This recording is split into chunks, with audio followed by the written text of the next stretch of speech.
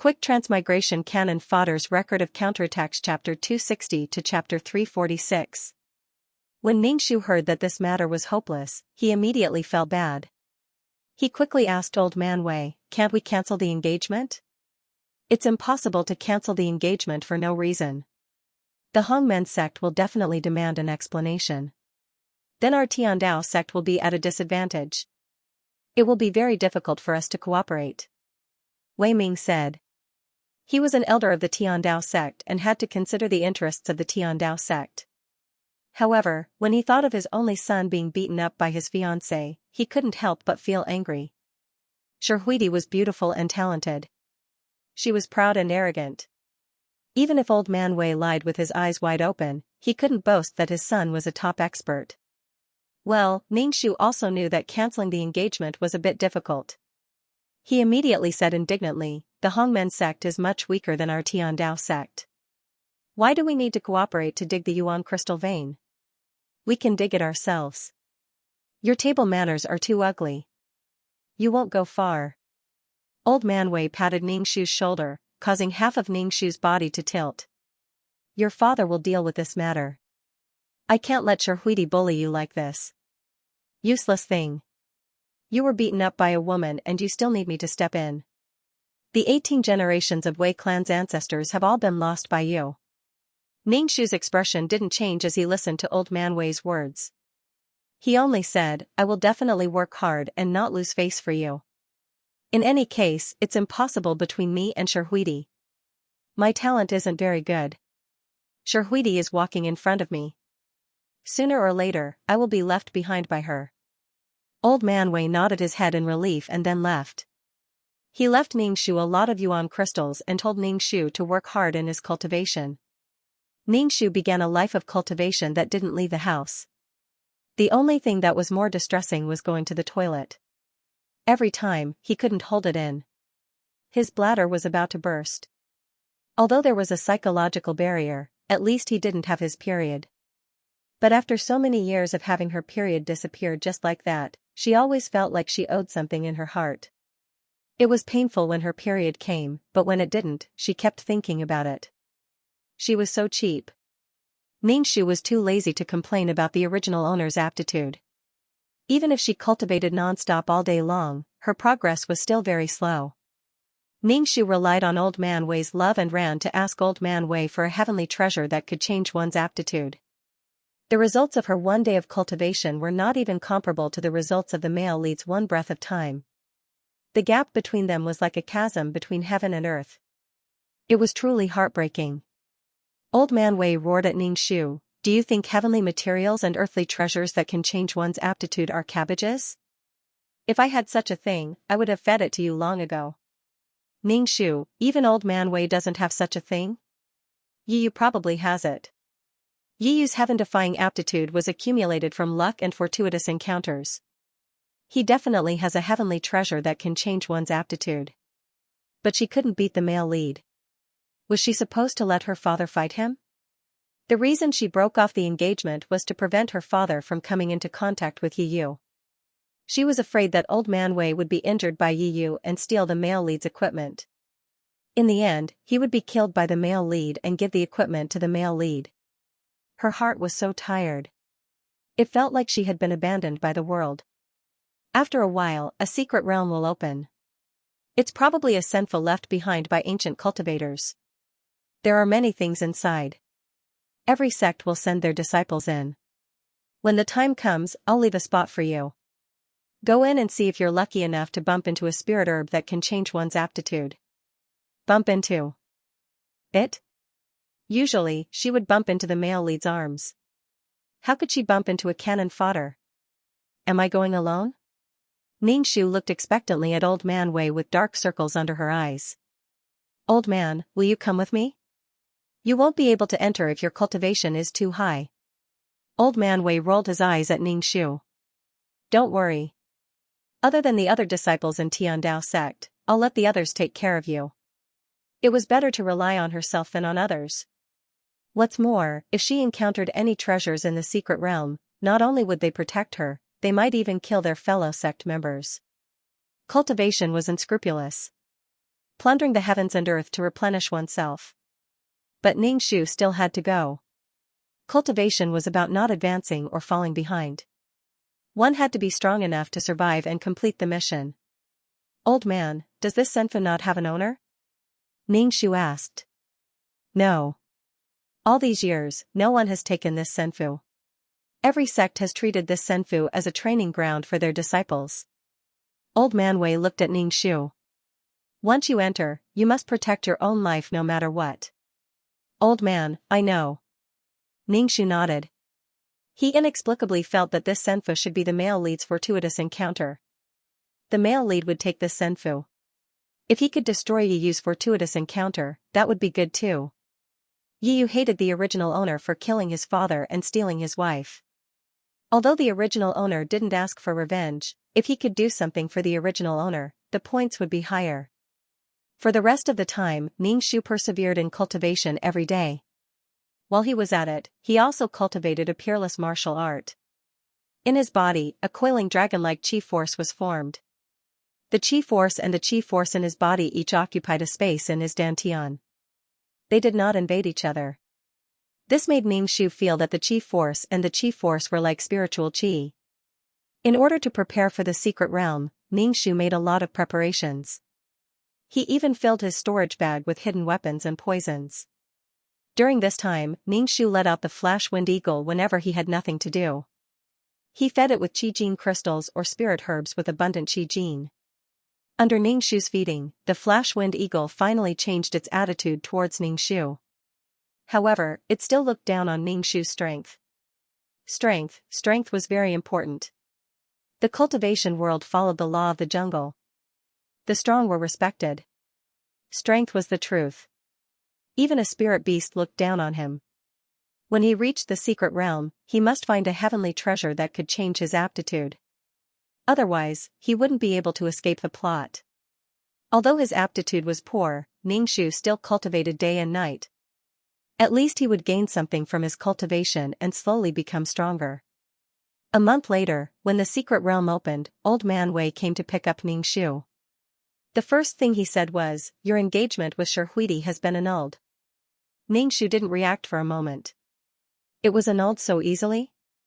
So fast? Ningxu only felt empty in his heart. The original Ningxu still liked this Shihui. When he heard the news, his body reacted like this. Old Man Wei rolled his eyes at Ningxu. For this matter, you know the price your father has to pay. Your father has to mine for 50 years. Ningxu, father, you are an elder. How could you be sent to mine? Ningxu quickly asked with an anxious expression. Seeing his son's concerned expression, Old Man Wei's expression softened. He said, your father gave a set of cultivation methods to the Rainbow Sect. He also has to guard the Qi Jin crystal vein for 50 years. Ningxu suddenly felt uncomfortable. Old Man Wei really loved his son. His son said that he wanted to annul the engagement and paid the price. Although the original Ningxu's aptitude wasn't good, his father's love for him was the only warmth in his sad life. Therefore, he didn't want revenge, nor did he want Shihui. He only wanted his father to live. Ningxu slightly forced back the tears in his body. He said to Old Man Wei, "Father, thank you." Ningxu didn't expect that Old Man Wei would make such a sacrifice in order to break off the engagement. He was even punished by the sect to guard the crystal vein. Old Man Wei waved his hand, "Don't think that I didn't see that Rainbow Sect look down on you. They wanted to break off the engagement, but they were afraid that they wouldn't get a share of the crystal vein, so they dragged it out. I gave them a cultivation method, but they weren't satisfied. In a fit of anger, I said that I wanted to bring forward the wedding date so that you two could quickly get married." The fact that the Rainbow Gate had pulled out their most talented and promising female disciple for a marriage alliance showed that they cared a lot about this Yuan crystal vein. But if they really married their most promising female disciple to Wei Liangyue who had accomplished nothing, the people of the Rainbow Gate would still feel heartache. Now that Old Man Wei proposed to break off the engagement, he gave Rainbow Sect face. After receiving benefits from Old Man Wei, he still acted like a victim. It was a bit annoying. But at least now it had nothing to do with Shihui. Whether she wanted to be with Yiyu or Yi, it had nothing to do with her. Thinking that he was going to marry a woman, even if it was a peerless beauty, Ning Shu still felt goosebumps all over his body. Take off your clothes.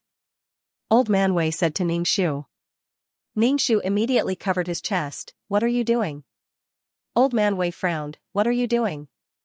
What's wrong with you recently? Always acting like a shy woman. Did you get beaten silly by Sherhuidi?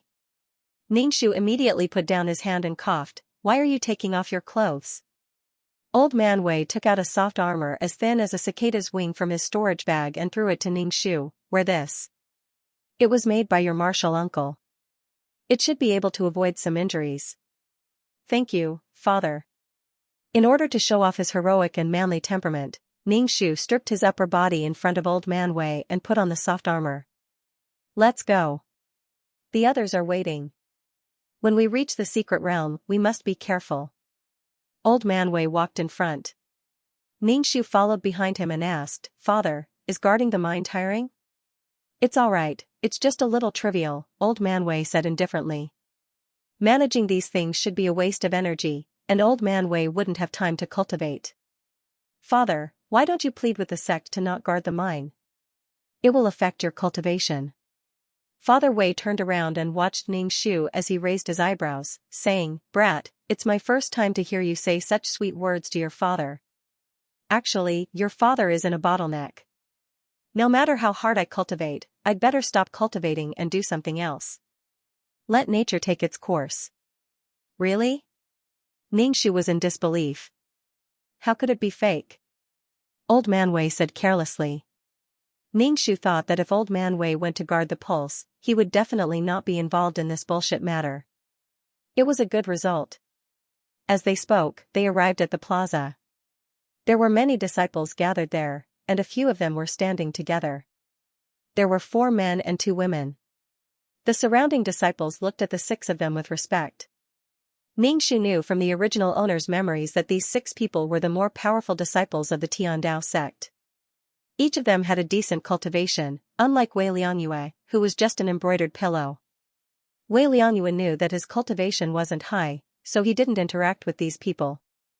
Moreover, these people always looked down on Wei Liangyue because of their high cultivation.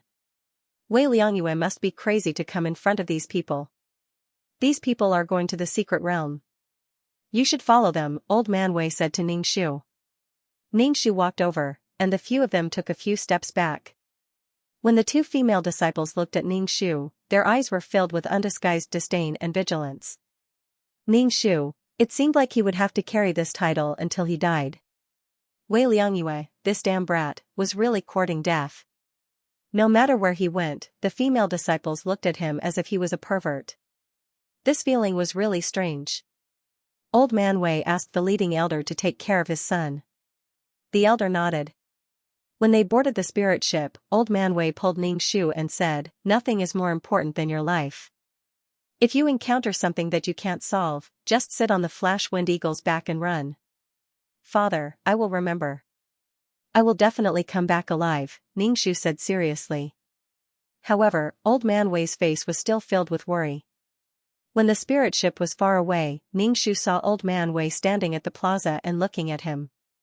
To have such a father was really a blessing from 8 lifetimes. The leading elder, Ning Shu, said, Although I don't know why your father let this good-for-nothing go to the secret realm, it's good. You should know that cultivation is difficult. If you continue like this, your cultivation won't be enough. When the time comes, you will die in front of your father and let him send you off. Ning Shu sweated. Everyone really didn't like Wei Liangyue. However, Wei Liangyue didn't feel anything.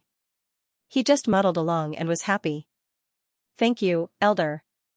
Liangyue understands. Ning Shu nodded. Ning Shu sat on a chair in the cabin. She was surrounded by a kind of vacuum. Especially the 2 female disciples. They stayed far away from her as if they would lose their chastity if they stayed close to her. The original owner didn't force any of the women. It was all consensual. Just like the female disciples of the sect. If they sent themselves to his door, Wei Liangyue would be stupid not to take them. In the end, he would give them some cultivation resources. It was a matter of mutual benefit. However, he didn't expect his reputation to be so bad. The main reason was that he was engaged to Hongmen Sect's female god teacher, Hui Di. This made Wei Liangyue even more unsightly. "Brother, I heard you and Hongmen Sect's Sir Hui Di broke off the engagement." A round-faced man came over and asked Ningxu. Ningxu knew from his memory that this person was called Lu Qinyang. His cultivation was ranked in the top few disciples of Tiandao sect. "How do you know? How did the news spread? Could it be Hongmen Sect?" "No way. Sure, Huidi was a girl after all. Breaking off the engagement wasn't something glorious." Lu Qinyang opened his eyes wide and asked, "You really broke off the engagement? Did you break it on your own accord?" Lu Qinyang's words attracted the attention of several disciples. Ningxu nodded and said, "I did break off the engagement with Sher Huidi." "Oh my, I said at the beginning that the marriage between you and Sher Huidi was going to break off. Hongmen Sect wouldn't let such an outstanding disciple like Sher Huidi marry you. It was completely a stopgap measure." Lu Qinyang slapped his thigh and excitedly said, "Now everyone has a chance. It's also because you are not worthy of her." Lu Qinyang didn't care about Ningxu's feelings and directly said the truth. Ningxu's heart was filled with anger. This was the original owner's emotion. Ningxu said with an indifferent expression, "Even if I am not worthy of Sher Huidi, it is because I broke off the engagement with Sher Huidi. Brother, in my opinion, you should have broken off the engagement long ago. Sher Huidi clearly doesn't like you, but you can still save some face by breaking off the engagement." Although Lu Qinyang said this, his tone was filled with schadenfreude. Obviously, he looked down on Ningxu. Ningxu felt that these people were just envious and jealous. She was just a useless second generation who relied on her father to get such a beautiful fiancé that men could only dream of. Now that she had broken off the engagement, they were mocking her. "If you have the ability, you should have a father like Old Man Wei. Reincarnation is also a skill." Ningxu closed his eyes, not wanting to talk to these people. Even if Sher Huidi didn't like Wei Liangyue, did these people have a chance? The beauty was reserved for the male lead. Lu Qinyang saw Ningxu like this and gave up talking to him. A man beside him frowned and said to Lu Qinyang, "Why are you talking to him for no reason?" That's right, that's right. Even if he enters the secret realm, he will only drag us down." A female disciple glanced at Ningxu and said with disdain. Ningxu opened his eyes and looked at the female disciple who spoke, "When did I say that I want to go with you? Can't I go by myself?" Ningxu never intended to follow these people. Although they were disciples of the same sect, it didn't mean that they could be trusted. Especially when these 6 people hated him so much. A look of disdain flashed across the female disciple's face. "With your strength, entering the secret realm is just courting death. Any iron-teeth rabbit in the secret realm can deal with you. I didn't ask you for help." "What are you talking about, bitch?" Ningxu didn't do anything to this female disciple. It was as if he had raped her. How bad was the original owner's reputation? Wasn't it because some people in the Heavenly Tao sect were jealous of the original owner? Wei Liangyue was indeed unrestrained in the matters between men and women, but he wasn't a vicious pervert who would eat any female. The female disciple was angered by Ningxu's words. "You dare to talk to me like that, a low-level cultivator. My father is Wei Ming. If you're not convinced, you can go and find my father." Ningxu was now a genuine hedonistic son. The female disciple was so angry that her chest heaved as she glared at Ningxu. Ningxu immediately felt refreshed. He knew that these women didn't like him. Ningxu, who was hiding far away, pretended not to see them and didn't care. However, if they had to step on others to prove how pure they were, Ningxu couldn't stand it. Sigh, it's all because of strength. Alright, we're all disciples of the Heavenly Tao sect. There's no need to make our relationship so tense. Wei Liangyue, your strength isn't enough and you need to rely on your companions to save you. Don't talk nonsense. The leading elder, Ningxu, said. Clearly, he was reminding Ningxu. Ningxu grinned at the captain but didn't say anything. The other 6 disciples of the Heavenly Tao sect were even more unfriendly towards Ningxu, but Ningxu didn't care. Half a day later, they arrived at the entrance of the secret territory. There were already many people at the entrance of the secret territory. Each sect was clearly divided, waiting for the secret territory to open. When Ningxu got off the spirit ship, he heard a very coquettish female voice, "Big pervert, you actually dare to appear." The surrounding people immediately snickered and jeered, "Big pervert, big pervert." The disciples of the Heavenly Tao sect immediately distanced themselves from Ningxu, acting as if they didn't know Ningxu at all. Ningxu still hadn't figured out what was going on. He looked at the coquettish girl in front of him. She was full of vitality and had a bell on her wrist that jingled. "Who are you?" Ningxu looked at the proud girl and said in a bad mood, "Why wouldn't I dare to come? Is this place your home? Big pervert, you actually dared to break off the engagement with senior sister. I'm going to take revenge for senior sister today." The girl was filled with righteous indignation. "A piece of trash like you actually dared to break off the engagement." Ningxu was speechless. He looked around and saw Sherhuidi not far away. She was dressed in white with a veil covering her face. She was cold and there was an imposing and handsome man standing beside her. Ningxu didn't need to guess to know that this should be the male lead, Yu. It wasn't enough to just be strong. He had to have a handsome face that women couldn't resist. He had to be the male lead with his own BG background music. Sherhuidi glanced at Ningxu. Her eyes were indifferent as if she didn't know Ningxu. Ningxu didn't care. On the other hand, Yu sized up Ningxu and then revealed a look of disdain. He then moved close to Sherhuidi's ear and said something. His actions seemed very intimate. Facing Yu's intimate actions, Sherhuidi moved to the side uncomfortably. She seemed to be a little shy. "Hey, big pervert, what are you looking at? Now that senior sister is no longer your fiancé, if you look again, I'll dig your eyes out." The girl Ningxu fiercely shouted. Ningxu looked at the girl. "Your senior sister didn't say anything. Why are you in such a hurry to stand up for others? So what if I break off the engagement? If I don't break off the engagement, should I wait to be beaten to death by the disciples of your rainbow sect?" Ningxu curled his lips. He walked around the girl and prepared to leave. The girl stopped Ningxu again. "At least you know what's good for you. Even if you want to break off the engagement, it should be my senior sister." Ningxu was speechless. "Then why didn't your senior sister break off the engagement? We've been engaged for such a long time. If she wanted to break off the engagement, why didn't she say so?" Ningxu stared at the girl and asked. The girl was a little speechless. She then said, "This is the decision of the sect. Senior sister can't make the decision herself. Then she can't make the decision. I propose to break off the engagement. Why are you looking for trouble with me? What do you want people to do? Send you to your death?" Ningxu was really fed up. "Don't act like you're a good girl. You're a whore, but you still want to set up a monument to your chastity. Who took advantage of this matter?" The girl was so angry that her face turned red. She pointed at Ningxu. "Who are you calling a whore? If I don't destroy you, I won't be called Xianxia." Ningxu sneered. "Your man is flirting with another woman. You're actually standing up for your love rival. Why are you so stupid? What man? What love rival? I don't know what you're talking about." Xianxia couldn't help but look at Yu. Ningxu rolled his eyes. Sure enough, this hot-tempered girl liked Yu. This girl with a proud mouth and an upright body was obviously a member of the male lead's harem. Senior brother Yu is such a good person. Of course there are many who like him. If senior sister likes senior brother Yu, I can't be happier. At least I won't have to marry a big pervert like you." Ningxu was speechless. Ningxu was completely unable to understand this woman who was illuminated by the protagonist's aura.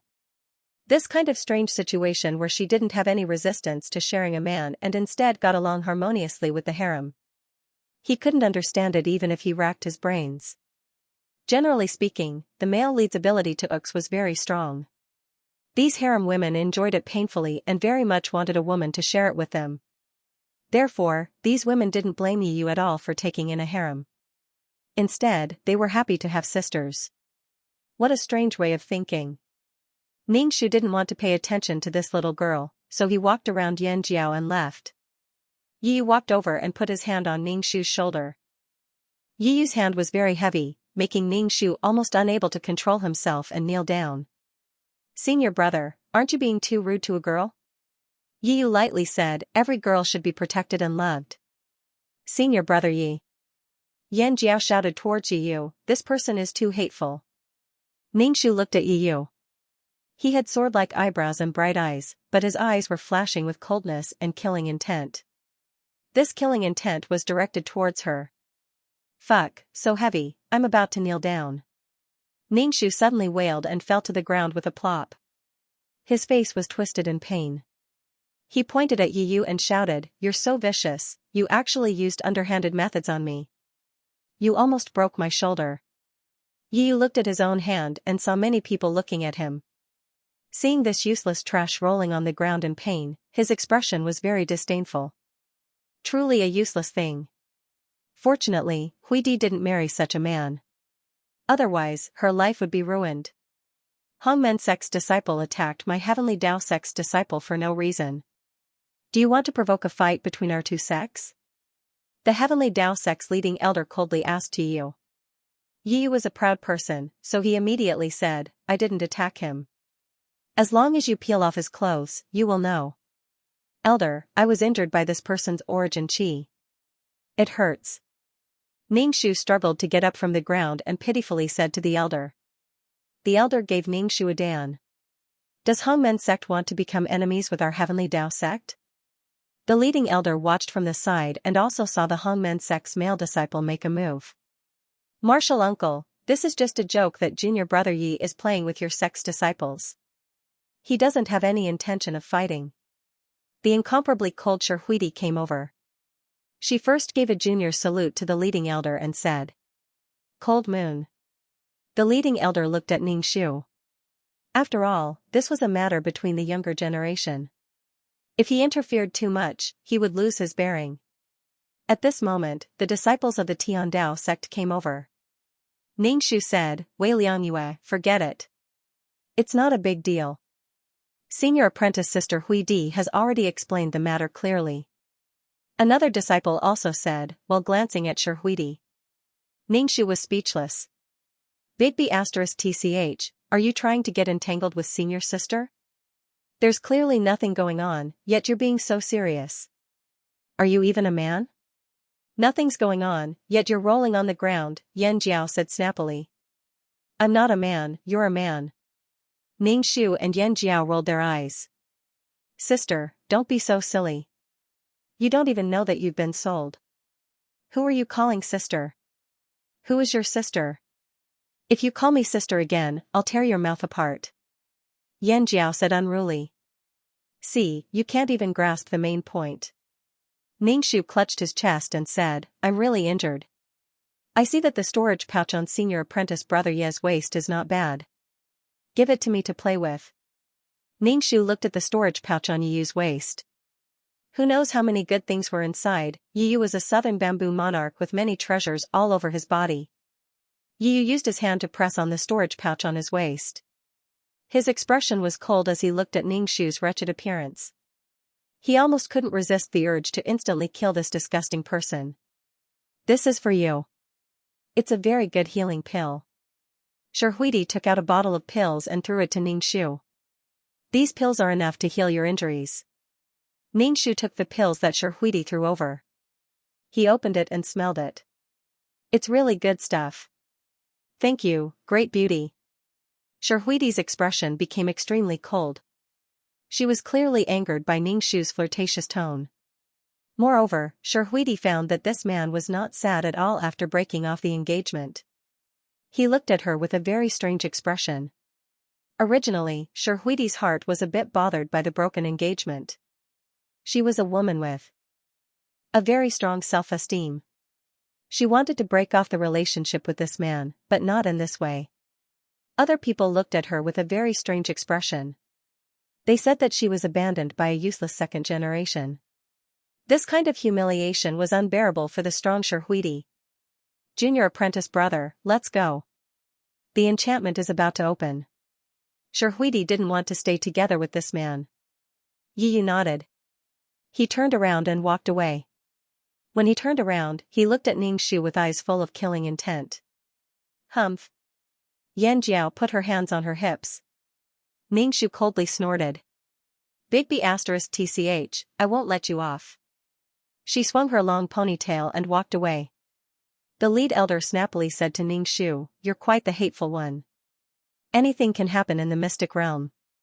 I can see that the strength of the Rainbow Gate sect's disciples isn't weak. Be careful. N. Seeing these people, she immediately jumped on the back of the Flash Wind Eagle and fled. She didn't have the ability to fight against the male lead. Wei Liangyue, I'll use the spirit tool to exchange for the pills in your hand. The chubby Lu Qinyang looked at the pills in Ning Shu's hand. The other 3 male disciples were also ready to make a move. They wanted to exchange with Ning Shu. They even wanted to directly snatch the pills. Damn, could it be that the pills were some kind of treasure? Ning Shu immediately held the bottle tightly. He vigilantly asked. What are you guys doing? This is something given by the peerless beauty, Master Huidi. Keeping it by my side is like being in close contact with a goddess. Lu Qinyang said with a face full of ripples.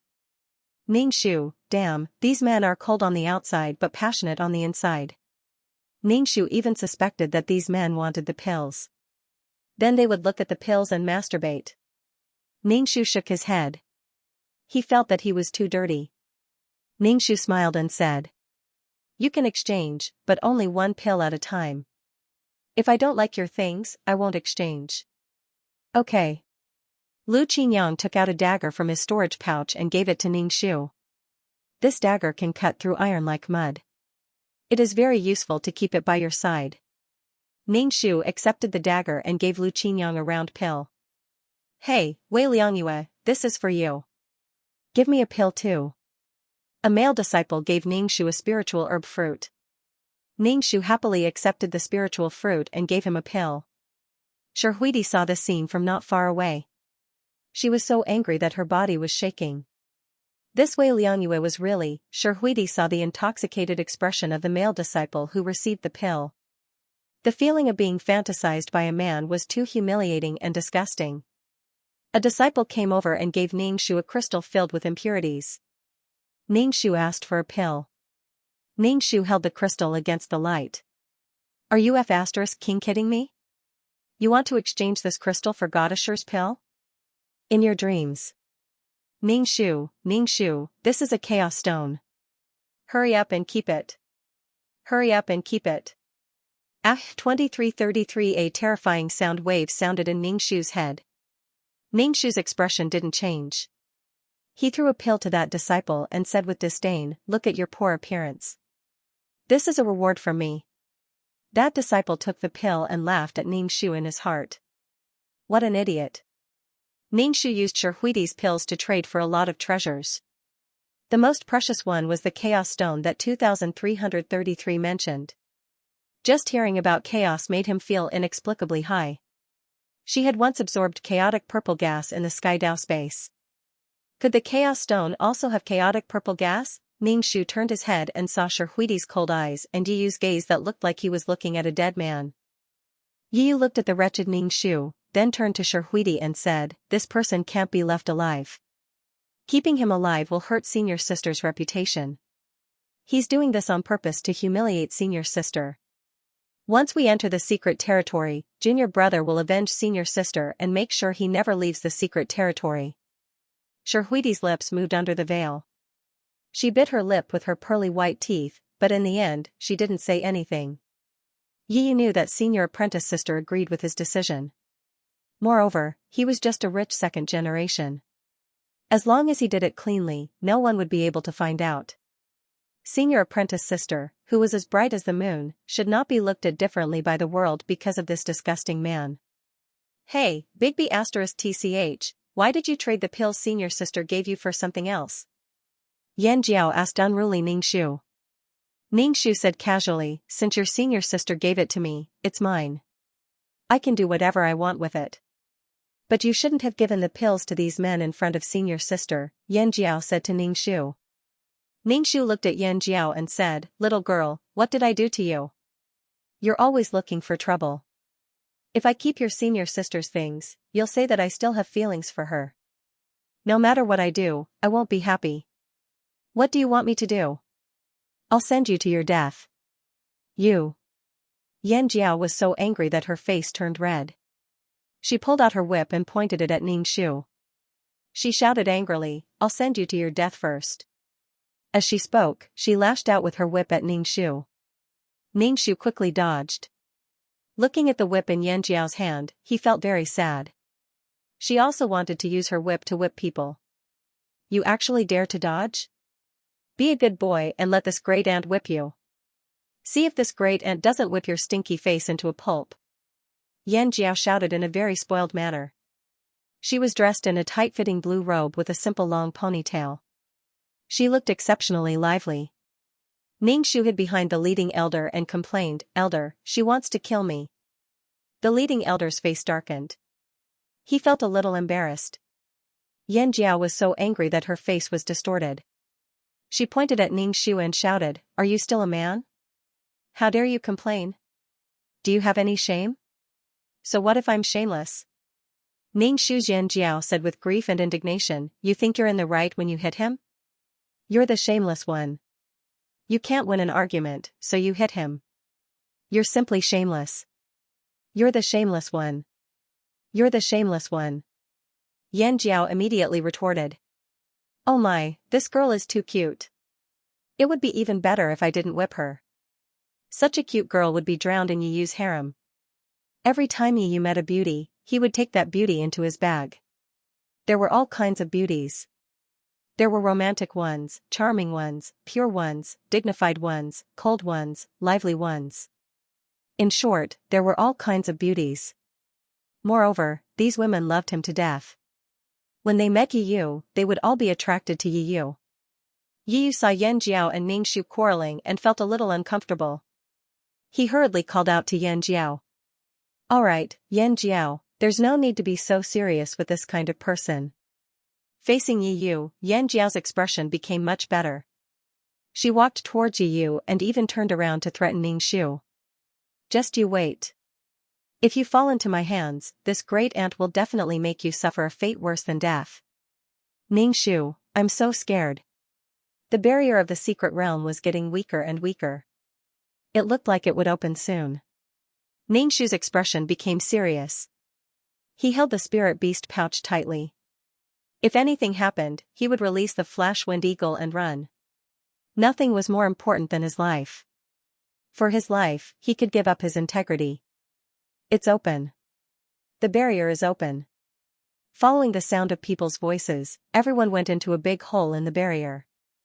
Ningxu was in the middle of the crowd and was directly squeezed in. Before he could react, his head buzzed and he didn't feel anything.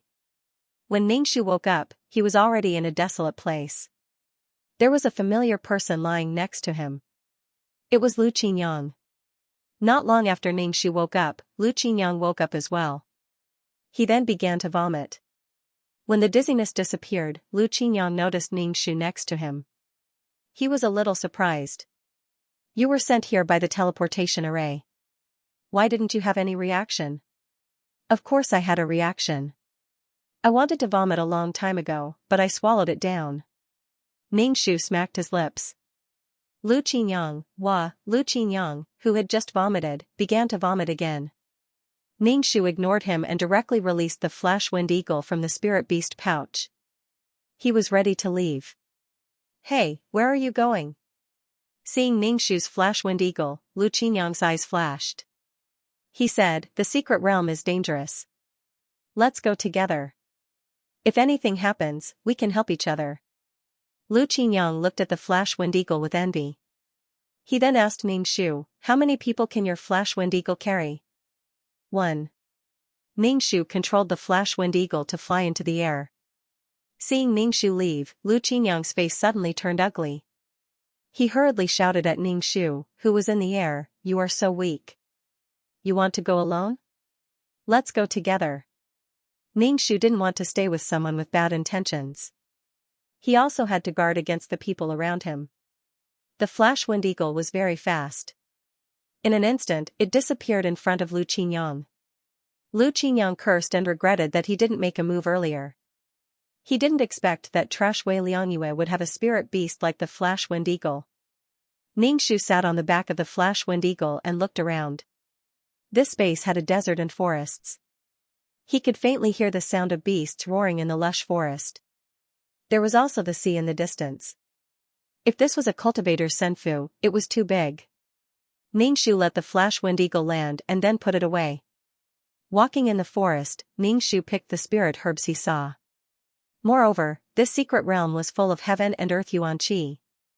Ningxu only needed to take a sniff, and his breath was full of yuan qi. He felt refreshed.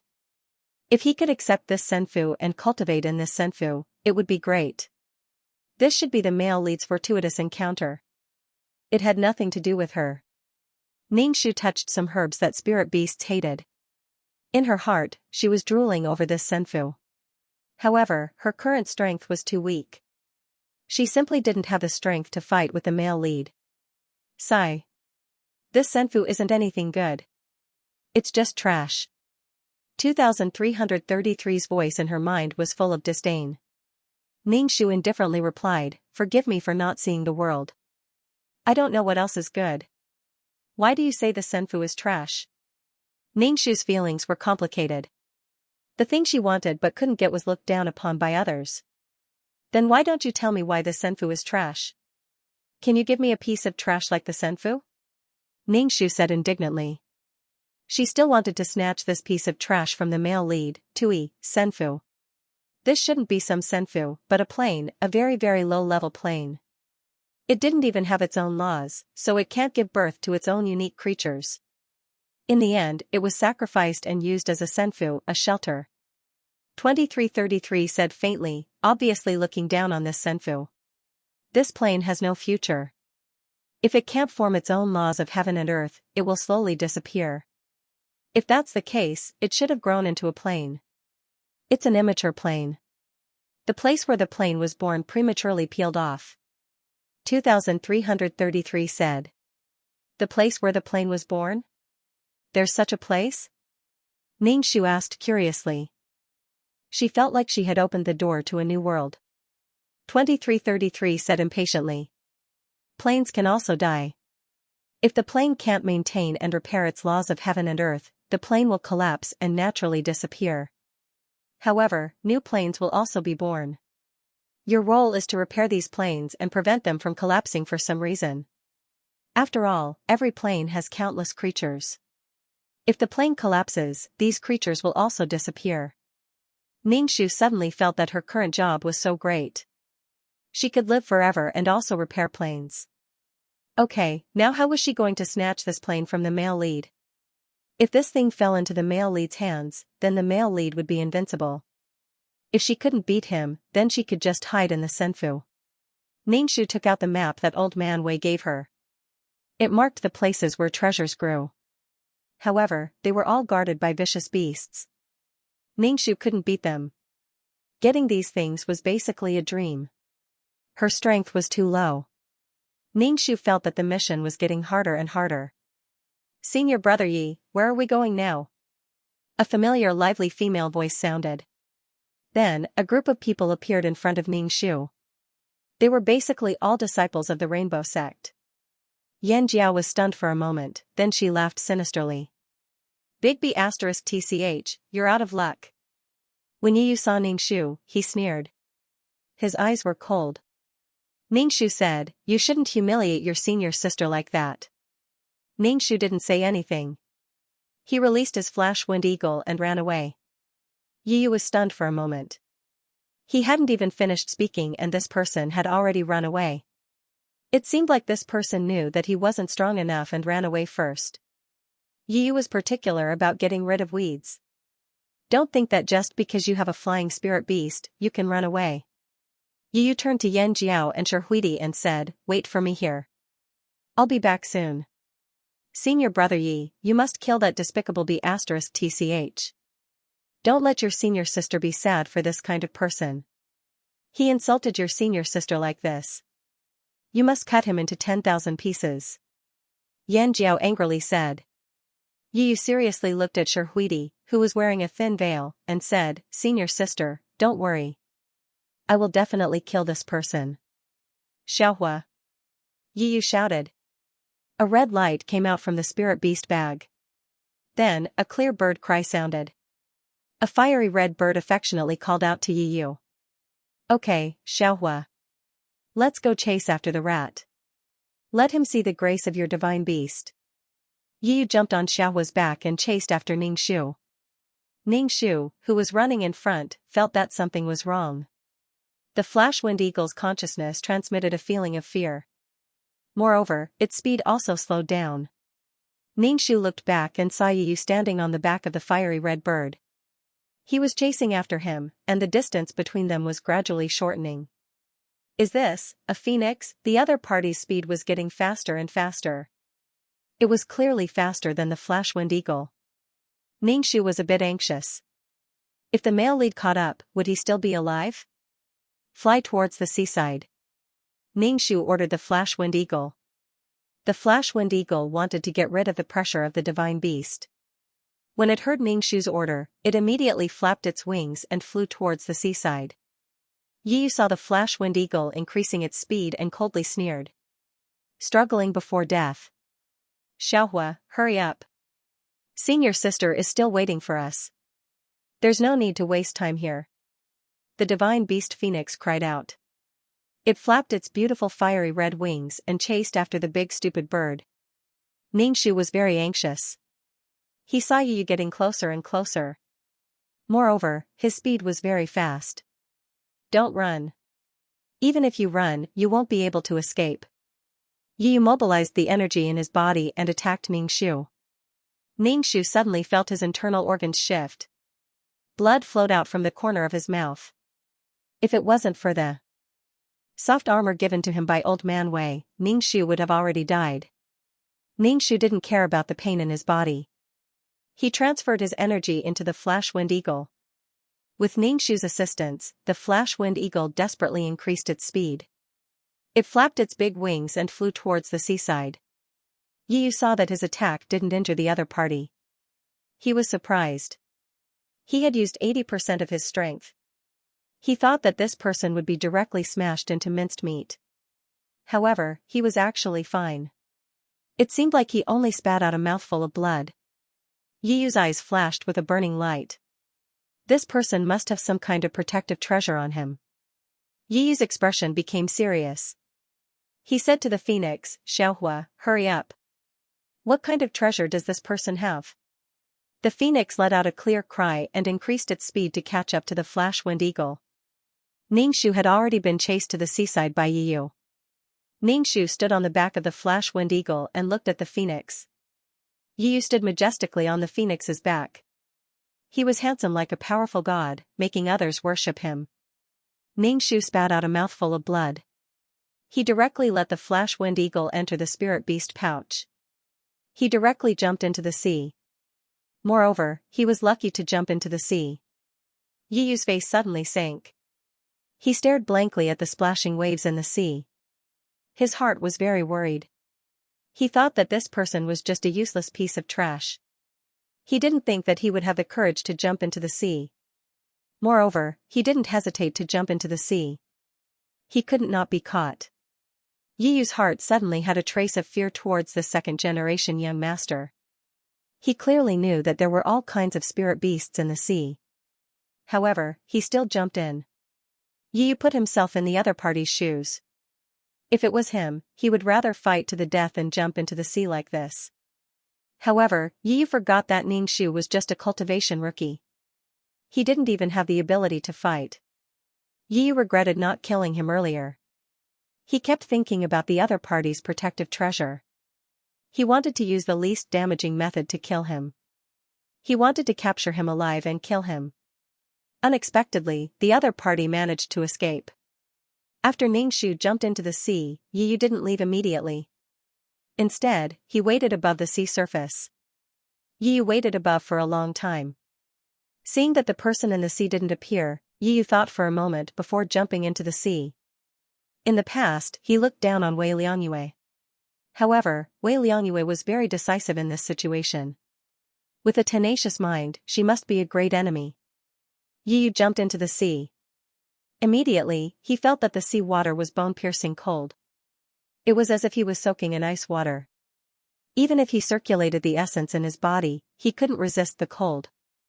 What kind of sea water was this? It was so bone-piercing cold that it seemed to be able to freeze the essence in his body. Yu looked around but didn't see Ningxu's shadow. Even with Yiyu's cultivation, he couldn't resist the cold. He felt that Wei Liangyue's cultivation was too low. She should have been frozen to death by the sea water. Yiyu jumped out of the sea surface and stood on the back of the phoenix. He frowned and looked at the sea surface. He didn't see anyone. In the end, he left. However, not long after, Yiyu returned. However, he still didn't see Wei Liangyue. Did she really die? Did she disappear for no reason? Yiyu stayed for a while longer before he really left. Ningxu, who was being remembered by Yiyu, was entangled by something. She couldn't escape. Moreover, the thing that was entangling her felt like kelp or an octopus leg. Now, Ningxu was holding a dagger and trying to cut off the thing on his ankle. However, when he tried to cut it, it felt like he was cutting a piece of iron or stone. The force of the rebound made Ningxu's hand go numb. In addition, the sea water was cold. That kind of cold seeped into his bones. Ningxu felt that his body was frozen numb. If it wasn't for the peerless martial arts in his body supporting him, he was afraid that Ningxu would have frozen to death. Moreover, the cultivation method of this world was unable to resist the cold. What the hell was this thing? Anyway, this thing just kept pestering her and didn't eat her. It also didn't make any movements. The surroundings were pitch black, and Ningxu couldn't see anything. F***ck, I'm going to suffocate if I don't go now. Ningxu didn't care about the thing on his leg and swam desperately at night, wanting to take a breath. She had been at the bottom of the sea for a long time. Just as he floated to the surface, he was dragged down by something on his leg. He only took a breath before he was dragged down. Furthermore, he had been injured by Yiyu and his internal organs were damaged. Now that he was soaked in the bone-chilling seawater, Ningxu felt like he was going to die. If he didn't take any medicine to treat his wounds, he would really die. Yiyu, once I get out of here, I'll definitely hunt you down and let you have a taste of what it's like to be hunted down. Ningxu released the Flash Wind Eagle. When the Flash Wind Eagle came out, it realized that it was in the sea and was stunned. Ningxu grabbed the Flash Wind Eagle's claws and ordered it to rush out of the sea. The Flash Wind Eagle's speed was very slow in his hands. Ningxu was speechless. He still dared to say that his ancestor was the Kuan-Pung. The Kuan-Pung could fly 9,000 miles in the sky and was invincible. However, the Flash Wind Eagle wasn't so good. Above, the Flash Wind Eagle was desperately trying to fly up. Below, the kelp was tightly holding on to him, pulling him down. Ningxu felt like he was going to be torn apart. F***ck, this was how miserable it was to be weak. Suddenly, Ningxu's leg loosened. Without the obstruction, the Flash Wind Eagle rushed out of the sea. For a moment, it couldn't stop and flew very high. When Ningxu looked down, she felt dizzy. Moreover, there were astral winds high up in the sky. When the astral winds hit people, they immediately left deep bloody marks on their bodies. They were like flying knives. What Ningxu couldn't stand the most was that his leg was still wrapped around by that damned thing. That damned thing was also being dragged out of the sea. Go down, go down. Ningxu ordered the Flash Wind Eagle. The Flash Wind Eagle carefully avoided the astral winds and finally came down. As soon as his feet touched the ground, Ningxu immediately took out some healing pills from his storage bag. Seeing that the Flash Wind Eagle's body was badly injured by the astral winds, he hurriedly stuffed the pills into its mouth and fed it some crystals. At least he had a helper by his side. It was really important to have a capable companion. Fortunately, he had contracted a spirit beast when he entered the secret realm. Otherwise, he would have been killed by Yiyu. The thing on his leg was slowly pulling him into the sea. Ningxu looked at this thing and felt that it was really kelp. It even had roots. However, this kelp was completely black and had a feeling of fine iron. Furthermore, this thing had its own consciousness and was pulling Ningxu into the sea with great force. Ningxu was speechless. F*ck, did this kelp become a spirit? Ningxu let the flash-winged eagle try to use its claws to see if it could pry open the kelp. The flash-winged eagle used its sharp and cold claws to scratch at the kelp on Ningxu's leg. Sparks flew when the claws came into contact with the kelp. It seemed that there was no way to pry open the thing around his leg. F*ck, how unlucky. The kelp extended other branches and tried to entangle the flash-winged eagle. The flash-winged eagle immediately flew into the air, making it impossible for the kelp to entangle it. Ningxu hugged a tree tightly and didn't let this thing drag him into the sea. F*ck, his leg was going to be torn off. What the hell was this? Could it be that he couldn't get rid of the kelp? If the kelp really turned him into spicy shredded kelp, the problem was that he had never seen such hard kelp before. Ningxu had no choice but to try and see if she could make this thing her spiritual pet. 2 small white dots appeared in his consciousness. Sure enough, it worked. Ningxu squeezed his consciousness into a small white ball. The kelp was still ignorant and didn't know how to resist. It just kept dragging Ningxu into the sea. After engraving his consciousness into the kelp's consciousness, Ningxu realized that this one, let's call it this one for now, didn't have any emotions. Its mind was blank. The emotional fluctuations that were transmitted to Ningxu were that it wanted to go into the sea. It seemed that it couldn't leave the sea. Ningxu first comforted the kelp and then asked it to let go of him. However, the kelp didn't understand Ningxu's intention and just tried to drag Ningxu into the sea with all its might. Ningxu was speechless. F*ck, there was no way to communicate. Ningxu could only communicate with the kelp in his consciousness and ask it to let go of him.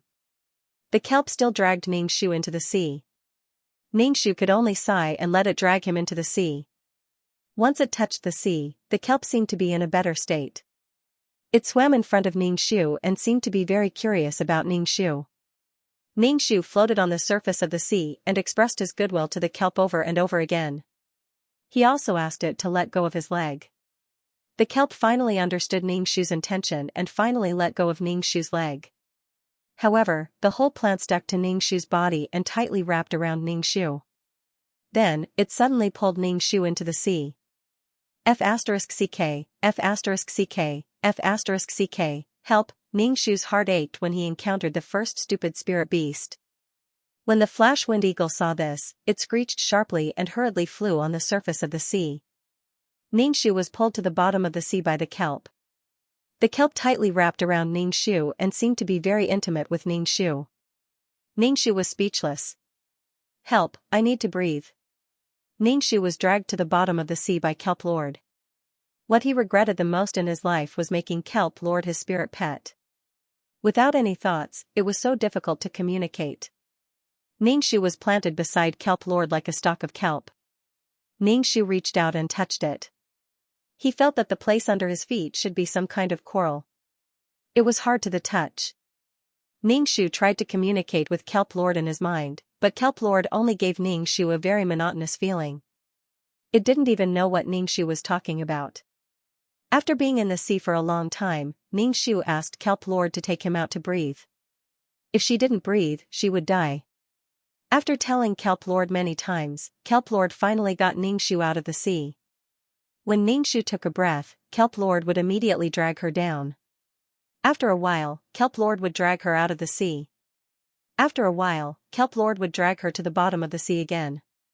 After a while, Kelp Lord would drag her out of the sea again. The flash-winged eagle stood on the shore and watched its master pop up again and again. Ningxu, my heart is so tired. I don't know what to say. After being tormented by Kelp Lord, Ningxu found that he had completely adapted to the bone-piercing temperature of the sea. His body didn't feel cold anymore. It was probably because he was numb to the cold and couldn't feel it. Ningxu stayed beside Kelp Lord. He felt that the vitality in the sea was quite abundant. Ningxu also felt that his body was slowly strengthening. During this time, Ningxu understood the situation around him. There was only one spirit beast, Kelp Lord. Sometimes, Ningxu could even feel some bones. It was probably a spirit beast in the sea that was entangled by Kelp Lord and died here. Ningxu didn't know how Kelp Lord evolved from seaweed to this. It was simply unbelievable. Ningxu tried to communicate with Kelp Lord, but Kelp Lord was still confused. Really, why do I always meet these kinds of noobs? It's fine if it's zombies, but now it's kelp. I don't know what kind of creatures will appear in the future. The kelp let Ningxu squat beside it. Anyway, she didn't have to do anything. Ningxu wanted to leave, but the kelp wrapped around her tightly, making it impossible for her to escape. F***ck, am I going to die of old age in this plane? There was nothing more tragic than being entangled to death by a kelp. Ningxu had no choice but to cultivate slowly. However, cultivating underwater was actually much faster than cultivating on land. This was the only consolation amidst his misery. Invulnerable and ignorant. Ningxu's claws were really numb. This was how miserable it was to be weak. 2333 system, please help me. Ningxu asked 2333 for help for the first time. The buzzing sound in his head continued for a long time, but 2333 still did not say anything. Ningxu suspected that 2333 had burned his motherboard. What is it? 2333 asked.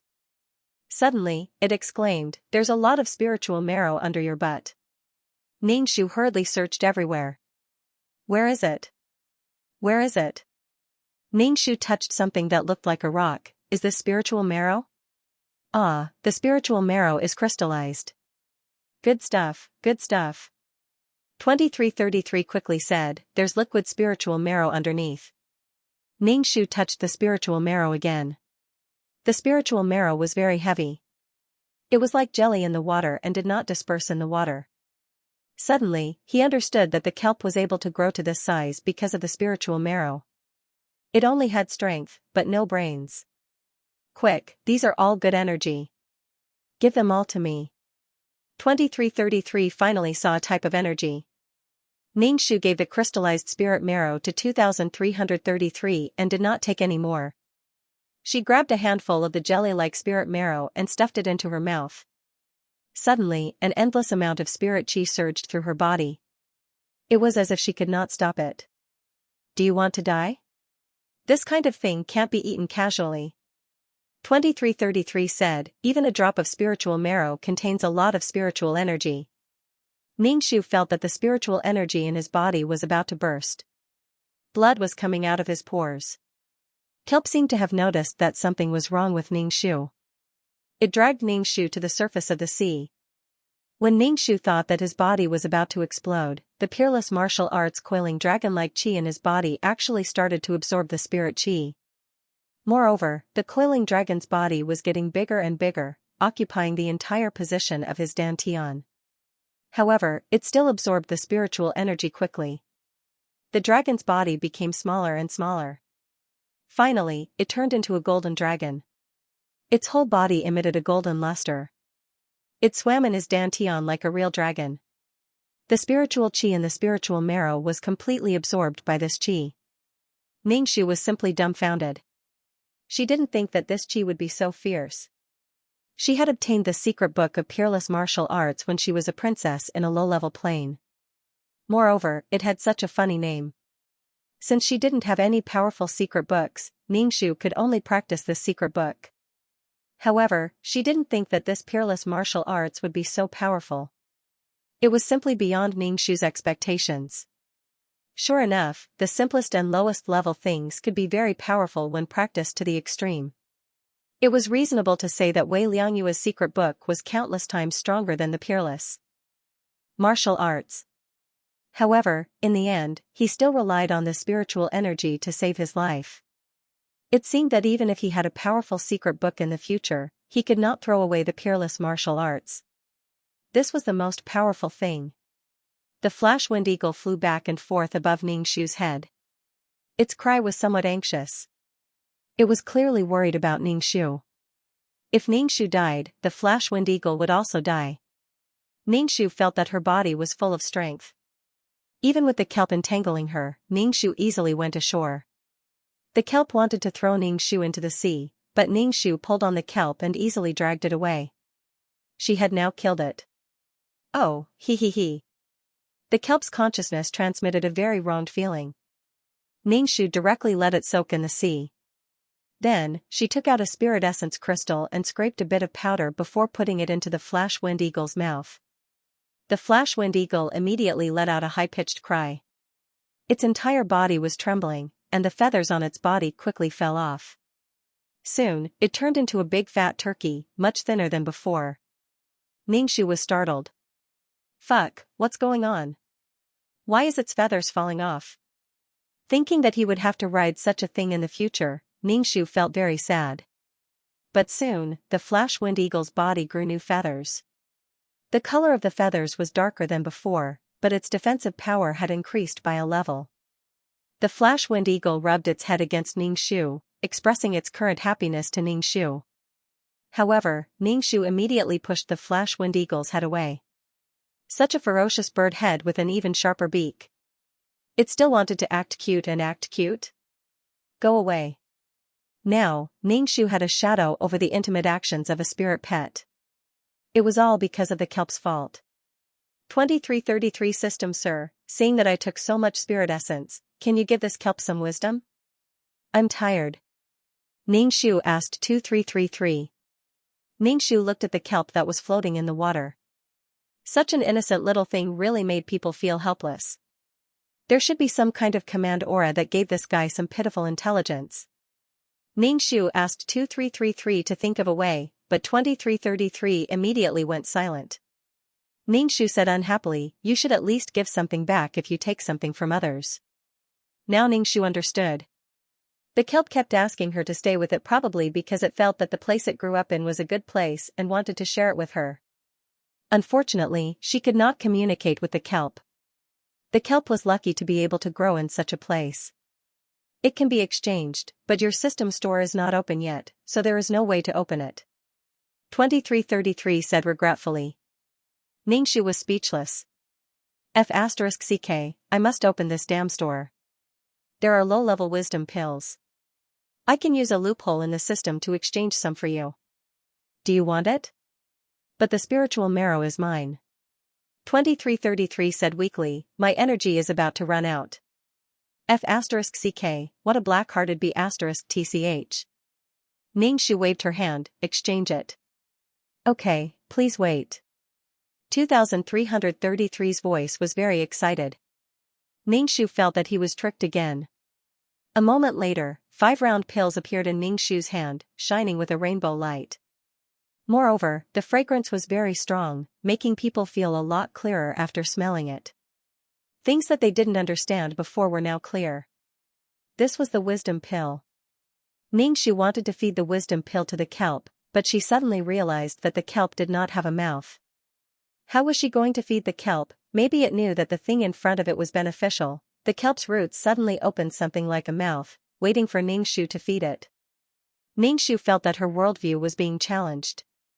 F***ck, the kelp had a mouth. After continuously throwing 3 wisdom pills into kelp's mouth, kelp was so proud of himself that even his long branches were shaking. Ningxu thought about it and removed the relationship between him and the kelp. The kelp could only live in the sea, so there was nothing wrong with bringing it with him. For a moment, Ningxu felt that his consciousness connection with kelp had disappeared. Kelp was a little confused and didn't quite understand what was happening. Ningxu sat on the back of the Flash Wind Eagle and left. Ningxu stuffed a wisdom pill into the Flash Wind Eagle's mouth. Then, he ate one himself. The moment the pill entered his mouth, it melted into a warm current. Then, he felt nothing. Ningxu smacked his lips. That's it? Heavens, you actually ate the wisdom pill? 2333 exclaimed, using the mainframe to simulate a shocked voice, this wisdom pill is for animals, no one has ever eaten it before. Ningxu, holy shit, will there be any side effects? Ningxu covered his face. This was a dark history that he couldn't bear to look at. 2333 was silent for a moment, then said, no one has ever eaten it before. I really don't know what side effects there will be. If there are any side effects, you have to tell me so that I can make some data. Ningxu, I want to die. This was the reason why he didn't know much. Most importantly, he had an unreliable system by his side. The Flash Wind Eagle was now very fast. In a short while, they were far away from the beach. Ningxu patted the Flash Wind Eagle's wings and asked it to dismount. Ningxu didn't meet many people along the way. When he came across some spiritual herbs and rare treasures, even if they were guarded by spiritual beasts, Ningxu didn't let them go. Ningxu wanted to test his abilities. He came across a spiritual fruit that could expand the meridians. However, this spiritual fruit was guarded by a ferocious bear. Ningxu looked at the incomparably majestic tyrannical bear and felt a little weak. However, she circulated her qi and stabbed the tyrannical bear with her spirit weapon longsword. The tyrannical bear was enraged and raised its huge bear paw to slap Ningxu. However, what was more shocking was that Ningxu's sword pierced through the bear's paw. It shouldn't be because of the spiritual weapon. Ningxu clenched her fists and felt that her entire body was filled with strength. Ningxu jumped up from the ground and clenched her fists tightly, smashing them towards the violent bear's head. In an instant, the bear's head exploded like a watermelon. Smelly blood mixed with gray brain matter splattered all over Ningxu's face. Ningxu was indescribably shocked. She was now Hercules. Her strength had reached an unimaginable level. Ningxu didn't react until the bear's body fell to the ground. It was good to have strength.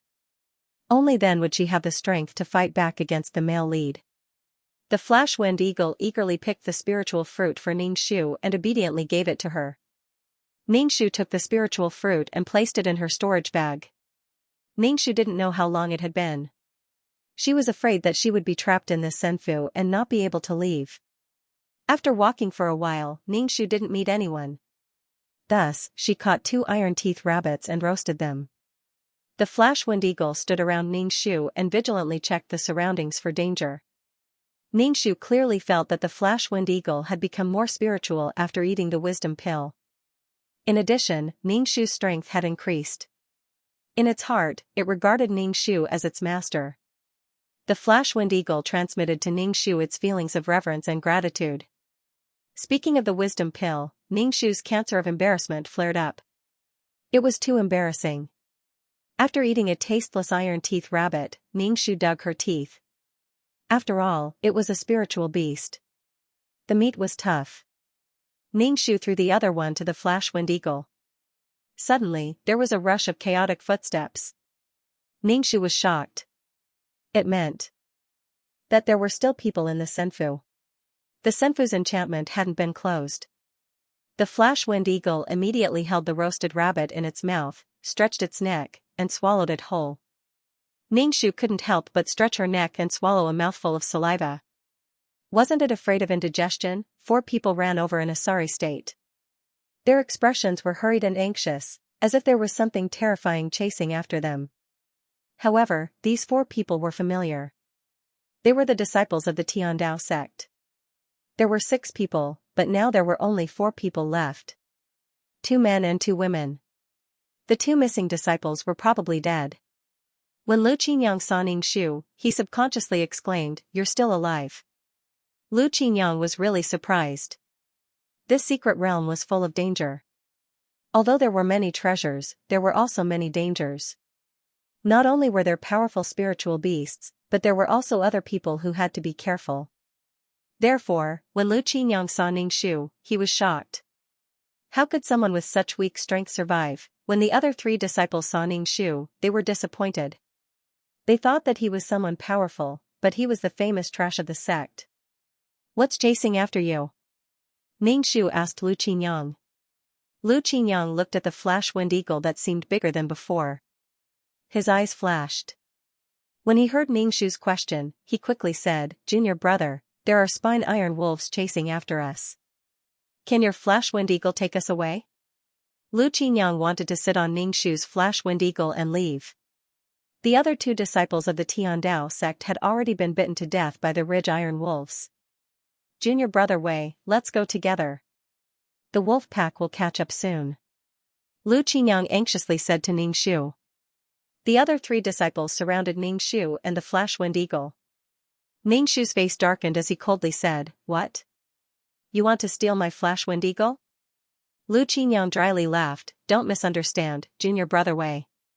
We are all in danger and want to borrow your spirit pet. Let's go together." In Lu Qinyang's heart, Wei Liangyue was a piece of trash who couldn't help the sect at all.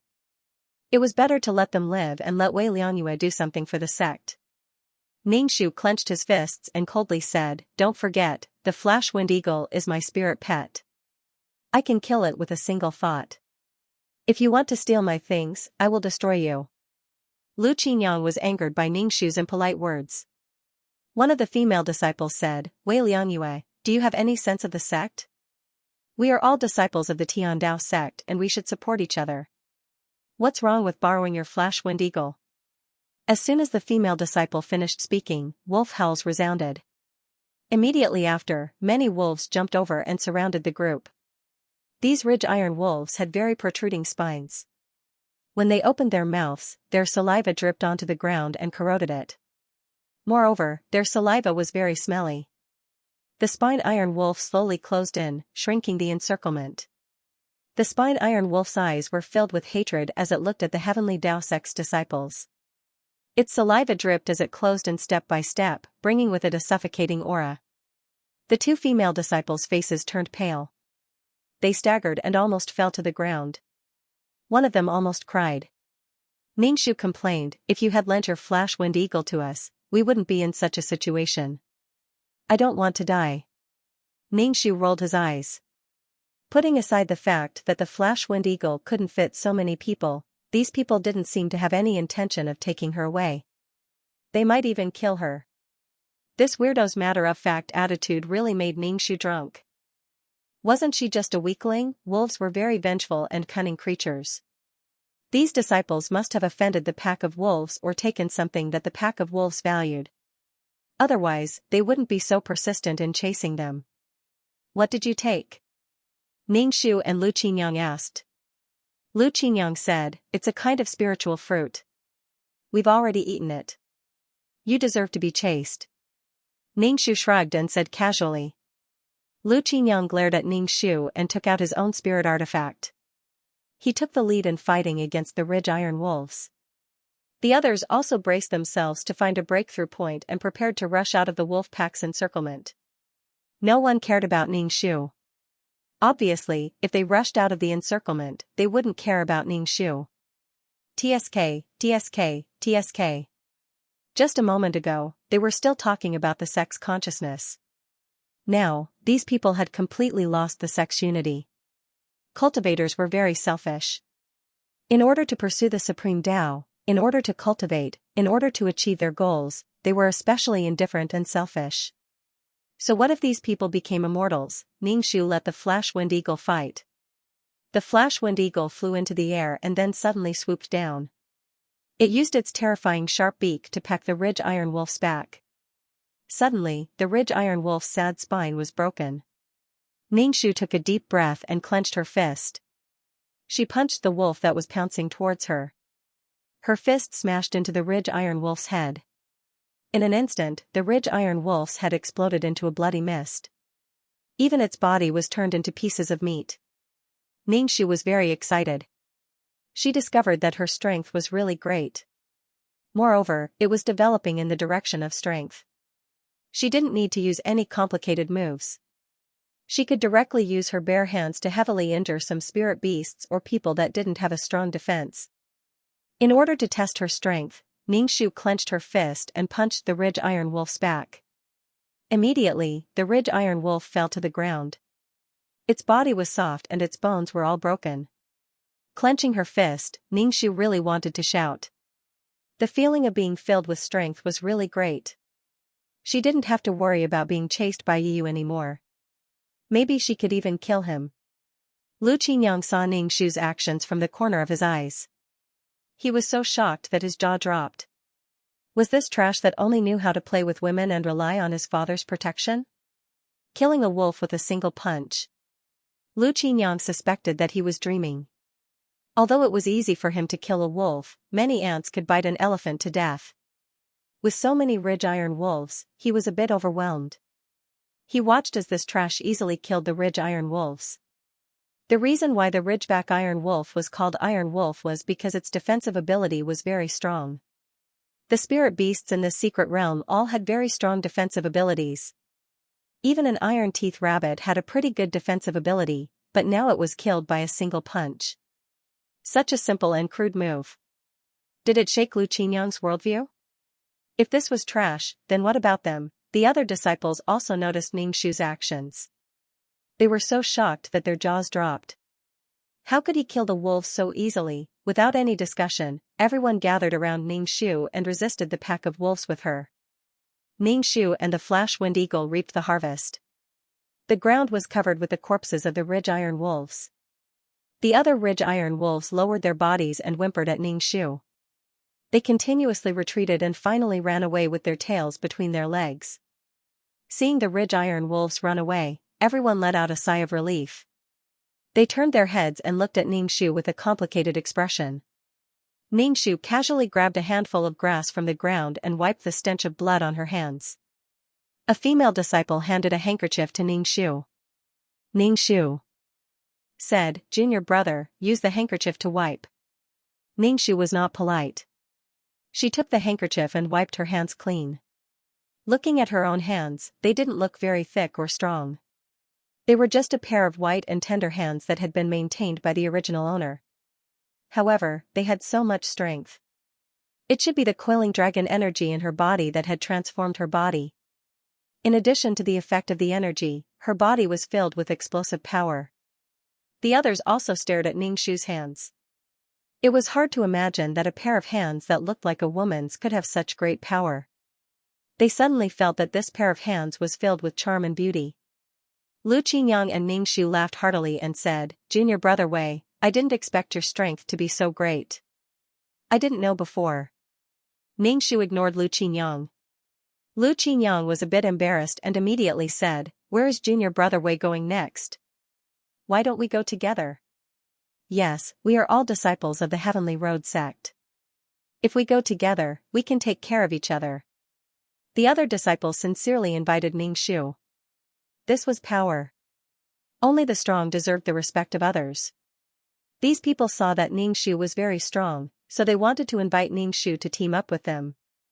In fact, they didn't believe that this trash was so powerful. Ningxu didn't want to team up with them at all.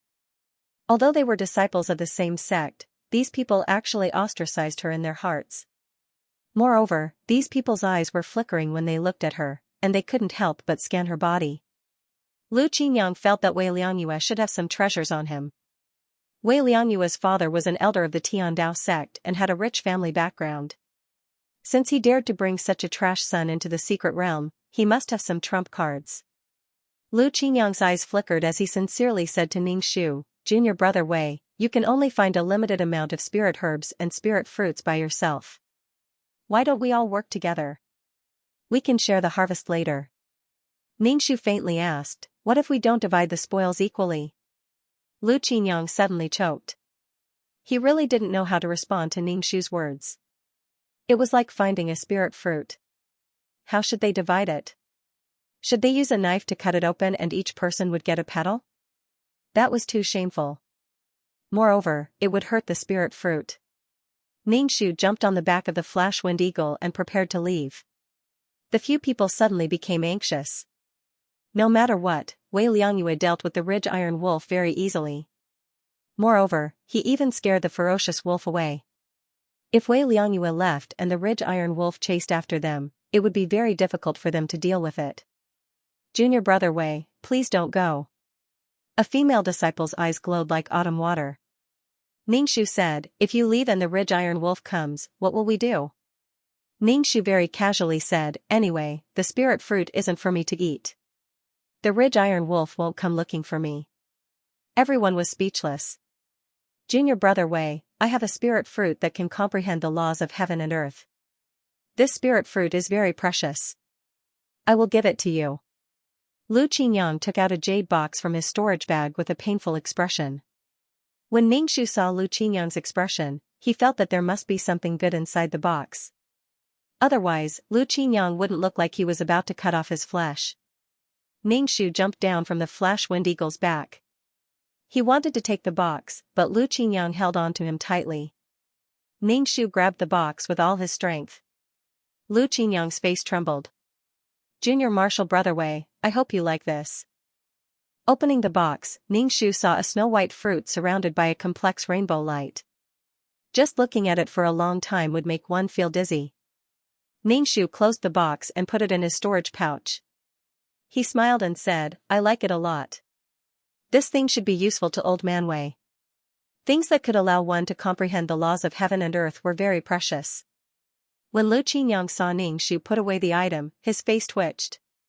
After a long while, Ningxu said, Junior Marshal Brother Wei, let's form a team. Of course, we are all disciples of the Heavenly Tao sect. Naturally, we have to help each other. Ningxu understood that Lu Qingyang took out this thing to let her fight the wolf pack.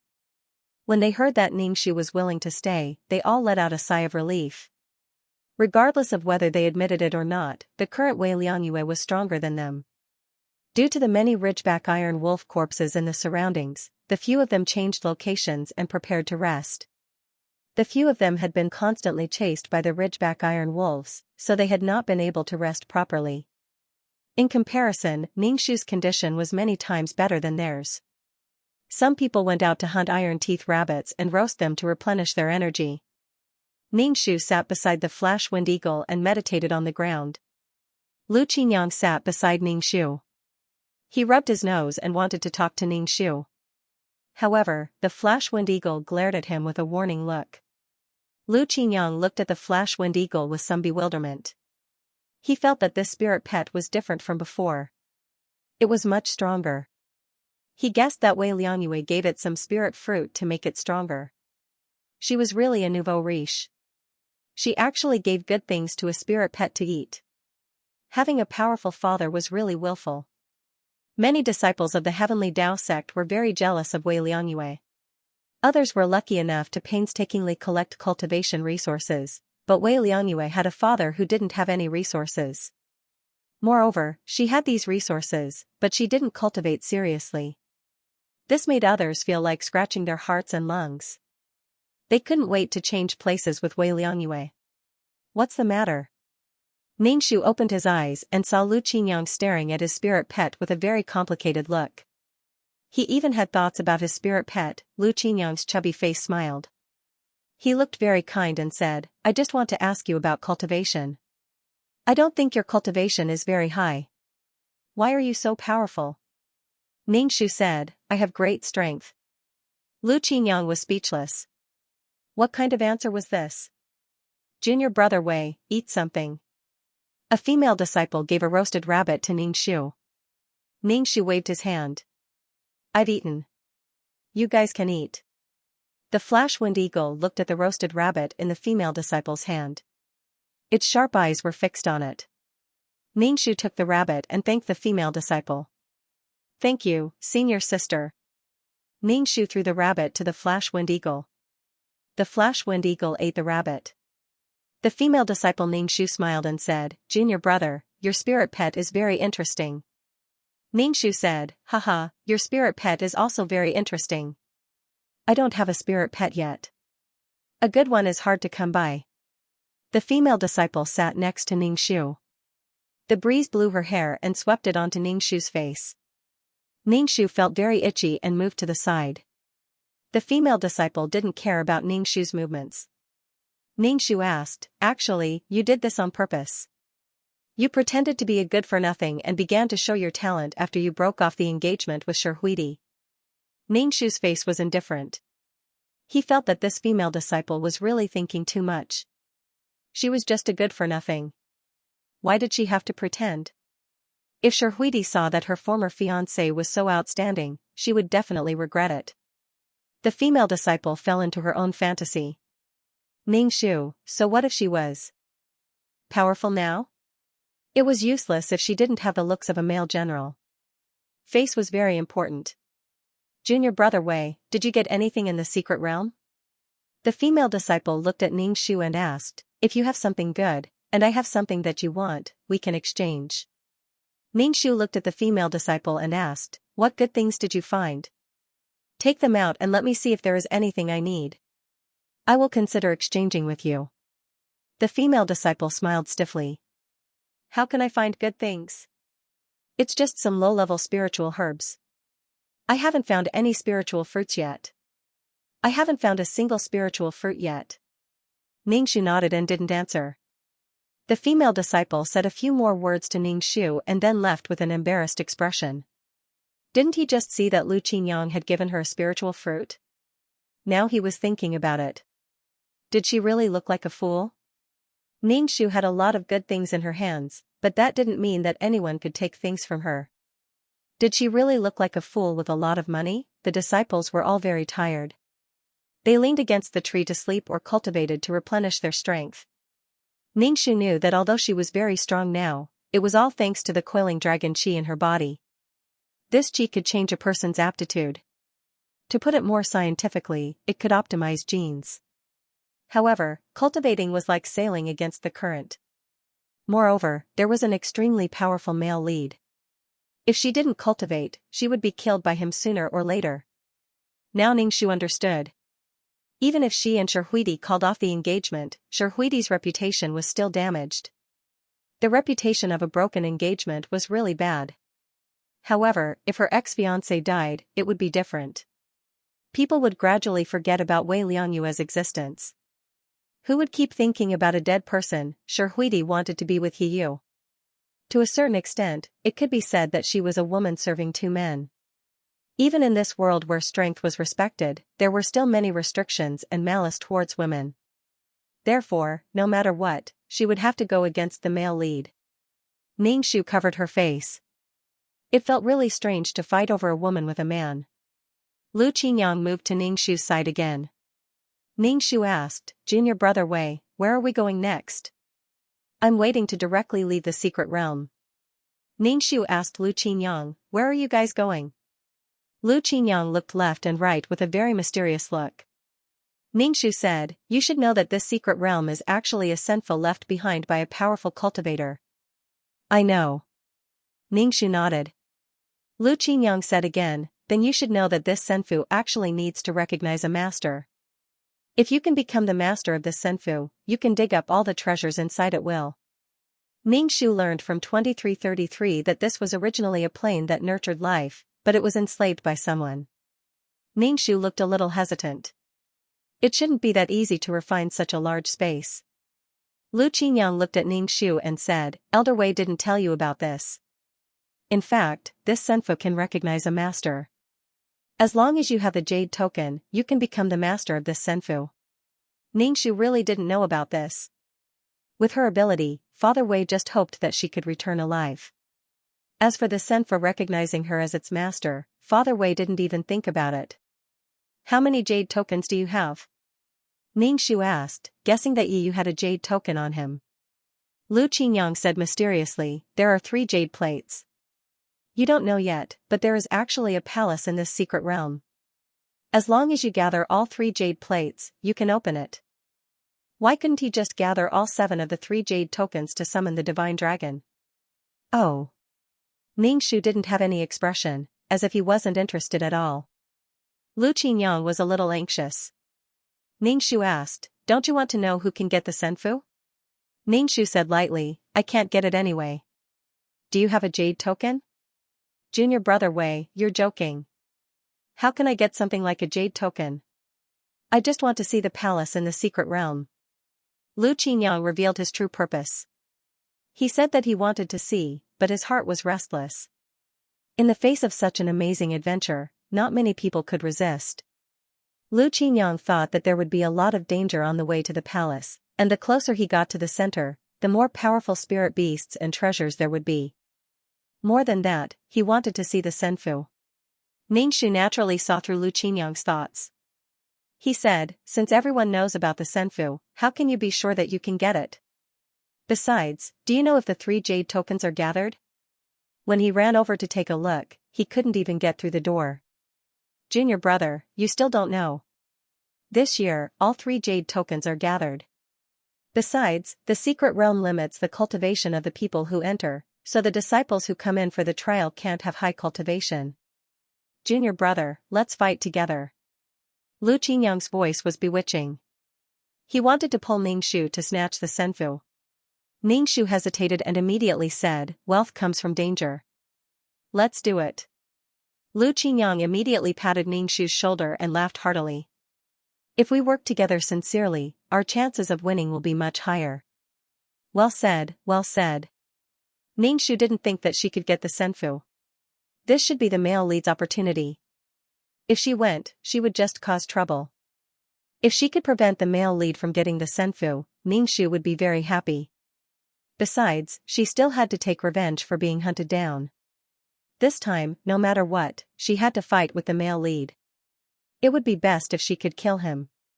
At the very least, she could injure him and put him at a disadvantage in the senfu.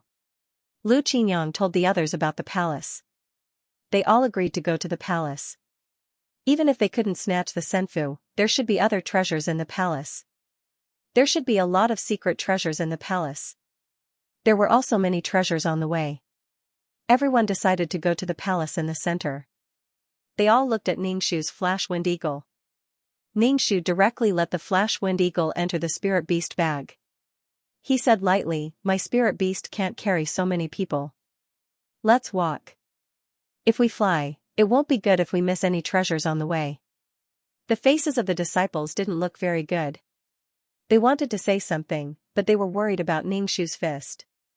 Lu Qinyang smiled and said, "We should walk. It won't be good if we miss any treasures.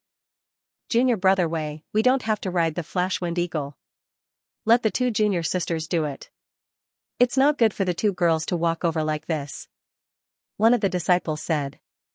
The two female disciples looked at Ningxu with expectant eyes. Ningxu said lightly, "Since you don't want to go, you can wait for us here. That way, you won't be tired." She couldn't stand these people's righteous attitude. "What did I owe you? Should the whole world be your mother? Should everyone spoil you? If the two of them wait here, something will happen. The spine iron wolf might come back." One of the male disciples frowned and looked at Ningxu with an unkind expression. "We are a team now. Why are you so selfish?" Ningxu pointed at his own nose and said in disbelief, "I'm selfish. I don't even know you guys. Why should I give my things to you? I'm still lacking crystals. Give me your crystals." The disciple was stunned speechless. Ningxu sneered and said, "No matter how cheap you are, I don't have to follow you guys. Don't point fingers at me." Ningxu turned and walked away quickly. Lu Qinyang quickly caught up with Ningxu and pulled Ningxu's arm. Ningxu immediately shook off Lu Qinyang's hand. "What are you doing? Junior brother Wei, your temper is a bit too big." Lu Qinyang said helplessly, "Don't worry. No one can force you to do anything. However, we are a team. If there is danger, we can still help." Ningxu arrogantly grunted.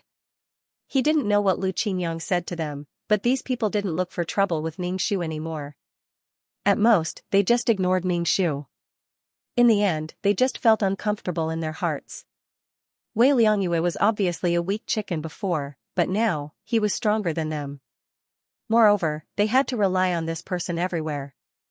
They were proud sons of heaven in Tiandao sect, but now, they had to be together with the trash. Naturally, their mentality was high and mighty, and they felt that Wei Liangyue should support them. Even if Wei Liangyue had become powerful, the image of a trash was deeply ingrained in their minds. They felt that it was shameful to be together with this trash. Ningxu looked at these disciples and felt that the most scheming one should be Lu Qinyang, who had a round face and looked approachable. When he needed help, his attitude was especially upright. The other disciples had the arrogance of Tiandao sect's proud sons of heaven and rarely spoke to him. However, Lu Qinyang was different. He spoke very sincerely to others. If it wasn't for the fact that he didn't have a map to the palace, Ningxu wouldn't want to go with these people at all. Ningxu only had a very simple map given to him by Old Man Wei. As for the matter of the palace, it didn't involve him at all. Old Man Wei understood his son's ability very well. Even in his dreams, he didn't think that he would let his son rob the senfu.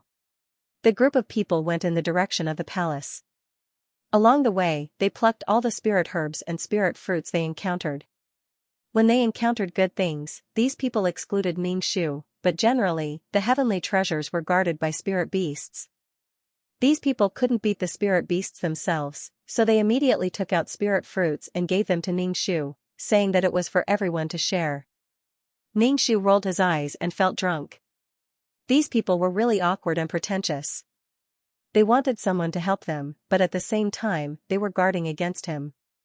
If they could beat the spirit beasts, they wouldn't share the heavenly treasures with them. If they couldn't beat the spirit beasts, they would immediately give something to Ningxu and let Ningxu help them beat the spirit beasts. To put it bluntly, he didn't treat Ningxu as someone on the same level. Ningxu took the spirit fruit from Lu Qinyang and put it in his storage bag. He clenched his fist and punched the snake-like spirit beast. This spirit beast's defense was very strong. Lu Qinyang and the others had been fighting for a long time but still couldn't kill it. Ningxu felt as if he had punched a tire. The snake did not suffer any damage. Ningxu took out his long sword and used his qi to pierce through the snake's head. Then, Ningxu used his qi to slash the snake's body from head to tail, exposing its white and smelly snake flesh. Blood splattered everywhere. Ningxu sliced a snake in half. The flash wind eagle flew down from the sky and grabbed the snake's body with its claws. Clearly, it was treating the snake as its food. Ugh! When the two female disciples saw such a bloody scene, in addition to the smelly snake blood, they immediately vomited while leaning against a tree. The few male disciples looked at Ningxu with eyes full of vigilance and scrutiny. Was this still the same trash? How could he be so powerful? The six of them couldn't break through the snake's defense, but Wei Liangyue pierced through the snake's body like he was piercing through paper. It was as if he didn't use any strength at all. They didn't see him use his qi either. Could he really be that strong? Ningxu wiped the blood off his sword and put it in his storage bag. Lu Qinyang's eyes flickered as he said in surprise, "Junior brother Wei, you are so powerful. How did you get the title of trash? Others are jealous that I have a fiancé like Shihuidi and say that I'm trash and not worthy of her." Ningxu said indifferently, "When did I admit that I'm trash?" Lu Qinyang sighed. It seemed that everyone said that Wei Liangyue was trash, and then everyone thought that Wei Liangyue was trash.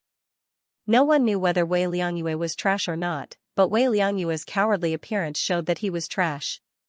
Damn, Lu Qinyang was about to be confused. He felt that Wei Liangyue was really a scheming person. He carried the title of trash for so long and fooled around with women every day. What was he planning? After the two female disciples finished vomiting, their faces were pale. They said to Ningxu, "Junior brother, next time before you make a move, tell us first." Ningxu looked at their weak appearance and felt a deep fear in his heart. Damn, she was also a woman.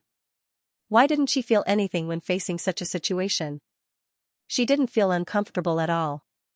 Could it be that she stayed in a man's body for so long that even her thoughts had been assimilated? Ningxu immediately said, "Actually, I also feel disgusted by such a scene." Yes. In order to prove that he was a weak woman, Ningxu repeatedly emphasized that he was also not used to such a scene. The two female disciples saw Ningxu's sincere appearance and their expressions became better. One of them even teased Ningxu, "Junior brother Wei's appearance when he killed the snake was very handsome. Even senior sister was mesmerized by him." Ningxu, he, please don't. Along the way, Ningxu obtained a lot of things. The others also had some gains, but not as much as Ningxu. For example, some of the spirit beasts were too strong. Ningxu killed the spirit beasts and took the spirit fruits. He didn't think about sharing them with the others. Afraid of Ningxu's strength, the others didn't say anything. If they were the ones who killed the spirit beasts, Ningxu wouldn't take their things. Everyone was at peace. Just when everyone was exhausted, they finally arrived at the palace. Ningxu looked at the palace. It was quite majestic.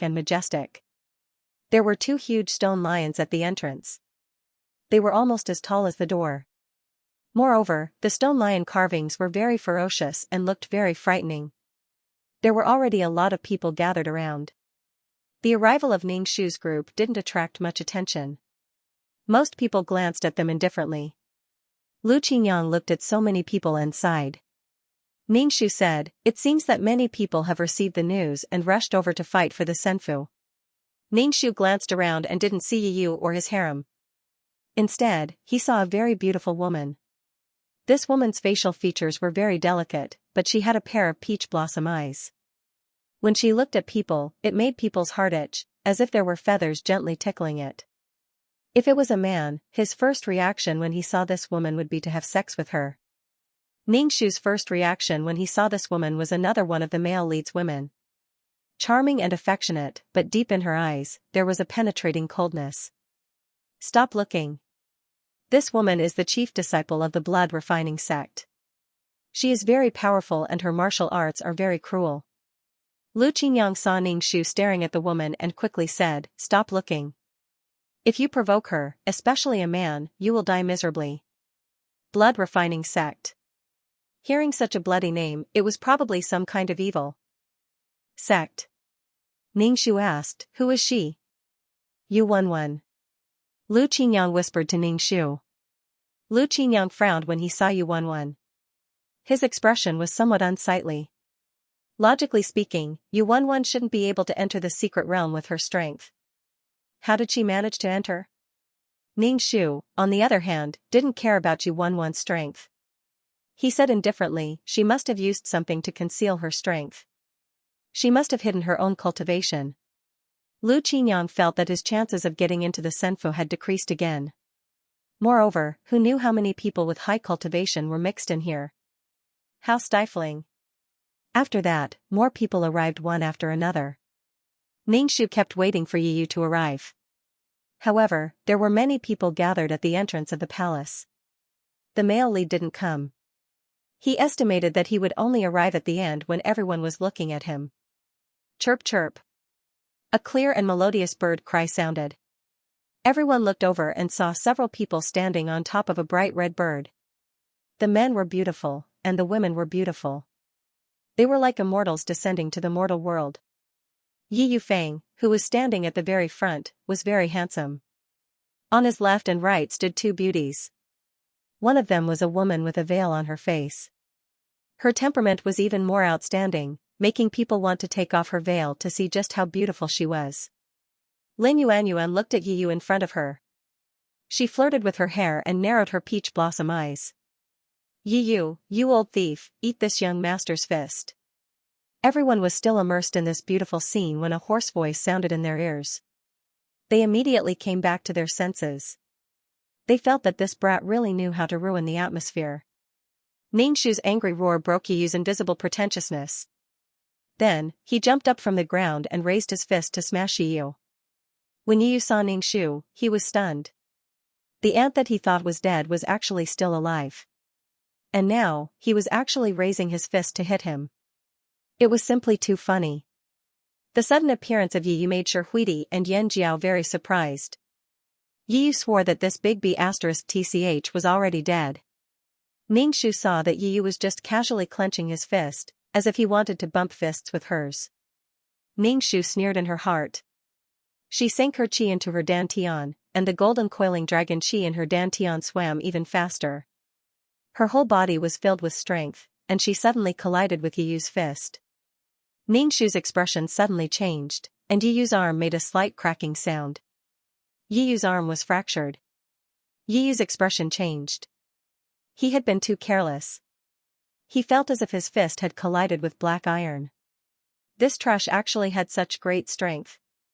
Ningxu withdrew her fist, and directly extended her leg to kick the divine beast below them, directly flipping over the phoenix.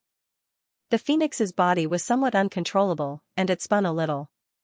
However, the person on its back was unlucky, and fell down. Yiyu's expression was gloomy as he flew down with a beauty in his arms. He coldly looked at Ningxu, but his heart was filled with shock. His physical body was very strong. Aside from cultivating vitality, he had also obtained an ancient body refining secret manual.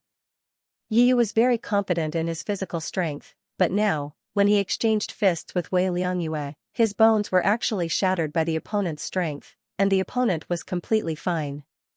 Wei Liangyue was so strong, Ningxu rolled up her sleeves, and pointed at Yiyu. "You bastard, you should have chased after this young master. If this young master doesn't teach you a lesson today, you will think this young master is easy to bully. Aren't you dead? Why are you here?" Yan Jiao angrily shouted at Ningxu. Her expression was particularly vexed. "You are not a big asterisk asterisk. How can a big asterisk asterisk be so powerful?" Little girl, if you call me big asterisk asterisk again, I will really do something to you. Ningxu glanced at Ning Yanjiao, speaking of which, you are quite pretty as a little chili pepper. You are shameless. Yanjiao pointed her whip at Ningxu. She was so angry that her body was trembling. Yu extended his hand in front of Yanjiao, and coldly looked at Ningxu. His eyes were filled with sharp killing intent, and he indifferently said, Wei Liangyue, what's the point of bullying a woman? Yu, who do you think you are? At this time, you still need a woman to stand up for you. Ningxu retorted sarcastically. Chirp chirp. The divine beast phoenix that was kicked by Ningxu rushed towards Ningxu. Its entire body was covered in scorching flames. Obviously, it was bearing a grudge against Ningxu for kicking Ningxu. When Ningxu saw the phoenix rushing towards him, he didn't dodge. Instead, he directly stretched out his fist to meet it head-on. Ningxu wanted to know where the limit of his strength was. When his fist landed on the phoenix's head, Ningxu felt as if he had hit a piece of scorching and hard iron. Although Ningxu's hand was burned by the phoenix's flames, the phoenix's head was hit by Ningxu. It was immediately sent flying. As it flew, it swayed and fell to the ground with a plop. Obviously, it was knocked out by Ningxu. Little flame. Yiyu's expression changed. He ran over and kept the divine beast into the spiritual beast pouch. With a face full of killing intent, he looked at Ningxu and said, Wei Liangyue, you are very good. Thank you for the compliment. This is the reward for chasing after me.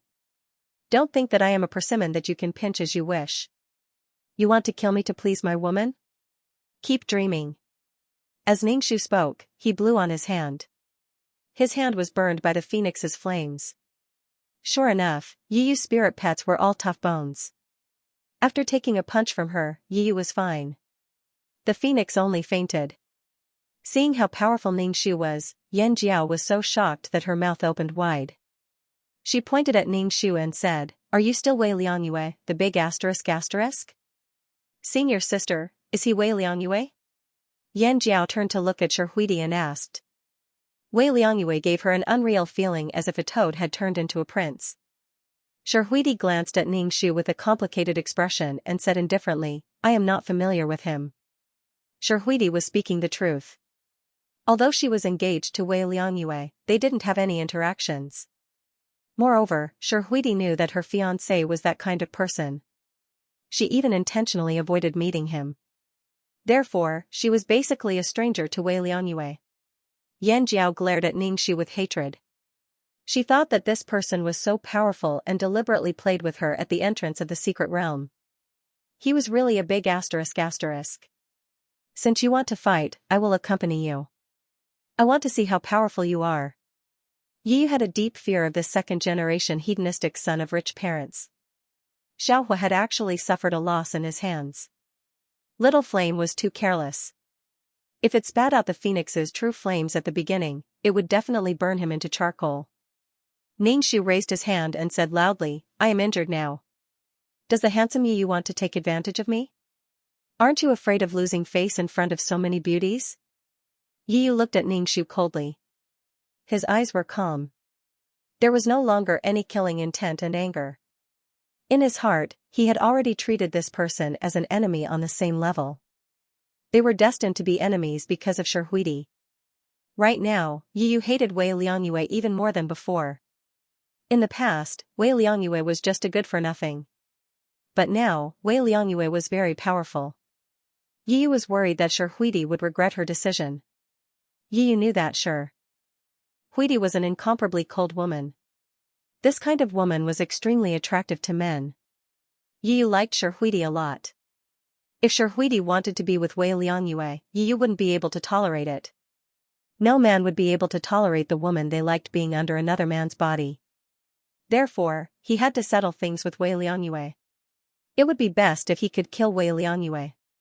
I don't care what you guys want. Yu Wenwen, who was watching the battle from the side, walked over. Her posture was graceful and enchanting. When she walked over, she brought along a fragrance that was intoxicating. Yu Wenwen walked in front of Yiyu. She stretched out her jade-white fingers. Her fingers were painted with a bright red color, which made her skin look even fairer. She pointed at Yu seductively. I have a premonition that the jade token is on you. Take it out. Entering the palace is more important. Now that we have nothing, what can we gain from fighting? Yu reached out and grabbed Yuanwan's fingers. He revealed a smile, which made his face look even more handsome. Yuanwan, whose fingers were grabbed, was startled. She wanted to withdraw her hand, but this man grabbed it tightly. Yuanwan was incomparably angry. There had never been a man so daring to get close to her and even grab her hand like this. Let go. Yuanwan snorted coldly. However, there was a charming and enchanting smile on her face. There seemed to be venom surging in the depths of her eyes. Yu smiled indifferently. It was really challenging to subdue this kind of poisonous beauty. What if I don't let go? It's fine if you don't let go. I will make you beg for death. Yuanwan smiled exceptionally brightly. Ningxiu, now, he threw her aside and flirted with another woman in front of his own harem. She wondered how Shihui and Yanjiao felt now. When Yanjiao and little Hunyo saw this scene, they pouted and stomped their feet. Although they were a little jealous, they weren't really angry or sad. Shihui was still cold and cheerless, as if she didn't feel anything about this scene. Ningxiu realized that as a woman, she couldn't understand what these women were thinking.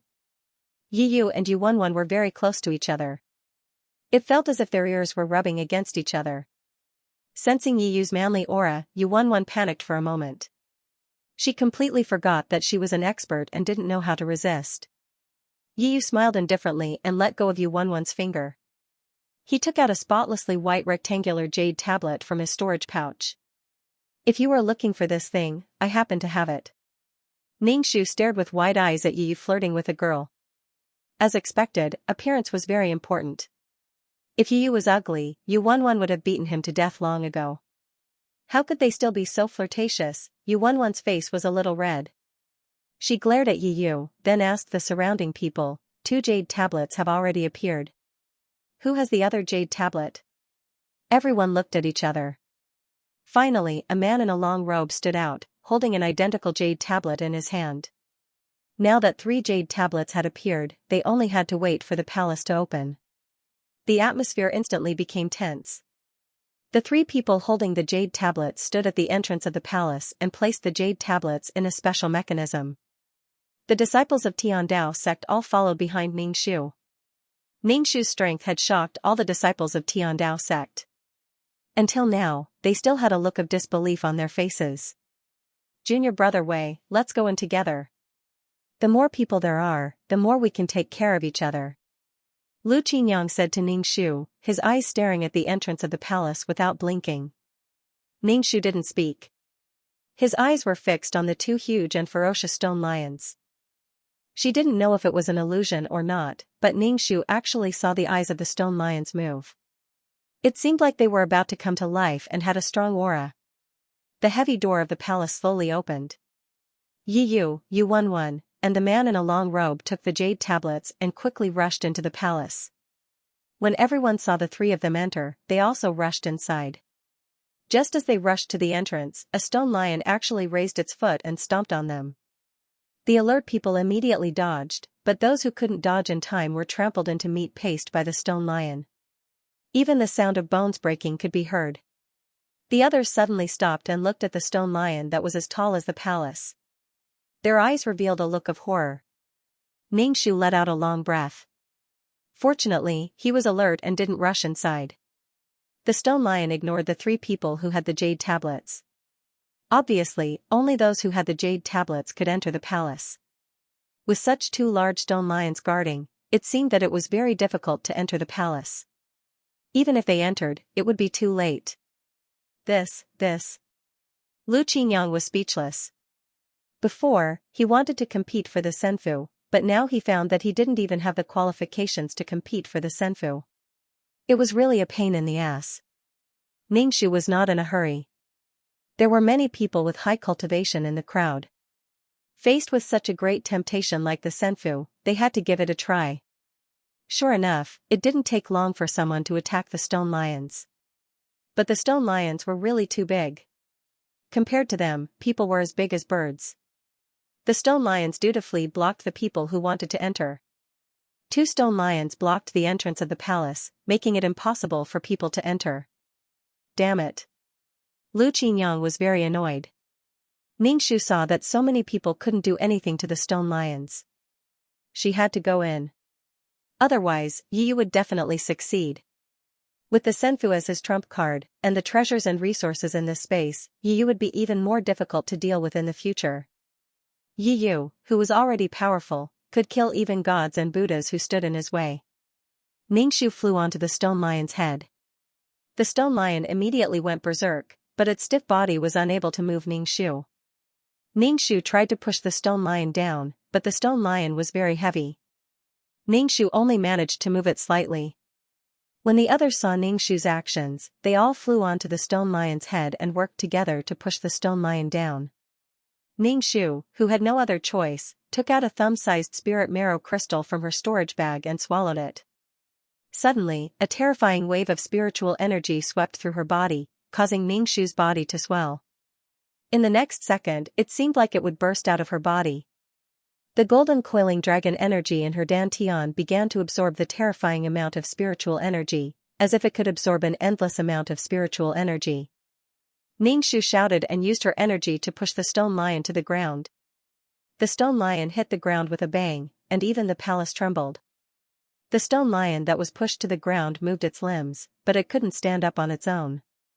Ningxu flew onto the head of another stone lion. When the others saw Ningxu coming over, they immediately moved aside. It was so fierce that it was practically a beast in human form. Ningxu circulated her dantian, kicked over the huge stone lion, and rushed into the palace. The others rushed into the palace like a swarm of bees. As soon as Ningxu entered the palace, she was dumbfounded. There were many entrances in front of her, and she didn't know which one to enter. When everyone came in, they frowned when they saw so many entrances. Lu Qingyang moved to Ningxu's side and asked, "Which one should we take?" "Why are you asking me?" "I don't know either." "Just pick one." Ningxu also frowned. She didn't know how Yiyu was doing. She was afraid that Yiyu was about to refine the Senfu. Many people who were proficient in array formations began to calculate which entrance to enter from. Ningxu was anxious. She closed her eyes and pointed with her finger. When she opened her eyes and saw the finger pointing at the entrance, she would enter from that entrance. When the others saw Ningxu's willful behavior, they all shook their heads. When Lu Qingyang saw Ningxu leave, he had no choice but to find an entrance and enter. The other Tiandao sect disciples followed behind him. Ningxu rushed into the entrance, and many spirit beasts pounced on her. Ningxu's fists smashed on the bodies of these spirit beasts. The spirit beasts were defeated by her and turned into heaven and earth yuan qi. Then, they turned into spirit beasts. There was an endless number of them, and she couldn't kill them all. Although these spirit beasts formed from heaven and earth yuan qi didn't cause much damage to Ningxu, they slowed her down. Ningxu waved her fists and rushed inside. The endless spirit beasts rushed towards her. Ningxu coldly snorted and took out her long sword. These spirit beasts formed from heaven and earth yuan qi were defeated by the tip of Ningxu's sword. In the end, they finally made it through the first stage, only to be met with another stone golem formation. Every stone golem held a spear in their hands. Although their movements looked slow, they were extremely fast. Ningxu stabbed at them.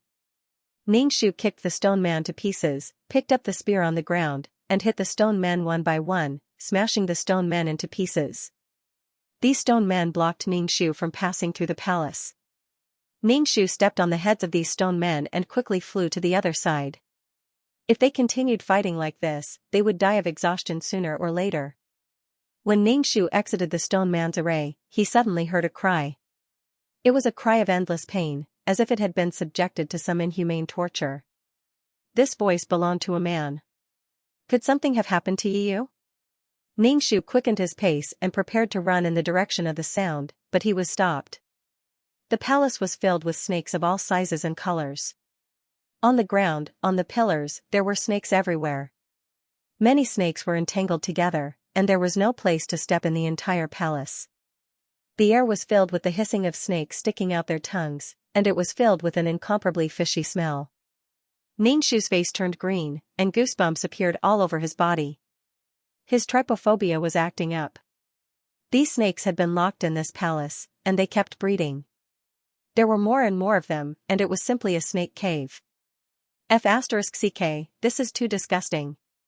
When the snakes sensed that an unfamiliar creature had entered the palace, they surged towards Ningxu. With so many snakes crawling over together, Ningxu's hair stood on end. It was too F***king terrifying. Ningxu didn't want to be entangled with these snakes at all. Furthermore, the wailing sound was starting to weaken, and he didn't know what was going on. Ningxu took out her long sword and killed the snakes that wanted to entangle her. Then she took out some poison from her storage bag and sprinkled it on the bodies of the snakes. As soon as the poison powder came into contact with the snakes, their bodies turned over and died. Although these snakes were dead, they were devoured by the other snakes. These snakes didn't even have time to deal with Ningxu. They first swallowed the dead snakes, but after swallowing the poisoned snakes, they stopped breathing and were quickly devoured by other snakes. Ningxu took out the poison from his storage bag. He covered his nose and sprinkled the powder everywhere. The snakes that came into contact with the poison all turned over and gradually died. Ningxu hurriedly ran.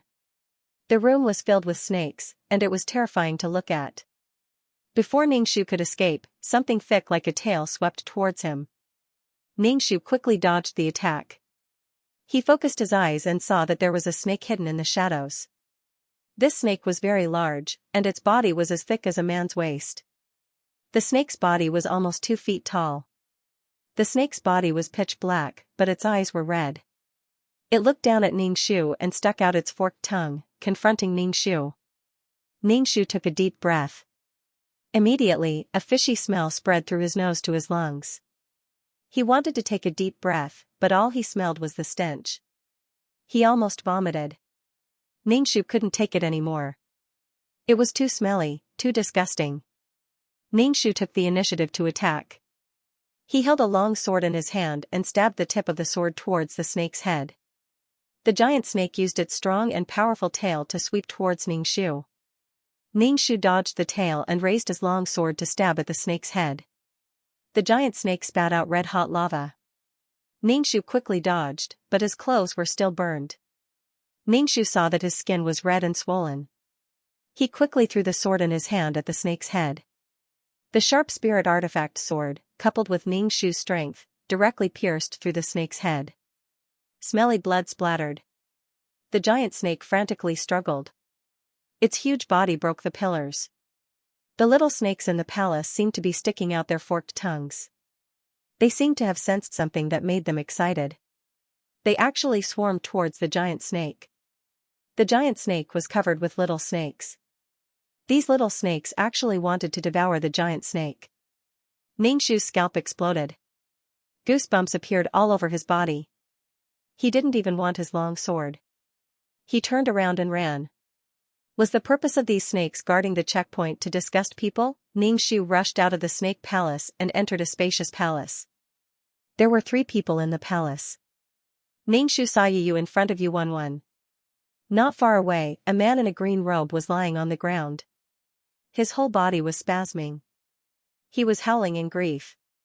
His body was twitching at an unnatural angle. The man's facial features were distorted.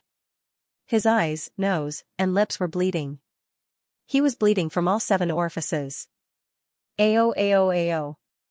The man held in pain. Finally, his body twitched violently. His eyes were wide open. He was no longer breathing. Why did he see such a scene as soon as he entered? Ningxu was disappointed that the one who died wasn't Yu. There were only 3 people with jade tokens in this palace. Other than Ningxu, no one else had entered. Seeing the man die, Yuanwan's face turned pale. Clearly, seeing someone die in such a painful manner in front of her made Yuanwan very afraid. She couldn't help but want to get closer to Yu. Yu turned his head and saw Ningxu. His pupils shrank. He said coldly, "You actually came in." Ningxu calmly brushed his hair aside and said, "You came in, why can't I?" Ningxu looked at the man on the ground in pain. It seems that the senfu isn't that easy to get. Yiyu's heart was once again filled with dread towards Wei Lianyue. The others had yet to come in, but she actually took the lead and ran in first. Although her clothes didn't cover her body and she looked battered, she wasn't injured. Ningxu suddenly thought of Shihui and said to Yiyu, "Why did you leave your senior and junior sisters outside and come in alone? You should know that these checkpoints are very dangerous." Yiyu's expression changed. He did not expect that Shihui and Yan Jiao, as well as two other competitors, would want to obtain the senfu. Now that Ningxu said it out loud, Yiyu was very angry. "TSK, TSK, TSK. You really love everyone you see and dump them." Ningxu mocked Yiyu. Ningxu looked around the palace and found that there was a round object floating in the middle of the palace. It was the size of a soccer ball and was spinning. Its surface flashed with a complicated and dazzling light. What the hell was this? "Beauty, may I know how this person died?" Ningxu asked Yu Wenwen. Yu Wenwen could see that Ningxu was not weak. She said coldly, "You overestimated yourself. You wanted to blood bond with the senfu first, and you ended up like this." The three people with the jade pendants rushed into the palace. Because they had the jade pendants, it was very easy to pass through the checkpoints. Basically, the things guarding the checkpoints would not attack the people with the jade pendants. The robed man who was walking at the front didn't say a word. He sent his consciousness into the core of Holy Realm Dweller's mansion, which was the soccer-sized sphere. However, he didn't know what happened and died just like that. It was probably the senfu's backlash. It was enough to show that the senfu did not recognize this man as its master. Ningxu frowned. How could the senfu's backlash be so terrifying? His soul was absorbed by something. 2333's voice rang in Ningxu's mind. He then said, "Look at how big the core of this realm is. It seems that it will disappear soon. Isn't it bad to be bigger? Why would it dissipate when it's bigger?" Ningxu asked, somewhat puzzled. The system explained, the bigger the core, the looser the structure inside. Sooner or later, it will disperse. The more solidified it is, the smaller the volume. Trash plane. Ningxu asked, "Are you saying that his soul is gone? Was it devoured by something? Could it be that the core of the plane devoured his soul?" "I don't know about that," 2333 said and disappeared.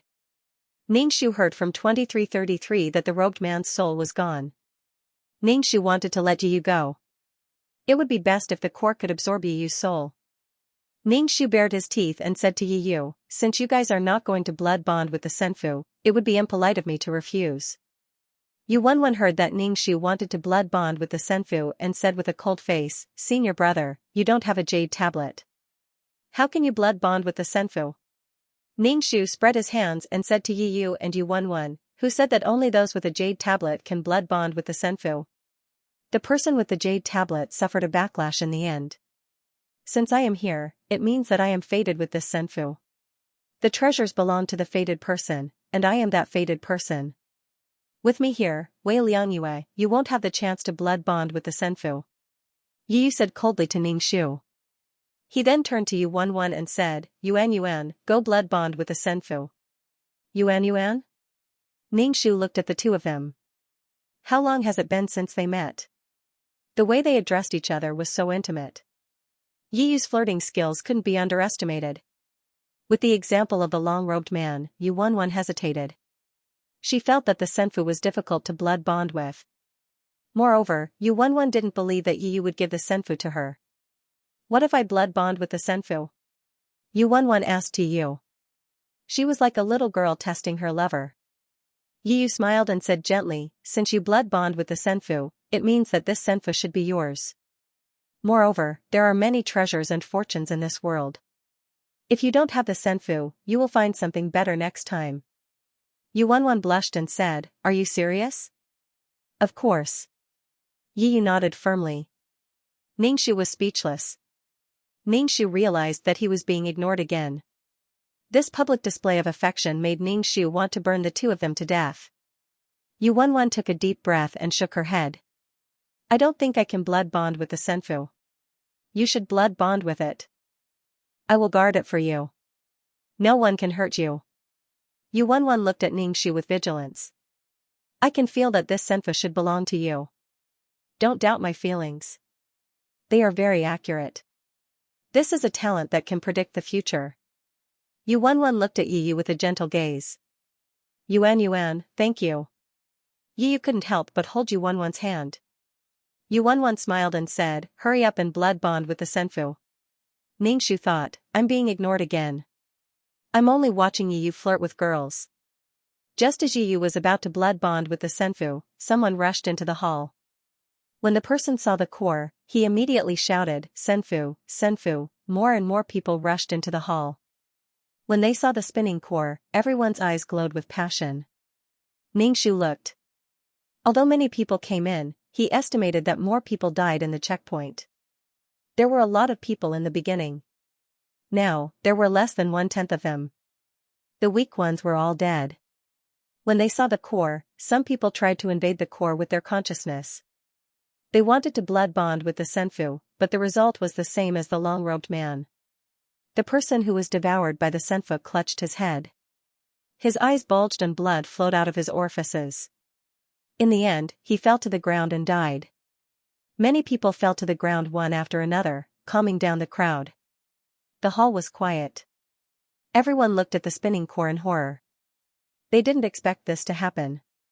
Ningxu looked at these people's corpses. His pupils were dilated. Their souls were really devoured by something. Ningxu stared at the spinning core. He guessed that maybe the owner of the Senfu wasn't dead and was hiding in the core. As long as someone tried to blood bond with the Senfu, their soul would be devoured.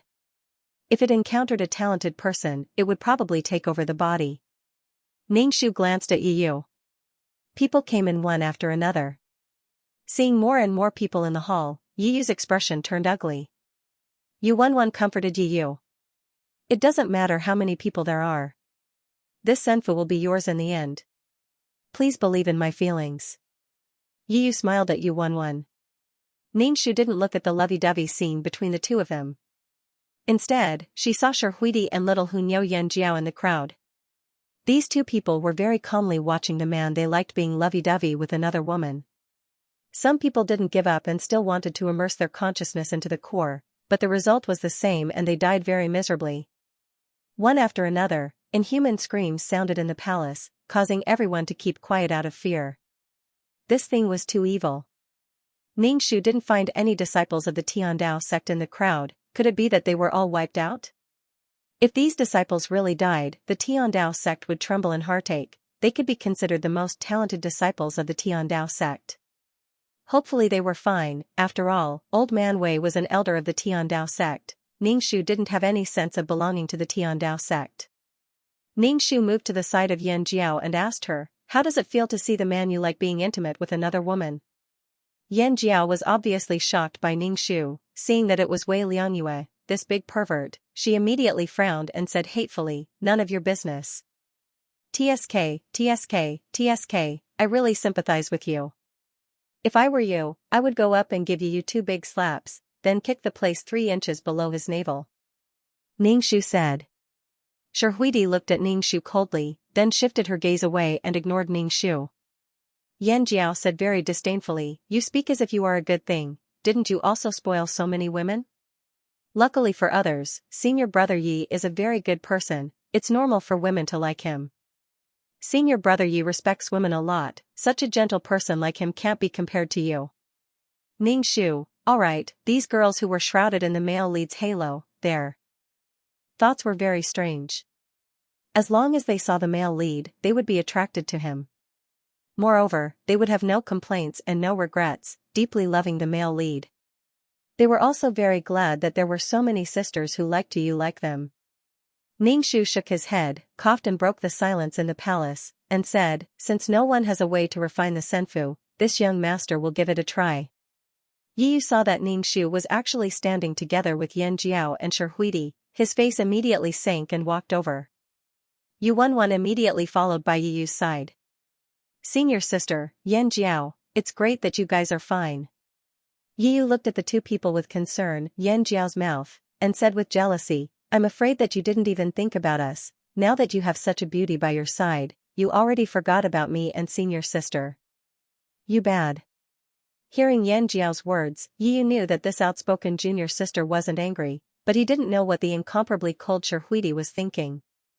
Yi Yu glanced at Ningxu, and Ningxu immediately said, "What are you looking at me for? Could it be that you think there is something between me and this little chili? I don't like this little she-wolf, always chasing after me and biting me." "Wei Liangyue, what did you say? Who is the little she-wolf? I will kill you." Yan Jiao pointed at Ningxu and shouted hatefully. Yi Yu didn't suspect that there was something between Yan Jiao and Wei Liangyue, but he suspected that there was something between Wei Liangyue and Sherhuidi. After all, they were once engaged. Yi Yu suddenly knew what Sherhuidi was thinking, and Yi Yu felt that he was being teased by Sherhuidi's attitude. She seemed to treat him a little special, but at the same time, there wasn't anything special, it was just like an ordinary senior sister and junior brother. The miserable screams in the palace continued. Although so many people had died, everyone felt that they were special, that they were favored by the heavens, and in addition, they couldn't resist the desire in their hearts to join the Senfu, so one after another, they threw away their lives. Ningxu squeezed his consciousness into the inner core, and immediately, he felt a gloomy and cold aura entering his soul. The force was so strong that it wanted to pull his soul out of his body, and there was a huge attractive force that wanted to suck his soul into the inner core.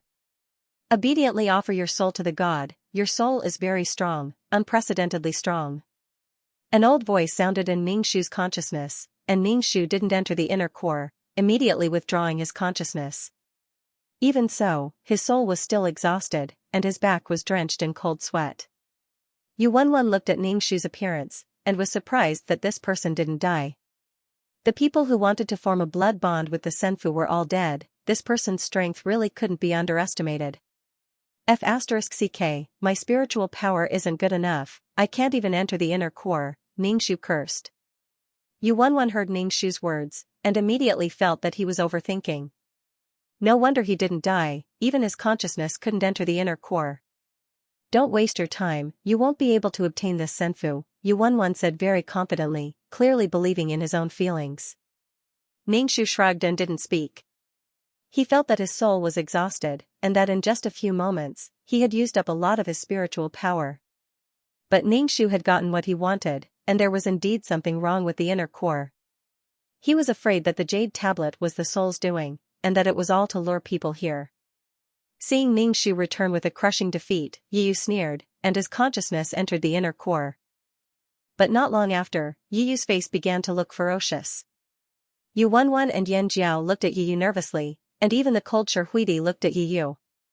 Ningxu looked at Yi Yu, and with Yi Yu's luck and power, he was afraid that he could kill this soul and obtain the Senfu. Ningxu pursed his lips, and in his mind, he asked 2333, "You said last time that the dimension was born, can you go there? What do you want? Why are you asking this?" 2333 asked. Ningxu said, "I'm asking if you can go or not."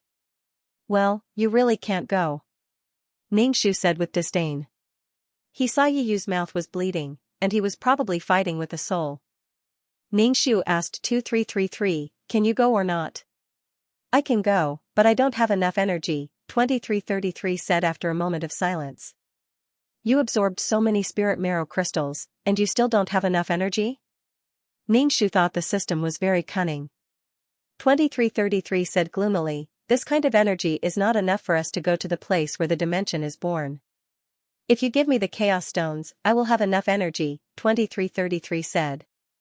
Ningxu thought 2333, the system only cared about his chaos stones.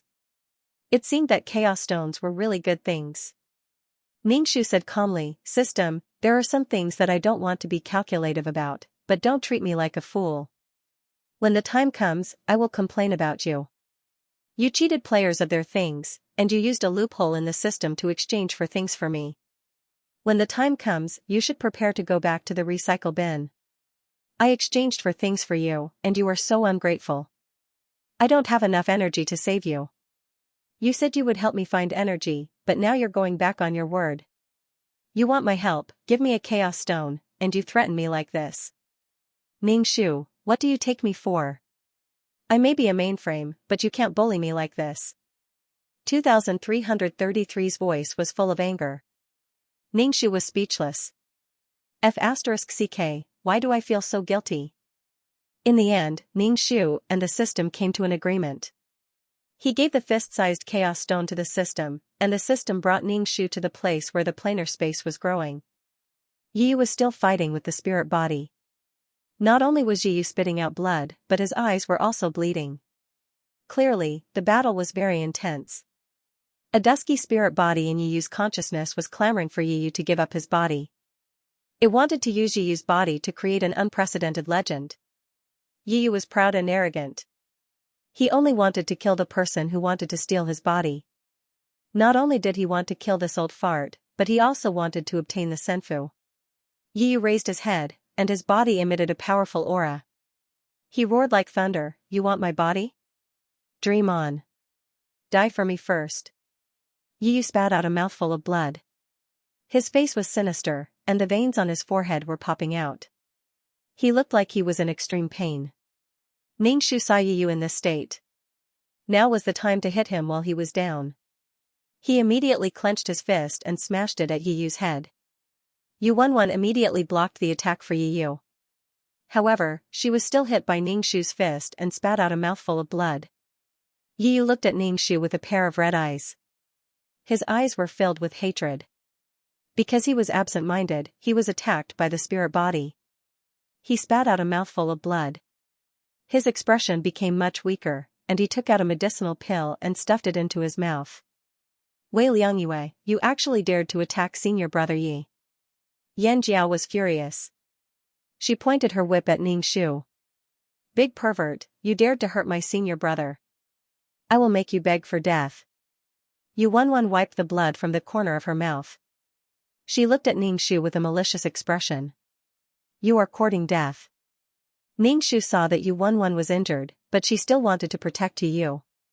She and Yu had only known each other for less than a day. She already had such deep feelings for Yu. Wasn't this development a little too fast? Logically speaking, how could a woman like Lu Yuanyuan, who was more scheming and seductive, be so devoted to someone so quickly? In fact, Yu Wenwen had her own selfish motives. She didn't have a way to obtain the senfu. She felt that Yu could obtain the senfu, so she could only help Yu obtain the senfu. Only then would she be able to obtain the benefits. Moreover, she had an inexplicable good impression of Yu. Shihuidi walked over. She looked at Ningxu and said coldly, "Treasures belong to those who are fated to obtain them. Just now, you didn't obtain the senfu. Now, junior brother Yi has a chance to obtain the senfu. If you want to take advantage of others, you have to go through us first."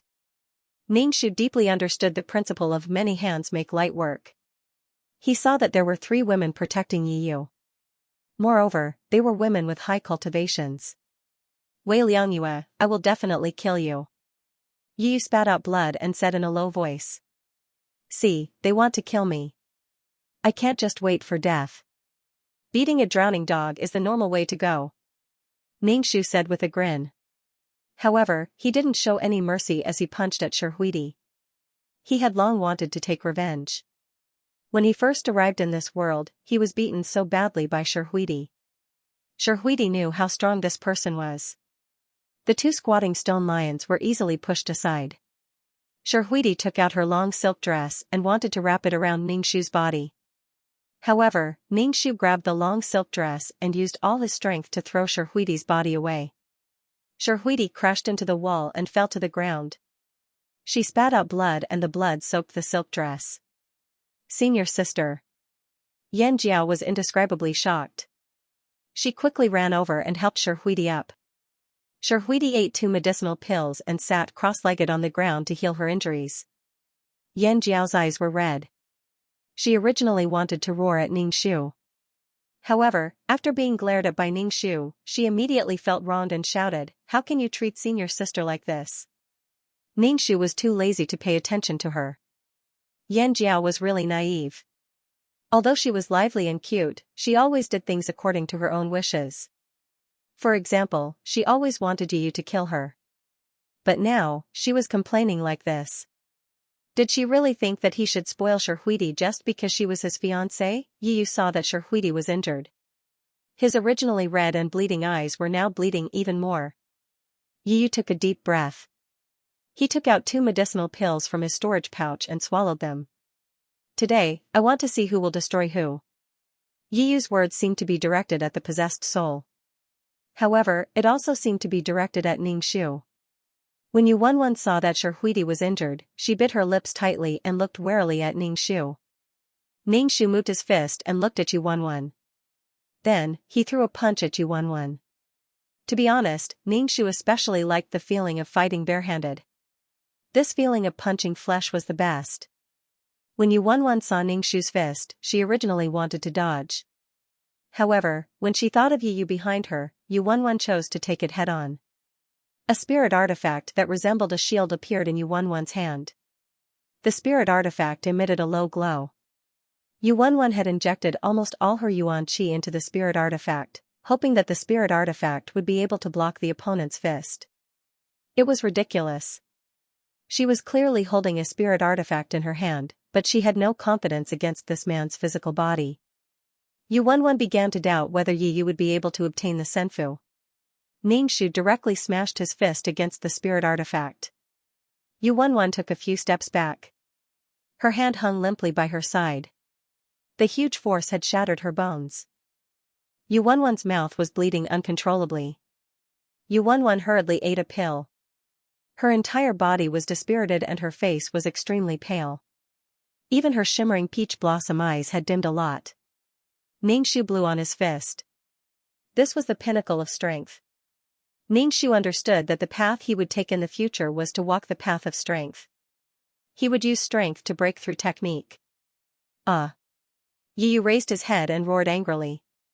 His hair fluttered, and he instantly erupted with a powerful pressure. Then, he stretched out his fist and met Ningxu's attack. Ningxu's heart sank. It seemed that Yi Yu had completely dealt with that spirit body. Moreover, he seemed to have absorbed that spirit body and become even stronger. Out of the corner of his eye, he saw that the core's speed of rotation had slowed down, and its volume had also increased. It seemed that in a few years, this plane would disappear and collapse. Ningxu thought of the kelp in the sea. If this plane disappeared, the kelp would disappear with it. Ningxu circulated his qi in his dantian. He stretched out his fist and collided with Yi Yu's. The place where their fists met produced a powerful force. Ningxu and Yi Yu flew backward at the same time. Ningxu spat out a mouthful of blood and ate a pill. However, Yi Yu seemed to be fine. It seemed that the current Yi Yu was much stronger than before. However, if they really fought, Ningxu wasn't afraid at all. Ningxu wiped the blood from the corner of his mouth.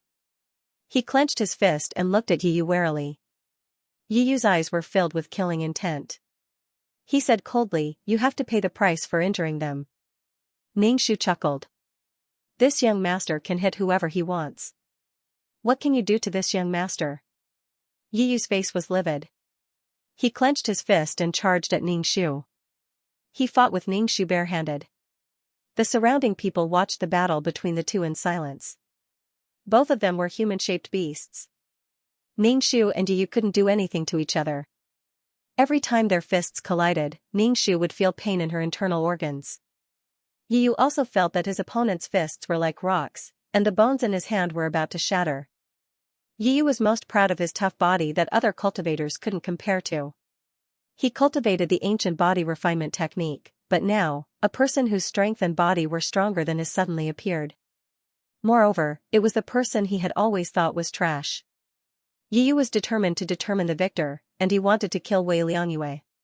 The current Wei Liangyue was like a fishbone stuck in Yi Yu's throat, and he wouldn't be happy if he didn't get rid of him. Ningxu concentrated her energy in her dantian and used all her strength to strike at Yi Yu. After their fists collided, Ningxu could clearly hear the sound of her bones cracking. Her body had become incomparably tough after being strengthened by her energy, but now, her bones had actually cracked. The two of them flew out at the same time. Ningxu spat out a mouthful of blood and quickly ate an elixir. She mobilized the golden coiling dragon energy in her dantian to repair her broken arm. Although Ningxu's bones were cracked, Yi Yu's entire arm was limp. It was obvious that his injury was more serious than Ningxu's. Yi Yu ate the elixir and looked coldly at Ningxu. "Wei Liangyue, I have underestimated you." Ningxu said arrogantly, "That's because you are blind. Yi Yu, don't bother about him for now. Refine the senfu." Yu Wenwen said to Yi Yu with a weary expression. Now that they were in a life-and-death battle with Wei Liangyue, and there were so many people around, it wouldn't be good if someone took advantage of them. Yi Yu made a sound of acknowledgement as he calmed the rampaging vital energy in his body. Then, he sent his consciousness into the core. He wanted to place his consciousness on the core. That way, he would be able to control the entire immortal estate. Yi Yu had devoured the soul from before and had learned many things from it. This senfu had even more unimaginable treasures. He had to obtain this senfu. If he could let this senfu evolve and give birth to life, he would be able to become an almighty who could control an entire realm. When Ningxu saw that Yi Yu was about to refine the senfu, he immediately sent his consciousness into the core and sent out a message: I want you to return to the place where the plane was born. Don't let this man have you. A moment later, Ningxu's consciousness sent a subtle hint of joy, as if asking Ningxu if it was true. I can bring you back to the place where the plane was born and let you condense the laws of heaven and earth again. The premise is that you can't let another man have you. Ningxu knew that his luck wasn't as good as Yi Yu's, and such a fortuitous encounter wouldn't happen to him. He could only use this method. Instantly, Ningxu felt a connection with this senfu and knew that the senfu had chosen him. Yi Yu's expression changed. Previously, he could still feel a trace of connection with the senfu, but now, he couldn't feel anything. Even the core was starting to reject him. Yi Yu reflexively looked at Ningxu and saw that she was eating elixirs. Yi Yu immediately frowned and looked at her with a scrutinizing gaze. Ningxu chewed on a large amount of elixirs and rolled his eyes. What are you looking at? Have you never seen someone eating elixirs before? Suddenly, the surroundings turned dark. Everyone instantly lost consciousness and didn't know what had happened. When everyone woke up, they found themselves in a valley. They were no longer in the senfu. Yu Wenwen asked Yi Yu, did you get the senfu? Yi Yu's face was ashen. Just as he was about to tell Yu Wenwen that he didn't get the senfu, he heard a loud voice in his dantian, Yi Yu, I know you got the senfu. Hand over the senfu and I'll spare your life. Wei Liangyue, the senfu isn't with me at all. Don't slander me. I even suspect that the senfu is in your hands. Yi Yu said coldly as Ningxu roared. Ningxu put his hands on his waist and laughed. I still hope that I got the senfu. If I got the senfu, I would immediately give the senfu to Shihuidi and let her marry me. Didn't your Hongmen sect see that I'm too shabby and don't want to marry Shihuidi to me? Ningxu suddenly felt that the joke had gone too far. What if the Hongmen sect married Shihuidi to him, but I don't have the senfu in my hands now? It seems that I and Shihuidi are not fated to be together in this life. Shihuidi looked at Ningxu coldly. Wei Liangyue, how are you going to humiliate me? Even if I die, I won't marry you. Shihuidi coldly said. Ningxu shrugged his shoulders. Well, even without the crooked tree, I still have the entire forest. Shihuidi vomited a mouthful of blood. She was already injured by Ningxu and now she was being humiliated by Ningxu. She immediately vomited blood. Yu Wenwen's face was filled with astonishment as she asked Yi Yu, you really didn't get the senfu? No. Yi Yu shook his head. Ningxu pointed at Yi Yu, keep pretending. Aren't you just afraid that people will know that the senfu is in your hands? Don't slander that the senfu is in my hands. My cultivation is really not high. I'm only a spirit master. I rely on brute force when I fight. My cultivation and mental strength are not enough to support me to get the senfu. Yi Yu really wanted to vomit blood. He saw that the surrounding people were looking at him with greedy and burning eyes. What happened? Why are you guys here? Why did the secret realm disappear? The sect's leading elders came over. Ningxu found the Tiandao sect's leading elder. He pointed at Yi Yu and shouted, Elder, Hongmen sect's disciple Yi Yu has obtained the senfu. Ningxu's words made the various sect's elders' faces sink. The Hongmen sect's elder had an incomparably pleasantly surprised expression. He directly led the Hongmen sect's disciples away. Yi Yu looked at the elder's pleasantly surprised expression and felt an unspeakable bitterness in his heart. Yu Wenwen saw Yi Yu leave and felt resentful. She really didn't gain anything. She brought the jade tablet but didn't get anything. But who had the senfu? Yu Wenwen suspected that the senfu was in the hands of Wei Liangyue. But his cultivation was indeed not high. He didn't have a strong spiritual power to support it. A small fish couldn't swallow a whale. With Wei Lianyue's cultivation, it was almost impossible for him to obtain the senfu. The power of the senfu was too strong. He simply couldn't withstand it. When the sandpiper and clam fight, the fisherman benefits.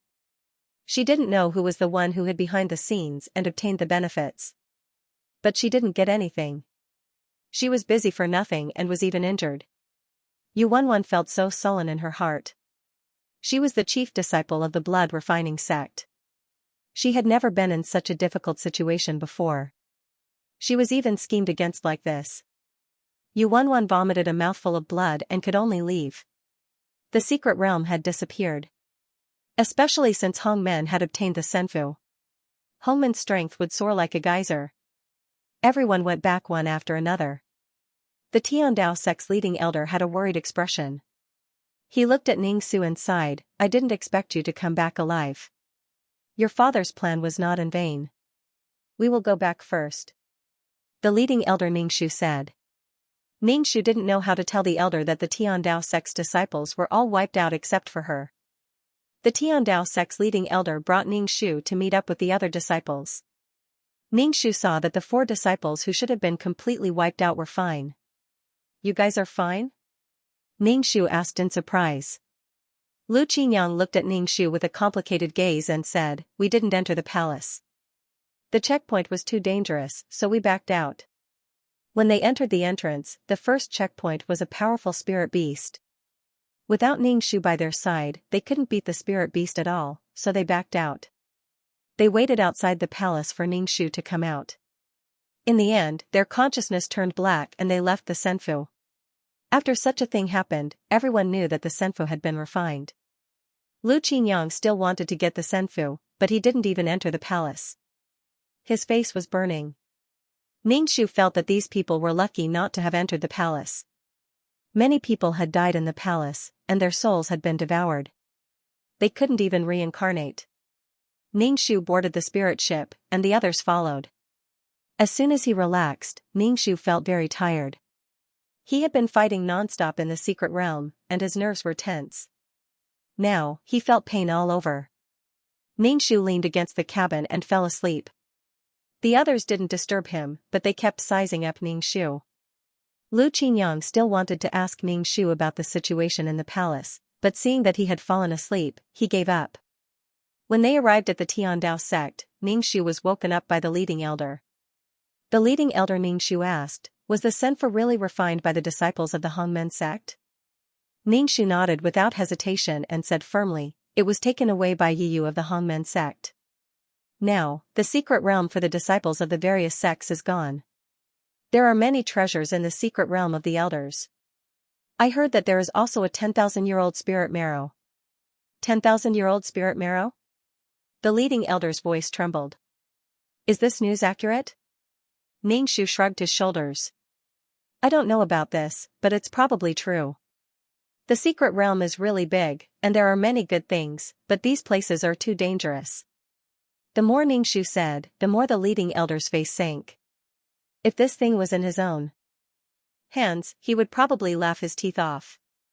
But in the hands of others, it was simply scratching his heart, and his heart was bleeding with jealousy. The leading elder sighed. The Hongmen sect is really lucky to be able to obtain the senfu. It was true that the Hongmen sect had such a talented disciple like Yu. That was their luck. Later on, the Hongmen sect became very powerful. At the time, the Tiandao sect was stronger than the Hongmen sect, but during Wei Lianyue and Shi Huidi's wedding ceremony, Yu came to steal the bride, and the entire Tiandao sect defended Yu. In the end, Yu came back to take revenge, and the Tiandao sect completely withered. Struggling at death's door, it was destroyed in the end. Ning Shu repeatedly brainwashed the leading elder, saying that the senfu had been refined by Yu. Moreover, Ning Shu vividly described the situation at the time to the leading elder. The leading elder listened to Ning Shu's description and truly believed that the senfu was in the hands of the Hongmen sect's disciples. Ning Shu glanced at the leading elder, whose face had turned black, and patted his butt before getting off the spirit ship. There were many people in the Tiandao sect square. Ning Shu saw that old man Wei was waiting for him. He immediately walked in front of Old Man Wei and called him father. Old Man Wei's eyes were a little red. It's good that you're back. I thought you would die in the secret realm. I just heard that 2 disciples died this time. I thought something had happened to you. Father, I'm fine. It's all thanks to the flash wind eagle that you gave me this time. Ningxu spoke to Old Man Wei as he walked towards his room. Father, do you know how to set up a barrier? I have something good for you. Ningxu closed the door and asked Old Man Wei. Old Man Wei waved his hand. Father doesn't want your things. You can keep whatever you have. It's really good. Ningxu saw Old Man Wei's expression that said, I don't care about your junk, so he took out a box from his storage bag. Old Man Wei saw his son's serious expression and waved his hand to set up a barrier. Okay, open it and see what good stuff it is. Old Man Wei teased, this is the first time you've given me something. Ningxu opened the box. Inside the box was a snow-white fruit. The fruit was surrounded by a complex halo. Old Man Wei didn't pay much attention to it before. Obviously, he didn't think that his useless son couldn't take out something good. But when he saw the fruit, Old Man Wei's eyes widened. He quickly closed the lid and said warily, put it away. How did you get this thing? Father, you're pressing down on my hand. Ningxu said with a wooden face. Her thumb was pinned down by Old Man Wei's strength, and Old Man Wei even pressed down hard. It was really F***ing painful. Old Man Wei, Ningxu gave the fruit to Old Man Wei. After thinking about it, he also gave Old Man Wei a spirit marrow crystal. Father, I picked this up. It's for you. Old Man Wei looked at the spirit marrow crystal and his eyes almost popped out. He quickly put it away and lectured Ningxu. You can't take these things out casually, okay? It's too precious. If someone sees it, they'll kill you and steal it. Ningxu nodded. Seeing that Old Man Wei just put the thing away, he said, Father, you should eat the fruit. It's safest when it's in your stomach. It's a waste to eat the spirit fruit like this. I'll eat it after refining it into a pill. Old Man Wei still couldn't bear to eat it. Ningxu didn't think that refining it into a pill would be good. If the refining failed, the fruit would be gone. It was better to eat it as it was. Ningxu snatched the spirit fruit from Old Man Wei's hand and stuffed it into his mouth. The skin of the spirit fruit broke. Instantly, a pure essence of the world and a fresh fragrance wafted out. Old Man Wei's heart ached. He swallowed the spirit fruit in a few mouthfuls and even opened his mouth wide, wanting to suck the overflowing spirit energy back into his stomach. Ningxu, I'm going into seclusion. You take care of yourself. Old Man Wei's aura was fluctuating. It seemed like he was about to break through. Ningxu nodded. I know, Father. Be careful when you're in seclusion. Yes, Father knows. I'm much more energetic now. It seems like I have to go out more in the future. I can't always hide in Tiandao sect. Old Man Wei sighed. I'm so jealous to be able to get something from my son one day. Father, set up a barrier in my cave. I want to go into seclusion too, Ningxu said. Old Man Wei set up a barrier in front of Ningxu's door before leaving. When Old Man Wei was far away, Ningxu took out the senfu. The senfu was in her palm. It was only the size of an ice cube. It was quite magical that such a big plane had shrunk to this size. Ningxu Chao said to 2333, let's send this plane back. Since he promised the plane, he had to send it back. Ningxu had never thought of owning this dimension. This dimension was on the verge of collapse. Moreover, Ningxu wasn't sure if leaving this dimension to Wei Liangyue was a good thing or a bad thing for her. Wei Liangyue was just cannon fodder. She didn't have heaven-defying luck.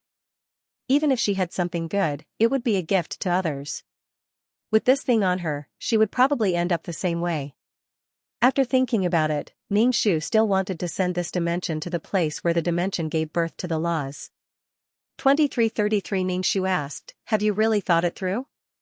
You should know that it's very difficult to go there. There are many spatial blades. If your soul is hit by a spatial wind blade, it might dissipate. For such a broken dimension, even if you go back to the place where the laws are given birth, You might not be able to give birth to your own laws. Is it really worth it? Ningxu bit her lips. She cherished life more than anyone. She didn't want to die. However, she had promised the dimension to give her a place where the laws were given birth. She was in a dilemma. Ningxu hesitated for a long time. She really couldn't make up her mind. She sat cross-legged on the bed and cultivated. However, she was impatient. She even had a chest ache. She was showing signs of qi deviation. Ningxu clenched her fists. She was very unhappy. She said to 2333, I've decided to go. Since I promised, I'll go. If I really die, it'll be a gain for me. The most important thing was to have a clear conscience. She couldn't complete the mission in her current state. 2333 was silent for a while. Finally, he said, okay. I'll do my best to protect you. Thank you. Ningxu smiled. After a while, Ningxu's soul left Wei Liangyue's body. She held the dimension in her hand. 2333 brought Ningxu out of this dimension. When they were high in the sky, they encountered astral winds. Ningxu had some trouble dodging these astral winds. It's not too late to regret now. 2333 said indifferently, these are just ordinary astral winds. Once you leave this dimension, you'll encounter astral winds much stronger. Your soul might dissipate before you reach the place. Ningxu bit his lips and calmly said, go. Ningxu, you really have a hole in your head. 2333 sighed. After exiting the quest world, Ningxu entered a vast expanse of whiteness. 2333 Ningxu explained, this is the gap between realms. There are spatial collapses, spatial winds, and wind blades. You must be careful, or you will be doomed eternally. No one can save you. I know. Ningxu focused, paying attention to his surroundings as he walked. A spatial wind blade silently flew towards Ningxu's face. Ningxu tilted his head to avoid the wind blade. However, a strand of his hair was cut off by the wind blade. Ningxu was now a soul body. Every part of his body was soul power. If his hair was cut off, Ningxu's soul would be weakened. Ningxu didn't dare to be careless. He became more careful and walked slowly. Not only did he have to be careful of the spatial wind blades, but he also had to be careful of spatial collapses. If he fell into a spatial collapse, his soul would instantly be shattered. There are several spatial wind blades ahead at 10 o'clock and 2 o'clock. Be careful to avoid them. 2333 activated its scan. However, it couldn't scan a large area. 2333 needed to conserve energy. Without enough energy, it and Ningxu couldn't return. Ningxu dodged the wind blades. Although 2333 warned him, he could avoid one spatial wind blade. However, it didn't mean that he could avoid them every time. As long as he was hit by a wind blade, Ningxu's soul power would quickly dissipate. Ningxu's soul body was a lot thinner than before. Ningxu was afraid that he wouldn't be able to make it. After all, they hadn't even reached their goal yet. All he could do was cheer in his heart. Ningxu covered the spatial realm with his hand and asked 2333, how much further? Ningxu felt that he had walked a lot. Not even halfway. I told you before. You need to think about this carefully. 2333 said. Ningxu, but I feel like I've walked a long way. Ningxu didn't believe it. You're mistaken. You haven't walked that far. All right. Ningxu dodged the wind blade in front of him. 2333's urgent voice sounded in his mind, don't go to the left. There's a spatial collapse there. However, if he moved to the right, he would be hit by the wind blade. Ningxu pursed his lips and chose to take the wind blade head-on. The wind blade passed through Ningxu's body. Ningxu groaned. His soul felt like it was being torn apart. Ningxu looked at his hand. It was almost transparent. It seemed that he was going to die here. As if sensing Ningxu's predicament, the spatial realm in Ningxu's hand slowly transferred spatial energy to him. With spatial energy, Ningxu's soul became stronger. Even if the wind blade hit him, his soul power wouldn't dissipate so quickly. Ningxu looked at the ice-sized realm and suddenly felt very happy. There were some things that could be done and there were some things that couldn't be done. Even when doing a quest, there were some principles that had to be adhered to. Because of the toughness of his soul, Ningxu quickened his pace. Walking in the vast expanse of whiteness, Ningxu didn't know how long he had been walking. He only knew how to dodge the wind blades. The speed at which he dodged the wind blades became more and more nimble. He was rarely hit by the wind blades. "We're here." 2333's voice was full of emotion. Obviously, he didn't expect to really make it here. "We're here?" Ningxu looked around. This was a huge, indescribable place. It was like a sea. Ningxu compared to the sea was like the difference between an ant and the earth. This place was full of chaotic laws. There were also some undeveloped realms floating in the sea of laws. The edges of the laws were linked to endless realms. These realms were attached to each other. Although there were 3,000 realms, there were endless realms and worlds here. Some realms were very complete and full of life. Some realms were full of holes and dark. This is a realm that is about to be destroyed. 2333 said. Ningxu said, "Your mission is to prevent this realm from becoming like this." Although every world has its own lucky child, a 1,000-mile dike can be destroyed by an ant hole. Every living creature will cause harm to the realm they are in. The resentment of those cannon fodders will also cause the laws of heaven and earth to collapse. If a realm has too many people like this, the laws will collapse. Ningxu suddenly sighed. The laws gave birth to life. They were like the mother of these life forms, but they hurt their mother. Ningxu put the realm in his hand into the Sea of Laws. There were many new realms in the Sea of Laws. These realms would give birth to countless lives.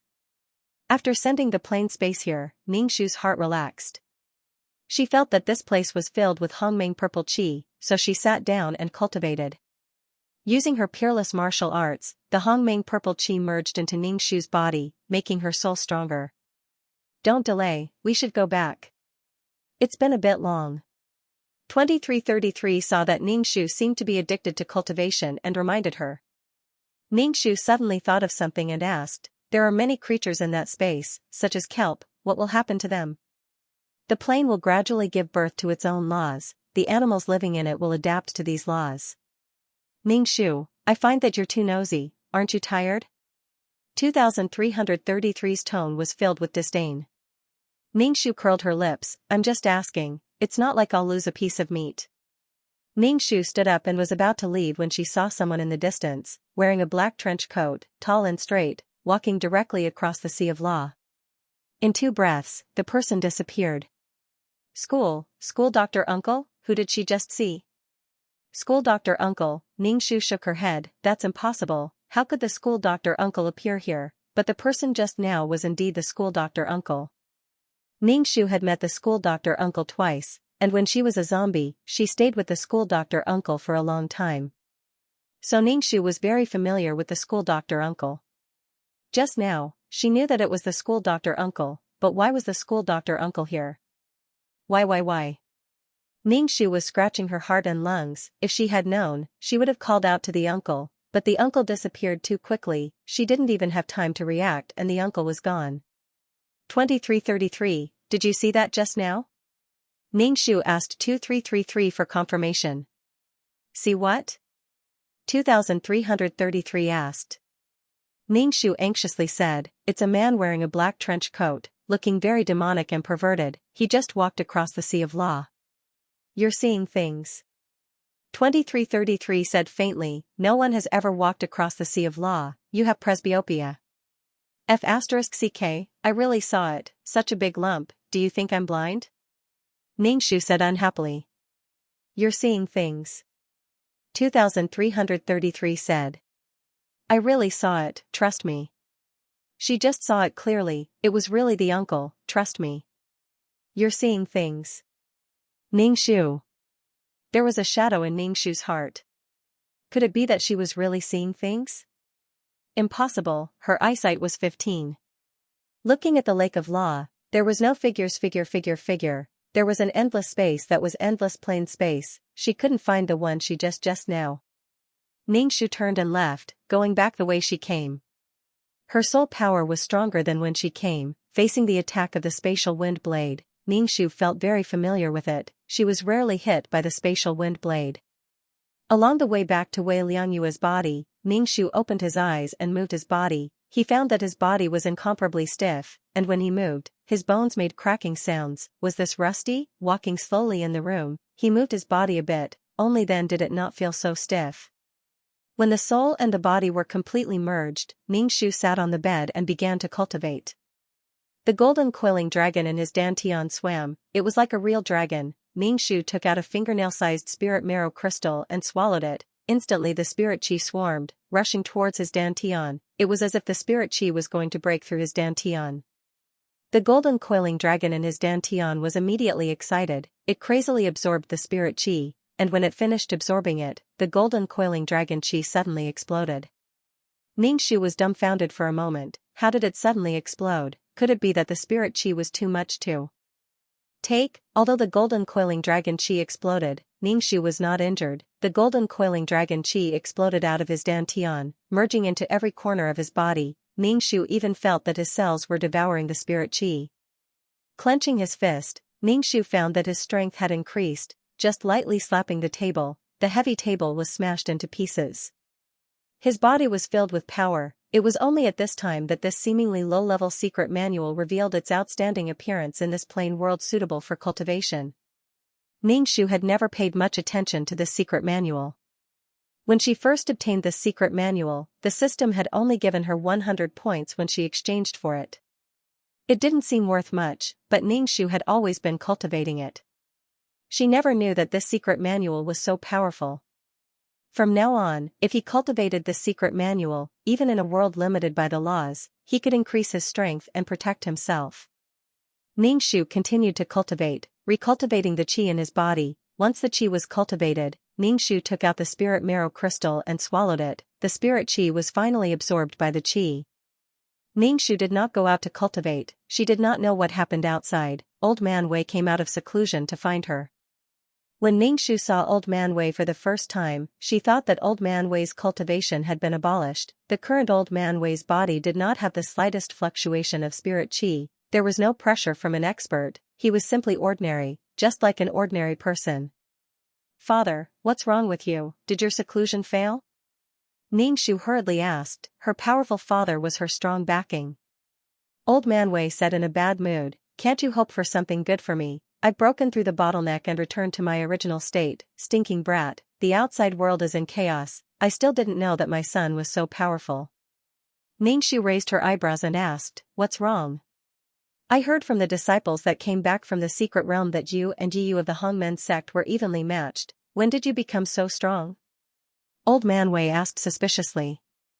Ningxu said proudly, "I'm strong, ha ha ha. Cultivation is the most important thing. What's the use of being strong?" Old Man Wei sized up his son. "Let me see how strong you are." Ningxu followed Old Man Wei out of the room. Ningxu clenched his fist, circulated his qi in his dantian, and used his greatest strength to hit Old Man Wei.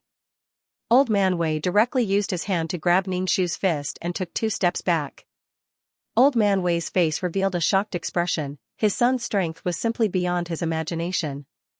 Ningxu withdrew his fist with a smile. Now he was using his body as a weapon. His body was a powerful weapon. A smile appeared on Old Man Wei's face, but he forced himself to put on a serious expression. He reminded Ningxu, strength alone isn't enough. Close combat is fine, but what if the opponent wants to compete with you? What if the opponent doesn't want to play close combat with you? That's why you still have to train hard.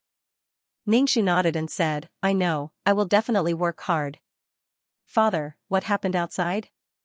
Ningxu asked. "How did the sky turn upside down?" Ningxu had previously sent the planar space to the Sea of Law, and this round trip had taken a month, so he had no idea what had happened outside. Old Man Wei looked at Ningxu with a pained expression, not knowing what to say. "Ningxu, father, if you have something to say, just say it, I can bear it." Ningxu was baffled by Old Man Wei's gaze. "Is the senfu on you?" Old Man Wei asked. Ningxu almost jumped up. "Father, how could it be on me?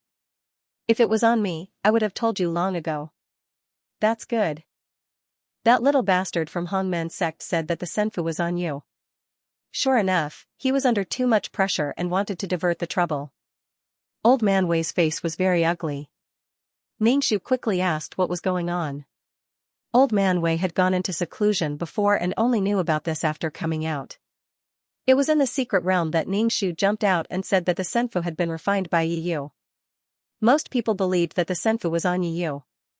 After all, so many people who tried to refine it had died, and only Yi Yu was alive.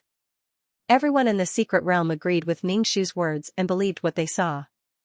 They all believed that the Senfu should be on Yi Yu. After Yi Yu returned to Hongmen's sect, the leaders of Hongmen's sect hinted to Yi Yu to hand over the Senfu. After all, there were too many treasures in the secret realm that could allow a sect to develop quickly. Moreover, the entire Hongmen sect was being ostracized by other sections. This kind of monopolization made everyone jealous. If the Senfu had no one to refine it, no one would be able to refine it. It would be everyone's. Every time they sent some disciples to test it, they would bring back some good things. Now that it was being monopolized by a sect, everyone's hearts were filled with irritation. The more they ostracized the Rainbow Gate sect, the more pressure the Rainbow Gate sect was under from all sides. The more they wanted Yi Yu to hand over the treasures and obtain the treasures inside. Yi Yu didn't have any Senfu right now. The Senfu wasn't with him at all. The Hongmen sect thought that Yi Yu wasn't willing to hand over the Senfu, so they took a step back and didn't let Yi Yu hand over the Senfu. They wanted Yi Yu to get some treasures from the Senfu to increase the strength of the Hongmen sect. Right now, the Rainbow Gate sect was being ostracized by the other sections. Although the treasures were given to those who were fated to obtain them, the others didn't have them. Since the Rainbow Gate sect actually had them, they weren't worried about the lack of resources, but rather the unequal distribution. Therefore, they all targeted the Rainbow Gate sect. When the disciples of the Hongmen sect went out to gain experience, they would be attacked by the disciples of other sections. This put a lot of pressure on the Hongmen sect, and this increased the pressure on Yi Yu. However, Yi Yu really didn't have any way to take out anything. Moreover, the Senfu wasn't with him at all. The Hongmen sect knew that Yi Yu and Shihuidi had an ambiguous relationship, so they sent Shihuidi to persuade Yi Yu to hand over some cultivation resources. Shihuidi helplessly went to talk to Yi Yu. Shihuidi could be considered a woman that Yi Yu liked very much. Now that she was standing on the side of the sect and asking him for things, Yi Yu's heart immediately became hostile. Shihuidi's thoughts were very deep and had her own thoughts. She wasn't like the simple and straightforward Yan Jiao. In the face of this situation, Yan Jiao believed him, but Shihuidi didn't believe that the Senfu wasn't with him. The current situation was caused by the Heavenly Dao sect's Wei Liangyue. Yi Yu even had a conspiracy theory that this was a trap that Shihuidi and Wei Liangyue had set for him. From the moment Shihuidi opened her mouth to ask for things, Yi Yu didn't like Shihuidi that much. Yi Yu's character was that he would rather betray the world than let the world betray him. His woman must belong to him wholeheartedly. Yi Yu felt that Shihuidi saw that Wei Liangyue's strength had become stronger, so when Shihuidi said that she wanted things, Yi Yu's attitude towards Shihuidi became very cold. Shihuidi pursed her lips and didn't say anything. Her wish was to become a powerful cultivator. Without strength, she would always be the one being dominated. This was the sorrow of being a woman. As for men, perhaps she really didn't have the fate to have them. Shihuidi also didn't look for Yi Yu anymore. The two of them didn't interact anymore. Yi Yu's heart was very gloomy. He directly used Ningxu's method to deal with him. He directly said that the things were with Ningxu and not with him at all. However, not everyone believed Yi Yu's words. After all, the son of Heavenly Dao sect's Wei Ming, Wei Liangyue, was indeed a trash. The Senfu taking such a trash as its master was simply an insult to everyone. Although some people in the secret realm saw that Wei Liangyue's strength wasn't weak, everyone thought that it was because Wei Ming had piled up a huge amount of resources. With such resources, even a pig could become a spirit beast. Therefore, when Yi Yu said that the Senfu was with Wei Liangyue, everyone was half believing and half doubting. Ningxu, he suddenly realized that the identity of a trash had such a use. However, the Senfu really wasn't with her. Old Man Wei gave Ningxu some more resources and told Ningxu to cultivate well. Then, he went to guard the mine again. Father, you've already broken through the bottleneck and can be considered a top expert in the sect. Why are you still guarding the mine? Ningxu saw that Old Man Wei was about to leave and quickly asked. Old Man Wei glanced at Ningxu. Is the sect's decision a joke? I naturally have to clean up your mess. I definitely have to guard it for 50 years. Moreover, the crystal vein hasn't been peaceful recently. Naturally, I have to guard it. Cultivate well. Don't embarrass your father. Now that you have the ability, your father can walk with his back straight no matter where he goes. Old Man Wei patted Ningxu's shoulder. In the past, half of his body would tilt when Old Man Wei patted him. But now, Ningxu didn't feel anything at all. Old Man Wei laughed out loud and left. Since you treated her like this, she had to do something. She couldn't just silently accept it. Ningxu released the Flashwind Eagle. He stood on the back of the Flashwind Eagle and headed towards the Rainbow Gate sect. When he arrived at the Rainbow Gate sect, Ningxu stood at the entrance and circulated his qi in his dantian. He shouted, "Yu, get out here for me." When the disciple guarding the gate saw Ningxu, he immediately pulled out his sword and pointed it at Ningxu. He coldly said, "Tiandao sect, are you trying to start a fight between the two sects by barging into the Rainbow Gate sect like this? I'm just looking for Yu. Just call Yu out.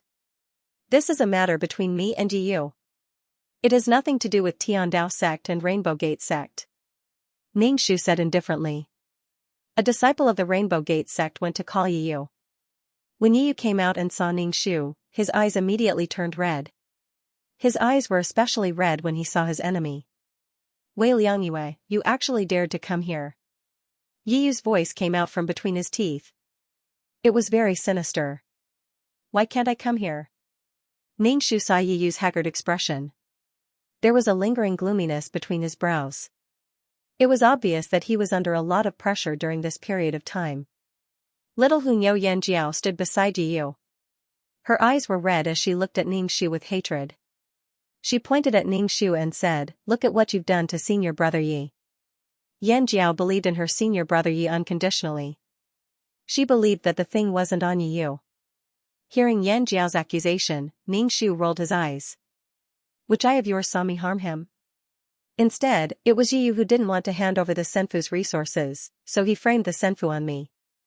I've never seen such a shameless person before. Yiyu looked at Ningxu gloomily. "Who's framing who?" "You're framing me." Ningxu continued. He pointed to the sky and swore, "I swear by the laws of heaven and earth that if the Senfu is on me, I will never be able to make any progress and my cultivation will be crippled." In this world, swearing by the laws of heaven and earth was effective. Ningxu was just taking advantage of a loophole. The Senfu really wasn't on her. Ningxu swore as soon as he came up, which stunned everyone. Yiyu's expression turned even uglier. The other party had used this trick to push the blame to him.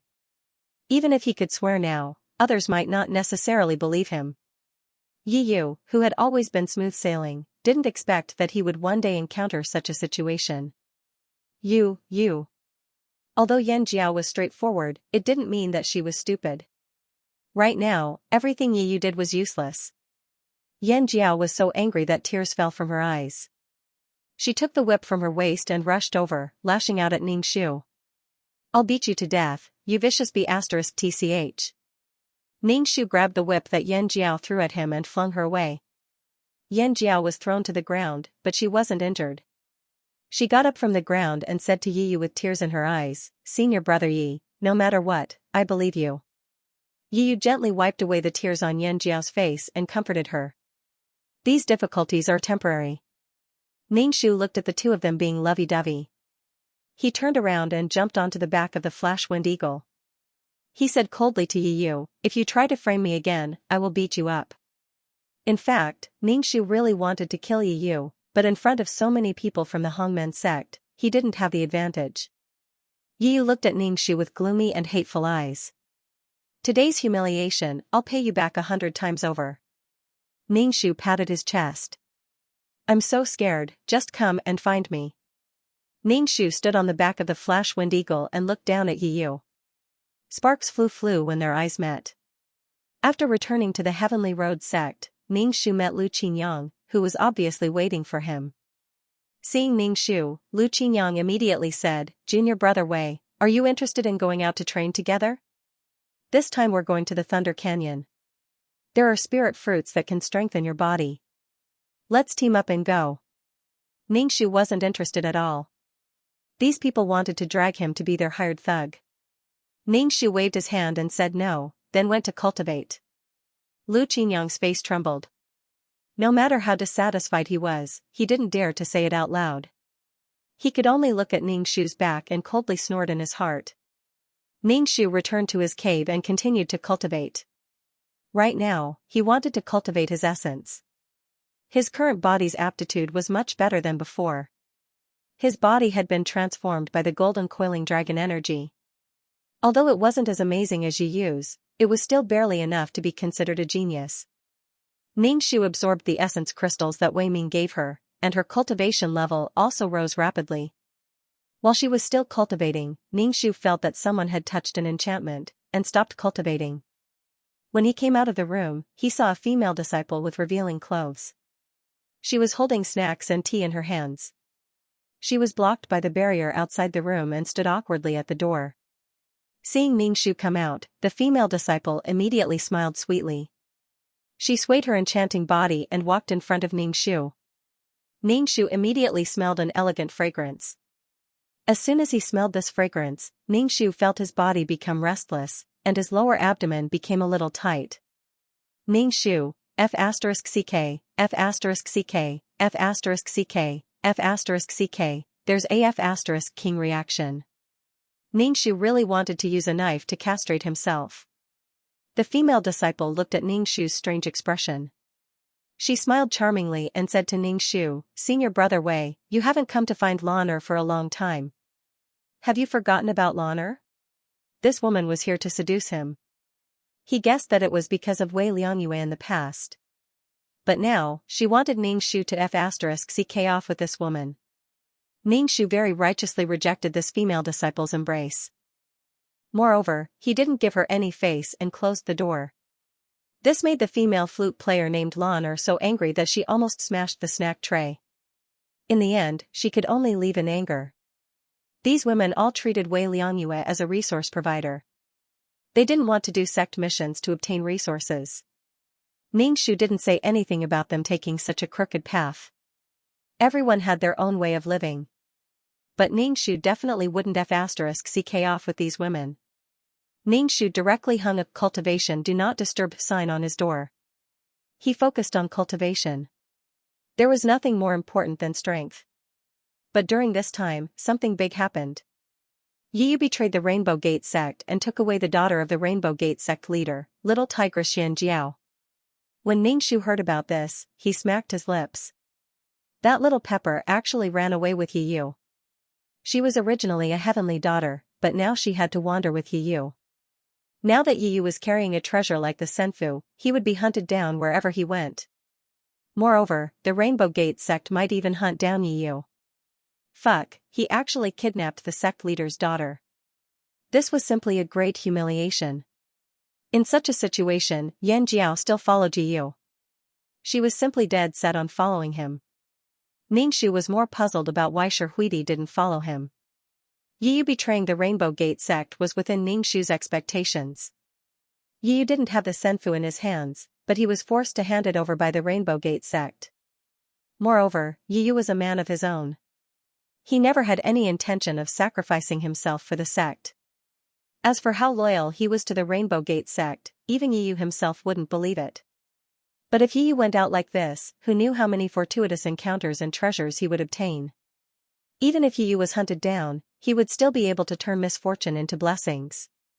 Every time he was forced into a desperate situation, he would still obtain a fortuitous encounter. Ningshu felt that he should speed up his cultivation. Yiyu would come back for revenge sooner or later. Old Man Wei came over and asked Ningshu to follow him to see the sect leader. Ningshu followed beside Old Man Wei and asked, "Why does the sect leader want to see me?" "Shihuidi is here." Old Man Wei, Ningshu raised his rough eyebrows. What does it have to do with me?" Ningshu didn't understand. He and Shihuidi no longer had any relationship. Old Man Wei's face was filled with joy. You'll know later. Looking at Old Man Wei's rippling expression, Ningxu felt that it wasn't a good thing. When they arrived at the main hall, there were several people sitting inside. Sherhuidi was standing behind a long-bearded man. Her expression was very indifferent. When she saw Ningxu, she only glanced at him before withdrawing her gaze. Old Man Wei first led Ningxu to bow to the sect. Then, he introduced the person beside him to Ningxu. Cold Moon, this is sect leader Yen of the Rainbow Gate sect. You can call him Uncle Yen. Old Man Wei, Ningxu said. Ningxu looked at the long-bearded man and thought, this is Xianxia's father. Ningxu called out Uncle Yen to Sect Master Yen. Rainbow Sect Master Yen stroked his long beard and praised Old Man Wei. I haven't seen Cold Moon for a while. Now that I look at him, he's quite a talent. Old Man Wei laughed, looking very proud. Ningxu didn't think too much about it. But Old Man Wei seemed to have scratched an itch. He was very excited and had a feeling of exhilaration. Wei Ming, let the two children out. We have something to discuss. Tiandao Sect's Grand Master said to Old Man Wei. Huidi, let Cold Moon bring you around Tiandao Sect. The bearded Grand Master Yen turned around and instructed Sherhuidi. Sherhuidi's beautiful face under the veil was very cold. She bowed towards Grand Master Yen and said yes. Stinky brat, you are a guest. Take good care of Huidi. Old Man Wei pushed Ningxu in front of Sherhuidi. Ningxu immediately stopped in his tracks. If he really bumped into Sherhuidi, Sherhuidi would die together with him. I'll have to trouble senior apprentice brother. Sherhuidi said to Ningxu coldly. Ningxu was very surprised that Sherhuidi was still willing to talk to him. He thought that he had injured her in the secret realm and they probably wouldn't interact for the rest of their lives. But now, Grand Master Yen brought Sherhuidi to Tiandao Sect. Ningxu felt that things were very strange. Junior apprentice sister, follow me. Ningxu ignored Old Man Wei's winking and took the lead to leave the hall. Sherhuidi hesitated for a moment before following Ningxu out of the hall. Sherhuidi walked very slowly. Ningxu had no choice but to slow down as well. Sherhuidi suddenly said, Wei Liangyue, you must be very proud right now. Where did this come from? What am I proud of? Ningxu raised his eyebrows. He didn't understand what Sherhuidi was talking about. Sherhuidi stopped in her tracks and looked at Ningxu with an incomparably cold gaze. Previously, you broke off the engagement and humiliated me once, but I still delivered myself to your door to be humiliated by you. I really don't know what you're talking about. If my rejection of the engagement humiliated you, why didn't you propose it yourself? Ningxu said with a cold face. Ningxu knew that Sherhuidi was a woman with a firm mind, but if she had to be so calculative about breaking off the engagement, Ningxu couldn't do anything about it. In Ningxu's opinion, breaking off the engagement would free both of them. Sherhuidi's face under the veil became even more unsightly. Wei Liangyue, do you really not know or are you pretending not to know? There's a problem with the crystal vein that the Rainbow Sect and the Heavenly Tao Sect cooperated with. What's wrong? Ningxu was really curious. She was a pure maiden who never left the house. She really didn't know what was going on. Sherhuidi looked at Ningxu's expression and suddenly smiled bitterly. Her tone couldn't hide her sadness. Every time we mine the crystals, there will be a lot less. The Rainbow Sect and the Heavenly Tao Sect suspect each other of hiding the crystals. Now the cooperation can no longer continue. Coupled with the matter of junior apprentice Brother Yi, the Rainbow Sect can't afford any more twists and turns. Therefore, the cooperation between the Rainbow Sect and your Heavenly Tao Sect must continue. Our Heavenly Tao Sect needs a lot of resources. Ningxu suddenly realized that someone was stealing. In fact, Ningxu felt that this matter should be done by the Heavenly Tao Sect. Because the disciples of the Rainbow Sect had a senfu, the Heavenly Tao Sect was deliberately making things difficult for the Rainbow Sect. Most likely, this matter was done by Old Man Wei.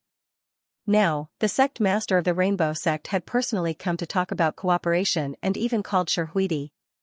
Ningxu looked at Sherhuidi. What does your sect mean? Of course the cooperation will continue. Moreover, we have to express the sincerity of the two sections. Marriage is the best sincerity. Sherhuidi's voice couldn't hide the sadness in it. Uh. So, was Sherhuidi going to marry Wei Liangyue again? What a deceitful plot. It wasn't easy to break off the engagement, but now they were going to get engaged again. Ningxu could see that Sherhuidi didn't want to get engaged with him. Forgive me for being blunt. Since you don't want to, why don't you say it? Ningxu asked Sherhuidi. Sherhuidi looked at Ningxu. Her eyes were very cold as she said indifferently, not everyone has a father like you who can let you be willful. I grew up in the Rainbow Sect. I'm not strong enough, so I can only listen to the arrangements of the sect and repay the sect. This is the sorrow of being a woman. I don't want to become a tool that can be manipulated by others. Sherhuidi's eyes revealed a sorrowful expression. Ningxu was speechless. Ningxu curled his lips, but didn't say anything. What, you don't agree with what I said? Sherhuidi looked at Ningxu's disapproving expression and asked coldly. Ningxu shrugged his shoulders. Since you don't want to be manipulated, why don't you leave the Rainbow Sect? Leaving the Rainbow Sect is easier said than done. I grew up in the Rainbow Sect, and the sect's kindness to me is as heavy as a mountain. Sherhuidi's voice became even colder. Ningxu said indifferently, if I were you, I would leave the Rainbow Sect. Since you don't want to be manipulated, you must live a more bitter life. You must make your own way. This is the exchange of conditions. You can't bear to part with the Rainbow Sect's rich resources and the Rainbow Sect's status. The Rainbow Sect has given you so much, so you naturally have to sacrifice for the Rainbow Sect. Everything has a price, and nothing is perfect. Ningxu was a little tired. Perhaps in the plot, Sherhuidi didn't love Yu that much. When Yu came to steal the bride, Sherhuidi weighed the pros and cons before choosing Yu. To put it bluntly, Sherhuidi was a person who liked to suffer, as if she had suffered a great deal. Don't worry, I won't be engaged to you. Ningxu said indifferently as he brushed past Sherhuidi. Sherhuidi just stared blankly at Ningxu's back. She lost control and said, you don't know how much your father dotes on you. You don't know what kind of life I'm living. Ningxu left without looking back. Old Man Wei came to ask if Ningxu wanted to be engaged to Sherhuidi. Ningxu decisively refused. She didn't want to be engaged to Sherhuidi. As for what would happen to Wei Liangyue and Sherhuidi after she left, she didn't care. Ningxu told Old Man Wei that he wanted to go out and gain experience. When Old Man Wei heard that his son wanted to go out and gain experience, he was both gratified and worried. He didn't want him to go out, but then he thought that if he didn't let him go out, he would be like this for the rest of his life. He couldn't not go out and see the world. Ningxu was the one who wanted to go out and gain experience. It was useless to stay at home and cultivate like this. She decided to join the large group that was chasing after Yu. Old Man Wei finally agreed to let Ningxu go out and gain experience. Ningxu asked Old Man Wei, how did you settle the Rainbow Gate sect matter? Old Man Wei curled his lips. Old Man Yan really doesn't have any sincerity. Every time he sends a woman over, we have a lot of people in the Heavenly Tao sect. Who cares about your people? You don't have to worry about this matter. Go and gain experience. Your father, will take care of it. Will it cause trouble for you? Ningxu said uncertainly. After all, this was a matter between two sections. It's fine. Your father can handle it. Ningxu finally saw how much Old Man Wei doted on his son. If he wanted to break off the engagement, he would break off the engagement. If he wanted to break off the engagement, he would break off the engagement. Just like Sherhuidi said, Wei Liangyue had a father who allowed him to do whatever he wanted. Once his father died, Wei Liangyue would have to suffer twice as much for the first half of his life. Old Man Wei had prepared a lot of things for Ningxu since his son was going to go out for training. Including the things that Ningxu had prepared for himself, there were a total of 2 storage pouches. During this period of cultivation, Ningxu's strength had also increased a lot. Under her feeding, the flash-winged eagle had become very large. When it spread its wings, it was almost as wide as a room. Old Man Wei sent Ningxu to the sect's entrance. After exiting the mountain protecting array, he reached out and patted Ningxu's hand. Come back alive. Father will wait for you at the sect. Father, don't worry. I will live until you die. Ningxu said while gritting his teeth. Stinking brat. Old Man Wei patted Ningshu's head and reminded him repeatedly, when you go out, be more careful. If you meet anyone who has evil intentions, kill them directly. Don't think of being a hero who saves a beauty. Don't bully the elderly and children. Yes, the elderly might be experts who have reached the large success stage. The little brats outside might be the descendants of experts. If you don't pay attention, you will attract trouble. I understand, father. Ningshu released the flash wind eagle and jumped on its back. He said to Old Man Wei, Father, let's go back. I'm leaving. The flash wind eagle flapped its wings and flew into the air at an extremely fast speed. Ningshu turned around and saw that Old Man Wei was still standing in the same spot, shrinking into a small black dot. Ningshu turned around and sat on the back of the flash wind eagle. He was thinking about where to find Yu. He would eventually meet Yu, who was being chased by many people.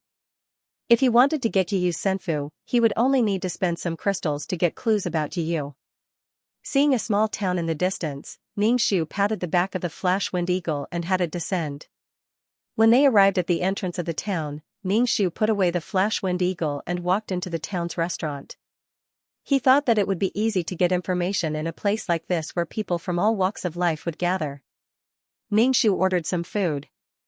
As he ate, he paid attention to the conversations of the people around him. These bloodthirsty cultivators were either talking about women or treasures. However, no one was talking about Yu. The world was so big, where was she going to find him? At this time, a person at the table next to Ningshu suddenly whispered, Do you know the Hongmen sect's defector, Yu? With such a heaven-defying treasure like the Senfu, even the Rainbow sect has sent people to kill Yu. Isn't this old news? I heard a while ago that Yu appeared in Aou Valley and took away all the divine beasts in Aou Valley. Another person said. I know. I also heard that Yu obtained a divine weapon. It's very powerful. A person hurriedly said.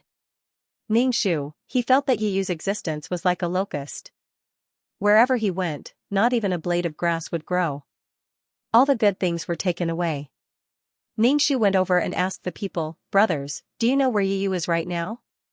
The 4 people looked at Ningshu warily. Seeing that Ningshu was wearing coarse linen clothes, they coldly said, Brat, you dare to eavesdrop on us. It's a misunderstanding. I didn't want to eavesdrop on you big brothers. I'll buy a pot of wine to apologize. Ningshu asked the waiter to give them a pot of wine. This time, the 4 big men's faces looked better. I won't hide it from you big brothers. I also want to find Yu to try my luck. Ningshu said with longing. Yu has a lot of treasures in his hands. The few big men looked at Ningshu's appearance and suddenly looked at him with disdain. With you like this, I'm afraid Yu's sword will be a dead soul. Yu is very ruthless. So many people went to kill him, but the pursuers all died. He's very evil.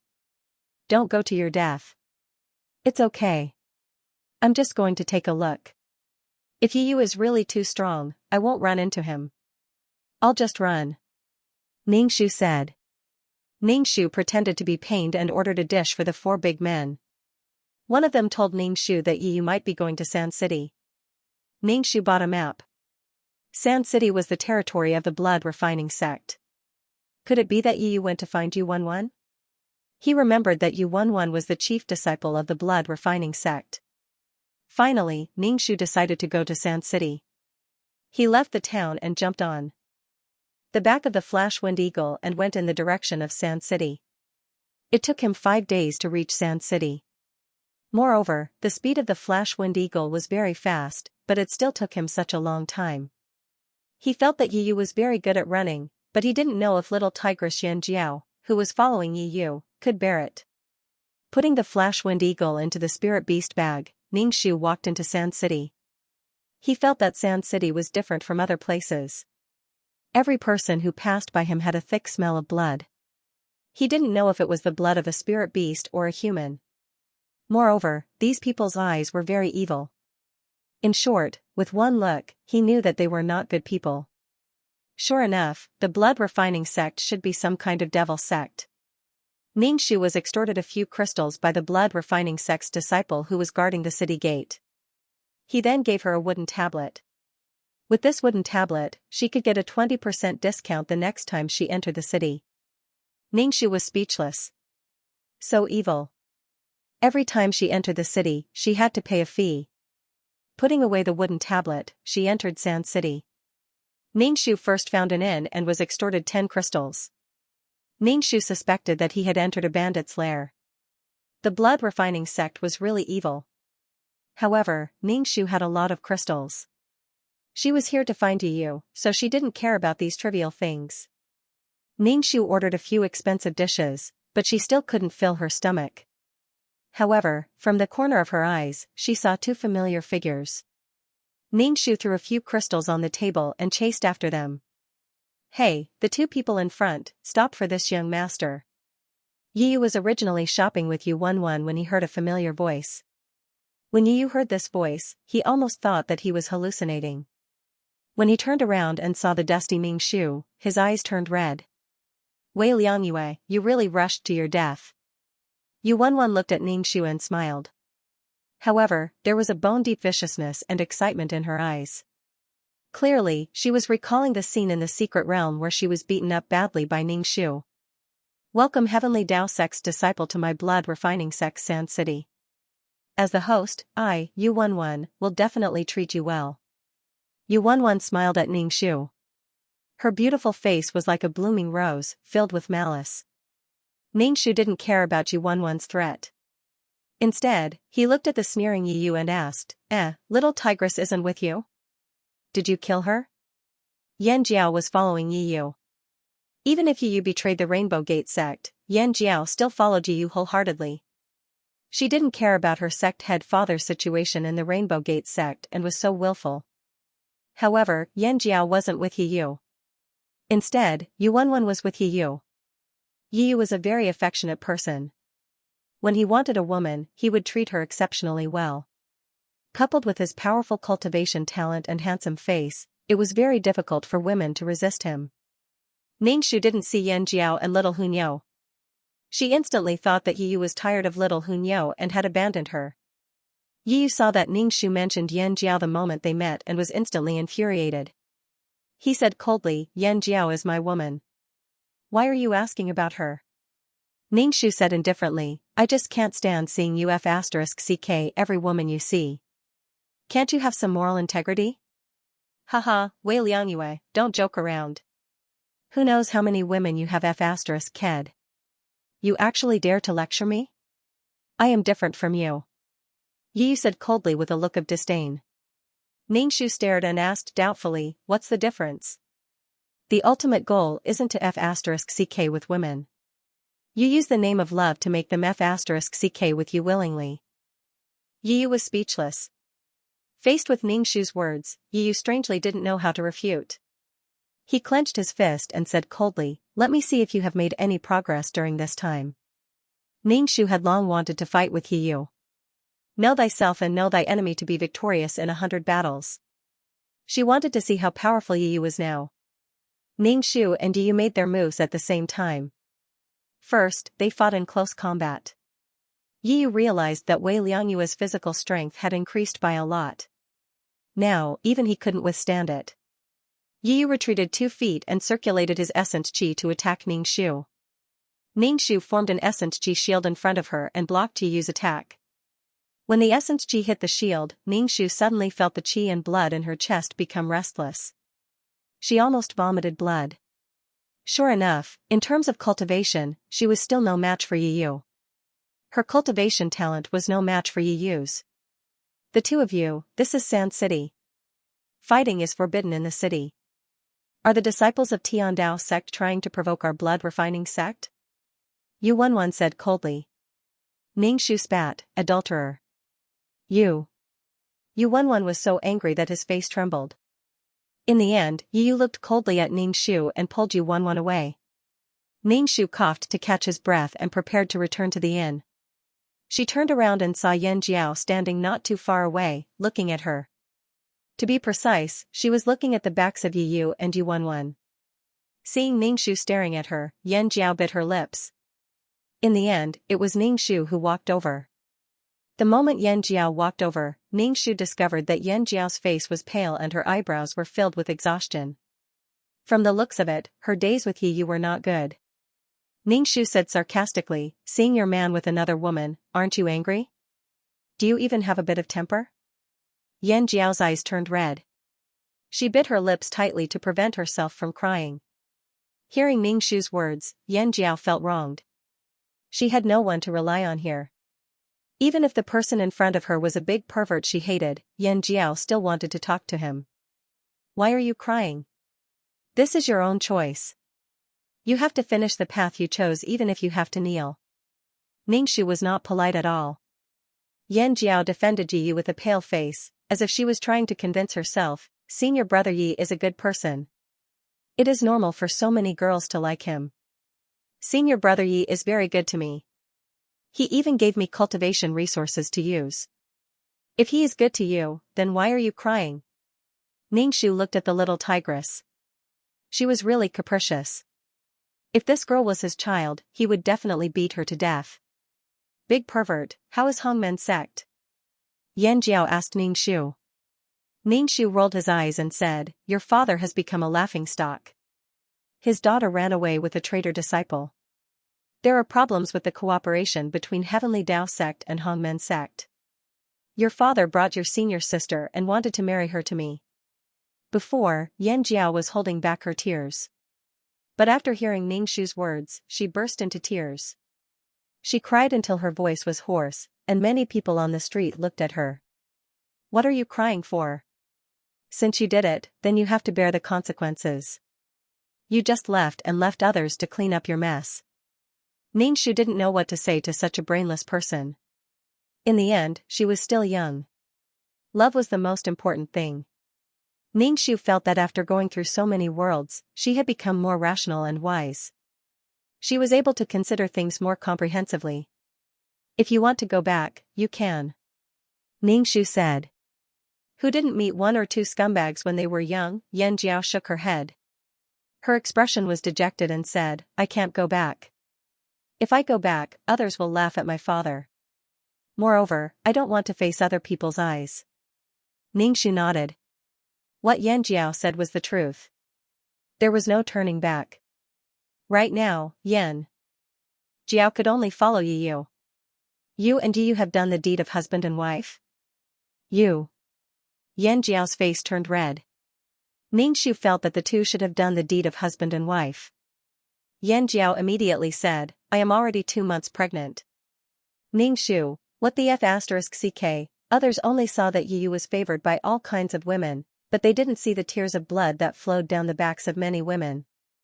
Ningxu didn't know what to say. She was pregnant, and her man was shopping with another woman in an ambiguous manner. How terrible and hopeless was that. Love was a matter between a man and a woman. How could so many people be caught in the middle? If he took in all the people who loved him, would it be fair to the others? So what if he was fickle in love? It was really disgusting. Go back and take care of the baby. The streets are not safe. If Yu sees you with me, he will give you a hard time. Ningxu said indifferently. Yu was an extremely domineering man. He couldn't tolerate any betrayal. He was very controlling. As long as it was something that belonged to him, he would have absolute control over it. It was the same for women. Yan Jiao looked at Ningxu and asked, You and senior sister? If you are worried about Sherhuidi, don't worry. I will not marry Sherhuidi. I will not force a woman. Ningxu curled his lips. Yan Jiao pursed her lips. Ningxu said, Wei Liang Yue. After hesitating for a moment, Yan Jiao finally said, You are a good person. Thank you. Ningxu turned and left. She wasn't very familiar with Yan Jiao. She and Yu were on opposite sides. In fact, she was also on opposite sides with Yan Jiao. Ningxu returned to the inn and sat cross-legged on the bed to cultivate. The current Yu was much stronger than before. He hadn't used many trump cards, such as divine weapons and divine beasts. The combination of these could kill in seconds. Ningxu took out a fingernail-sized spirit marrow crystal from his storage bag and swallowed it. The spirit energy was absorbed by the energy in his dantian. The newly condensed golden coiling dragon energy strengthened Ningxu's body. Ningxu's body was very strong now. Even if he used a knife, it would only leave a white mark on his skin. It wouldn't cut through his skin. Ningxu liked the process of constantly becoming stronger, and she felt very satisfied. Ningxu was now at odds with Yiyu. She wanted to kill Yiyu when she had nothing to do. However, the strength of the two was almost the same. Even if she used all her trump cards, she might not necessarily win. Yiyu was annoyed to death by Ningxu. This person was like a mad dog chasing after him. Moreover, he was very fierce during the battle. It seemed like he wanted to kill him no matter what. Moreover, no matter where he went, this person would follow him. This made Yiyu very annoyed. Yiyu wanted to kill him, but this person was not weak. Moreover, he was very slippery. When he saw that the situation was not good, he would run away. Not long after, he would appear again. In the battle with Yiyu again and again, Ningxu felt that her strength was increasing very quickly. She loved to find Yiyu more and more. Who knows if she would be lucky enough to kill Yiyu. Ningxu wanted to kill this guy very much. However, Yiyu now had Yu Wenwen, a woman who was not weak. Moreover, this was Yu Wenwen's territory. Ningxu was very afraid that Yu Wenwen would bring a swarm of experts from the blood refining sect to kill her. Every time the male lead had some opportunity, Ningxu would follow behind him and destroy Yiyu's treasures. Moreover, she also obtained a lot of good things. Yiyu's strength increased rapidly. However, Ningxu's strength was not weak either. No one could do anything to each other. Speaking of which, Ningxu felt that she had been in this world for a long time. She thought that she had almost changed the fate of the original owner. Moreover, Old Man Wei was still alive. The original owner's strength had also become stronger. After Yiyu's strength became very strong, he wanted to go back and take revenge. Those sects that had hunted him before, Yiyu would not let any of them go. Yiyu's time as a fugitive was his dark history. Now, he was going to erase this dark history. Ningxu saw that Yiyu was so cruel and merciless that he destroyed a small sect around Sand City. The territory of the small sect was naturally taken over by the blood refining hall. Not every disciple had tried to kill Yiyu before. However, Yiyu had killed all of them. What right did such a vicious and ruthless person have to receive the blessings of the heavens? What right did he have to possess such great fortune? He had given him such great power just to kill those who couldn't resist in his heart. These innocent people who had died were filled with resentment. This was a form of damage to the laws of the plane. Ningxu saw the dark and gloomy plane that was riddled with holes. It was in pain as it slowly walked towards destruction. Every time Yiyu wanted to go to other sects to collect debts, Ningxu would go against Yiyu and help these sects to resist Yiyu.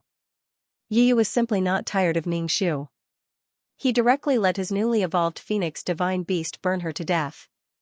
Little Fire, who had drilled out of the spirit beast pouch, turned into a little girl. She was as beautiful as a little fairy.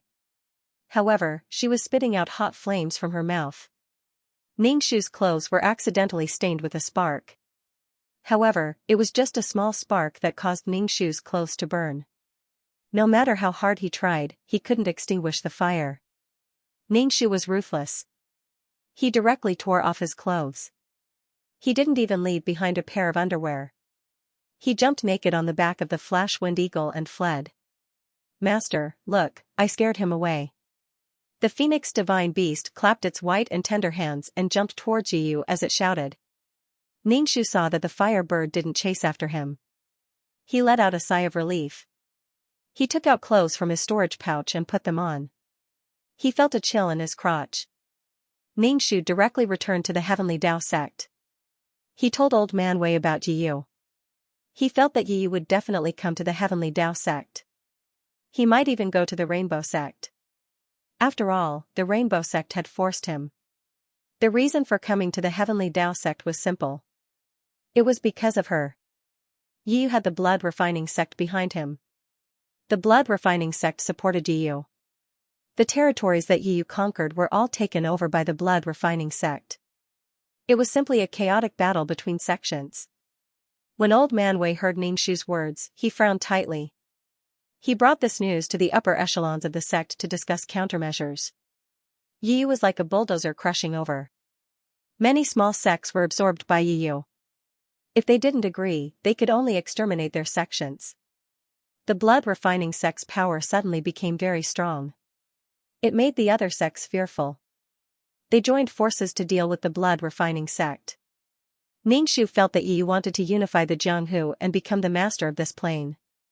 Ningxu cultivated while inquiring about Yu's situation. The current Yu had been labeled as an evil demon by various sections. He was a homicidal maniac. Yu was actually not righteous. The struggle between the blood-refining sect and various sects was intertwined. Ningxu felt that Yu was being used by Yu. The blood-refining sect used Yu to become strong. He estimated that Yu was not so stupid. He must be benefiting from the blood-refining sect.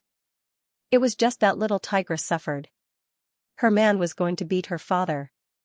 For some reason, the battle between the two sides became more and more intense. More and more people died. The more the two sides fought, the more energetic they became. They simply couldn't stop. Even the experts of the Heavenly Tao sect were dispatched. It was simply a massacre. Ningxu was simply dumbfounded. How did things develop to this point? The two sides could sit down and talk calmly. Generally speaking, as long as there is a large-scale unpredictable war, it is the law of heaven and earth that pushes the previous law to establish a new law of heaven and earth. Perhaps the Heavenly Tao felt threatened by something, so it wants to overturn the previous law. This is the law's self-protection. 2333 said Ningxu. Ningxu was speechless. It was like a house being repaired. If it didn't work, it would be pushed down again. It sounded so cruel. Many people would die. Heaven and earth were heartless and treated all living things like straw dogs. However, by sacrificing these, countless living things in this plane would be saved. The smallest sacrifice in exchange for the survival of more lives. Is it because of me that the law of heaven and earth thinks that I am a virus and wants to destroy me? Ningxu said with a guilty conscience. You think too highly of yourself. 2333's voice was filled with disdain. People like you who basically have no luck and even the heavens have given up on you will not notice you at all. Moreover, some people with luck have done things that exceed the law's limits and harm the plane. The law will either set things right or completely overturn them. When he heard that it was not his fault, Ningxu felt very complicated. He was trembling in fear and in the end, the other party did not even care about him. His face was burning. The cancer of embarrassment was acting up. Mission completed. Leave the mission world. 2333 said. Ningxu was surprised. Even if the mission is completed, the two sides are evenly matched. Now is the time for the Heavenly Tao to rebuild the law. Everyone's fate is unpredictable. In the future, Wei Liangyue's fate will depend on himself. You have already helped him escape from his previous fate. You have already stayed in this plane for a long time. Your soul will not be able to take it. 2333 said calmly. Ningxu nodded. Leave the world. As soon as he said that, Ningxu's head buzzed. When he opened his eyes again, he was already in the system space. Once back in the system, Ningxu looked down at her soul. As expected, it was dim and damaged. She quickly sat down and absorbed the materials in the system to strengthen her soul. When Ningxu could no longer absorb the materials in the system, she stopped and asked 2333, "What did I absorb?" She had always wanted to ask this question. It seemed to be different from spirit energy. You said you absorbed it. It's actually chaos spirit energy. 2333 said. Primal chaos spiritual chi sounded awesome. Ningxu didn't understand it, but it was good enough as long as it was good for her. Let's look at my points. Ningxu said. The points this time should be enough to open the system store. Number, 23333 Name, Ningxu Age, 27 Experience, 140000100000 Soul, 200 HP, 50 Wisdom, 85 Charm, 3 Luck, 34 Spirit, 120 Martial Strength, 10 Aptitude, 26 Merit, 510 Skills, 5th Ring Spear Technique, Trash Fighting Technique, Beginner in Martial Arts Honorary Title, Goddess of War Aura, Mother of the World, Queen's Blessing, Wei Liangyu's quest completed. Quest completion, 100. Obtained 10 attribute points. Ningxu saw that he had 100,000 points this time. In addition to the 140,000 points from before, he could open the system store. I already have over 200,000 points. Let's open the system shop, Ningxu said excitedly to 2333. 2333 said, you can only open the beginner system store now. Okay, I know. Go ahead. Wait a moment. The system will update now. 2333 said and then went silent. It had been a long time since he appeared. Ningxu sat on the ground and waited. He couldn't help but call out, 2333, are you done? Okay, you can open the system store now. 2333 said. Ningxu immediately opened the system store. Suddenly, there were all kinds of things. All kinds of pills, all kinds of secret manuals, all kinds of auras, and all kinds of weapons. There were even aircraft carriers, divine weapons, and divine beasts. Just the beginner system store had so many things. What about the advanced system store? It was simply unimaginable. When Ningxu saw that a fist-sized chaos stone cost 2 million points, she felt as though a hole had been torn in her heart. She was bleeding profusely. 2333 had stolen a chaos stone that required 2 million points to exchange for. Ningxu hammered his chest. His heart was in pain. Opening his bag, he found a pitch-black soul orb and a few lonely spirit marrow crystals. Needless to say, it looked extremely shabby. Ningxu felt his liver hurt when he saw that these things were easily worth tens of thousands, hundreds of thousands, or even millions of points. He realized that he was a poor bastard. The thing that hurt him the most was the chaos stone that 2333 had stolen. Ningxu looked at the secret manuals. These secret manuals were very expensive. Ningxu thought about it and decided not to exchange for them. He would just use the ultimate martial art. After all, he had feelings for it. He felt that his secret manual was very powerful. 2333 said, although you have opened the system store, there are some things that I must make clear to you. First, the items in the system store cannot exceed the restrictions of the plane. For example, you cannot exchange for aircraft carriers in the ancient world. Of course, you cannot afford it.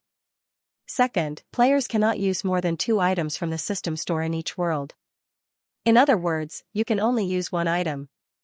This is to prevent players from using the system store to destroy the plane.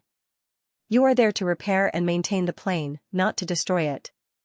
Do you understand? 2333 asked Ningxu.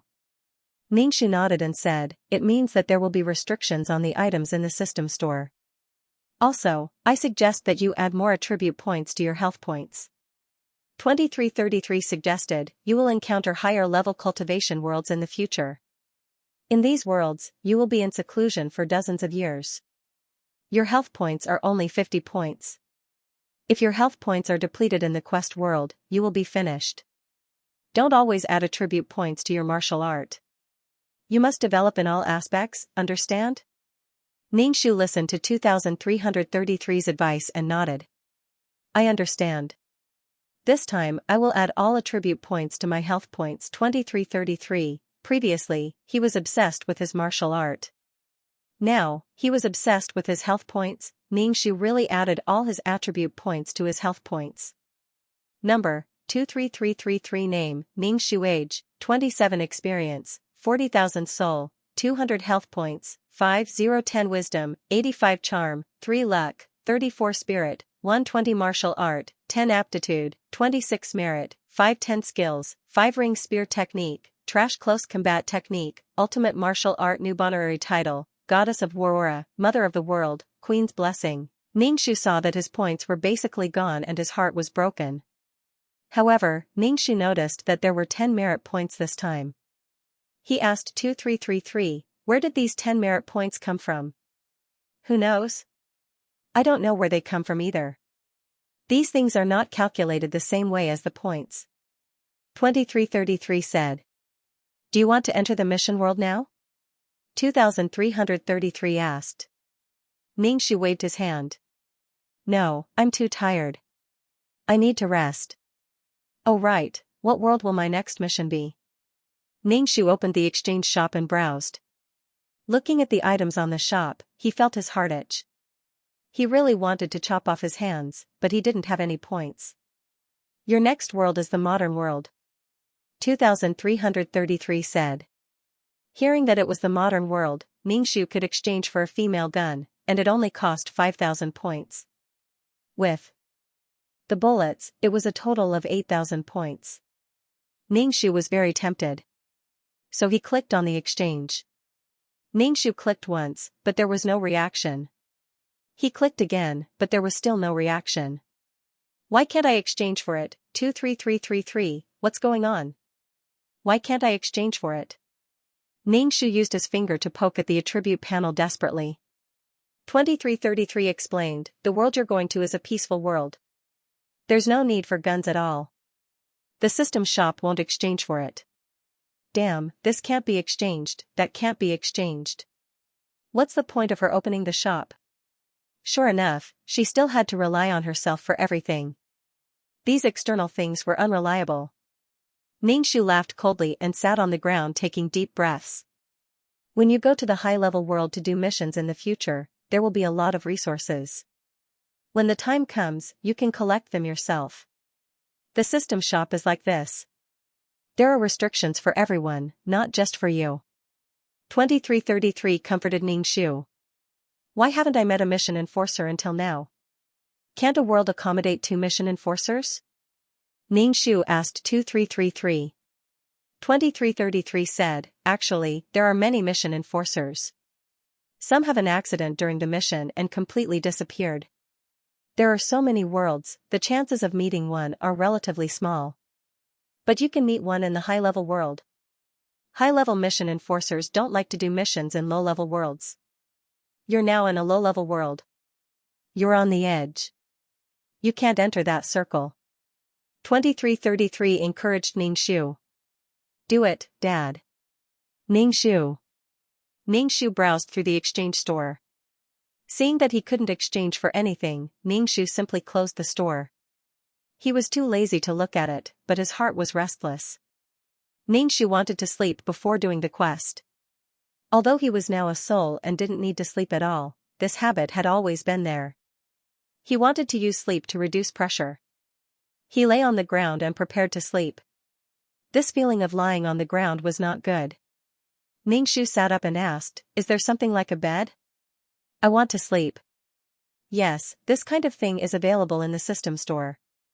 You can exchange for it, 2333 said. When Ningxu heard that there really was such a thing, he quickly opened the exchange store. Finally, he found the furniture button in a corner. No wonder he couldn't see it before. Ningxu clicked on the furniture page and saw a variety of furniture. There were many styles, but the points required were very few. The most was 20 points. Not only was there furniture, but there were also all kinds of electrical appliances or sports equipment. There were all kinds of bouquets and potted plants. It was simply everything. There were also some luxury goods, jewelry, bags, clothes, shoes, and things that women would go crazy for. Most importantly, they were very cheap. But obviously, these were the most worthless things in the exchange store. Ningxu sold a lot of things in one go. The bed, the furniture, and the potted plants. All kinds of small things added up to no more than 200 points, but the feeling of buying things was very good. He felt like he had become a tycoon. After exchanging, the item appeared in the system space in a short while. Ningxu didn't know how it appeared. Even the courier didn't want it. It felt so magical. Ningxu was busy for a while putting everything in place. The white space finally had some life. It felt a little like home. The fresh and pleasant potted flowers with bright dew on them, the light green sofa, and the white carpet. For the first time, Ningxu felt that the system store was his home. Ningxu lay on the bed. Even his soul could feel that the soft quilt was very comfortable. Lying on the bed, he fell into a deep sleep. After sleeping for an unknown period of time, Ningxu woke up feeling refreshed. His entire body was relaxed, and his spirit had settled down. He had decided that he would take a good rest every time he completed a mission in the future. If he didn't learn to relax, he would have a mental breakdown sooner or later. Moreover, according to 2333, she was just a low-level quest taker. She was the kind that lived in a precarious state. If she died during the mission, she would disappear completely. For the sake of her own life, she had to work hard. 2333, let's go do the quest, Ningxu said. Ding. Attention player, you have entered the quest world. As soon as 2333's voice fell, Ningxu felt a wave of dizziness. After his soul merged with his body, Ningxu immediately felt uncomfortable all over. He felt very heavy, dizzy and weak, and his throat was extremely swollen and painful. Ningxu struggled to open his glue-like eyelids and saw that he was sleeping on the bed with some medicine on the bedside table. The original owner must have caught a bad cold. Ningxu took the medicine, read the instructions, mixed it with cold water and swallowed it. After taking the medicine, Ningxu covered her head and fell asleep. She didn't want to think about anything now. She was very dizzy and felt like she was going to vomit if she moved. It was very uncomfortable. When she woke up again, it was already dark. She was sweating all over. After taking the medicine, she felt a little better. She touched the bathroom and washed herself. After taking the medicine, she lay down and received the storyline. The original owner was called Xianxia. She was an agent in the Ocean Waves Media Company. She had several artists under her management. These artists were all new to the company this year. Xianxia had one or two half-popular artists, but most of them were newcomers. An agent's job was the most stressful. Not only did they have to make money for the company and improve their own performance, but they also had to worry about many other things, such as planning the future of the artists under their management, and choosing accessories for the artists under their management when they attended public events. Not only that, they also had to mediate the conflicts and fights between their artists. This was one of the most tiring, most troublesome, and most trivial jobs. One of Xianxia's underlings was a girl called Mador. She was a newcomer this year. Her looks were pure and charming. Xianxia felt that if this girl kept her pure temperament, she would be able to make a name for herself in the entertainment industry. With the intention of promoting her, Xianxia took Madol to a few dinner parties. These dinner parties were all big shots in the entertainment industry, or very famous directors and producers. If she could make some connections with these people, it would be good for Madol's future. The entertainment industry looked very bright on the surface, but there were some dark secrets behind it. If you wanted to make a name for yourself, you not only had to have the ability, but also had to have the opportunity to be promoted. That day, Xianxia took two girls with her. In addition to Madol, there was also a girl called Xiaoyi. Xiaoyi was also an outstanding newcomer. Madol was not very interested in these kinds of occasions. She always caused some small trouble. For example, some men wanted to take advantage of Madol.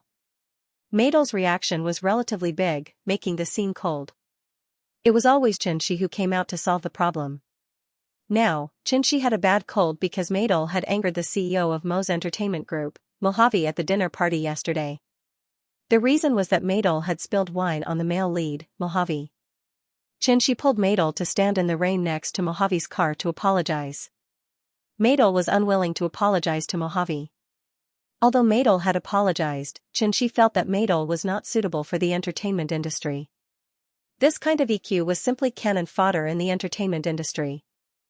Madol felt that she had the ability. As long as she was willing to work hard, she would definitely become a qualified actress.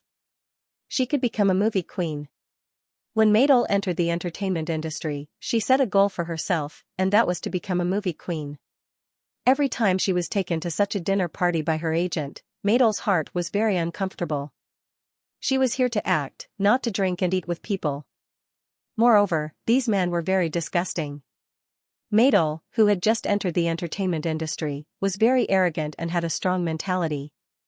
She felt that she could succeed without relying on these crooked ways. Because of this, Xianxia rarely took Madol, but in order to ensure a certain degree of fairness, Xianxia occasionally took Madol to banquets. However, at one banquet, Madol got involved with the CEO of Mo's entertainment group, Mojave. The reason was that Mojave fell into the trap. In the entertainment industry, Mojave was the man that every female star wanted to sleep with. He was handsome and rich, and he could do whatever he wanted in the entertainment industry. As long as Mojave promoted her a little, she would be waiting to become famous. 24K pure gold. Many female stars wanted to climb into Mojave's bed by hook or by crook. After Mojave realized that he had been tricked, he immediately went out of the banquet hall and jumped into the swimming pool not far away. It wasn't that Mojave was loyal, but Mojave hated being tricked like this. In the entertainment industry, he had seen everything. It was incomparably dirty. Mojave simply looked down on such a woman, let alone with such a woman, especially under the influence of Chinese medicine. Madel didn't like this kind of occasion, so she went out of the banquet hall and enjoyed the evening breeze beside the swimming pool. When she heard a splash, she jumped in to save someone. She insisted on getting Mojave, who was under the influence of Chinese medicine, up. Mojave was already having a hard time holding it in. Now that there was a woman's body close to him, he suddenly felt like he couldn't hold it in anymore. Then he smelled the clean scent of Madel's body, which didn't have the strong perfume of other female stars. Mojave wasn't a person who would let himself suffer. He directly picked up Madel and went to the small forest beside the swimming pool and made love with Madel. Madel was in despair. She originally went to save someone, but it developed into the story of the farmer and the snake. She was actually raped. After that, Mojave felt that this woman was very clean and very inexperienced. After pulling up his pants, he wrote a big check for Madel. Madel immediately felt insulted. She tore the check and ran away. Madel kept this matter a secret. She didn't tell anyone, even Xianxia, her agent, didn't know about it. Mojave felt that this woman was putting on an act. Sooner or later, she would come back to him.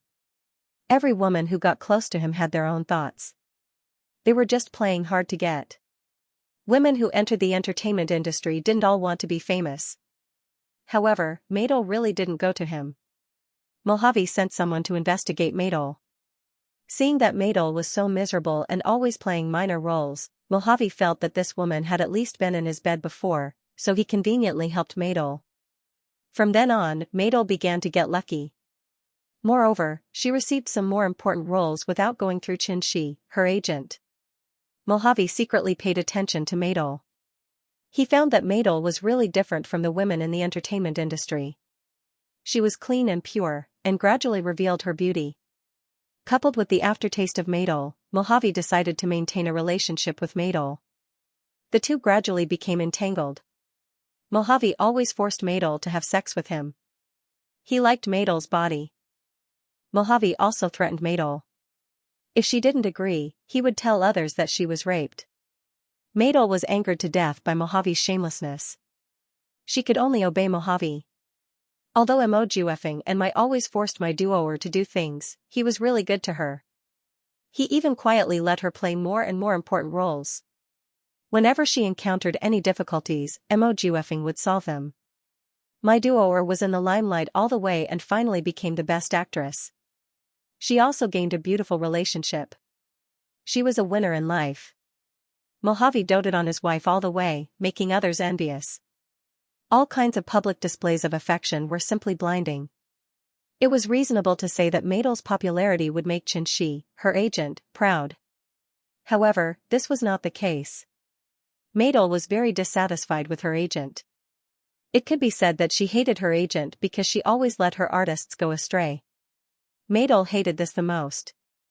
In addition, Xianxia was very cold to Madel, which made Madel feel that Xianxia was unprincipled and unfair. Madel just casually complained to Mojave about Xianxia, saying that Xianxia was like a pimp in an ancient brothel.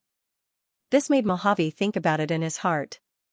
Xianxia was fired by the company, and her artists were taken over by other agents. However, none of them rose up. After Xianxia was fired by Highlang Media, she went to other entertainment companies to interview to be an agent. However, none of them wanted her. Xianxia finally understood who she had offended. Someone told her that it was the CEO of Mo's entertainment group who wanted to ban her. It made it impossible for her to continue in the entertainment industry. Xianxia wanted to know why. When she saw Mojave and Madel holding hands, Xianxia knew why. Madol looked down on female stars who didn't have any dignity and would do anything to get a role. However, what was different about Madol now? It was just that Madol was serving one person. Moreover, it was in the name of love. Mojave's love for Madol was in the name of love, not a dirty deal. Because of love, everything was natural. Xianxia was so angry that she directly exposed the relationship between Madol and Mojave. She said that Madol was Mojave's mistress. Of course, Xianxia couldn't stay in the entertainment industry anymore. When she was about to leave Jiangqing, she was caught by gangsters. Then, she was raped by several gangsters and locked in a room where she couldn't see the light of day. Xianxia, who was in despair, used a fruit knife to kill one of the gangsters. Then, she was stabbed to death by the other gangsters. Her body was thrown into the sea and buried in the belly of the fishes. Ningxu, this was the peaceful world that the system talked about. Damn, she was killed in the end and it was peaceful? The original owner's wishes. 1. She didn't want to be killed by Madol and Mojave. She didn't want to let the noble Madol lose her reputation. It would be best if she could let Madol struggle at the bottom of the entertainment industry, so that she could still be so arrogant and look down on others. 2. If she could deal with Mojave, she was willing to give up 3/4 of her soul. Ningxu saw Xianxia's second wish. Obviously, he knew that there was a world of difference between his identity and Mojave's. One was just a manager with no status, while the other was indeed the crown prince of Jiangqing. He was the overlord of the entertainment industry. If he could complete it, he could get more points. If he couldn't complete it, then forget it. The firepower of this mission was focused on Madol. With regards to this plot, Ningxu could only look at the sky. It seemed that he still needed to increase his strength. As for Xianxia being raped in the end, it was obviously premeditated. It was probably ordered by Mojave. For someone like Mojave, he could just casually take out a stack of money and people would work for him. Ningxu took a tissue from the head of the bed and wiped his snot. He sat on the bed and prepared to cultivate. Then, Ningxu found that the spiritual qi in this world was so little that it made his hair stand on end. He could only cultivate a tiny bit of qi strength. Although it was only a little bit of qi gene, his whole body felt relaxed. He was sweating all over and his head wasn't as heavy as before. He was just a little hungry. Ningxu washed up and went to the kitchen to find something to eat. In the fridge, he found a takeaway that had been there for a long time. Ningxu smelled it and felt that it wasn't bad, so he ate it for dinner. As she ate, she took out her phone. There were a few messages on her phone. They were all from the artists under her, asking if she was feeling better. Ningxu didn't reply to the messages. After eating, he took out the original owner's notebook and recorded important things. Ningxu perked up and flipped through the original owner's thick notebook. There were a lot of things in there. There was a plan for each artist under her, and a careful analysis of each artist's personality and what kind of path was suitable for them. She even wrote down when there was a job and took care of each artist. Managers like Xianxia who weren't famous were the most tired. Moreover, she had many artists under her management. Those golden managers who had produced superstars didn't easily manage people anymore. Xianxia was just an ordinary manager. To put it bluntly, a manager's job was to help the entertainment company make money from the stars. Ningxu understood the general situation.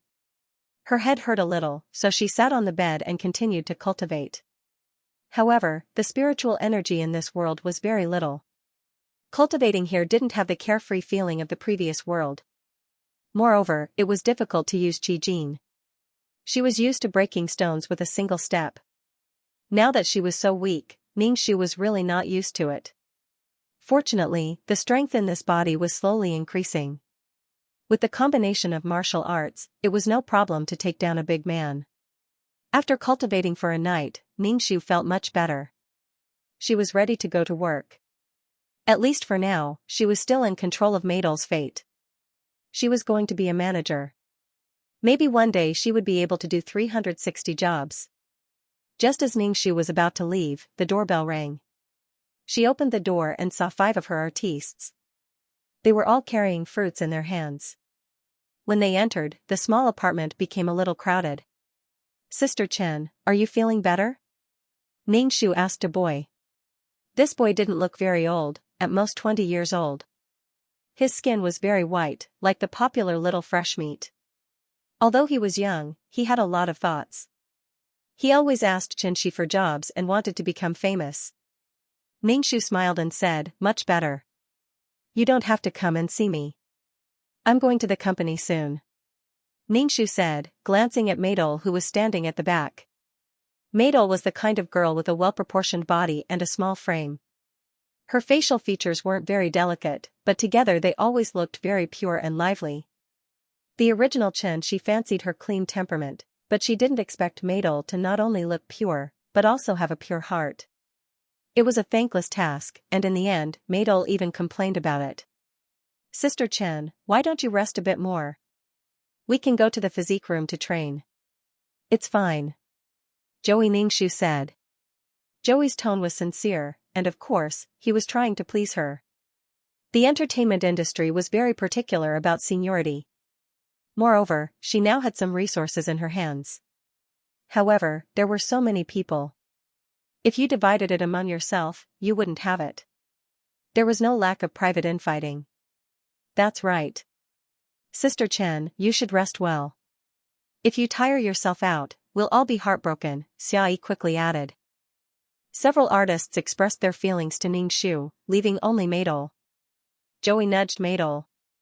Maidol took 2 steps forward and said to Ningxu, "Sister Chen, I'm sorry. I got you into trouble this time." "You didn't get me into trouble. You did something wrong, and the company also blamed me.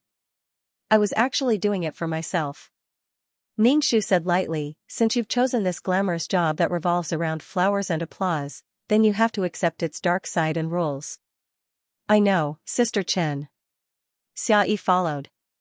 Ningxu basically had girls in his hands, and Xiaoyi was the only boy. Moreover, Xiaoyi was young, so he often acted coquettishly to Xianxia in an attempt to get more jobs. Xianxia had been an agent for a few years, so she wasn't interested in Xiaoyi's coquettishness. She also didn't have any extra jobs for him. If she made an exception once, she would do it again next time. Maidol lowered her head slightly. Hearing Ningxu talk about the dark side and rules, she didn't seem to care. Ningxu didn't say much and let them leave. After the few of them left the room, their expressions changed. The atmosphere was no longer as harmonious as before. Xiaoyi snorted and left first. The other 2 girls also left, leaving Xiaoyi and my duo behind. Joey glanced at Maidol and asked, "Do you want to go in with me?" My duo hesitated for a moment before nodding. Seeing her like this, Xiaoyi said with some indignation, "Sister Chen caught a cold because of you. Why do you look so reluctant?" Maidol looked at Joey and pursed her lips. She said, "I know Sister Chen did it for me, but what Sister Chen asked me to do may not be what I want to do. She just wanted to act and didn't want such complicated things." However, Xianxia never arranged for her to go for auditions. She always had to eat and drink with some strange, fat people. There were all kinds of banquets. It was simply a waste of time. Joey pressed the doorbell. Ningxu opened the door and saw Joey and Maidol. He was surprised. "Is there anything else?" "Sister Chen, nothing. I just want to talk to you." Joey and Maidol entered the room. Ningxu actually hadn't eaten breakfast yet. He only took a piece of fruit from an artist and took a bite. He said to the 2 girls, "If you want to eat, help yourself. What do you want to talk to me about?" "Sister Chen, I want to walk the path of music." Joey summoned up her courage and said to Ningxu. Since she entered the company, she had to walk the path that the company packaged. Joey had an intellectual temperament. The company packaged her to walk the path of an actor. Ningxu thought for a moment and said, "Okay, if you want to walk the path of music, go learn a musical instrument first. I will plan a course with you. Learn first, it's not easy to think about songs." Joey didn't expect Ningxu to agree so readily. She was very surprised. She stood up and bowed to Ningxu. "Thank you, Sister Chen." Ningxu was actually under a lot of pressure to change the path of an artist. He had to face the pressure of the company, but in order to keep his job, he had to make some achievements. "Sister Chen, I want to act." Maidol saw that Ningxu agreed to Joey and immediately said. Ningxu nodded. Okay, I will take you to the audition tomorrow. Thank you, Sister Chen. Maidel said happily. Her eyes were curved and looked very pure. Ningxu just smiled indifferently. After achieving her goal, Maidel left first. Ningxu looked at Maidel's back. With Maidel's EQ, she would definitely be screwed over in the entertainment industry. Moreover, she didn't know how to interact with people. If she hadn't met Mojave, who solved everything for her, Maidel wouldn't have become so popular and won the title of Best Actress. Maybe Maidel would have succeeded, but it wouldn't have been so easy. Maidel's path to stardom was steadily rising, and it couldn't have been without Mojave's support. This was actually the story of a small actress who became famous after being taken care of by a sugar daddy. After Maidel left, Ning Shu and Joey agreed on the course of study. Since he wanted to walk the path of music, he must learn to play a musical instrument. Joey chose the piano. Ningxu felt that Joey's temperament was very suitable for the piano. In the following period of time, Joey would not accept any jobs. He would practice his vocal cords and singing. At least 3 months, Joey would not have any income. Can you accept this? Ningxu asked. The company would not release an album for a newcomer who wanted to be a singer. Moreover, he had to find someone to compose the lyrics and music. It was simply impossible to invest so much resources on a newcomer. If you are determined to walk this path, you have to take it slow. Ningxu said, practice your kung fu first. Without income for half a year was a test for Ningxu and Joey. Once an artist could not make money, the company would not pour resources on the artist. If there was no opportunity, the artist would have no chance to show his or her talent, and there would be no money to earn. Without money, the company would give up. The original owner, Xianxia, wanted her artist to develop better. She had to let the company see the value of the artist. She had to let the company feel that the artist could bring more benefits to the company. Only then would the company value the artist and cultivate him or her. If Joey wanted to walk the path of music, he would need at least half a year to learn. Ningxu sighed and looked at Joey. Think about it. Joey bent his fingers and said, Sister Chen, I am willing to listen to you. I want to sing. I have no motivation to do other things. Ningxu nodded. Let's plan it. Ningxu and Joey had agreed on the curriculum. Joey had filled up his own curriculum. In total, he could only rest for 8 hours a day. Ningxu felt that he was working hard. But Joey looked very happy.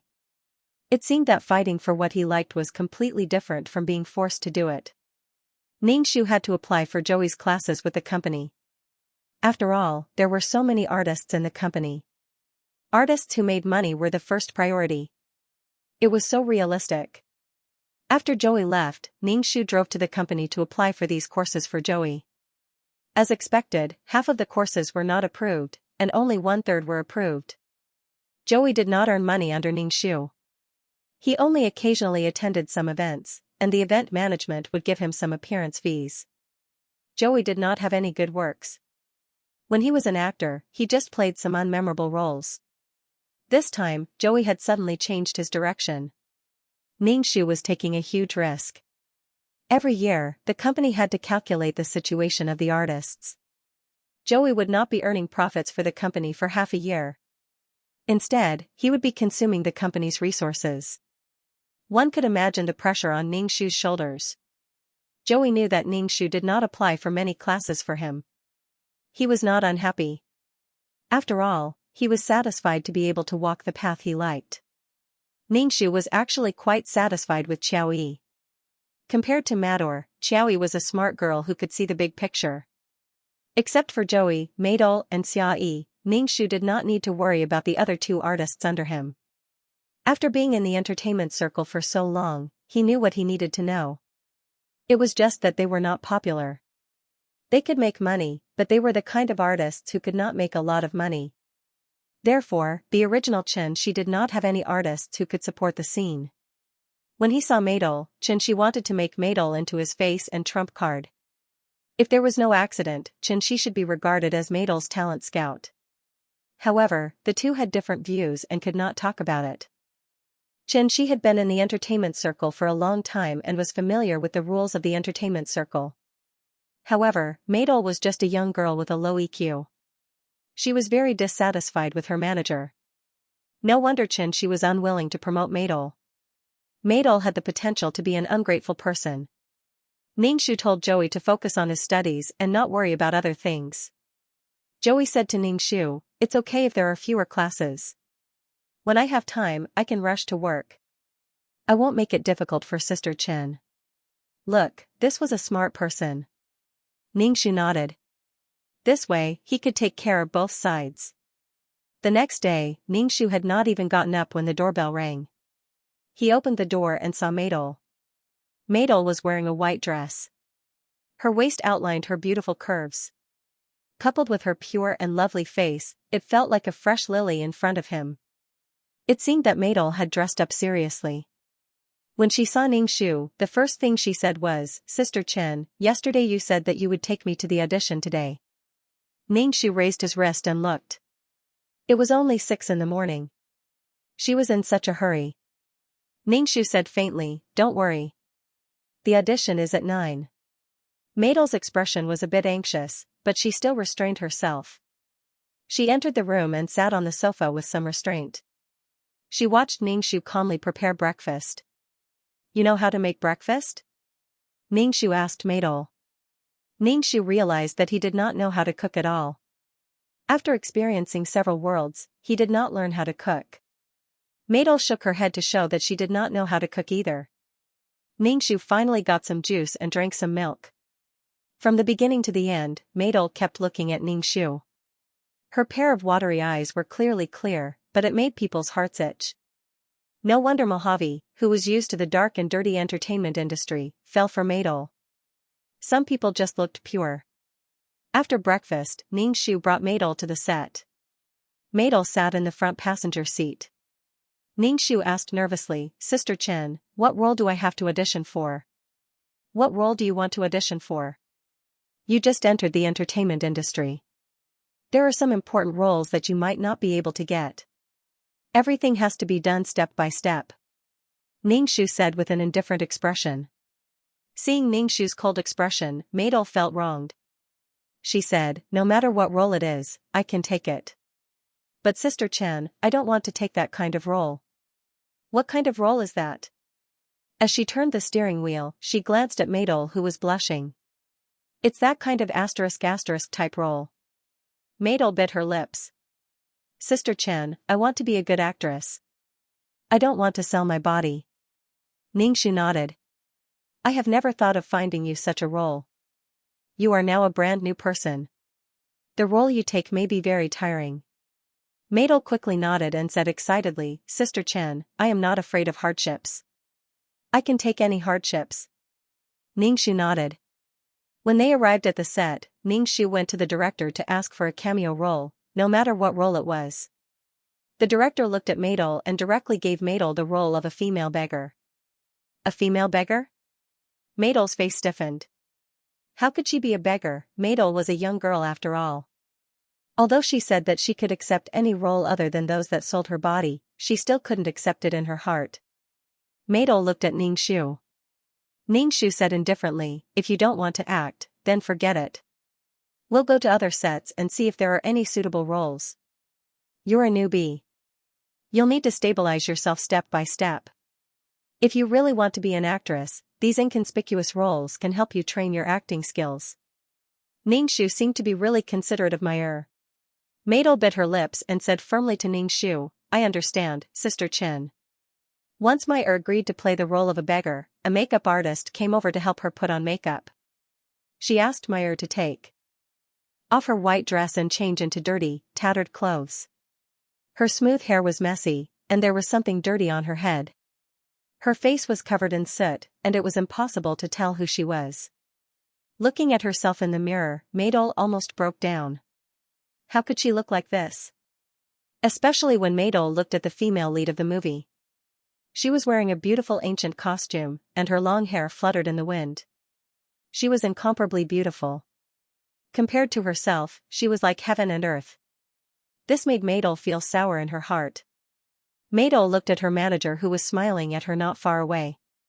She took a deep breath and prepared to act well.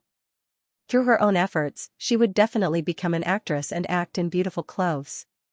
She would definitely ask her manager to find a good role for her. Maidel's role actually had quite a lot of scenes. She begged the female lead of the movie, and the female lead gave her dry food. Maidel only had 2 lines. "Please give me some food, Mississippi." "Thank you, Mississippi." Maidel, who was acting for the first time, was very nervous and excited. Standing beside Ningxu could feel her body trembling slightly. Ningxu comforted her, "It's okay.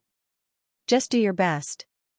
When it was Maidel's turn, the stage supervisor came over and told Maidel to sleep on the side of the road while he waited for the leading actress. Maidel's body was very stiff. Her posture of lying on the ground was also very stiff. Moreover, there were a lot of people around her. The dust caused by their footsteps made it difficult for Maidel to breathe. "That beggar over there, your body is a little limp. You must be too hungry now." The director shouted at Maidel through the loudspeaker. Maidel's body became even stiffer. Lying on the ground like a piece of wood, the director was very angry. He directly told Maidel to turn her back to the camera. That was much better. Ningxu watched from the side. If that was the case, Maidel would not have 2 lines. When the director shouted to start, Maidel had been lying on the ground. Hearing the director's voice, her head was buzzing. Her palms were sweaty, and she did not dare to move. The female lead stood in front of Maidel and said, "This person is so pitiful." As she spoke, she put her dry food in the broken bowl in front of Maidel. Seeing that the person lying on the ground did not respond, the female lead reached out and pushed Maidel, who was dressed as a beggar, and asked, "Are you okay? There's food now." "Kaka kaka." The director shouted angrily through the loudspeaker. Hearing the director's voice, Maidel's body trembled. She hurriedly got up from the ground and apologized to the director. I'm sorry. It's all my fault. You are now a beggar. You have been hungry for many days. The first thing you do when you see food is to grab it and eat it. Why do you have no reaction at all? Do you even know how to act? Any extra would be better than you." The director would not be polite to Maidel just because she was a woman. Moreover, Maidel was now dirty all over. Her face was covered in dirt, and she did not look like a human at all. Therefore, there was no need for him to pity her. Maidel was scolded by the director until she was covered in cold sweat. She felt wronged and was about to cry. Ningxu walked over and said, "Director, my girl has caused you trouble. Please give her another chance." She did not grasp the rhythm before. The director snorted. "Let's start from where we started. Continue." The female lead put the dry food in front of Maidel's bowl. Maidel stiffly turned around and grabbed the dry food in the bowl. Maidel did not know what the dry food was made of. Moreover, it was placed in such a dirty bowl. Maidel hesitantly took a bite of the dry food and almost spat it out. "Kaka kaka." The director's voice roared again. He pointed at Maidel and shouted, "Take a big bite and swallow it." "What are you doing?" "Stage supervisor, this person is not good. Replace her." Maidel's nose twitched and she almost burst into tears. She looked at Ningxu pitifully. Ningxu looked indifferent. He turned around and said to the director, "Director, this is the last time. If she is not good enough this time, you can fire her." The director's face looked very bad and his eyes were very fierce. "I have never seen such a stupid person. She is as stupid as a pig."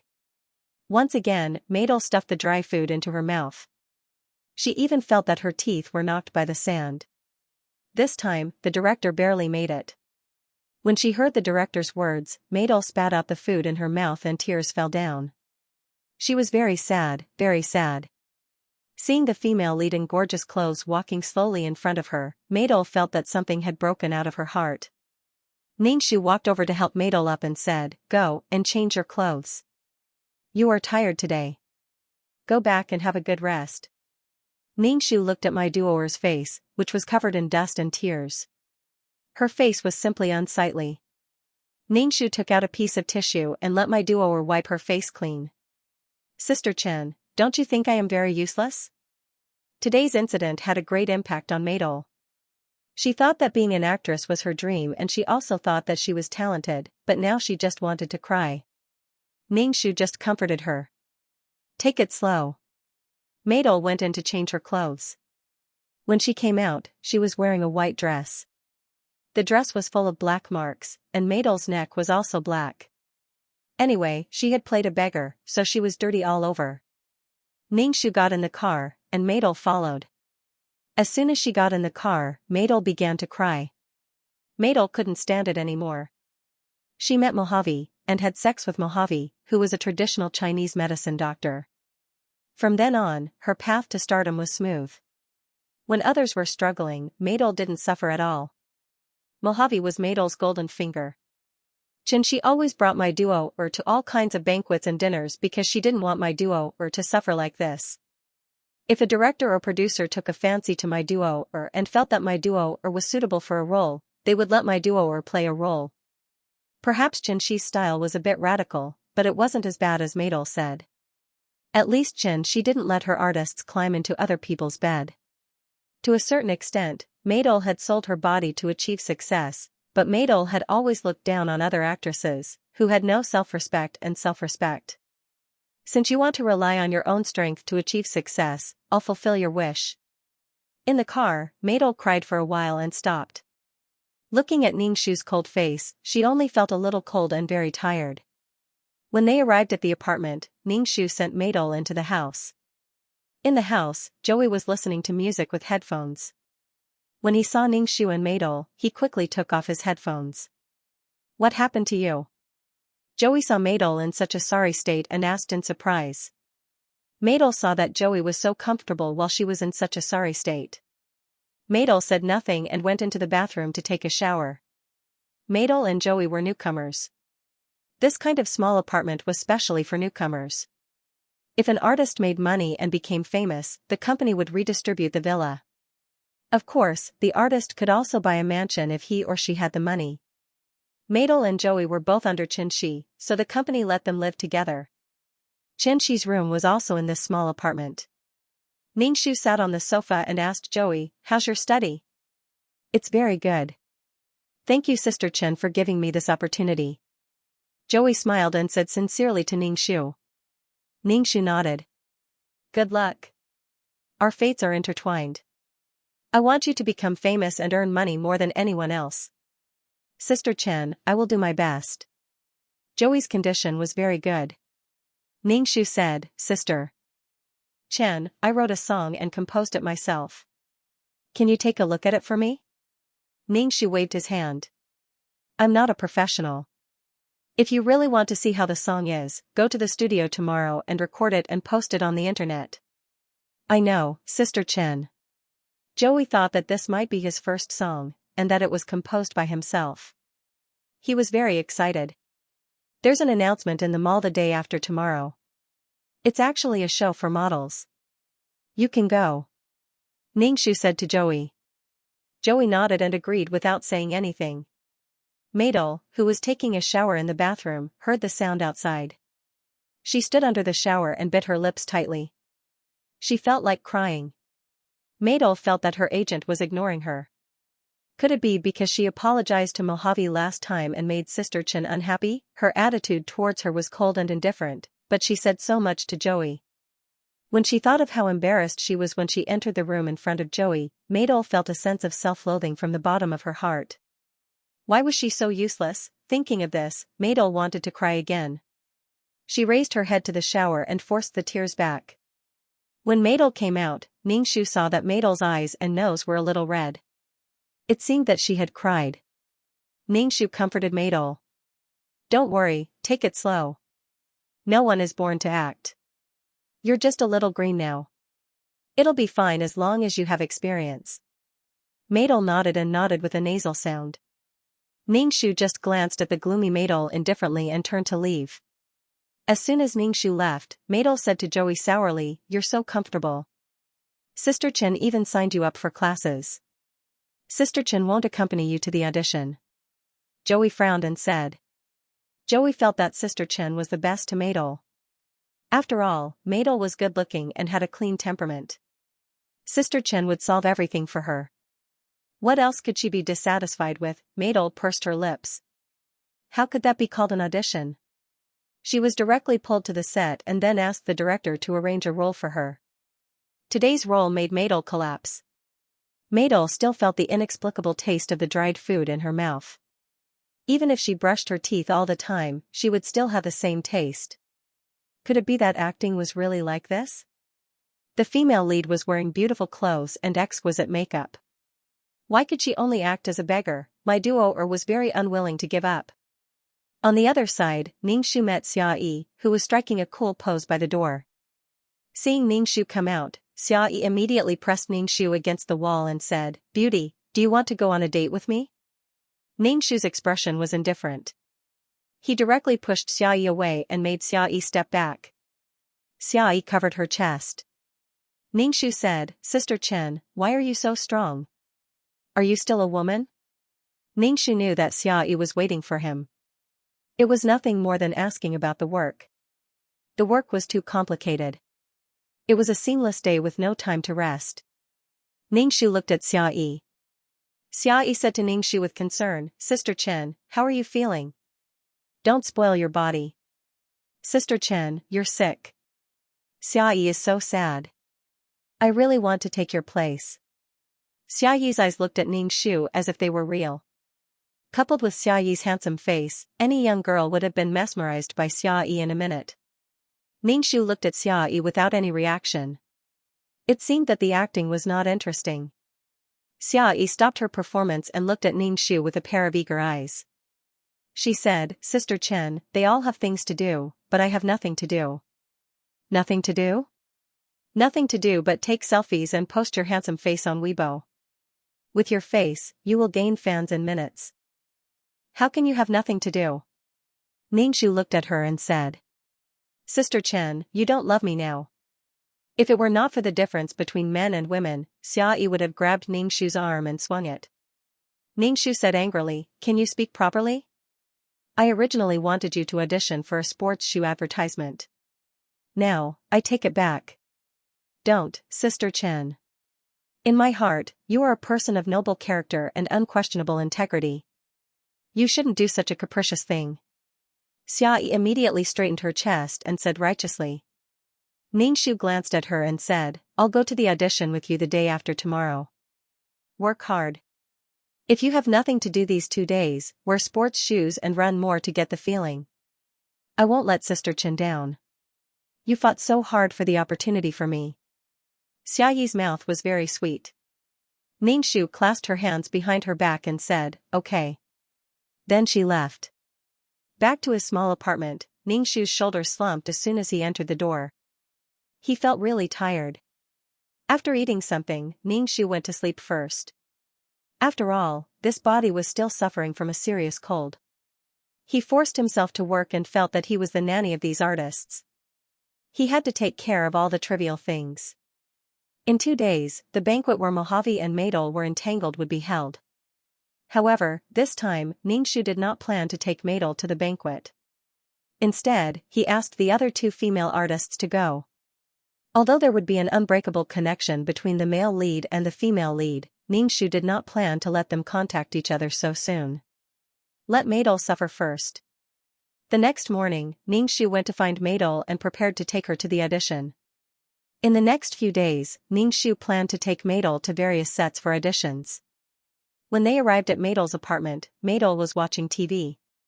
Her eyes were fixed on the people on TV. She was obviously trying to figure out how others acted. Ningxu walked over and said, "It's useless to just watch. You have to immerse yourself in the situation and slowly figure it out.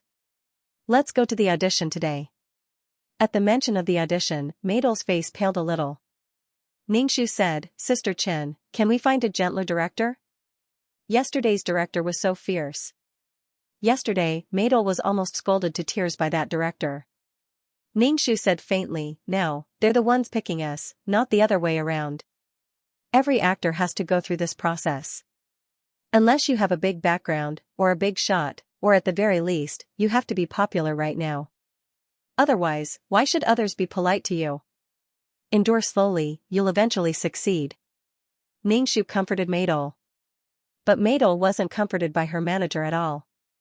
Instead, there was a trace of shadow in her heart. Ningxu pulled Madel to the set. On the way, Madel's face didn't look very good. Ningxu said, "Sister Chen, I want to rush to an event first, then I want to sign up for acting training. I don't know anything about acting, so I'll always be scolded." "Sister Chen, you've already signed up for voice training for Joey. I also want to sign up for acting training." Madel looked at Ningxu, who was driving. Her voice had a trace of undetectable pleading. Last time, when she was paid 50 yuan to play a minor role, she wanted to tear the 50 yuan apart. Even if they didn't pay, Madel didn't feel so embarrassed. She didn't tell Xianxia about the 50 yuan deal. Ningxu turned her head and glanced at my duo. Then she looked forward and said, "You are an artist under me. I hope that you can develop well. As for taking acting classes, it is really unnecessary. No matter how much they teach you, it is useless. Acting is something that you have to learn by yourself. No one can teach you. Find your own sense of the camera and work hard to make your character vivid. You will learn a lot from acting with these seniors. There's nothing better than learning on the set. There are your seniors here. You should learn from them. You're going to enter the entertainment industry sooner or later. Why don't you familiarize yourself with this kind of environment earlier?" Ningxu logically analyzed to Madel. Madel was rendered speechless by Ningxu. Although her agent was always considerate of her, Madel felt very uncomfortable in her heart. Her agent didn't care about her feelings at all.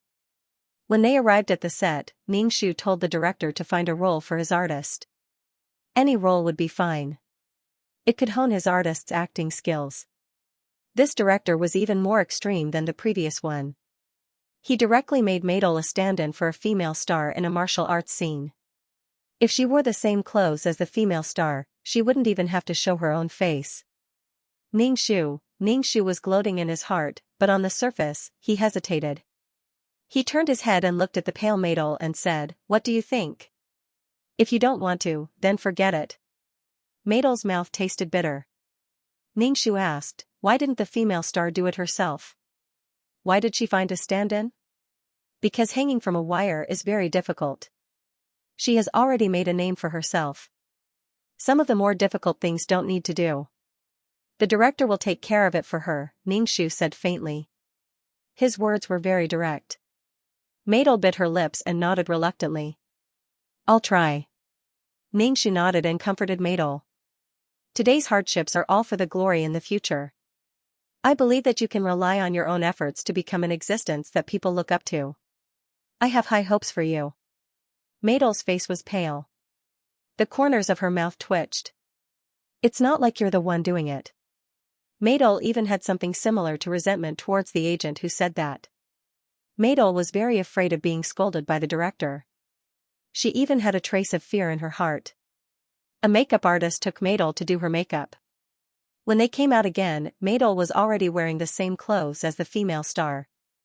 This time, she wore beautiful clothes, but she couldn't even show her face.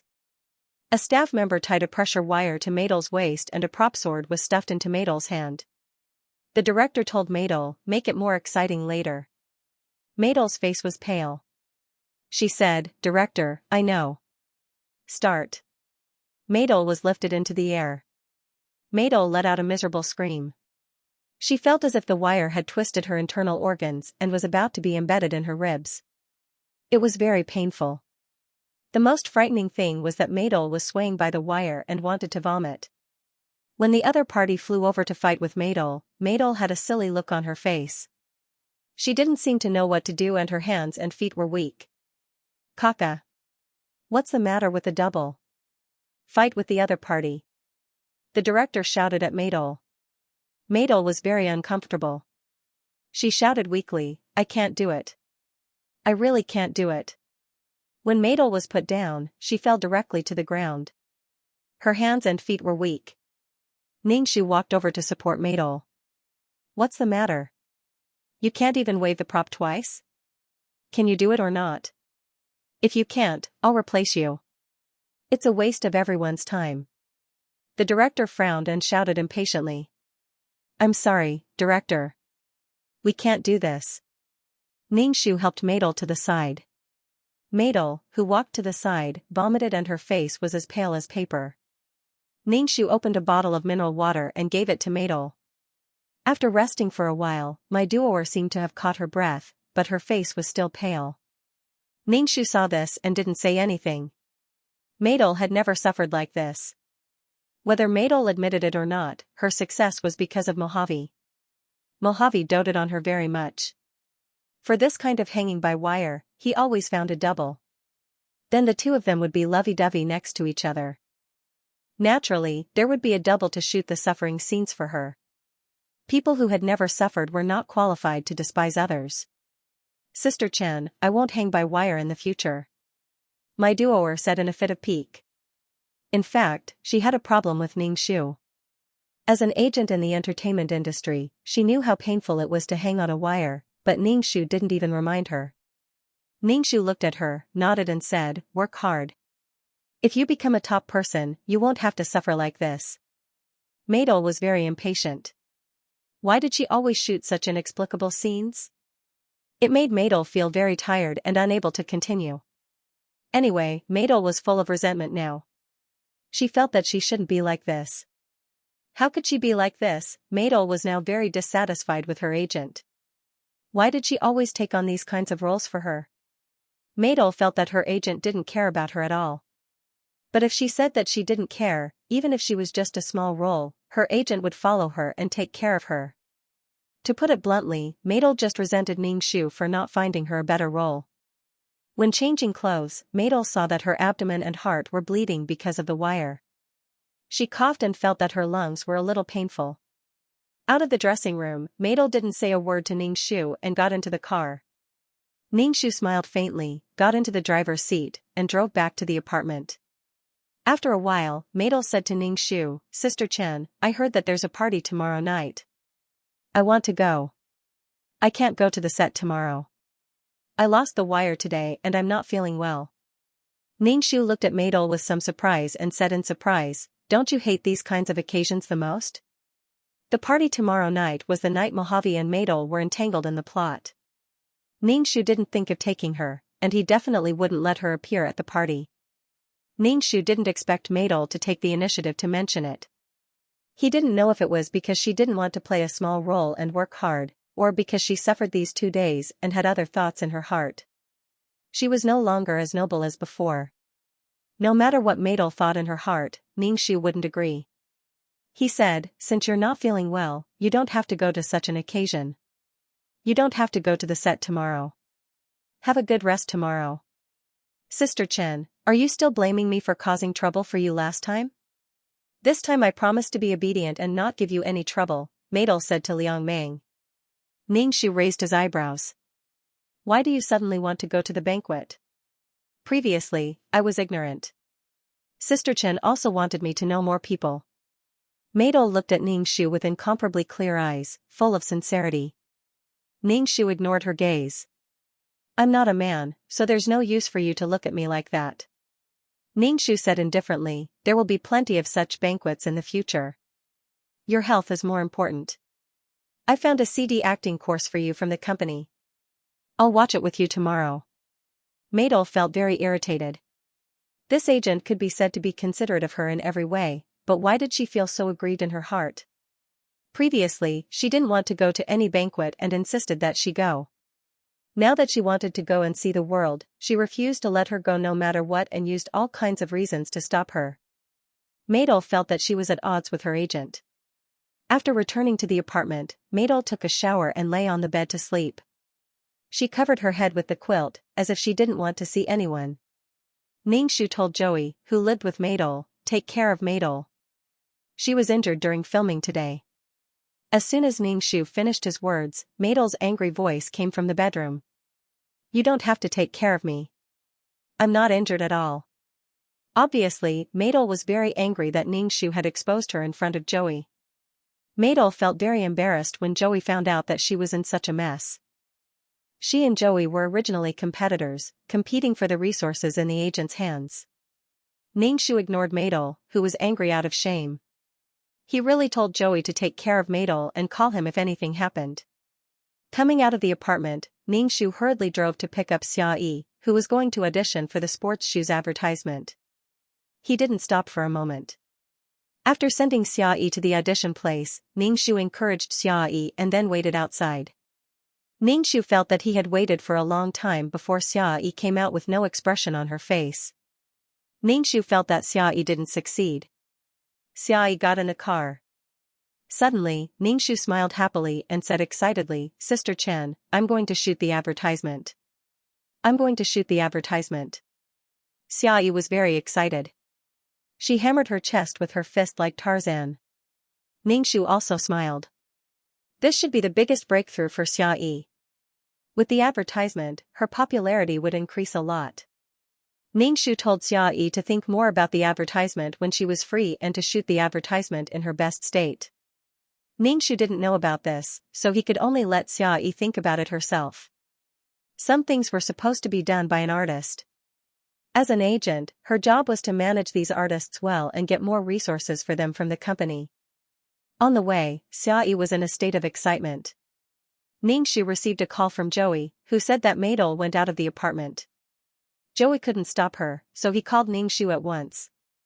And Maidol didn't say where she was going. Ningxu hung up the phone and called Maidol at once. But Maidol's phone was turned off.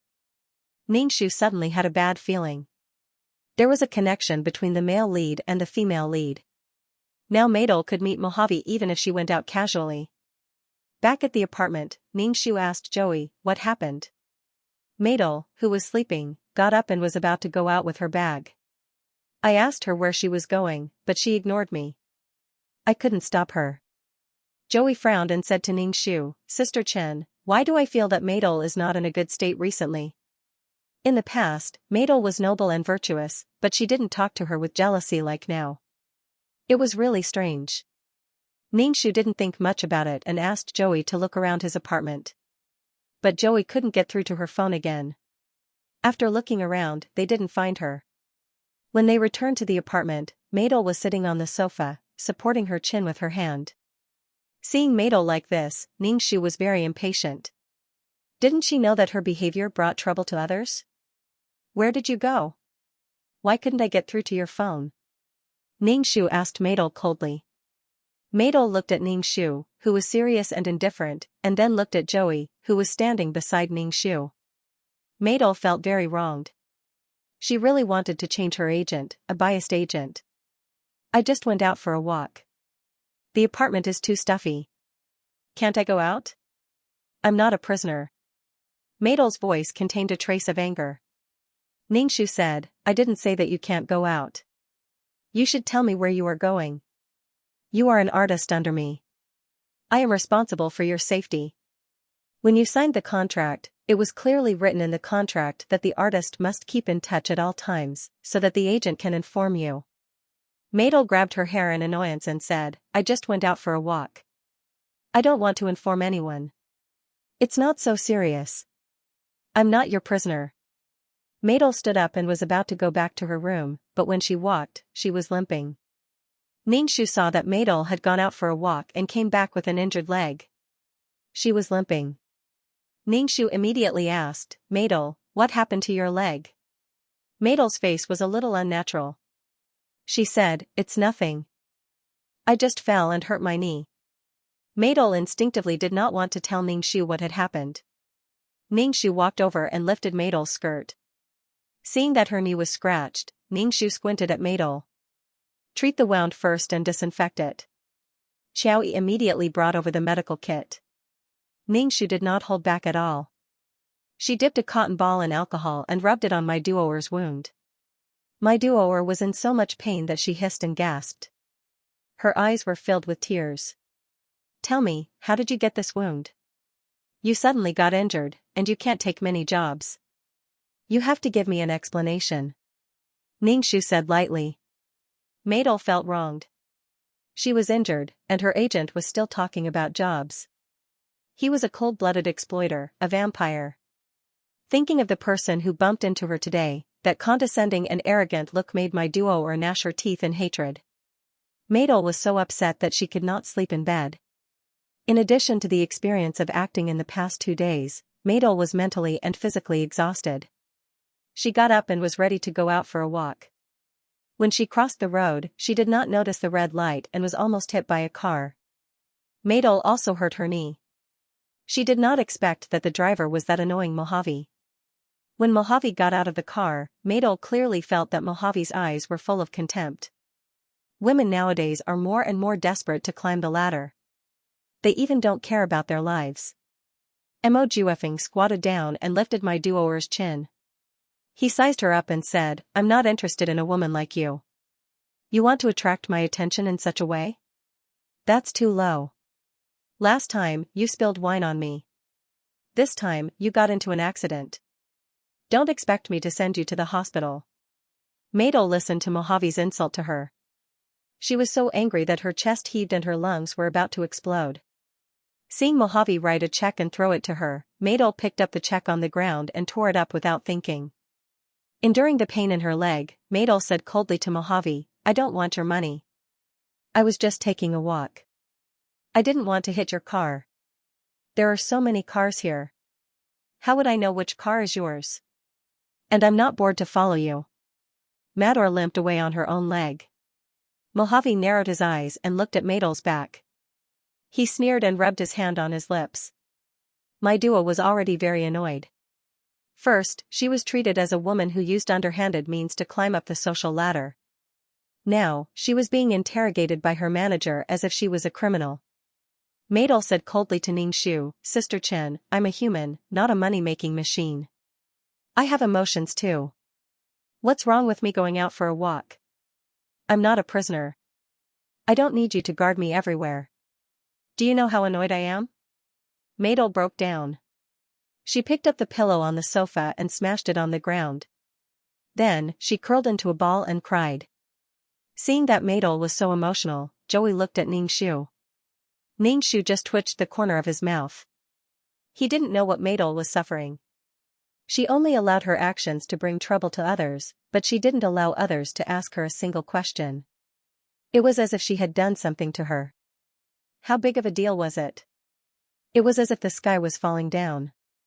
Sure enough, the female lead should live a happy life under the male lead's wings.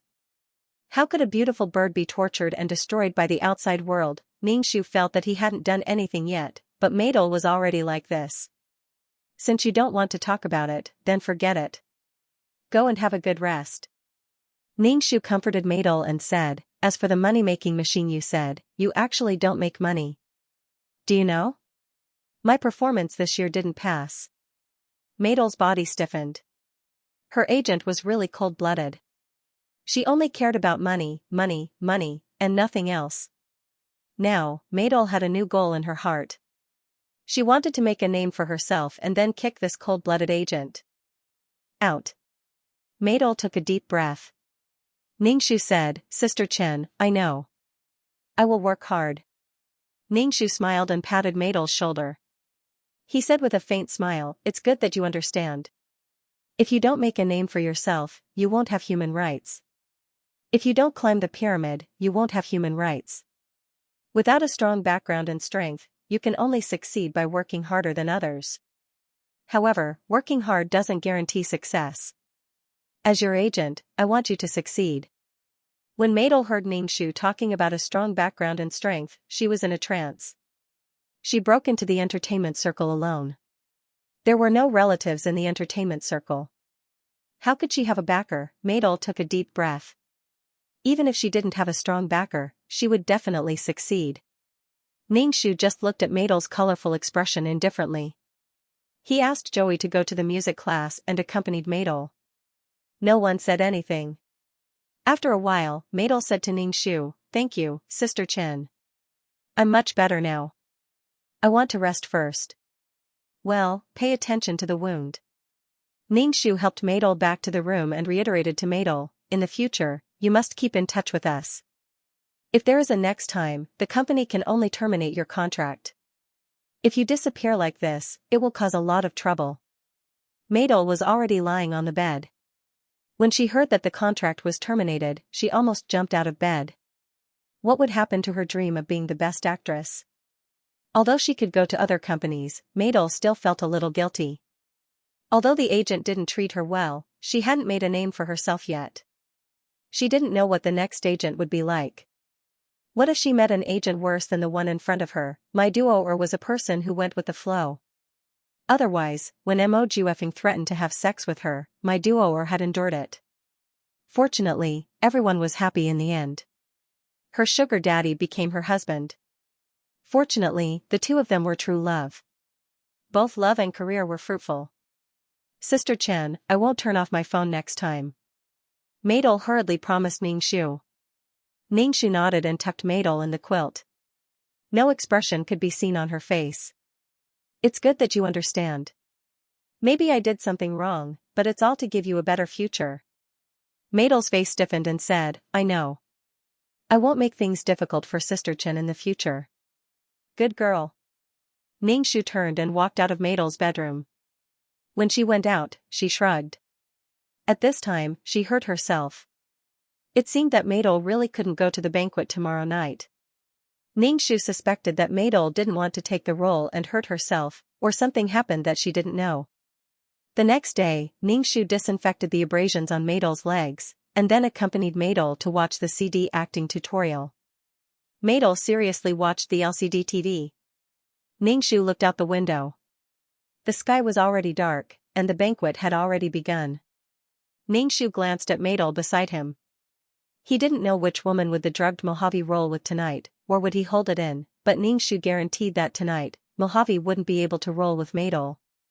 Ningxu knew that he couldn't cut off the relationship between the male lead and female lead, but Ningxu didn't want these two to have a substantial relationship so early. Maidol drank water and turned her head to see her agent staring at her.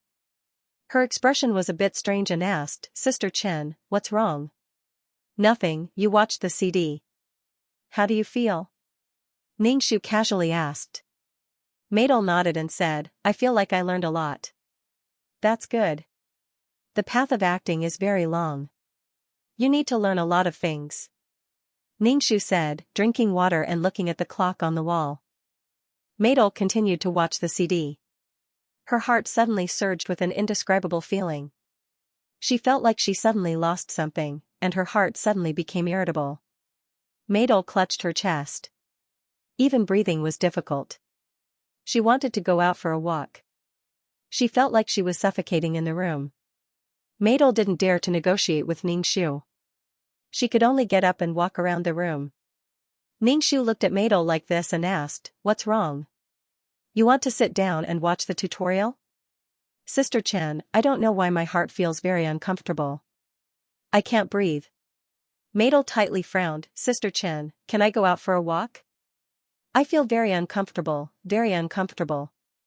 If you go out, you will meet Mojave. Ningxu opened the floor-to-ceiling window and said to Maidol, since the room is stuffy, come to the balcony. It's so late now. It's not safe for us two women to go out. For some reason, Maidol wanted to go out for a walk. But now that the agent's words were reasonable, Maidol couldn't refute. This made Maidol's heart even more anxious. Maidol stood beside Ningxu and felt the night breeze. The inexplicable anxiety in her heart didn't lessen. Maidol always felt that something was far away from her, and it was something very important. It made her heart empty all of a sudden. What was wrong with this damn emotion? Maidol was very anxious the whole night. Ningxu accompanied her for one night. The next day, Maidol looked haggard. Her clear eyes were a little dim. Obviously, she didn't sleep the whole night. Drink some milk. Ningxu handed a cup of hot milk to Maidol. Maidol lazily took it and took a sip. Ningxu said, Sister Chen, I don't know what's wrong. I'm really upset. It's okay. Have a good rest, Ningxu said lightly. Ningxu was very generous to let Maidol rest for a few more days. Moreover, Maidol's leg was a little injured, so she couldn't take on any more roles. Maidol was in a bad mood, but Ningxu was in a good mood now. He temporarily broke up their relationship. In addition, Joey's original songs were doing very well on the internet. Recently, there was a talent show, and Joey wanted to have a try. Ningxu applied to the company, and the company approved. Most of the time, Ningxu accompanied Joey to take part in the competition. Then, he had to check on the shooting progress of Xiaoyi's advertisement. Anyway, he was very busy. Compared with the other two newcomers who were thriving, Madel seemed to have nothing to do. Seeing that the other two people were running ahead of her, Madel was anxious. If the two people developed well, the resources in the hands of their agents would be given to them. It was related to her own future. No matter how noble Madel was, she was anxious. She ran to ask Ningxu if there were any roles that she wanted now.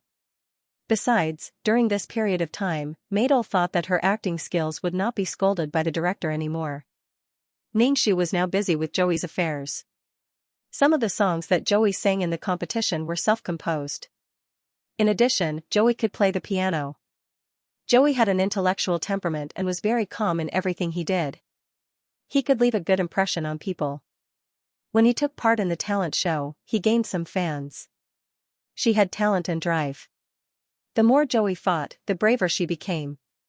She had the aura of someone who could overcome all obstacles. The company had placed their attention on Joey. Obviously, they wanted to package Joey. If she got a good ranking, they would let Joey release an album. An artist could only be considered a singer if they released an album and it sold well. Now, Ningxu was happy that he finally had a good artist under his management. Madel anxiously asked him for a role, but Ningxu just said that he would wait until Joey finished the competition. Madel was suddenly unhappy. She bit her lips tightly. She felt that the agent was very biased. He helped Joey learn music and let Joey compete. Now, it was all on Joey. Madel was very jealous. They were both artists under his management. Why was he so biased? He gave her roles that were bitter, tiring, and dirty. He treated Joey like a treasure in the palm of his hand. The difference in treatment was too much. Madel looked at Ningxu's attentive look as he handed Joey a towel and water. She was a little jealous. In the past, Xianxia gave a lot of resources to Madel. Madel didn't feel anything and blamed Xianxia for always bringing her to such unbearable occasions. If she wanted to act, she could act. But now, Ningxu was a little biased, and Madel couldn't stand it. Ningxu deliberately ignored Madel for a while before taking Madel to the audition. Madel summoned up her courage and asked Ningxu, "Sister Chen, can I not play those small roles? I want to play a better role." There was no fame for playing small roles, and it was very difficult. Joey was now a little famous, but she still hadn't achieved anything. She wanted to present herself on the screen with the best attitude. Ningxu looked at Madel's anxious look. Her eyebrows were full of anxiety. Now, Madel's mentality was unbalanced. Ningxu saw it and asked Madel, "What role do you want to play?" Madel bit her lip and said to Ningxu, "Sister Chen, I want to take the role of the third or second female lead." Madel saw Ningxu's surprised face and felt a little guilty. She changed her words and said, "Maid, unimportant role is also okay. I just want to show my face." Ningxu sighed, looked at Madel and said, "I'll try to get you such a role." Thank you, Sister Chen." Madel's face lit up with joy. She looked at Ningxu with clear eyes and was looking forward to the role that her agent found for her. Ningxu ignored her and drove to the set. Madel was very excited and expectant along the way. Madel finally got the role she had been looking forward to. However, the role of this servant was a slut who seduced the master and was beaten to death by the mistress of the house. In fact, this role was not bad. At least there were many opportunities to show her face. However, when she was beaten to death, she had to take off her buttocks and be beaten with the board. No one had accepted this role because her buttocks were exposed. In fact, it was not completely exposed. She had to take off her pants and cover it with her clothes. Half of it was exposed. The plot was arranged like this. This extremely coquettish woman would receive such retribution, which would make the audience very satisfied. This was a villain role. The filming company had not found a role for a long time. Famous actresses did not accept this role. It was a role that was completely hated. There was also a scene where her pants were taken off and she was beaten with the board. This made the actress very resistant. Although she wore underwear and covered it with her clothes, her white thighs were exposed.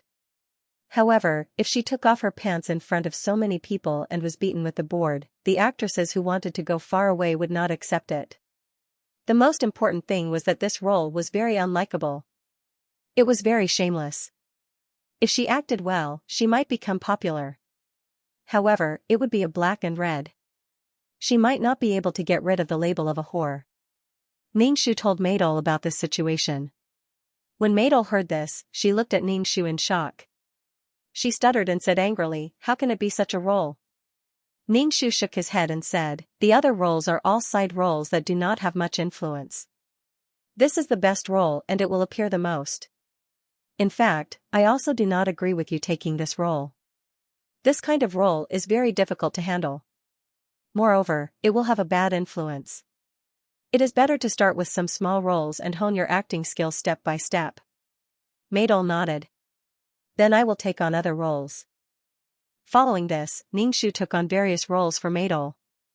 A corpse, a brothel girl, or a hostage taken by criminals. Although Maidol felt that she had made a breakthrough in her acting skills, her face was still stiff when she was acting.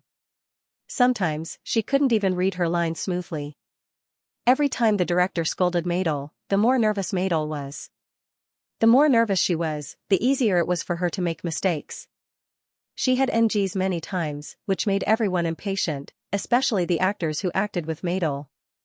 They were quite dissatisfied with Maidol. Every time, Maidol would slow down the progress of the filming. If she met a hot-tempered director, she would be replaced after 2 or 3 takes. Many times, Maidol was so busy that she couldn't even earn enough money to play a minor role. She couldn't even get a box lunch.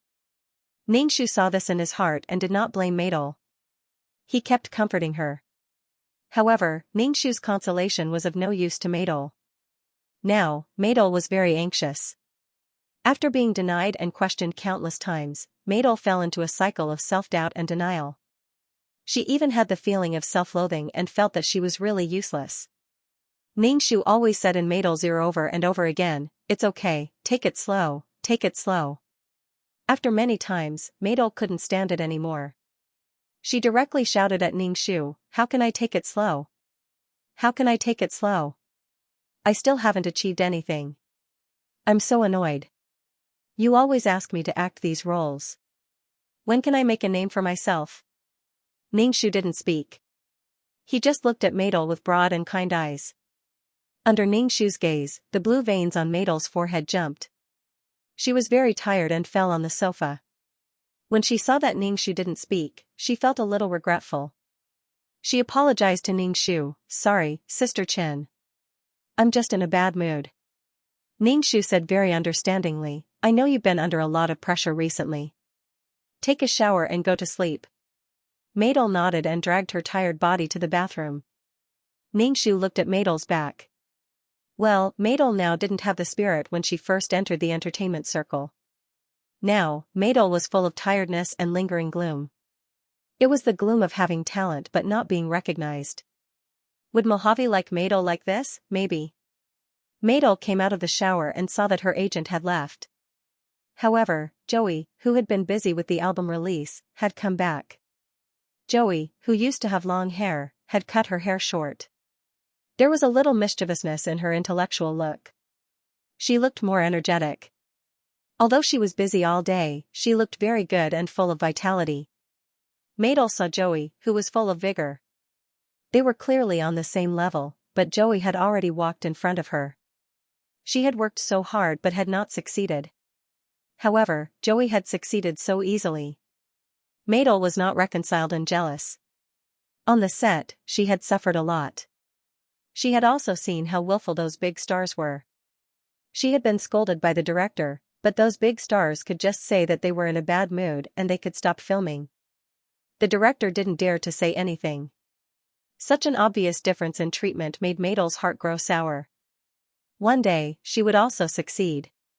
She would not have to suffer like this and make those directors kneel down and praise her. My duo just wanted to succeed. She was under a lot of pressure now. Everything around her was giving her a lot of pressure. The atmosphere of the entertainment industry was so oppressive that my duo almost couldn't breathe. When she was washing her hair just now, her fingers were covered in strands of hair. Joey, how's the preparation of your album? Maidol asked Joey. Joey smiled and said, it's pretty good. I'm recording now, But there's still some time before the album is released. It's still early. Seeing the smile on Joey's face, Meidel's heart became even more sour. She pretended to say unintentionally, Sister Chen is so good to you. It seems that she wants to make you a queen. Joey frowned and then said, Sister Chen is very good to everyone. She is also very good to you. She goes to pick up shows for you every day. Recently, Sister Chen said that she wanted to take care of you. She didn't even go to my recording. Meidel was speechless. Well, it was pretty good. However, Meidel felt that her agent was not really good to her. If she was good to her, why did she pick up such shows for her? This was what Meidel was most dissatisfied with about her agent. So irritated, so irritated. Meidel felt that she could not vent out the anger in her heart. It was so uncomfortable that she wanted to die. She wanted to say that her agent was not good, but her agent did everything well. She could not find any fault with her agent. But because of this, she felt sullen in her heart. Meidel hammered her chest, as if she wanted to spit out the anger in her heart. Seeing Meidel like this, Joey asked, What are you doing? Why are you hitting yourself for no reason? Meidel looked at Joey faintly. She sighed and said jealously, Joey, I really envy you. At least you have a direction to work hard. I don't even have the motivation to work hard now. Meidel only felt tired now. She had worked hard but did not get the same return. Even though Meidel was very tired, Ningxu took Meidel to the audition regardless of the weather. Ningxu ignored Meidel's tired face and accepted the role for Meidel.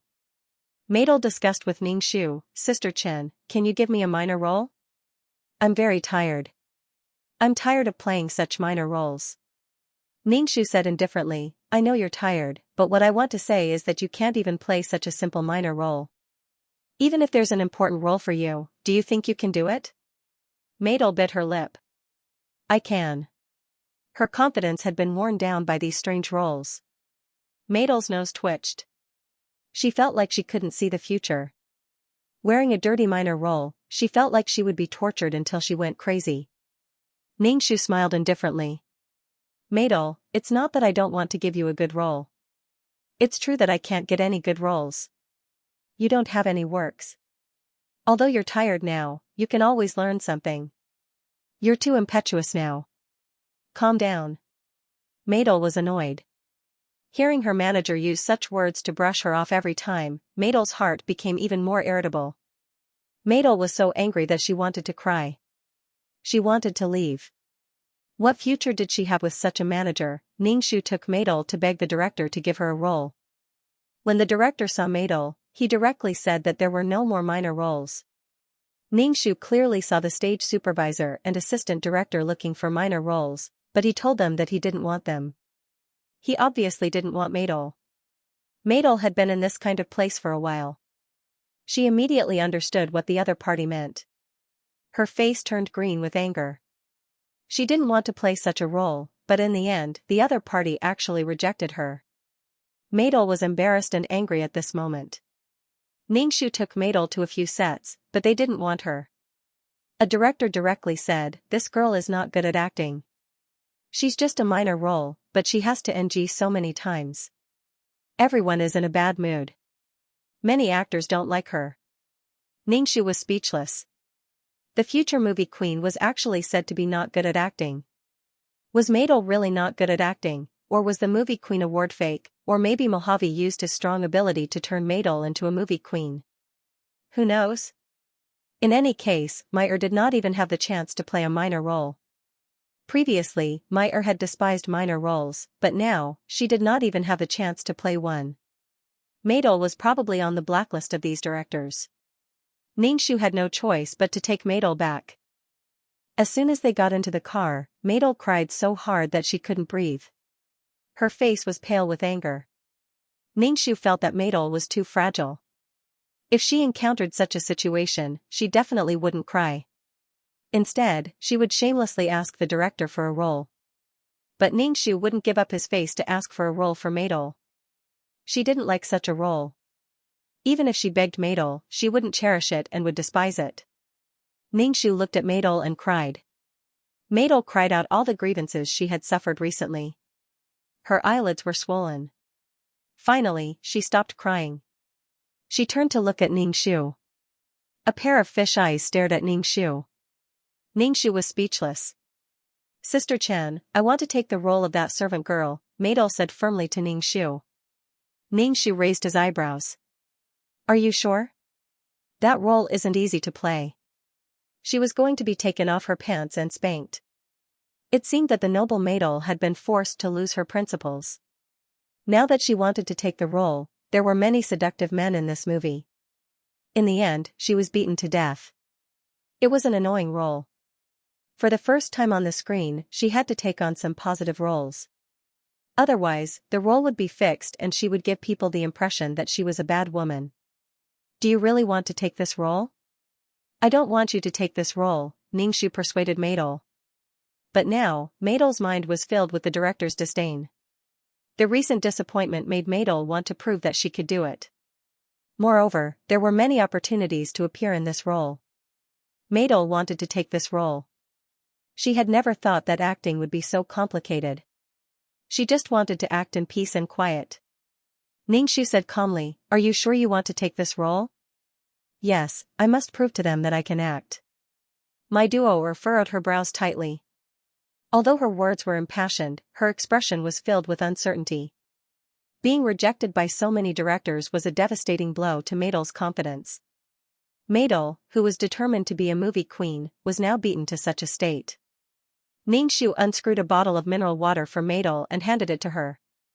She looked tired, lost, helpless, defeated, and unwilling. Maidol with Mojave and Maidol without Mojave were completely different. Without Mojave, Maidol couldn't move an inch and couldn't maintain the purity and beauty she had when she first entered the entertainment industry. The entertainment industry was a big dye vat. Everyone in it would be dyed black. Maidol was lucky to meet Mojave. Mojave gave Maidol a strong protection. While others were struggling bitterly and even resorting to crooked means in order to climb up, my duo stood at the top of the pyramid and leaned on her sugar daddy. She looked down at these people who did not respect themselves and sold their dignity and desires for a role. She despised these people. Ningxu laughed in his heart and called the director. The director asked Maidol to audition. This role was very difficult and required a lot of acting skills, but the director agreed when he saw the pure Maidol. The unexpected success made Ningxu feel a little strange. When Maidol heard that she passed the audition, she was very happy. Her gloominess was swept away and she was bright and beautiful. Ningxu just smiled faintly and didn't say anything. Then, he stayed by Maidol's side and took care of her every day. Even when she was filming at night, Ningxu was always there. Ningxu received the title of a good manager. Ningxu could only say that they thought too much. Even if she wanted to target someone, she wouldn't be so blatant. If the original owner came back and found out that she had been fired, she would collapse. What was the point of counterattacking? He had to be on the right side of things. He could not allow Mai to attack him. She and Maidol would fall out sooner or later. Now Ningxu felt that Maidol was full of resentment towards him. If Maidol rose up, she would definitely kick him out. Ningxu now understood the director's intention. Maidol had a pure face, but the role was a slut who shamelessly seduced men. It was a huge contrast. Imagine a pure face seducing men. This role was even more explosive. My duo began to act. She was in her best condition, but her performance was still very stiff. She usually had to take several takes before she could pass. Ningxu saw that the director was holding his breath. The actors who acted with Maidol did not like Maidol, and they said very unpleasant things in private. Almost everyone despised Maidol's acting. Maidol always complained to Ningxu tearfully after hearing this. Maidol thought that she would be in a good state if she did not play a small role and acted more, but now everyone was blaming her for slowing down the process. Everyone in the crew looked at her strangely, which made my duo very uncomfortable. What made my duo even more frustrated was that the male actor she was acting with was always trying to take advantage of her.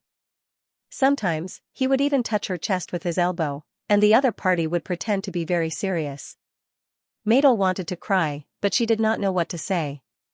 The actors always had physical contact with her, and one of their hands was always touching her body. Especially during filming, she had to try her best to not make mistakes, and she also had to endure the men taking advantage of her. Madol could not stand it anymore, so she told Ningxu. Ningxu comforted her. Bear with it. The actor who acted with you is a senior. Bear with it? But he is so terrible to me. Madol stared at Ningxu with her eyes wide open. He is so disgusting and dirty. Then you go and expose him. You are still filming. What good will it do you to fall out with him? I said that this industry is so cruel. Without success and recognition, there is no human rights. You are just an ant. I can guarantee that if you expose him now, you don't have to stay in this crew. Ningxu said indifferently, calmly, and cruelly. He can decide your fate with one word. However, Madol's heart was in turmoil. She felt terrible. She had pushed her worldview aside and destroyed the worldview that she had established. She had to rebuild her worldview to adapt to the entertainment industry. Madol was very resistant. Did she really have to go with the flow? She just wanted to act. Why would there be such a thing? The director is calling for you. It's your turn. Ningxu nudged Madol, who was in a daze with a pale face. Madol was in a trance, but she was not in a good state. After many takes, the director was so angry that he took off his hat and threw it on the ground. He pointed at Madol's nose and scolded, "What the hell is wrong with you? I asked you to play a person, not a wooden figure. You are supposed to seduce people. Can't you be more charming?" "I'm sorry, it's my fault." "I'm sorry, director." Madol apologized to the director with a numb expression. "Seriously, I'm not shooting today." The director was very annoyed. He pointed at Madol and said, "You stay, I'll tell you the script." Tell her the script? Madol felt a little strange. She then saw that other people were looking at her meaningfully and ambiguously. Ningxu walked over and said to the director, "Director, Madol is not in a good state today. She is not feeling well and her face is very pale." The director looked at Madol in a trance and waved his hand. "Let's forget about it today. If this drags on, when can we finish shooting?" Madol's face was getting paler. It was already dark and the night wind was blowing. Madol felt very cold. She had never felt so cold in her life. She was really tired. Ningxu brought Madol back to the small apartment. Along the way, Madol was in a trance. Her face was pale and she looked quite scary. When she reached the apartment, she fell onto the sofa and hugged the pillow as she cried. She wailed loudly and her heart was torn apart. Although Madol was crying uncomfortably, Ningxu's heart was carefree. This was the original owner's mood. Because of Madol, Xianxia lost her job and couldn't survive in Jiang City's entertainment industry. She was imprisoned and raped by gangsters. In the end, she was stabbed to death. She didn't even have a grave and was directly buried in a fish's stomach. Perhaps Madol didn't even know that someone would meet with a disaster because of a few words from her. At that time, she and Mojave were probably living happily. How would she know? Ningxu sat at the side and supported his chin as he looked at Madol. Madol's purity and quickness were being worn away. After meeting Mojave, Madol could swim freely in the big dye vat. But without Mojave, Madol was nothing. Ningxu ruined Madol and Mojave's first night. Without this entanglement, Madol and Mojave wouldn't be able to break through. Meyer was tired from crying. She wiped the tears off her face and turned around to see her agent looking at her with a calm and indifferent gaze. A chill ran down Meyer's spine. Madol's heart suddenly had a fear of her agent. She felt that something was wrong, but she couldn't tell what was wrong. Ningxu said to Madol, "Don't cry. Look at you crying so many times. You didn't cry so much in the past. Why do you look like you're soaking in bitter water now?" Madol sobbed twice. Why was her acting path so difficult? Sometimes, Madol even had the illusion that she shouldn't be like this. But the reality made people collapse. Ningxu said, "Cheer up and act well in this movie. This is the first movie in your life. Act well." Madol nodded. Ningxu asked, "Sister Chen, will you help me? I can only rely on you now." Ningxu smiled indifferently. "Of course I will help you." Madol looked at Ningxu in a daze. It was a gentle smile, but Madel felt that there was an inexplicable coldness in it. Madel felt that it was her illusion. Now Madel found that it was really difficult for her to move forward, so she wanted to curry favor with her agent. It was not until now that Madel realized that her fate was in the hands of her agent. What she would become in the future depended on her agent's mood. After going through so many things, Madel abandoned some of her previous ideas and instinctively made herself do the most beneficial thing for herself. To put it bluntly, Madel was trying to adapt to the entertainment industry and make her life easier. Madel felt pain when the things she encountered in the past conflicted with her own worldview. Now, Madel chose to compromise. Ningxu nodded. You are an artist under me. I naturally hope that you can have a future. This is also good for me. It is a mutually beneficial thing. Thank you, Sister Chen. Madel reached out and grabbed Ningxu's arm, shaking it as if she was acting coquettishly. But now, Madel gave Ningxu the feeling that she was a dog that wanted a bone. She wanted to gain benefits through his actions. He really wanted to let Mojave see what the pure and innocent girl looked like now. She no longer had the so-called persistence. These experiences had worn away her purity. He didn't know if such a Madel could still attract Mojave. The more used to filthy and flashy people were, the more they yearned for purity and light. Coincidentally, Madel was this light. Ningxu saw that Madel had the intention to improve herself, so he didn't want to accompany her to the set and let her go by herself. Now that Ningxu had to follow up on Joey's album, she had wasted a lot of time on Madel. She had to take up roles for Madel all day long. To be honest, it was very tiring to get so many weird roles. These roles were specially chosen by Ningxu for Madel. In the plot, Madel had Mojave and was given an important role from the beginning. Even if her acting skills were a little shaky, the director's attitude wouldn't be so bad. He let Madel's acting skills slowly improve. The most important thing was that at that time, Madel was confident and pure. But now, Madel had no background and was just a minor character. In the face of such a person, it would be strange if the director was polite. Mador gradually lost her confidence as she denied it again and again. She also became impatient and unbalanced. In addition, Joey, who lived in the same apartment as her, was steadily improving in his career, but she was stuck at the same spot. It was inevitable that she was anxious and eager to succeed. Now that Madel heard that Ningxu didn't go with her and said that he was going to take care of Joey, Madel felt uncomfortable in her heart. And Madel found that she was really relying on her agent.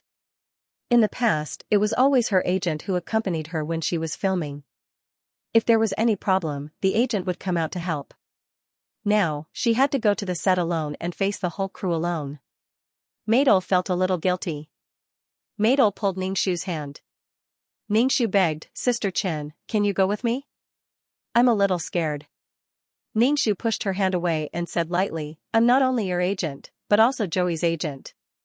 Not only do I have to take care of you, but I also have to follow up on Joey's situation. And you've been acting for so long, you should be able to deal with those people. Sister Chen believes in you. Even you can deal with those people by yourself. Madel was really bitter in her heart. She could only go to the set alone. Ningxu followed up on Joey's album. Obviously, the company saw the value in Joey. Now, they wanted to package Joey and try to make Joey's album sell better. Joey was very happy about Ningxu's arrival. He smiled at Ningxu. Ningxu took the water handed to him. Ningxu said, Sister Chen, how come you have time to come here? Are you unhappy because Sister Chen has been spending time on Madel? Ningxu looked at Joey and asked. Joey shook his head and said gratefully, it's all thanks to Sister Chen that I can sing now. I'm very satisfied now. I'm not unhappy. And there are many things I can do by myself. I just want to trouble Sister Chen less. No matter whether Joey was telling the truth or not, it made people feel very comfortable. In terms of social etiquette, Joey was indeed much better than Madel.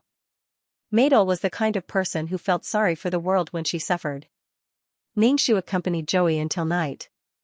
When he opened the door, he saw Madel sitting on the sofa, hugging her legs and crying. What's wrong? Ningxu raised his eyebrows. The current Madel was made of water. In the storyline, Madel was soaking in a honey pot. but now, Maidol was a baby soaking in bitter water. She was crying again. Ningxu felt that there were some things that did not require tears. To be honest, Ningxu did not like to cry so easily. What was the use of tears? Ningxu had experienced several worlds and never shed tears. He did not even pretend to cry to make people feel pity for him. Sometimes, Ningxu wondered if he was a woman. Perhaps it was the pain of more than 10 years of chemotherapy that made him more resilient. What's wrong? Why are you crying again? Ningxu asked Maidol. Maidol raised her head from between her knees. She had not removed the makeup on her face. Her tears had washed away her eyeliner, making her eyes dark. There were 2 black ravines on her face. She looked particularly pitiful. Maidol looked panicked and scared. Ningxu shouted, "Sister Chen, I'm scared. I'm really scared." What happened? Ningxu asked indifferently. He asked Joey to get water for Maidol to wash her face. Maidol hugged her arms. She seemed to be very cold.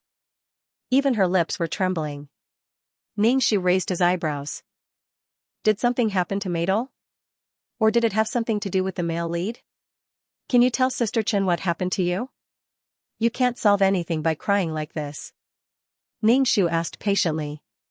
He did not know why, but when he saw Maidol crying like this, he wanted to beat her up and make her talk. Ningxu suspected that he also had obsessive-compulsive disorder.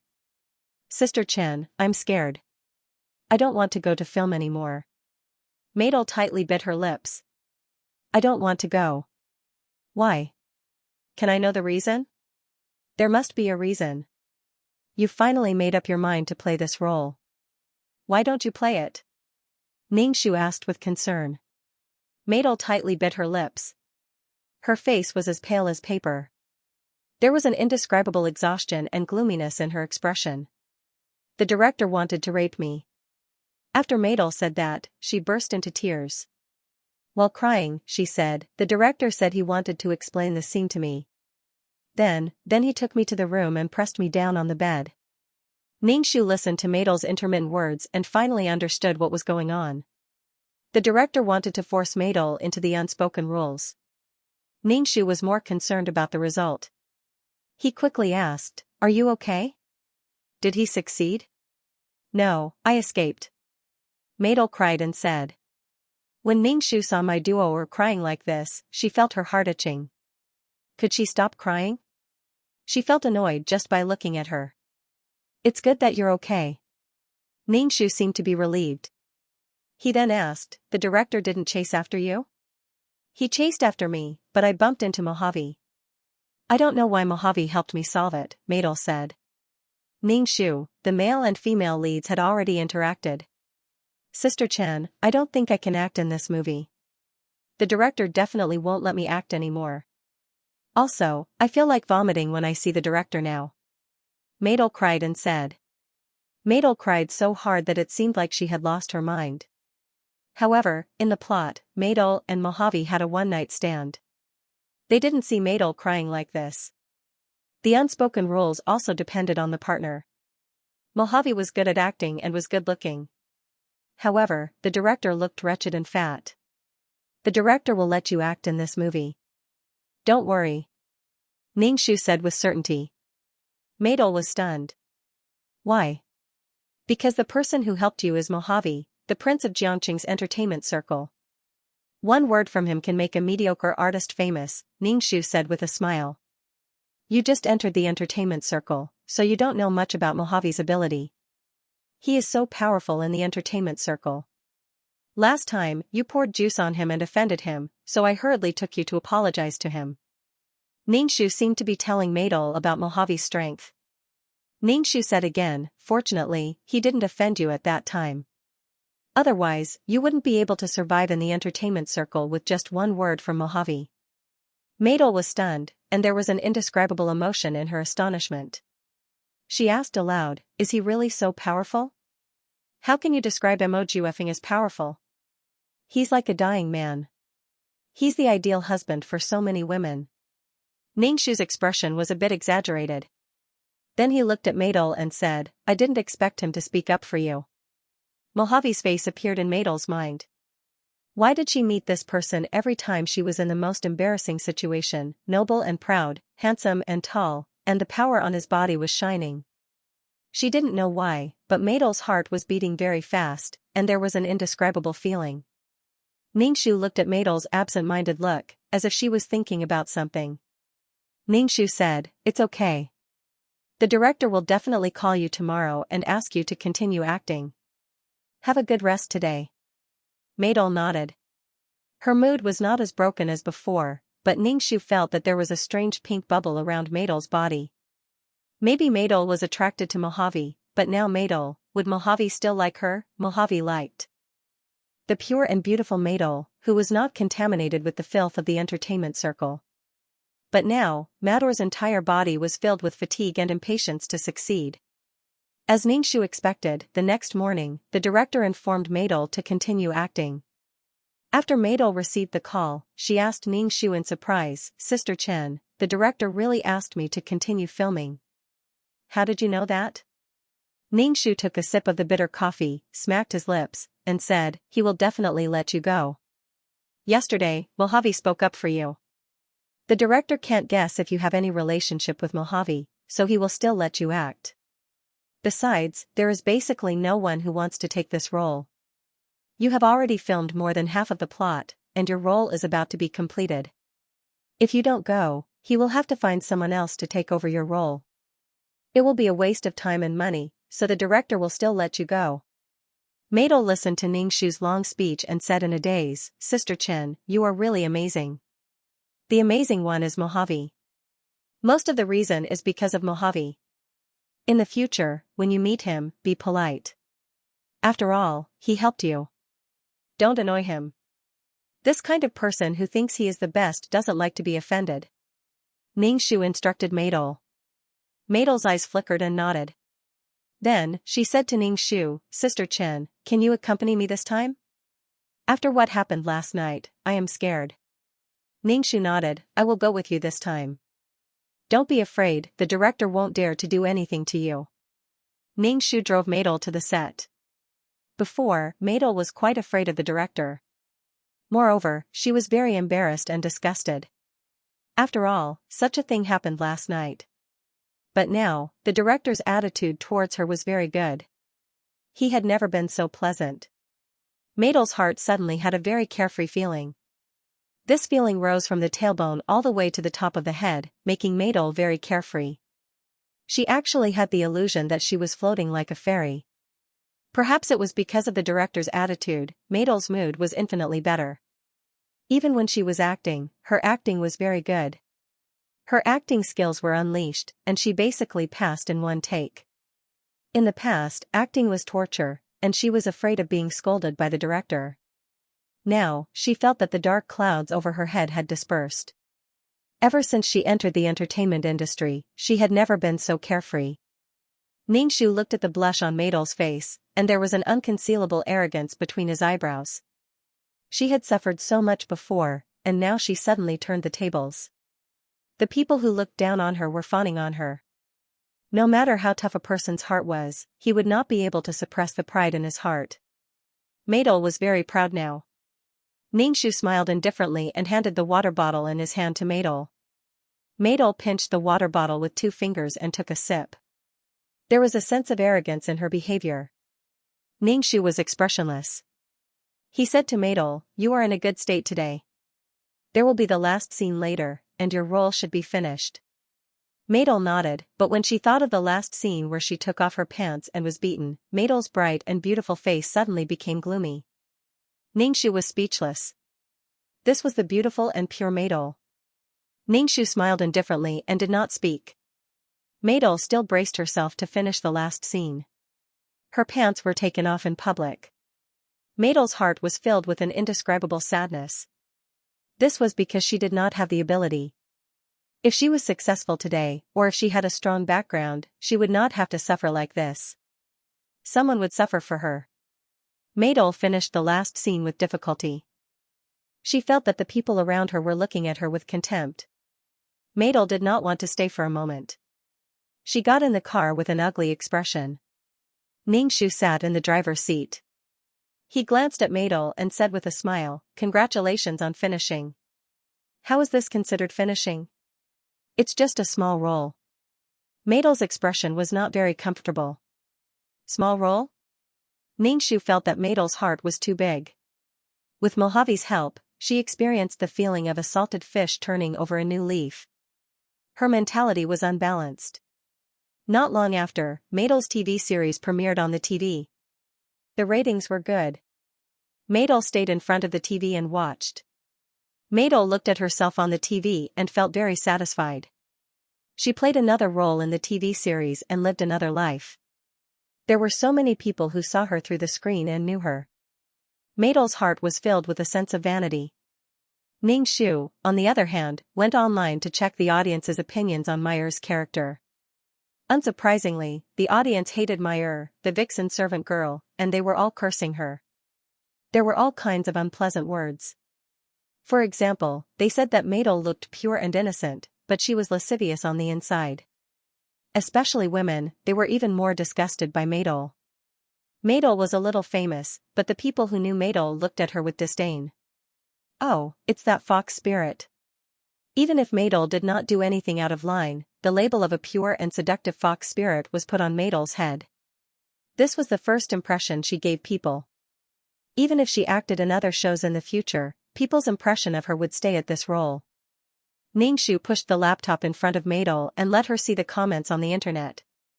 Madel felt that her acting skills were not bad. The more she watched, the more satisfied she was. Looking at Madel's proud face, Ningxu pushed the laptop in front of Madel. She didn't know if she could still be proud after seeing the netizens' abuse of her. Madel browsed the information on the internet. The more she read, the darker her face became. She frowned tightly and was very emotional. She couldn't suppress the anger in her voice.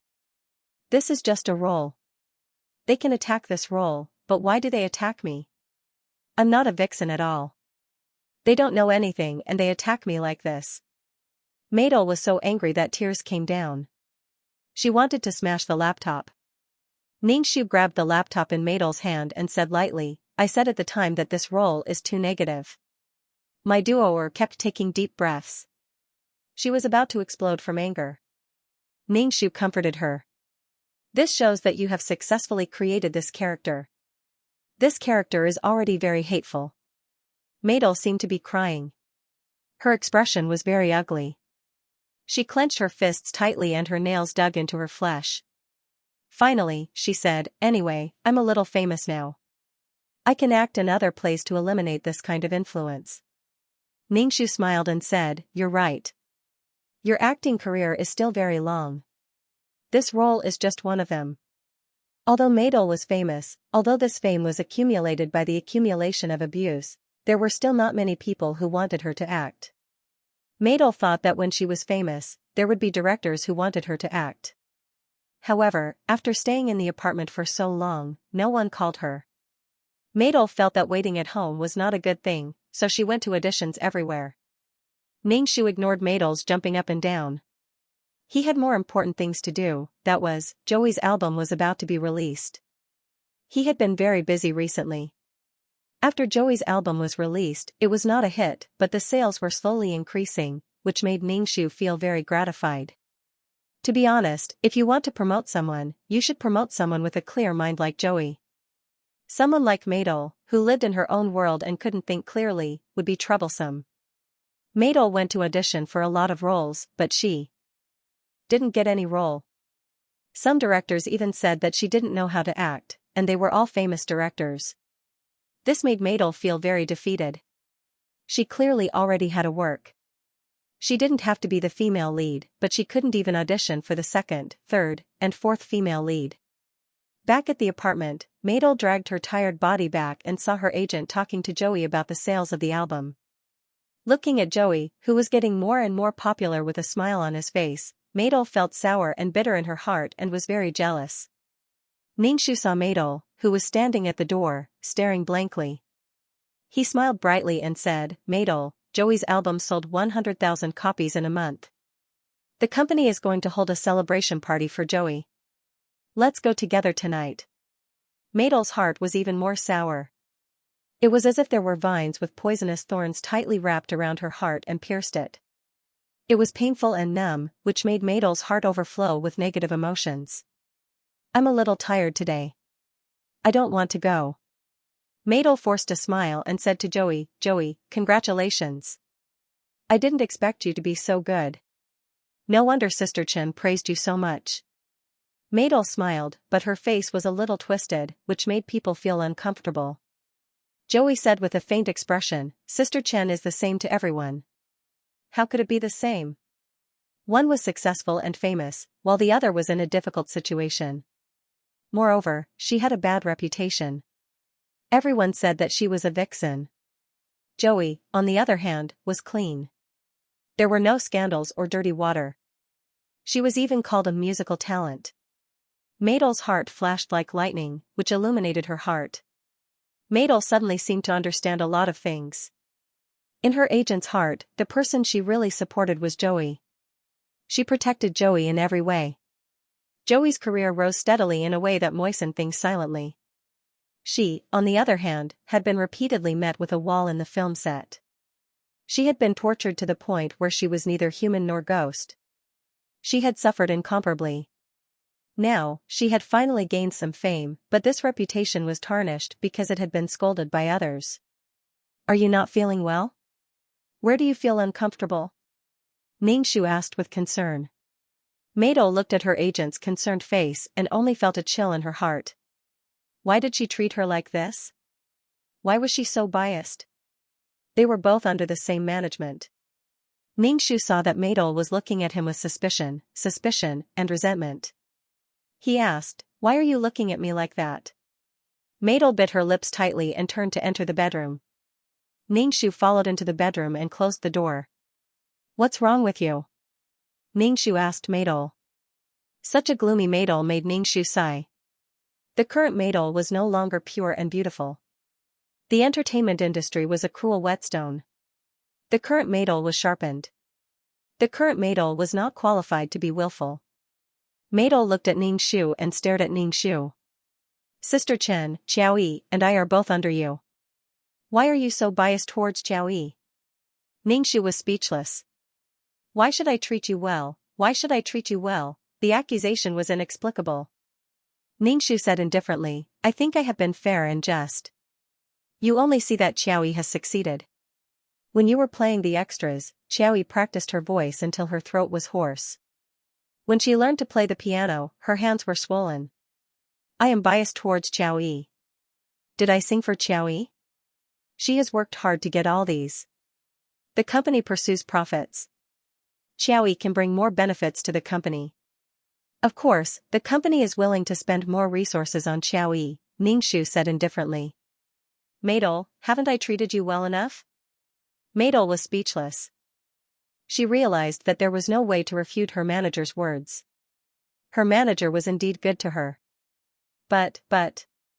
Madel felt that this was not the case. Something was wrong. Something was really wrong. Ningshu smiled faintly. If you succeed, the company will also put more resources in front of you and make you better. Madel felt very irritated. She was very irritated. She was not like this in her dreams at night. The current Madel was even afraid of daybreak. Every day made her so tired and afraid. She was afraid of not having a goal and not succeeding. She was so idle that her heart could not be at ease. Madel looked at her manager's cold face. Madel's face revealed a flattering smile and said, Of course I know that Sister Chen is good to me. It's just that I haven't been able to get a role recently. I'm in a bad mood and I don't think before I speak. Ningshu smiled comfortingly. It's okay. Ningshu looked at the dispirited Madel and comforted her, Don't worry. I'll get you some good roles later. If there are any announcements from the company, I'll get you a role. Madel nodded and rubbed her eyebrows. Ningshu said again, You should have a good rest during this time. You're too tired. Some things can't be done overnight. All actors have to endure it slowly and polish their acting skills. You shouldn't be in such a hurry. Meyer sighed. She wanted to be famous. She really wanted to be famous because she really did not want to suffer anymore. This was considered a time for Mai to experience the cruelty of the entertainment industry. There was also a clear hierarchy. The lower one was at the bottom of the pyramid, the harder it would be for them. No one treated her as a human. Mai Duoer had had enough of this kind of suffering. Now, Mai Duoer wanted to climb up even if she had to pay any price. She didn't want to suffer like this anymore. She didn't want to be trampled on, looked down upon, and lived without dignity. Ningxu didn't say anything. He turned around and left. Maidol was impetuous. Coupled with the suffering she had suffered before, she realized the cruelty and vanity of the entertainment circle. A life of luxury made people lose themselves. Ningxu didn't get Maidol a role for the time being. He said that he wanted to let Maidol have a good rest. When she was free, she could go shopping or something. The more impetuous Maidol was, the more advantageous it was for her task. But not long after, Maidol ran to Ningxu excitedly and told him that she had got a role, and it was the second female lead. Ningxu was stunned. Maidol actually got the role of the second female lead. It was a qualitative breakthrough. Ningxu immediately checked the movie that Mai Duoer had accepted. It was a TV series that MO Entertainment Group had invested in. In other words, MO Juefeng had invested in this TV series and Mai Duoer was going to be the second female lead. Ningxu looked at Maidol suspiciously. Did Maidol and Mojave have some substantial development? The company doesn't have this notice. You're taking a private job and violating the company's contract. Ningxu said lightly, you can't play this role. Maidol's happy expression froze. Why can't I play this role? It wasn't easy for me to pass the audition. You're not in accordance with the company's rules. Ningxu said very coldly. Maidol begged Ningxu, Sister Chen, I really want to play this role. I beg you. You want to play this role so much? Ningxu raised her eyebrows and asked. Maidol's eyes were pleading. Her eyes were lovely and moving. Sister Chen, I beg you. This is my only chance. I beg you. It's not that you can't play this role. Ningxu said, it's just that the company will also take a share of your salary. It's also considered a company notice. Thank you so much Sister Chen. Maidol said gratefully. She was so excited that she almost cried. Ningxu just silently looked at the excited Maidol.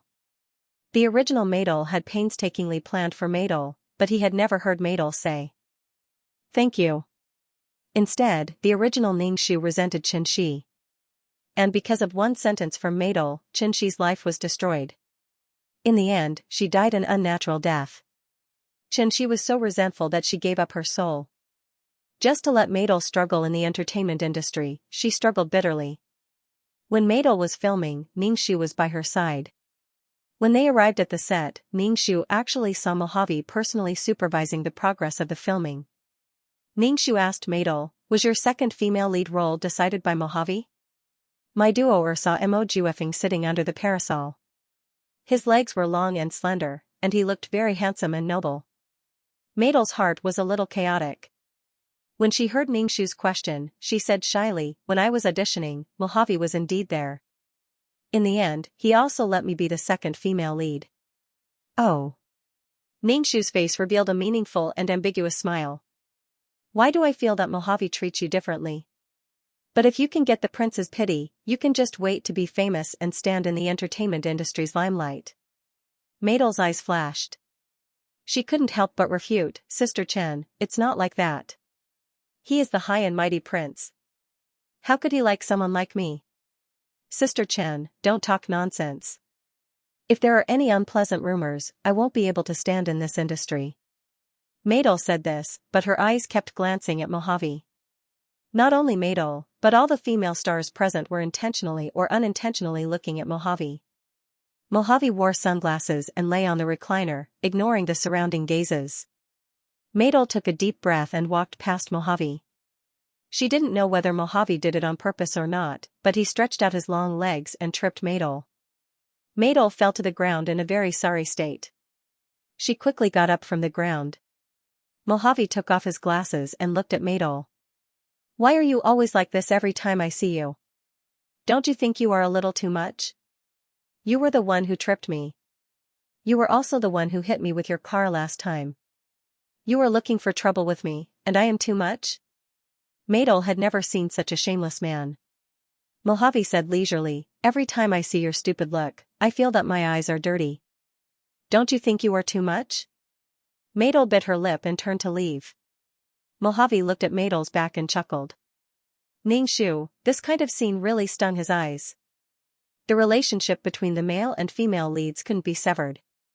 Ningxu waited in the car for Madol to finish filming.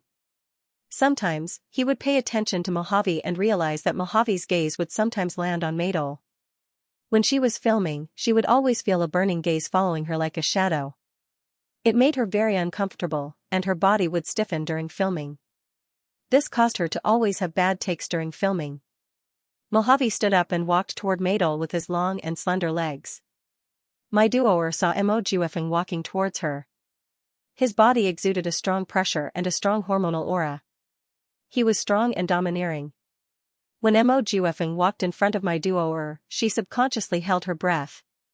Mojave looked down at Madol and said sarcastically, "Are you an actress or not? You can't even act well. I am starting to doubt my decision to let you be the second female lead." WH.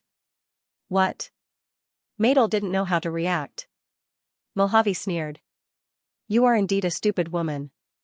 You can't even understand what I am saying? I can do it. Madol subconsciously made her expression look more innocent and pure. It was almost an instinctive reaction. But sometimes, a person's eyes would reveal some things. Mojave looked down and saw Madol's eyes. There were many things in them. How interesting. Mojave waved his hand and stopped the filming. In any case, Mojave invested in the film, and the money that was burned was Mojave's, so no one dared to say anything. Mojave lightly said, "Today's filming will end here." Yes. The director responded with a respectful attitude. Mojave mockingly said to Madol, "You better practice your acting skills." With your acting skills, you still want to act? TSK, Madol's face suddenly turned green, but she was apprehensive about the identity of the person in front of her, so she endured it. Biting her lips, she said, "I know, I will definitely work hard, Mr. Mo." Mojave's eyes flashed with a trace of disappointment. He originally thought that she was a special woman, but he didn't expect her to be like this, with eyes full of flattery. There were too many women like her in the entertainment industry. Mojave turned and left.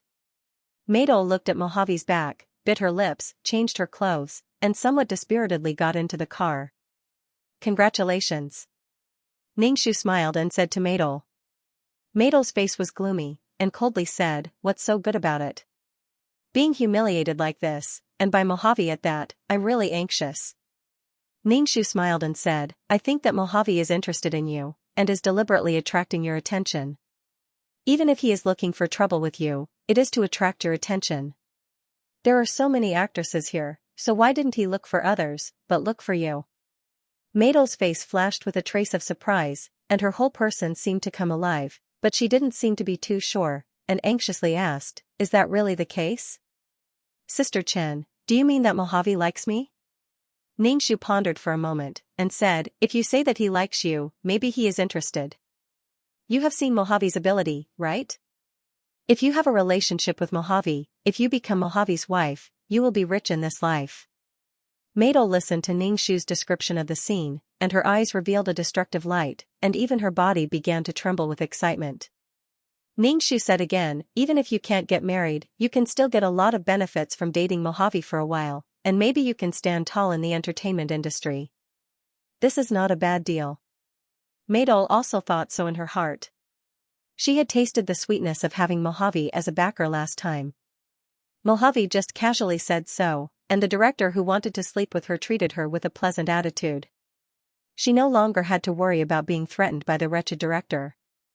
Madol, who had suffered so much, had become realistic now. She wanted a strong backer to let her go unhindered in the entertainment industry, and now that Mojave was interested in her, she had to pay for what she got. Madol was willing to pay something in exchange for success. What Madol had insisted on in the past, she could now pay for it as a transaction. Ningxu drove the car and looked at Madol's changing expression from the corner of his eye. He smiled faintly. That pure and uncaring girl never cared about gains and losses. Even if she had sex with Mojave, Maydol had never asked for anything. However, it was this kind of Maydol that made Mojave cherish her very much. He paved the way for her everywhere and didn't let her suffer a little. Maydol invisibly and vividly explained what it meant to fight if you don't fight for it. However, now Maydol approached Mojave with complicated thoughts. She was strong without desires. Now, there were too many desires between Maydol and Mojave, so the love between them was not so pure. Ningxu smiled. The environment and experience could really change a person's character. The pure and beautiful Maydol had now become utilitarian. Ningxu suddenly found that he had become smart. Although his starting point at that time was to let Maydol suffer more, he had never thought that Maydol would become like this. Ningxu was suddenly curious about the ending of the love between Maydol and Mojave. Ningxu was driving the car when suddenly a car rushed out and blocked in front of the car. Ningxu hurriedly stepped on the brakes, and the tires and the ground screeched. The car stopped suddenly, and Ningxu and Maydol's bodies fell back. What the F***ck, were they looking for death? Ningxu looked at the cool luxury car in front of him. When he was about to get out of the car to argue, the person in the luxury car got out, knocked on the window, and said to Maydol in the car, "Come out." Maydol did not expect Mojave. She quickly rolled down the window, suppressed her strong feelings, and asked Mojave, "How do you drive? Do you know that you almost had an accident? Come out, or do you want me to drag you out?" Mojave said to Maydol. Maydol seemed to be very angry. She pouted and did not get out of the car. Mojave reached out and pinched Maydol's chin with one hand, and opened the door with the other. "If you don't get out, I will drag you out." "Let go." "I'll get out." Meyer pried his hand off her chin and got out of the car. Ningxu asked Maydol, "When will you come back?" "I will wait for you." Maydol wanted to say something, but Mojave stuffed her into the car. She did not even have time to speak. The male lead was so cool and domineering. Even the way he blocked people was so unacceptable. Damn, if she had reacted a little slower, she would have bumped into him. Such willful behavior that did not love life. Ningxu could only say that only a Chunibu could be the male lead. Ningxu returned to the apartment. He sat on the sofa and cultivated while waiting for Maydol to come back. However, Maydol did not come back for the whole night. Ningxu waited for Maydol in the apartment for the whole night. Ningxu was speechless. What could they do in one night? Did they have sex just like that? Was Maydol so anxious? If she was too anxious, didn't she know how to play hard to get? People would not cherish things that were too easy to get. Ningxu shook his head. At this moment, his phone rang. It was Maydol. She told Ningxu that she was at the set and asked Ningxu to go there directly. Ningxu ate his breakfast slowly before heading to the set. When he arrived, he saw Maydol and Mojave looking at each other lovingly. Maydol was like a beautiful flower that had been watered. She turned from a flower bud into a blooming flower. Her entire body was filled with the charm of a first married woman. They had indeed hooked up. Seeing Ningxu, Maydol walked over. Her walking posture was a little stiff, as if she was walking with her legs between her legs. She looked inexperienced. When Mojave saw Maydol like this, his eyes deepened. He rubbed his thin lips with his fingers and looked satisfied. He was like a lion that had eaten its fill. Although he was full, his eyes were still on the meat. "You two did it so soon?" Ningxu asked Maydol. Maydol blushed and nodded. "I didn't want to disappoint Mojave. When he kissed me, I pushed him away." Maydol endured the pain of having her melon broken. She tried her best to please Mojave. Only by pleasing Mojave could she get more things. TSK, TSK, TSK. Ningxu shook his head in his heart. Now Maydol wanted to get what she wanted from Mojave. From the beginning, the relationship between the two was not equal. P.S. Don't rush to play after reading it. Remember to vote for a monthly vote first. From now on, you can enjoy double monthly votes for the 515 Fan Festival. You can also take a look at other activities that give out red packets. Ningxu didn't expect Maydol to give up her principles so quickly and become the woman she despised. In order to succeed, she sacrificed her body. Therefore, people who have never suffered have no right to despise others, but Ningxu wouldn't despise Meidol because this was Meidol's own choice. Everyone has their own way of survival. It's just that the current Meidol couldn't look down on others because she was no different. Ningxu saw that Meidol's body was a little uncomfortable and asked, "Do you want me to buy some anti-inflammatory medicine for you?" It was probably too intense last night, and her body couldn't take it. Meidol nodded and looked at Ningxu and said, "Sister Chen, can I ask you for something?" "Say it." Ningxu was ready to get out of the car to buy anti-inflammatory medicine for Meidol. Meidol bit her lips. Ningxu said, "I hope you don't tell others about Mojave and me." "I don't want others to know about Mojave and me." "Why?" Ningxu pretended to be puzzled and asked, "If others know about your relationship with Mojave, it will make you like a fish in water in the entertainment industry.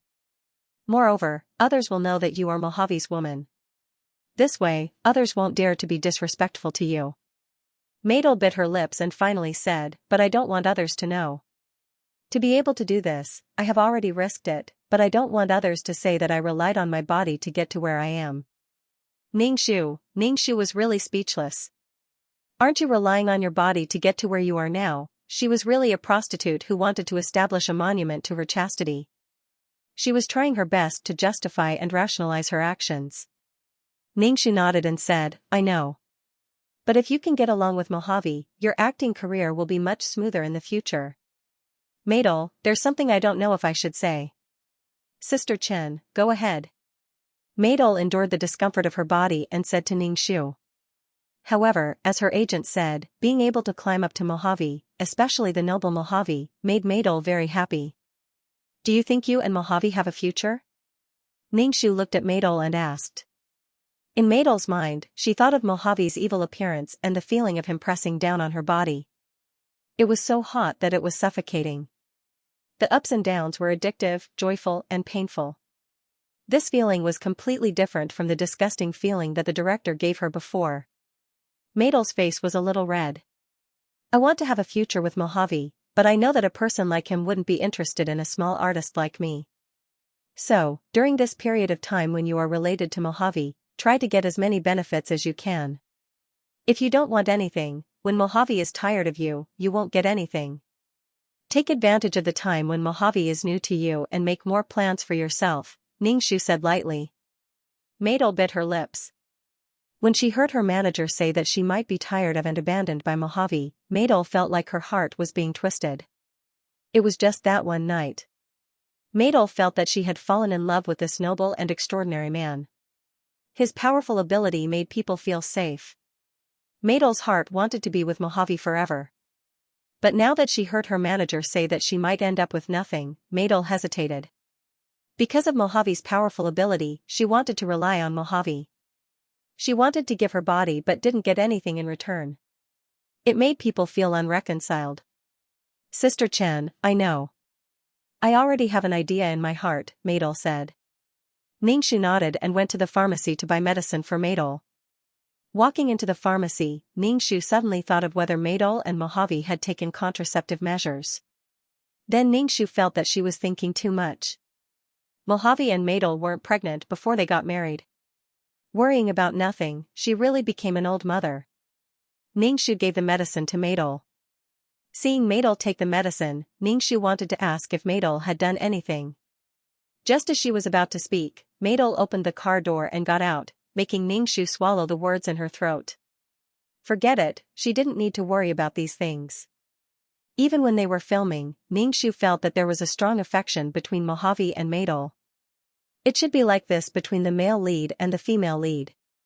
When Meidol was about to kiss the second male lead, Mojave's face suddenly darkened. Before they kissed, Mojave immediately shouted cut. Then very willfully decided not to shoot today, completely regardless of the shooting progress. How willful he was to burn money made Ningxu really feel that it was cool, crazy, and domineering. Mojave pointed at Meidol with his finger. Meidol's face suddenly turned red. Others felt that Meidol's acting was not good and had annoyed the crown prince.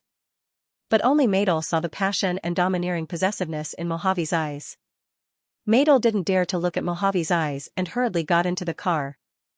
Ningxu shook her head and drove. Maidel said, Sister Chen, just drop me off in front. You're not going back today? Ningxu asked. Was she going to stick to Mojave every day now? Sister Chen, I don't really want to go back recently. Mojave bought me a villa in Xianxia Park. Maidel's face was flushed. She said shyly, Mojave said that this is a place for the two of us. I might be living there in the future. Dilla, he gave you a villa in just one night. The Crown Prince is really generous. Ningxu said with a smile. Looks like you're really going to have a meteoric rise. Congratulations. Maidel flipped her hair with a smile on her face. I was shocked at that time too. At that time, Mojave brought her to the villa. After one night, Mojave gave the villa to her. Maidel felt like she didn't buy the lottery at that time. Instead, she picked up a lottery ticket and won 5 million. Maidel hesitated for a moment and didn't accept the villa. However, Mojave insisted on giving her the key to the villa. Looking at Maidel's radiant face and a luxurious car parked in front of them, Ningxu stepped on the brakes and said to Maidel, Hey, your man is waiting for you in front. Maidel opened the car door and sat in the luxurious car in front. Ningxu kept staring at the car in front. He only retracted his gaze when the car in front turned and disappeared from his sight. He started the car and returned to the apartment. At the entrance of the apartment, he met the little fresh meat, Xiaxia. Ningxu raised his eyebrows. Seeing such a young and handsome little fresh meat, her heart didn't waver at all. Ningxu felt that there was something wrong with his sense of beauty. Sister Chen, I've finished filming my advertisement. Do I have any other work to do? Xiaxia revealed his white teeth. Ningxu smiled brightly. He was really handsome. P.S. Don't rush to play after you finish reading it. Remember to vote for it. From now on, you can get double monthly votes for the 515 Fan Festival. You can also take a look at the other activities. Ningxu ignored Xiaxia, who was smiling brightly. He took out the key and opened the door. Xiaxia followed Ningxu into the room. Sister Chen, say something to me. Xiaxia stood in front of Ningxu. Although Xiaxia was young, she was a head taller than Ningxu. She stood in front of Ningxu and looked down at Ningxu with an evil look. Ningxu looked up at Xiaxia and said, What do you want to say to me? If I want to talk to you, just talk. Why do you like to get so close to me? I'm old and can't take your tricks. Xiaxia rolled her eyes and said, Sister, I'm talking to you about something serious. But your attitude is not serious. Ningxu sat on the sofa and took a sip of water. Sister Chen, I just want to ask about the advertisement. My advertisement has been on TV for a long time. Didn't you notice it? Xiaxia supported herself against the wall with one hand and covered her heart with the other. Sister Chen, you hurt my heart too much. Ningxu took another sip of tea and flipped through the notebook. He asked Xiaxia, What do you want to do? You should have a goal. Xiaxia went to sing and Maidel went to act. What about you? Xiaxia was a little confused and said, I don't think I'm good at acting and singing. I'm just handsome. I can do anything because I'm handsome. I'll go. Ningxu rolled her eyes. This was too much. I think I like to do advertisements. They're short and not as hard as acting. Xiaxia reached out her hand and made a peace sign with Ningxu. She acted cute to Ningxu. Ningxu put down his teacup and said, You don't have any fame at all. Why would anyone want to hire you to shoot an advertisement? Think carefully about which path you want to take. It's not good to be fooling around like this. Think about what path you want to take. Xiaxia scratched her head. I don't know what I'm interested in. I just want to be famous. Whatever you're interested in, I'll try my best to help you fight for resources. It's better to find a direction than to run around aimlessly. Ningxu waved his hand and said, Pick a direction. If you don't have any special features, you'll just fade into the crowd. You want to be famous? Famous my ass. Think about it yourself. I haven't had a good rest for a few days. I'm going to sleep. Alright, Sister Chen. Xiaxia left sullenly. Ningxu looked at him and said, There was a film festival invitation, but you don't have any works. You can't even join in the fun. Xiaoyi was even more depressed. Sister Chen, why don't I make a movie? Why don't you make an idol drama? Anyway, you're so handsome. You should be able to charm a lot of girls, Ningxu said lightly. Xiaoyi's eyes lit up. Good idea, Sister Chen. Do you have any idol drama roles? I want to audition. I'll go to the company and ask. I'll definitely find a suitable role for you, Ningxu said with a smile. After seeing Xiaoyi off, Ningxu went back to bed and fell asleep. Since he came to this world, Ningxu had been busy. He felt very tired, very tired. When he woke up, it was already noon the next day. He turned on his phone and saw a lot of messages. Among them, there was a message from Maidol, telling Ningxu that she wouldn't go to the set today and that she didn't have to film today. Wow, she's so capricious. Ningxu stretched. He was too lazy to care about it. He would just let Maidol fool around with her sugar daddy. Ningxu never cared about Maidol's future. Now, Maidol was very ambitious. After suffering, Maidol knew how to plan for herself. Ningxu sent the notice to his artists and then cooked at home. He felt that it was necessary for him to learn how to cook.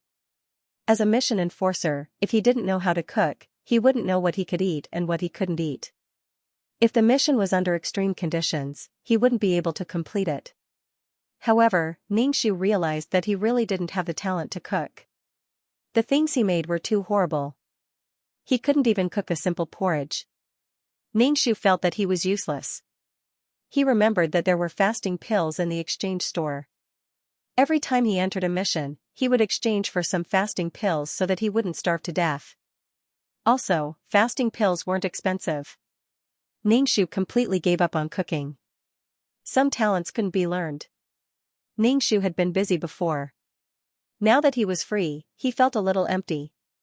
His artists were all on the right track. Xiaoyi really went to act in idol dramas. After Joey's album was released, he started to learn again. Looking at Joey's path, he was going to walk the path of creating original works. As for Meyer, there was no need to talk about her. She barely saw her once a month. She and Mo Juefeng were always lovey-dovey with each other. Her acting was slack as well. After the filming of the movie was completed, Meyer got a role as the female lead. She jumped from the second female lead to the first female lead. It was like sitting on a rocket. It was really different to have someone to support you. Ningxu went to the new filming location to meet Maidol.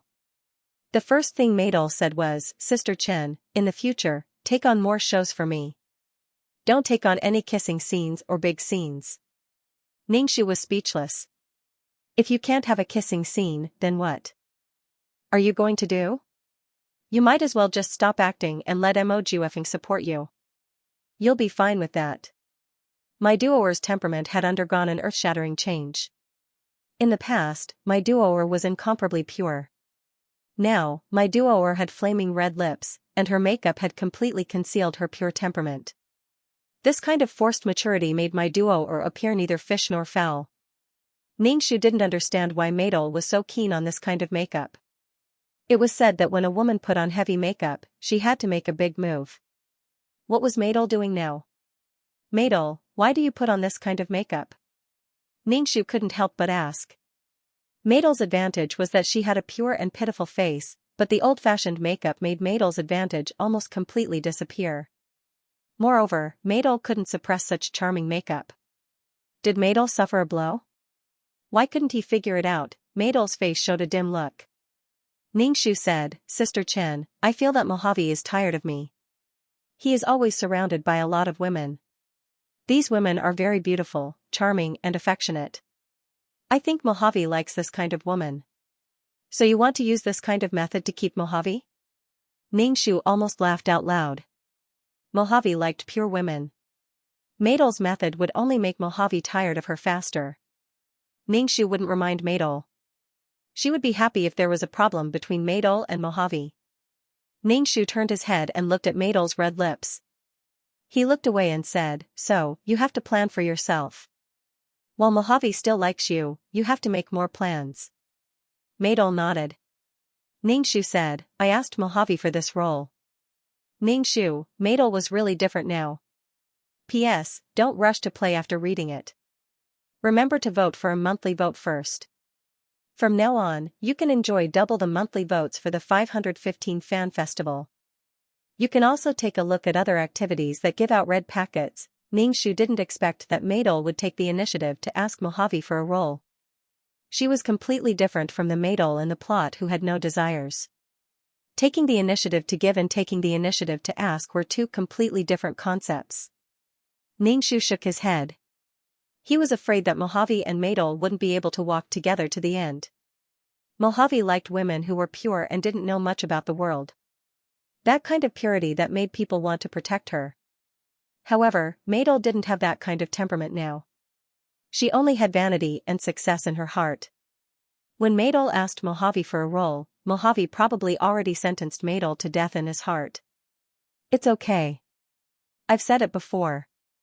People like the Crown Prince are just greedy for novelty, so you have to plan for yourself. This role is very good. Maidel's face revealed a bitter smile that seemed to be both laughing and crying. Her tears fell down. Ningxu cried and said, Xianxia, I don't want to be separated from Mojave. I really love him. I can't bear to be separated from him. Ningxu was speechless. She usually didn't see him, but now he was treating her like a trash can. Ningxu was expressionless. What do you want to do with me? Maidel's makeup was ruined from crying. She could only stop crying and redo her makeup. To be honest, with heavy makeup on her face, it was really ugly when she cried. It was far from being delicate and moving when she cried without makeup. She didn't have the feeling of a lotus flower emerging from the water.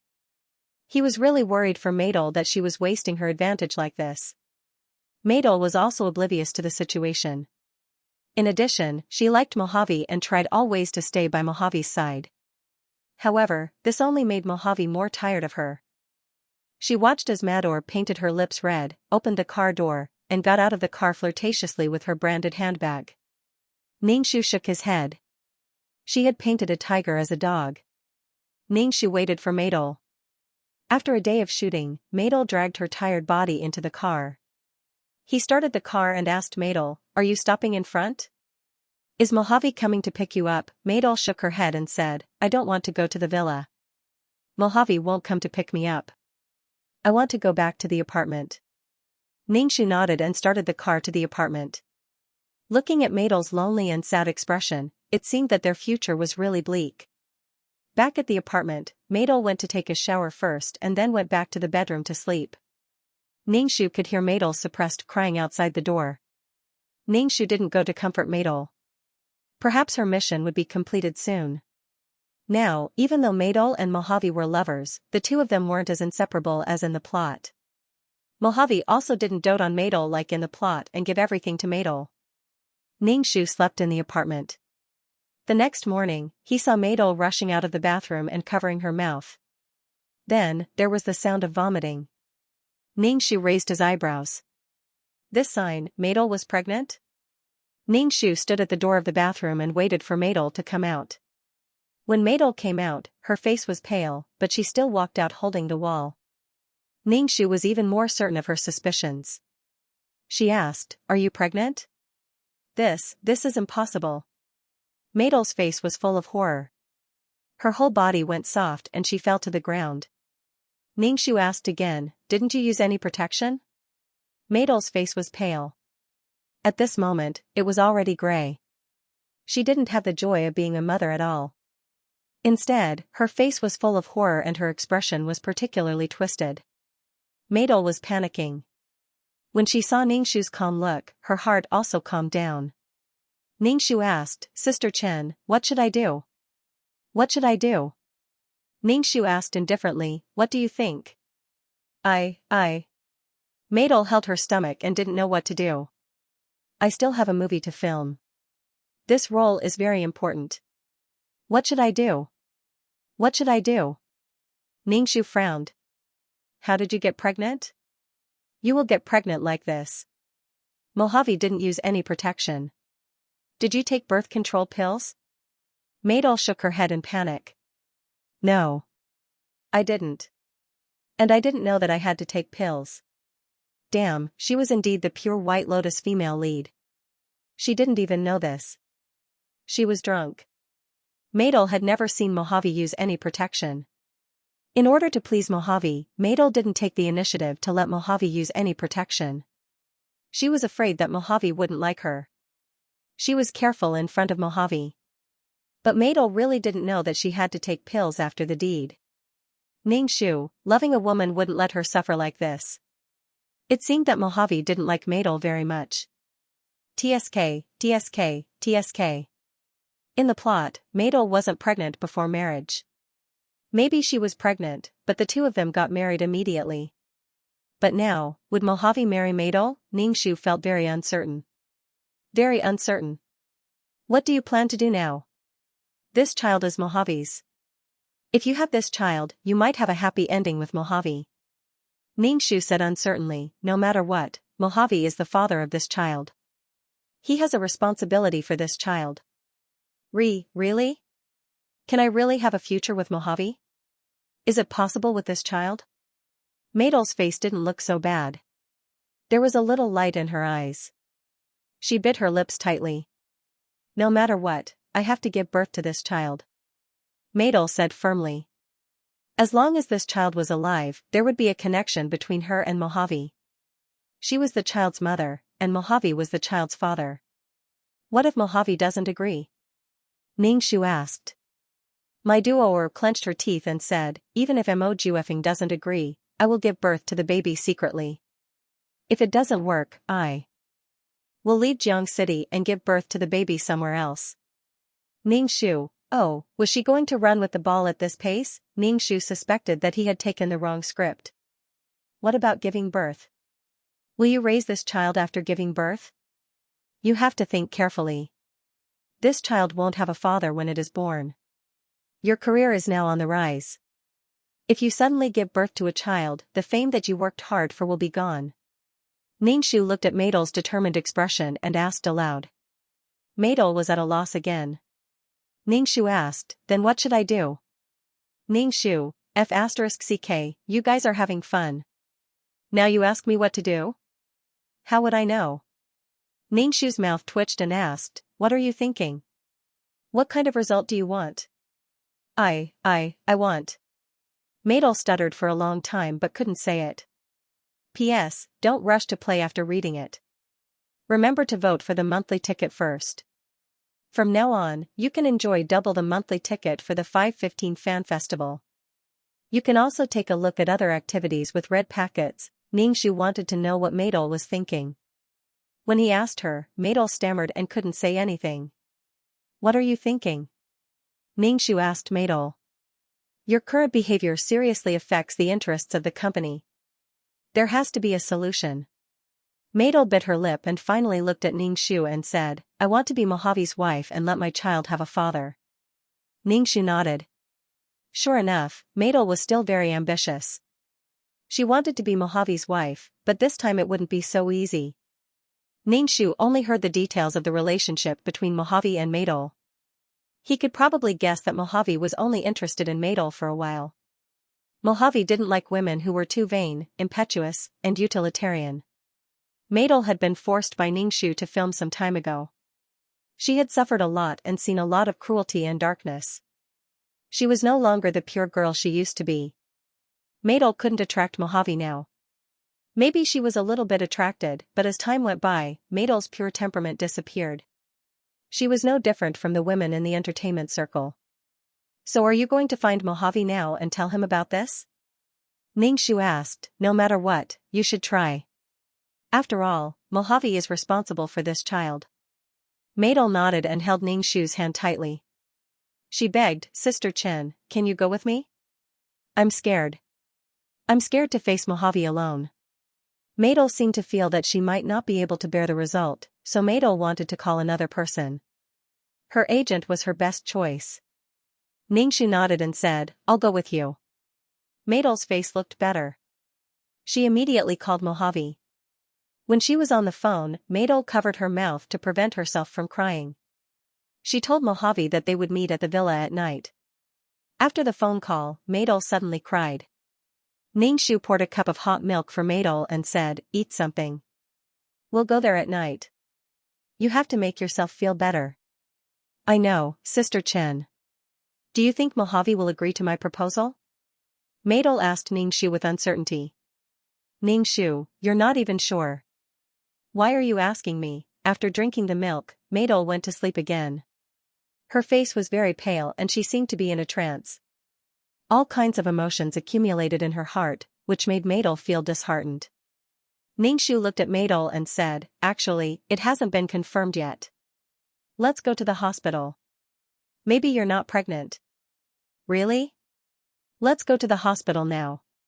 When Maidol heard Ningshu's words, she seemed to be injected with vitality. She anxiously urged her agent to take her to the hospital. As her agent said, maybe she was not pregnant at all. Ningshu drove Maidol to the hospital. Maidol and Ningshu sat on the chairs in the corridor. Maidol's face was full of nervousness. Her 10 fingers were intertwined so hard that her knuckles had turned white. Ningshu sat beside her and felt that Maidol's body was already trembling. "Don't be nervous," Ningshu said indifferently. "Sister Chen, I have a bad feeling. I might really be pregnant. I'm scared. I'm really scared. I haven't been here for almost 2 months." My duoer grabbed Ningshu's hand so tightly that her nails almost dug into Ningshu's flesh. "Sister Chen, I have a bad feeling." Ningshu's face was expressionless. He said numbly, "The results are not out yet. Don't be so anxious." On the 25th, "Maidol, come in." The nurse shouted at Maidol.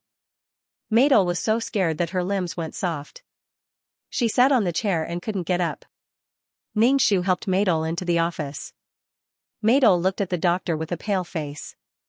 The doctor glanced at Maidol and said indifferently, 7 weeks pregnant."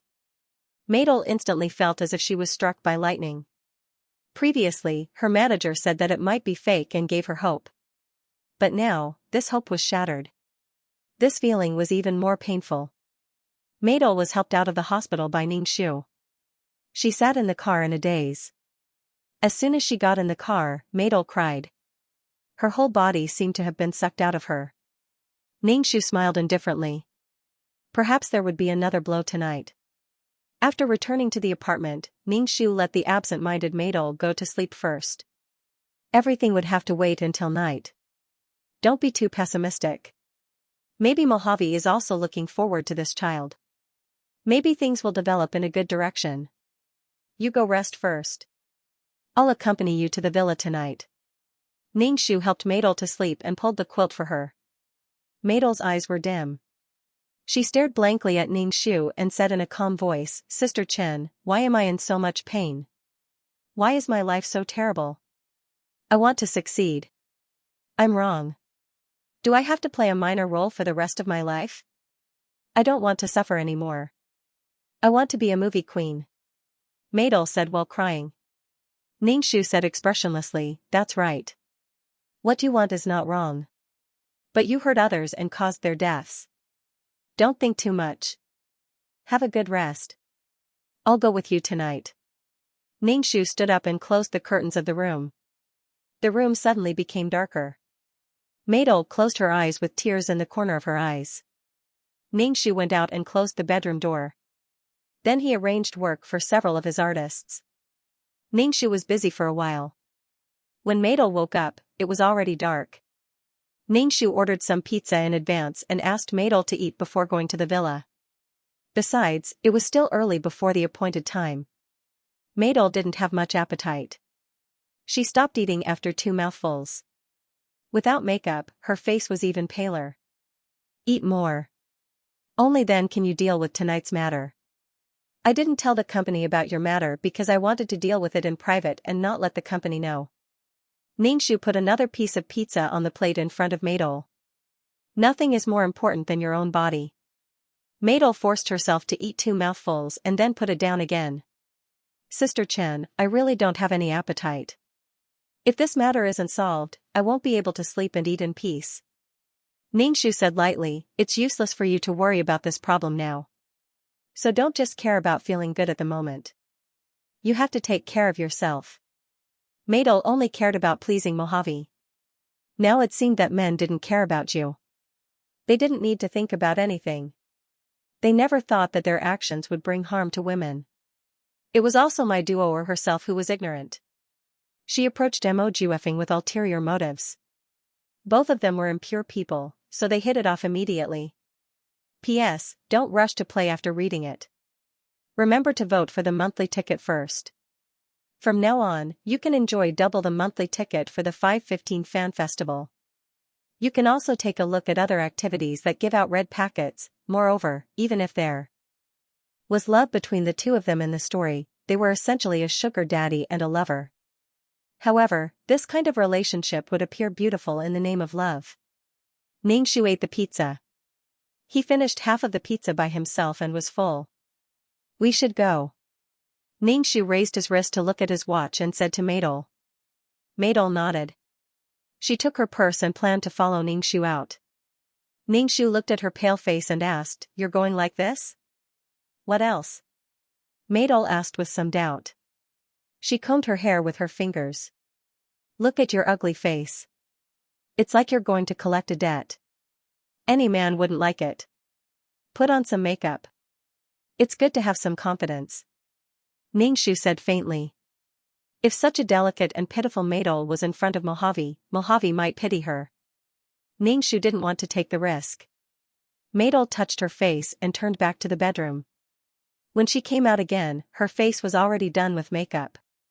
Exquisite eyeliner and red lips made her look more energetic. "Okay, let's go." Ningxu brought Maidol out of the apartment and drove to the villa that Mojave gave to Maidol. Clearwater Garden was a wealthy area. The environment here was quiet and the land was very expensive. That was why Ningxu said that Mojave was very generous. This villa was at least 10 million yuan. It was a symbol of status. "It's right in front. Let's stop in front," Maidol said. Ningxu stopped the car and looked at the villa. It was a beautiful and luxurious European-style villa. Ningxu walked into the living room and saw a luxurious scene. There was no one in the villa. Mojave had not arrived yet. "Has this house been transferred to your name?" Maidol asked. Maidol sat on the sofa, shook her head and said, "I have the key to the villa, but I don't know if it has been transferred to my name." Ningxu was speechless. In other words, Maidol only had the right to live in the house, but the house was not hers. Ningxu shook his head and sat on the sofa, waiting for Mojave to come. Ningxu looked around the house and felt that it was very big. Just the living room was close to 300 square meters, not including the bedroom, guest room, kitchen, bathroom, and other miscellaneous rooms. The room was really big, and it was usually empty. What a waste. After arriving at this house, Maidol's mood became even worse. She seemed to be reminded of the past. "Sister Chen, there are fruits in the fridge. If you want to eat, go and get them yourself." "They are all imported fruits," Maidol said. Ningxu nodded. She didn't care about imported fruits. Eating fruits was better than eating spirit marrow crystals. "Did you and Mojave make an appointment at this time? Why isn't he here yet?" Maidol looked at her wrist and asked Maidol. Maidol sat straight on the sofa. I clenched my fists and placed them on my lap. I looked very nervous. When I heard Ningxu's question, I said, "It's this time. Maybe he will come later." Maidol couldn't help but ask Ningxu, "Sister Chen, how should I tell Mojave about the pregnancy?" "Just say what you need to say. Just tell him directly." Ningxu didn't seem to care. Ningxu looked at the clock on the wall. It was ticking. It seemed like the hands were made of gold. After more than an hour, Ningxu looked at the hands until her eyes hurt. She turned her head and saw Maidol still sitting straight on the sofa. She didn't even change her posture. Didn't she feel tired? Her nervous appearance made it seem like she was about to go to war. In fact, Maidol was afraid of Mojave. She always cared about Mojave's feelings. In front of Mojave, she was very humble. Ningxu shook her head. The environment changed people too much. People couldn't help but be affected by their environment, especially when the environment was oppressive. Ningxu took a deep breath. So, no matter what the environment was, one must maintain one's heart. In the future, no matter how bad the environment was, one must persevere. Otherwise, it would be easy to lose oneself.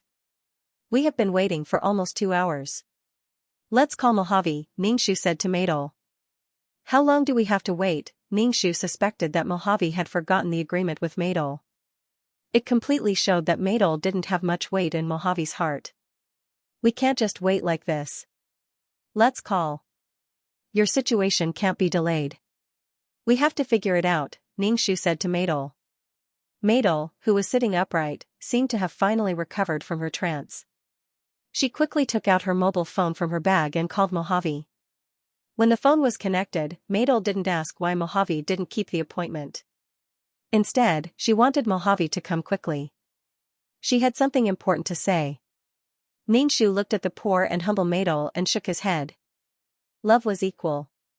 Now, Maidol was like Mojave's accessory. What did the other party say? Ningxu saw Maidol hang up the phone and immediately asked her. Maidol breathed a sigh of relief and said, he said he will come over later. Ningxu said oh and yawned. It was almost midnight. If Maidol didn't call Mojave, Mojave probably wouldn't come back today. Half an hour later, there was finally the sound of a car at the door. Maidol, who was sitting on the sofa, jumped up from the sofa like a spring and quickly walked to the door. Then there was the sound of the door opening. Ningxu saw that Maidol was setting up the slippers for Mojave at the entrance. Mojave walked in and put on the slippers. His movements were very natural. When he saw that there was another person in the living room, his eyes suddenly showed displeasure. Maidol had been with Mojave for a while. She could still understand some of Mojave's emotions. Obviously, Mojave was angry now. Maidol immediately explained, this is my agent. Because I have something to tell you today, I also called her. Mojave played with the car keys in his hand. He sat down and put his legs on the coffee table. It was such a wretched action, but Mojave looked unrestrained and cool. One of his long legs looked very sexy. Even Ningxu had to admit that Mojave was really handsome. Looking at Maidol's attentive and admiring eyes towards Mojave, he knew that this man was very charming. Say it. What are you looking for me for? I have other things to do. Mojave said to Maidol. His eyes didn't even look at Ningxu. Mojave saw that Maidol's face was very pale, but her lips were very red. In contrast, her skin was terrifyingly white. Her lips seemed to be painted with blood. This made Mojave frown slightly. He then looked away from her face and lowered his head to play with the key ring. He just didn't look at Maidol. The atmosphere in the villa's living room was very gloomy. Mojave was playing with the keys in his hand, and Maidol was looking at Mojave with a conflicted expression. She looked like she wanted to say something, but she just couldn't open her mouth. Ningxu acted like an invisible person at the side. In any case, no one said anything. Maidol's forehead was dripping with cold sweat. She looked at Ningxu for help. Ningxu shook his head. Maidol didn't need her to open her mouth. Maidol saw her manager shaking her head. She clenched her fists tightly, and her palms were sweating. She looked at Mojave's indifferent and noble appearance, but she just couldn't open her mouth. What's the matter? You called me over and didn't say anything. Since you don't want to say anything, I'll leave. Mojave put down his legs that were propped up on the coffee table. It was obvious that he was going to leave. Maidol hurriedly said, Don't go. Don't go. I have something to say. Mojave looked at Maidol. Maidol swallowed a mouthful of saliva. She looked at Mojave affectionately and said, I love you. Mojave, I really, really love you. Ningxu just listened to Maidol's confession to Mojave. However, Mojave's face was expressionless. He then frowned and looked at Maidol. So? Mojave didn't take Maidol's confession to heart. There were too many women who loved him, but there was no one he loved. Maidol had to muster up a lot of courage to say these words. Mojave's indifferent attitude was no different from a sharp knife stabbing Maidol's heart. It made Maidol's face instantly turn ugly. Her brows were filled with despair. If you want to talk to me about this kind of thing, I don't want to hear it. You should know that I'm very busy. Also, don't bring other people to the house. I don't like it. Mojave stood up and walked towards the door. Don't go. Madol let out a broken and sharp voice. She reached out and grabbed Mojave's arm. Tears flowed out of her eyes. Mojave, don't go. Mojave lowered his head and looked down at Madol. He frowned and asked, Madol, what do you want? You should know the consequences of making me angry. Madol's tears flowed. She felt as if her stomach was churning. She wanted to vomit, but when she met Mojave's cold eyes, Madol felt her entire body turn cold. She quickly cried out, Mojave, I'm pregnant. It's been a month. Mojave was stunned for a moment. He then shook off Madol's hand that was grabbing his arm. He glanced at Xianxia and said coldly to Madol, so, you brought people here today to seek justice from me, or to force me to marry you? Madol was at a loss for words. She felt as if she had fallen into icy water. Before she could say what she was thinking, Mojave stopped her. Mojave's words meant, don't even think about marrying me. Madol's entire body went limp as she fell to the ground and cried. It was as if she had lost her soul. Xianxia coughed and made his presence known, breaking the sorrowful atmosphere at the same time. Madol and Mojave looked at Xianxia at the same time. Xianxia suddenly felt pressured. Just as he was about to speak, Mojave spoke first. You're Madol's manager, right? Take your artist for surgery. I don't want this child. Xianxia was speechless. What was she supposed to say? The child in Madol's stomach is yours. You don't want it? Is this your child? Xianxia said indifferently. She originally thought that Mojave would give Madol a sum of money and leave Madol to fend for herself. She didn't expect that Mojave would directly ask Madol to abort the child. Not just any woman has the right to bear my child. Mojave said coldly. He then looked at Madol, whose face was ashen. How did you get pregnant? Didn't you use protection after the surgery? This kind of aftermath should be handled by women. The fear of pregnancy, the uncertainty of the future, and Mojave's heartless questioning made Madol so cold that her teeth were chattering. Madol opened her mouth. Or are you saying that you want to use the child to climb up the social ladder and marry me? Madol, I will never marry you. Mojave's expression was cold and his words were very heartless. Madol shook her head frantically. I really didn't. Xianxia was speechless. The two people who were supposed to be deeply in love had turned out like this. Moreover, Mojave's strange words made Xianxia feel a deep sense of malice. What did he mean by the aftermath should be handled by women? As if it was a woman's fault that she got pregnant. Mojave was the kind of person who loved someone so much that they would melt in his mouth and fall in his hands. If he didn't love someone, he was cold and ruthless. He was an extremely extreme person. He was simply a scumbag. President Mo, no matter what, this child is yours, Xianxia said. Mojave glanced coldly at Xianxia. Is this child mine? Maybe it is, maybe it isn't. Xianxia, F***ck. Mojave, is this child really yours? Am I that kind of person in your heart? You are my only man. Mojave, I beg you, please don't hurt our child, I beg you. Madol sat on the ground, holding her stomach. Tears fell like rain as she begged Mojave. Mojave squatted down, reached out his hand and grabbed Madol's chin. He looked at Madol's face and said coldly, so, you want to give birth to the child? I won't marry you. I won't let an illegitimate child exist. Madol's eyes reflected Mojave's cold expression. Madol's entire body trembled. Why are you so cruel to me? Why? Because I don't like you. I thought you were a little interesting before, but I realized that you were no different from other women in the entertainment industry. Mojave let go of Madol's chin, clapped his hands and said indifferently, if you want to talk about conditions, then talk about conditions. I don't like crying like this. Mojave then looked at Xianxia. Since you're already here, you must have a purpose. Tell me, what do you want? Mojave, I don't want anything. I just want you to not hurt my child. Madol shook her head desperately. Mojave rubbed his forehead. Stop, don't say any more. I don't have the patience to listen to these things. Tell me, what role do you want this time? I can give it to you. Madol felt as if she had been struck by lightning. She felt that her dignity was being trampled on by Mojave over and over again. Ningxu, why did it feel like the plot had changed so much? Didn't Mojave like to dote on Madol a lot? Why didn't that seem to be the case? He was so cold, as if he was treating the supporting female lead.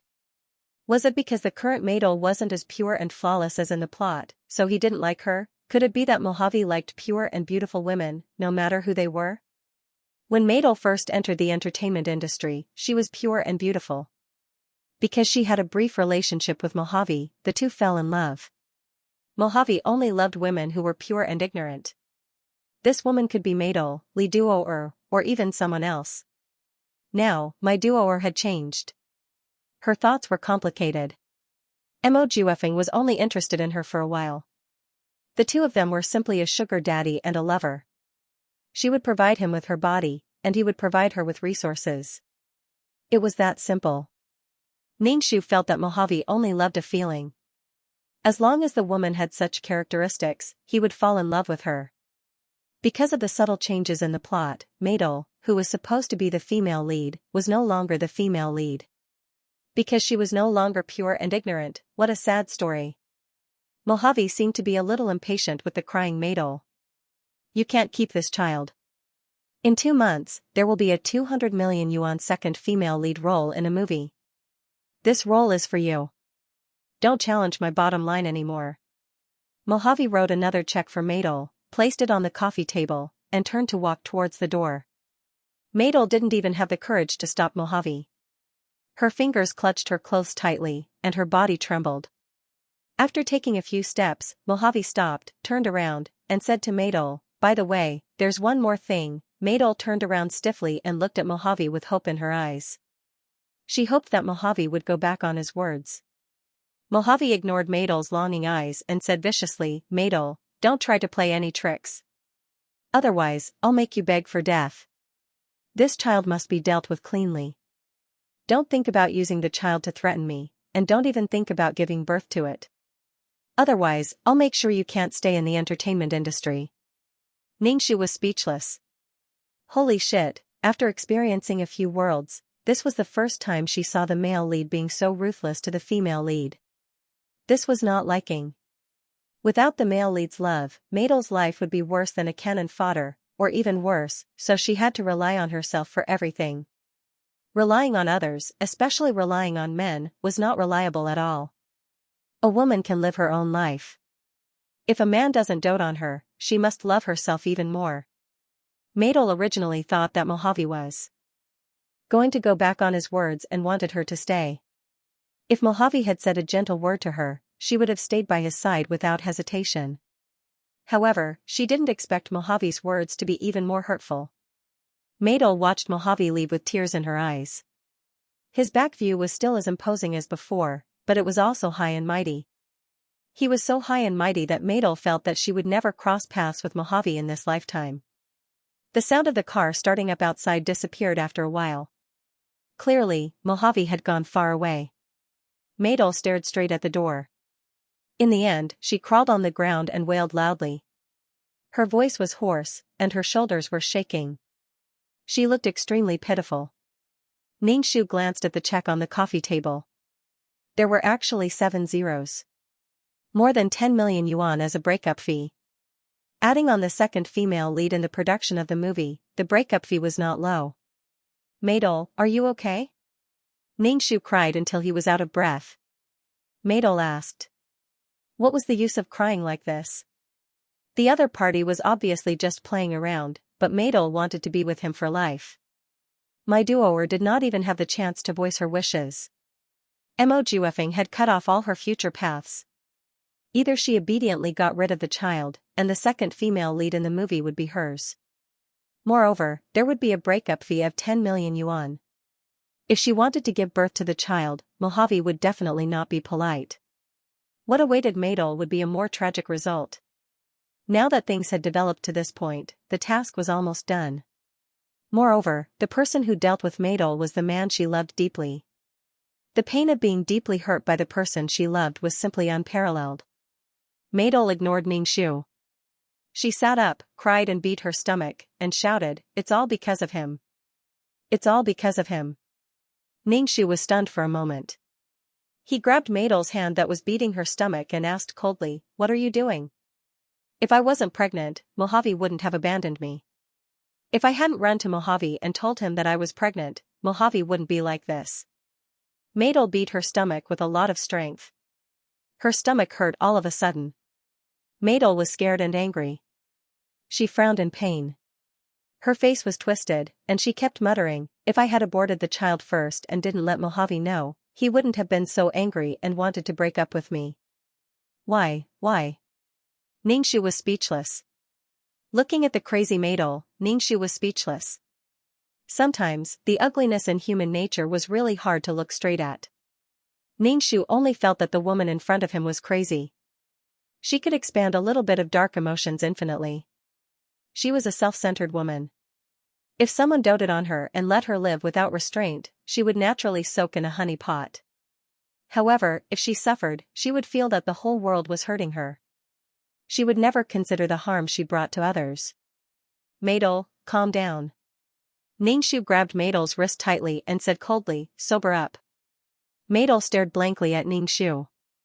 She pushed Ningxu away and bitterly shouted at Ningxu, "It's all because of you. If it wasn't for you, I wouldn't be like this." Meidel stood up and ran to the door. After taking a few steps, she held her stomach and cried out, "It hurts. My stomach hurts." Meidel supported herself against the wall and held her stomach with one hand. She felt a warm current flowing through her lower body and out along her thigh. "Sister Chen, my stomach hurts," Meidel shouted at Ningxu with a pale face. When Ningxu saw Meidel's blood flowing down her leg, he knew what was going on.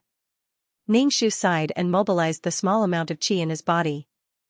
He directly carried Meidel in a princess carry and put her in the car to go to the hospital.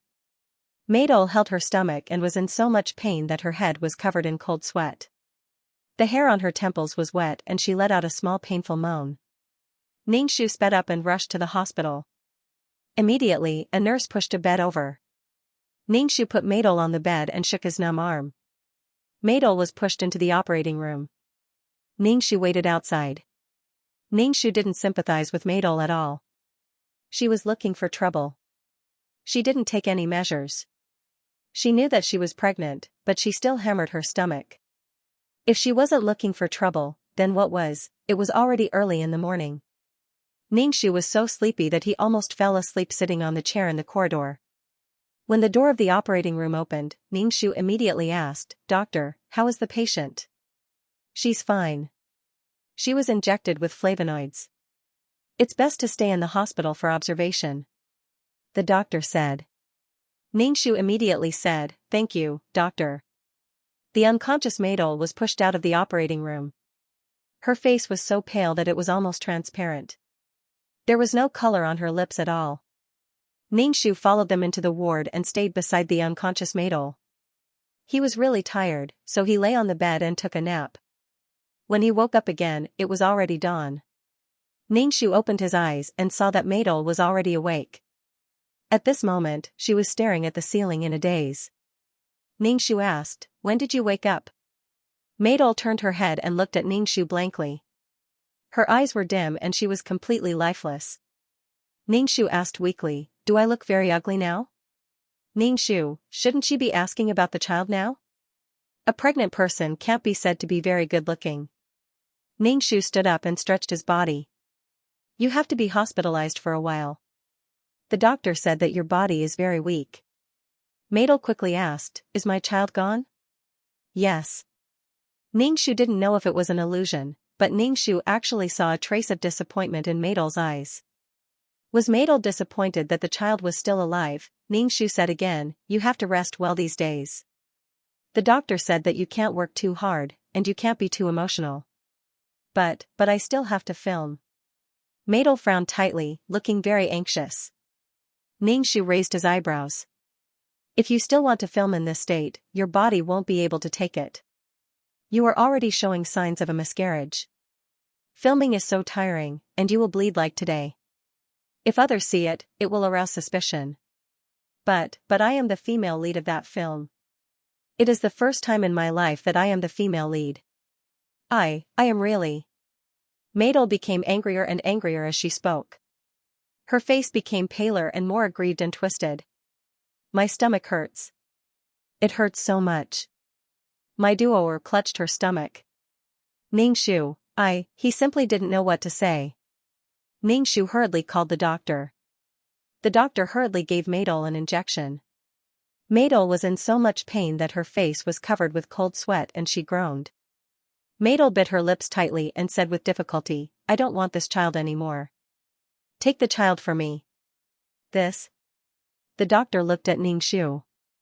Ningxu looked at Madel and asked, have you thought about it? Madel bit her bloodless lips. Ningxu nodded, then took a deep breath and said, I don't want this child. Ningxu frowned. Have you really thought it through? Other than this path, is there any other path I can take? Madel's body trembled as she spoke, tears streaming down her face. I simply have no other path to take. Sign it. The doctor said to Ningxu. Ningxu waved his hand. I'm not her relative. Let her sign it herself. Madel endured the pain and signed the document. Then, she shouted as if she was about to break down, hurry up and get rid of this child for me. It hurts so much. The nurse pushed the bed to the operating room. Ningxu stood at the door of the operating room, watching the operating room light on. About an hour later, Madel was pushed out. Her face was as white as paper, and she lay lifelessly on the bed. She looked particularly pitiful. Ningxu looked at Madel's stomach. The little life inside was already gone. He just didn't expect Madel to be so determined not to have this child. Mo Juefeng did not want to let a random woman have his child. My duoer was also one of those women. Mo Juefeng did not want a random woman to have his child. My duoer was also a random woman. Mo Juefeng did not want a random woman to have his child. After the anesthesia wore off, Madel slowly woke up. As soon as she woke up, before she could say anything, tears fell down her face. She seemed very sad. Ningxu handed the check to Madel and said, this is the check from Mojave. Madel weakly raised her hand to take the check. She wanted to tear it up, but in the end, she didn't. Madel looked at Ningxu. Her eyes were red, and she said with resentment, I suffered so much just for $10 million and a roll. I lost my child. My child is gone. Ningxu, so annoying, so impatient, she signed to abort the child. Looking at her now, it really made him feel bad. Now, was she going to express her sadness and guilt for this child? Ningxu saw Madel's sad expression, but his heart didn't waver. He even wanted to laugh. The Madel now was really different. She was no longer that pure and noble woman. If it was the Madel of the past, she wouldn't have said that she only received $10 million and a roll. She was a person who valued her dignity more than her life. Rest well. People have to look forward, Ningxu said calmly. Madel looked at Ningxu and bit her lip. Finally, she said, Sister Chen, you shouldn't have brought me to Mojave. If you had dealt with it in private, Mojave wouldn't have left me like this and abandoned me. Ningxu, so, now you're blaming me? Ningxu said calmly, if you wanted to abort the child in advance, you should have told me directly. I wouldn't have brought you to the villa. At that time, Madel only had a little hope in her heart. She felt that if she had a child, she would be able to have a happy ending with Mojave. However, she didn't expect Mojave to be so heartless. Now, Madel regretted telling Mojave about her pregnancy. That way, she wouldn't have broken up with Mojave. She wanted all the benefits. It was simply too much. She felt that she really had a hard time being a manager. She had worked hard for an entire night, but the other party didn't even thank her. Instead, they blamed her. She couldn't figure out why Meyer felt that it was only right. Ningxu said calmly, if you feel that this matter is my fault, I have nothing to say. As for the matter between you and Mojave, I have never interfered. Take good care of your body. You still have a show to film. Seeing her manager being so cold, Madel felt very wronged. She felt that her life was really terrible. She was abandoned by her lover and lost her child. Now, her manager saw that she had no backing and was bullying her. Sister Chen, Do you think that because I broke up with Mojave, you look down on me? Maidel asked Ningxu with red eyes. Ningxu, what kind of logic was that? Could it be that Maidel thought that because she had Mojave, everyone in the world should curry favor with her? Now that Mojave was gone, everyone in the world despised her. It felt like Maidel had developed a dependency on Mojave. Even if Mojave didn't treat Maidel well, Maidel couldn't leave Mojave. Maidel felt dizzy and her stomach hurt. It hurt so much that Maidel wanted to cry. As long as she thought of Mojave, Maidel's bones hurt.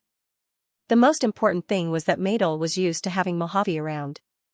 As long as Mojave was there, the road ahead of her was smooth.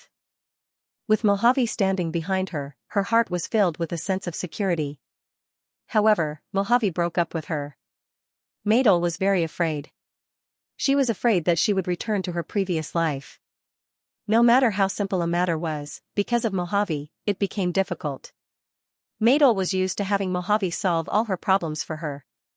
It made her feel unprecedentedly carefree. Maidel was terrified just by imagining that she had to endure hardships to play a minor role and look at other people's faces. She didn't want to leave Mojave, not only because she fell in love with Mojave, but also because of Mojave's powerful strength. Thinking about her future, Maidel couldn't help but cry. Why did things develop to this point? Maidel regretted telling Mojave about her pregnancy. She had an abortion in private. After resting for a while, she could still stay by Mojave's side. But now, she didn't even have the qualifications to stay by Mojave's side. Ningxu looked at Maidel wailing and ignored her. He went to do the discharge procedures for her and then took her back to the apartment to recuperate. When she was discharged, Maidel was unwilling. She felt that her agent was stingy. He didn't even want to pay for the hospitalization fee. Ningxu looked at Maidel's expression and knew what she was thinking. There are many people in the hospital. Do you want others to know that you had an abortion? You are a little famous now. Do you think it's good to have a scandal? Ningxu said coldly. Maidel was speechless. She bit her lips and covered herself with the blanket. She tilted her head and looked out of the window. Ningxu was too lazy to pay attention to her. When they arrived at the apartment, Maidel went back to the bedroom to rest. Ningxu saw that Maidel had really hurt her body this time. What was the use of not taking care of her own body? The director of the film crew called and asked Maidel to film. Ningxu made up an excuse that he had a bad cold and couldn't get out of bed. He said that he would film in a few days. Mo Juefeng was the one who had invested in this movie. He had specially asked my duoer to be the female lead. Now that my duoer was in poor health, he could only give up. The entire crew was waiting for my duoer to go back to work. To Ningxu's surprise, Maidel went back to work after a week of rest. When she left the apartment, her face was still pale. Why don't you rest for a few more days? Your body doesn't look very good. Ningxu said to Maidel. Why did she work so hard? If she didn't have a good body, everything was useless. Moreover, filming was a very difficult thing. Ningxu just wanted to remind Maidel, but he didn't expect Maidel to shout at him, I have been abandoned by Mojave. I am no longer Mojave's woman. If I don't film this movie, do you want Mojave to replace me? Ningxu, if she wanted to go, then go. Ningxu shrugged. Anyway, it wasn't her body that was ruined. Moreover, Maidel's temper was really bad. She probably suffered a blow. Ningxu took Maidel to film. When they arrived at the set, Mojave was there. When Maidel, who was sitting in the car, saw Mojave, she burst into tears. During this period, Mojave didn't come to see her. Mojave didn't come to the hospital to see her when she had an operation. She was in great pain, but Mojave didn't ask her at all. The most painful thing for Maidel was that there was a girl standing beside Mojave. Mojave looked at her very gently. Ningxu also saw the woman beside Mojave. This woman was simply a replica of Maidel. She was very pure and had a very pure temperament. Seeing this scene, Ningxu confirmed his thoughts once again. Mojave liked this kind of woman, no matter who she was. Maidel wiped her tears and took out her makeup bag to touch up her makeup. She tried to make herself look better. Maidel's hands were trembling as she put on makeup. Tears were about to flow out. Maidel raised her head and forced her tears back. Then, she put on the toad sunglasses and opened the car door to go over.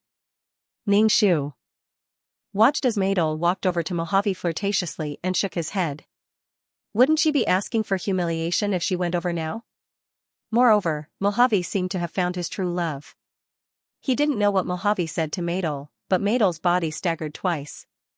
She seemed to be very sad and went to the changing room weakly. Ningxu got out of the car and saw that Mojave's gaze was fixed on him. He felt a little strange. Why are you looking at me? Then, Mojave actually walked over to Ningxu. Ningxu asked, did Maidol abort the child? Ningxu nodded. Mojave's gaze turned ugly and his expression was very strange. Ningxu looked at Mojave's expression. Could it be that he couldn't bear to part with the child? Since he couldn't bear to part with the child, he should have told Maidol. He waited until the child was gone and now he was asking about the child. She is indeed a vicious and merciless woman. She can do anything for the sake of being in a position of power. Mojave sneered, his brows filled with disgust. Ningxu was speechless. He felt that she was really crazy. On one hand, he threatened Maidol that she couldn't keep the child. If she kept the child, she would be unlucky. When Maidol really aborted the child, Mojave felt that Maidol was a person who could sacrifice her child for money and for the sake of being in a position of power. In short, he didn't love you. You were full of flaws. Everything you did was wrong. Your existence was a mistake. Ningxu didn't expect that he would actually break up a pair of true love. No, to be precise, Maidol no longer had what Mojave liked. On the other hand, under such difficult conditions, Maidol's heart was impetuous. She didn't want to be looked down upon. When facing Mojave, she was no longer as confident as she was in the storyline. She tried to please Mojave everywhere. Mojave had too many people trying to please him. He was very uninterested in such a flattering attitude. He liked women who were not afraid of him and could throw tantrums at him, act coquettishly, and be pure and beautiful. Ningxu felt that this girl was asking for a beating. She was crazy. Because Mojave was beside her, Maidol's filming condition was not very good. In addition, she was not feeling well and kept doing bad takes. The more she did bad takes, the more irritated Maidol became. What had happened recently was simply too much for her to bear. Why was she so miserable? Maidol felt that everyone was happier than her. Ningxu saw Maidol like this and felt that Maidol's acting skills had not made any breakthrough. Moreover, now that Mojave didn't intend to flatter Maidol anymore, what welcomed Maidol was an even more cruel reality. It was not easy to finish filming today's scenes. Maidol's face was terribly pale. She held her stomach and dragged her tired body into the car. Maidol, who got into the car, held her stomach and looked very uncomfortable. However, her eyes were always on Mojave. Seeing that Mojave had been chatting with a girl and the smile on his face made Maidol very sad and jealous. Is that girl Mojave's new lover? Maidol seemed to be asking Ningxu. Ningxu narrowed his eyes and said, should be. Maidol's face became even uglier. Ningxu drove back to the dormitory. Maidol washed up and went back to the bedroom to rest. She didn't even eat dinner. It seemed that she was really tired. It was estimated that this mission would be over soon. Now Maidol had no love and no career. To be honest, now Maidol's acting was so bad that Ningxu couldn't watch it anymore. Perhaps it was because there were too many troublesome things, or perhaps it was because Meyer had spent too much time on pleasing Mo. Therefore, Meyer's acting skills did not improve at all. The next day, Maidol woke up very early. She casually ate something and asked Ningxu to take her to the set. Ningxu saw that Maidol's face was worse than yesterday after resting for a night. He asked, can you bear it? Maidol glanced at Ningxu and said coldly, even if I can't bear it, you still have to let me go. If I don't go, how can the company make money? How can you achieve results? Do you really care about my health? What's more, I have to continue acting. Am I supposed to just watch that vixen steal my man and steal my role? Ningxu was speechless. Well, now Maidol was full of resentment. Just a casual word from others could make her vent her dissatisfaction. Ningxu didn't say anything and drove Maidol to the set. Today, Mojave was still there. Seeing Mojave, Maidol's heart ached. In the past, Mojave was there for her.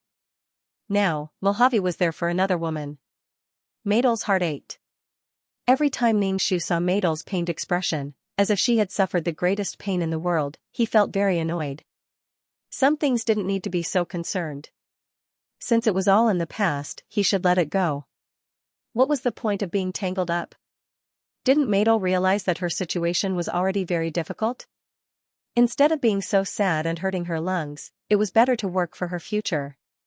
One's character determined one's fate. Fortunately, there was Mojave in the plot. Mojave solved everything for her. Madel didn't suffer at all. Under Mojave's pampering, many of her characters weren't exposed. Now, Madel exposed a lot of her character, ego, extreme ego. Madel endured the sadness in her heart. However, in the process of acting, Madel and Mojave's new lover had a conflict. When the two of them were acting, Madel looked at the woman's face close at hand. A rush of blood rushed to her head. Without thinking, she slapped the woman twice. Madel was satisfied with slapping the woman, but then she was kicked to the ground by Mojave. Moreover, he kicked her in the stomach. Madel clutched her stomach. She felt that her body had suffered a severe injury. A sharp tearing pain directly made her faint. Mojave ignored Madel, who fainted on the ground. Instead, he enveloped the woman in his arms and gently comforted her. Ningxu was speechless. Damn, Ningxu hurried over to carry Madel, stuffed her into the car, and drove to the hospital. Ningxu looked down and saw that there was blood on his hand. Madel's pants were soaked with blood. What was going on? It looked like a miscarriage. However, Madel had already had an abortion some time ago. Ningxu casually wiped the blood on his hand with a tissue and sped to the hospital. As soon as they arrived at the hospital, Madel was sent to the operating room. Ningxu looked at the red operating light and was really speechless. Ningxu had never seen someone who was so good at courting death. A lot of Madel's suffering was self-inflicted. The door of the operating room opened and a nurse came out. Ningxu asked the nurse, "What's the situation now?" "The patient's uterus is ruptured and she's lost a lot of blood. I'm going to the blood bank to get some blood now." The nurse hurried off. Ningxu was speechless. Her uterus was ruptured? Could it be that Mojave's kick had ruptured her uterus? Damn, the speed of development was simply too fast for Ningxu to keep up. Suddenly, Mojave and Madel became great enemies. Moreover, Mojave hated Madel to the core. Madel was the female lead. The speed of her defeat was simply like a falling elevator. Could it be because Madel had an abortion? In short, he couldn't figure it out. The operation went on for a long time. It was almost 3 hours before they came out. When Madel came out, her face was so pale that Ningxu thought Madel was dead. The patient just had an artificial abortion some time ago. Her recovery isn't very good. There's some infection in her uterus, but with a strong blow, her uterus ruptured. She may not be able to have children in the future. The doctor shook his head and said. Ningxu was a little confused, but he immediately thanked the doctor. Ningxu frowned tightly. He felt that something was not right. The development of the situation was too strange. When Madel woke up, she looked as if the sky had collapsed. She was obviously sad and desperate after being treated like that by Mojave. Ningxu hadn't told Madel about her physical condition yet. If she knew, she would probably be even more sad and desperate. Madel learned from the doctor that she couldn't have children. Then her whole body froze. She didn't come back to her senses for a long time. In the end, she cried out heartbreakingly. Why? Madel grabbed her hair with both hands and shouted hysterically, "Why did Mojave treat me like this? Why?" Ningxu wanted to cover his ears. Was it interesting to mention Mojave at this time? Her body was so broken. She didn't take care of her body and still thought about such a sad thing. Ningxu really couldn't understand. There was really no way to understand. Madel was too emotional. The doctor directly gave Madel a tranquilizer. Only then did Madel calm down and have a good rest. Ningxu looked at Madel's pale face. Was she really so sad? As a bystander, Ningxu didn't feel that the feelings were lingering. Did she need to scream hysterically? From the beginning to the end, Ningxu only saw that Maidol was sad, very sad, very sad. Mojave couldn't see why she was so sad. She was ruining her own body.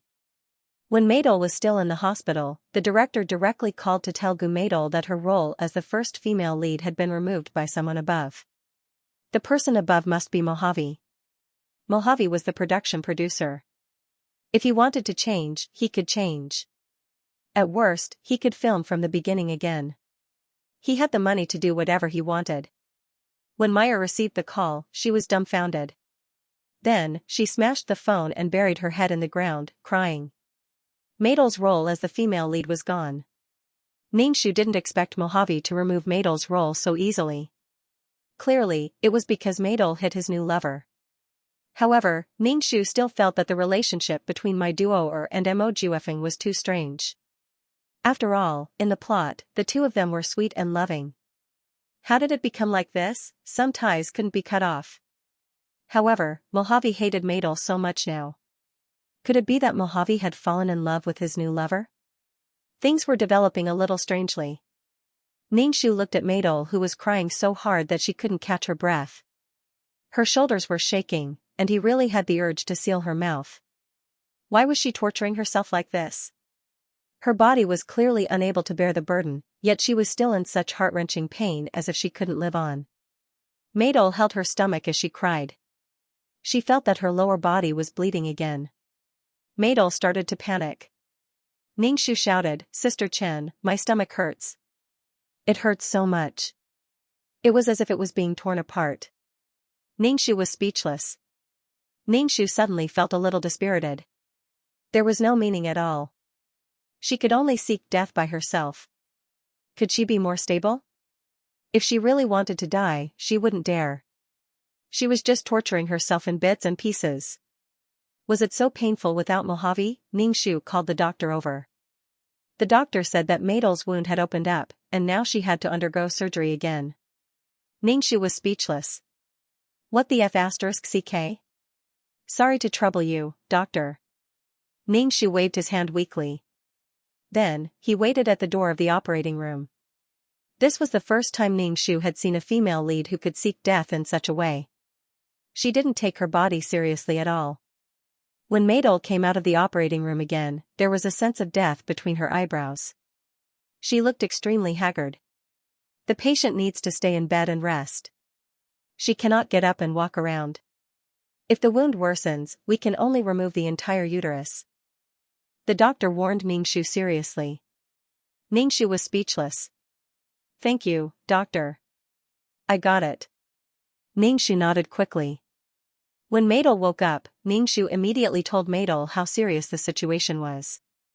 She couldn't get out of bed and walk around, and she couldn't be too emotional. Maidol wept silently as she looked at Ningxu with a pair of wooden eyes. She said in a light tone, "Since I no longer have the ability to reproduce, what's the difference between having a uterus and not having one?" F***ck. Ningxu hammered his chest.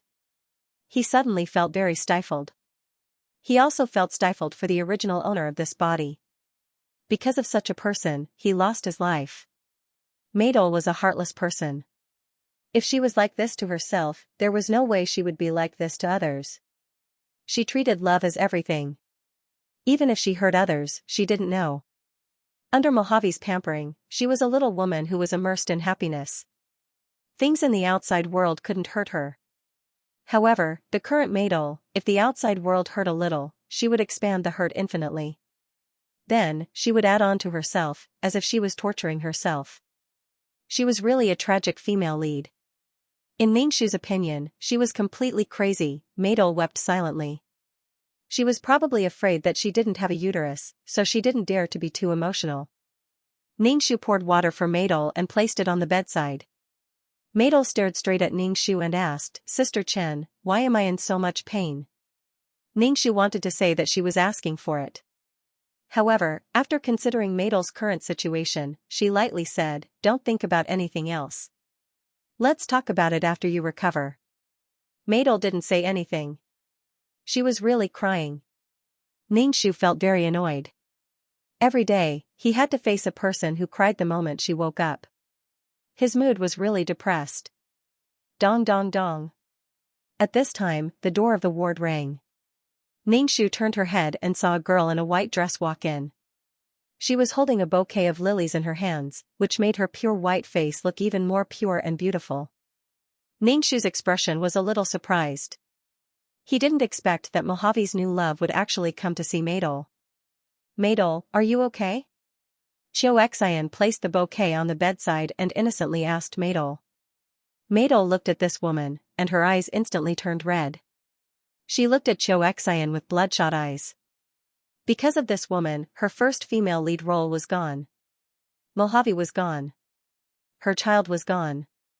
She didn't even have the ability to give birth. Are you here to mock me? Maidol sat up. Her stomach suddenly hurt. She pointed at the door and shouted emotionally, "Get out. I don't want to see you. I don't want to see you." Xianxia expressionlessly looked at Maidol. You're really in a sorry state. The one that Mojave loves now is me, not you. Get out, get out. Maidol threw the bouquet of flowers that Xianxia had brought over at Xianxia. Xianxia didn't dodge.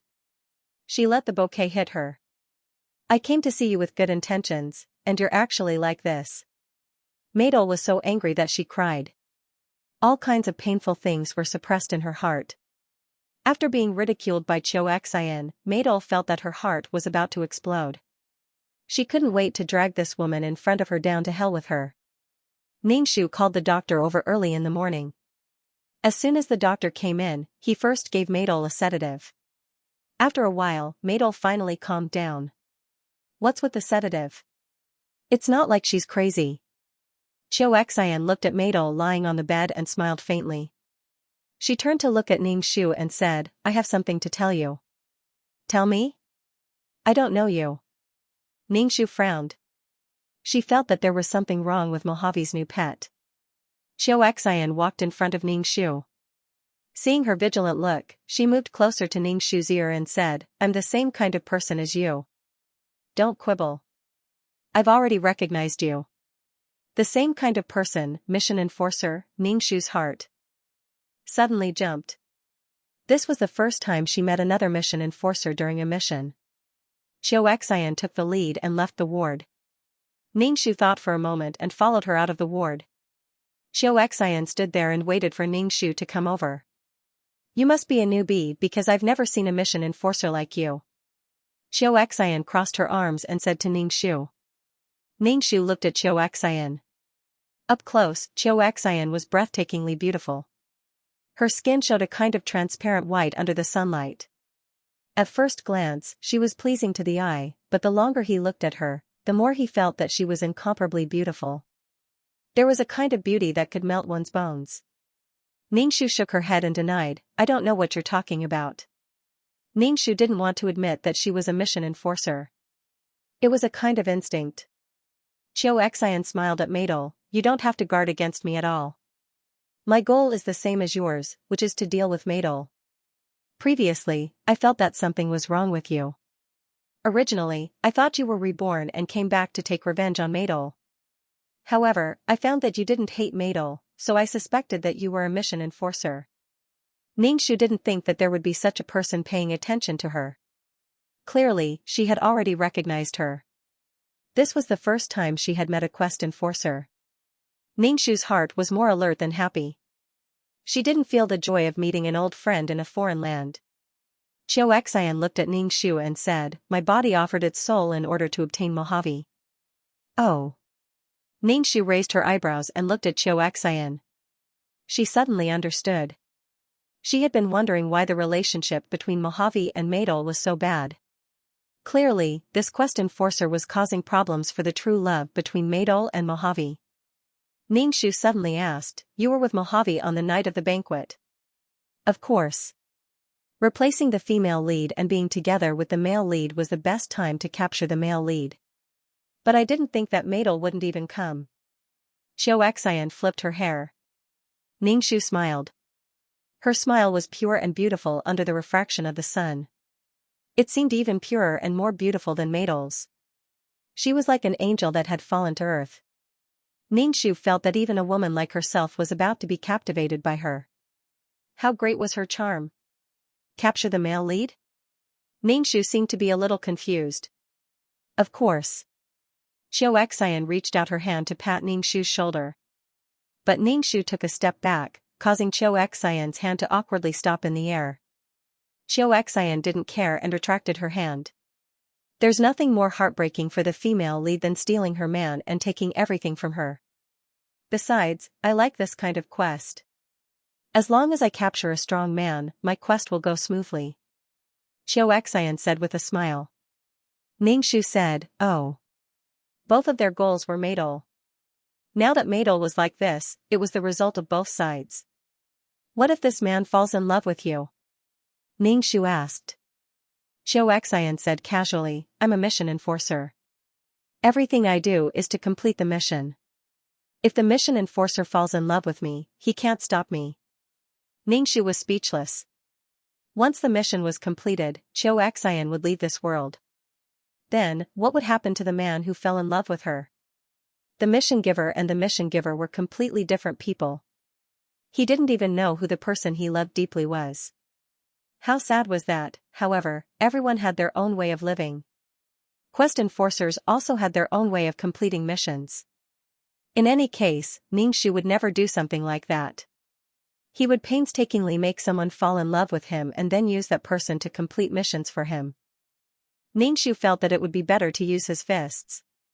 It would save him time and effort, and he wouldn't have to bear a debt of love. Be careful of playing with fire, Ningxu said again. Was it your idea that matal became like this? I like to hit the nail on the head when I do things. Your style of doing things disgusts me. Bringing matal to auditions and acting like this, I really don't know if you're helping her or not. You have to know that the more miserable the female lead is, the more points we get.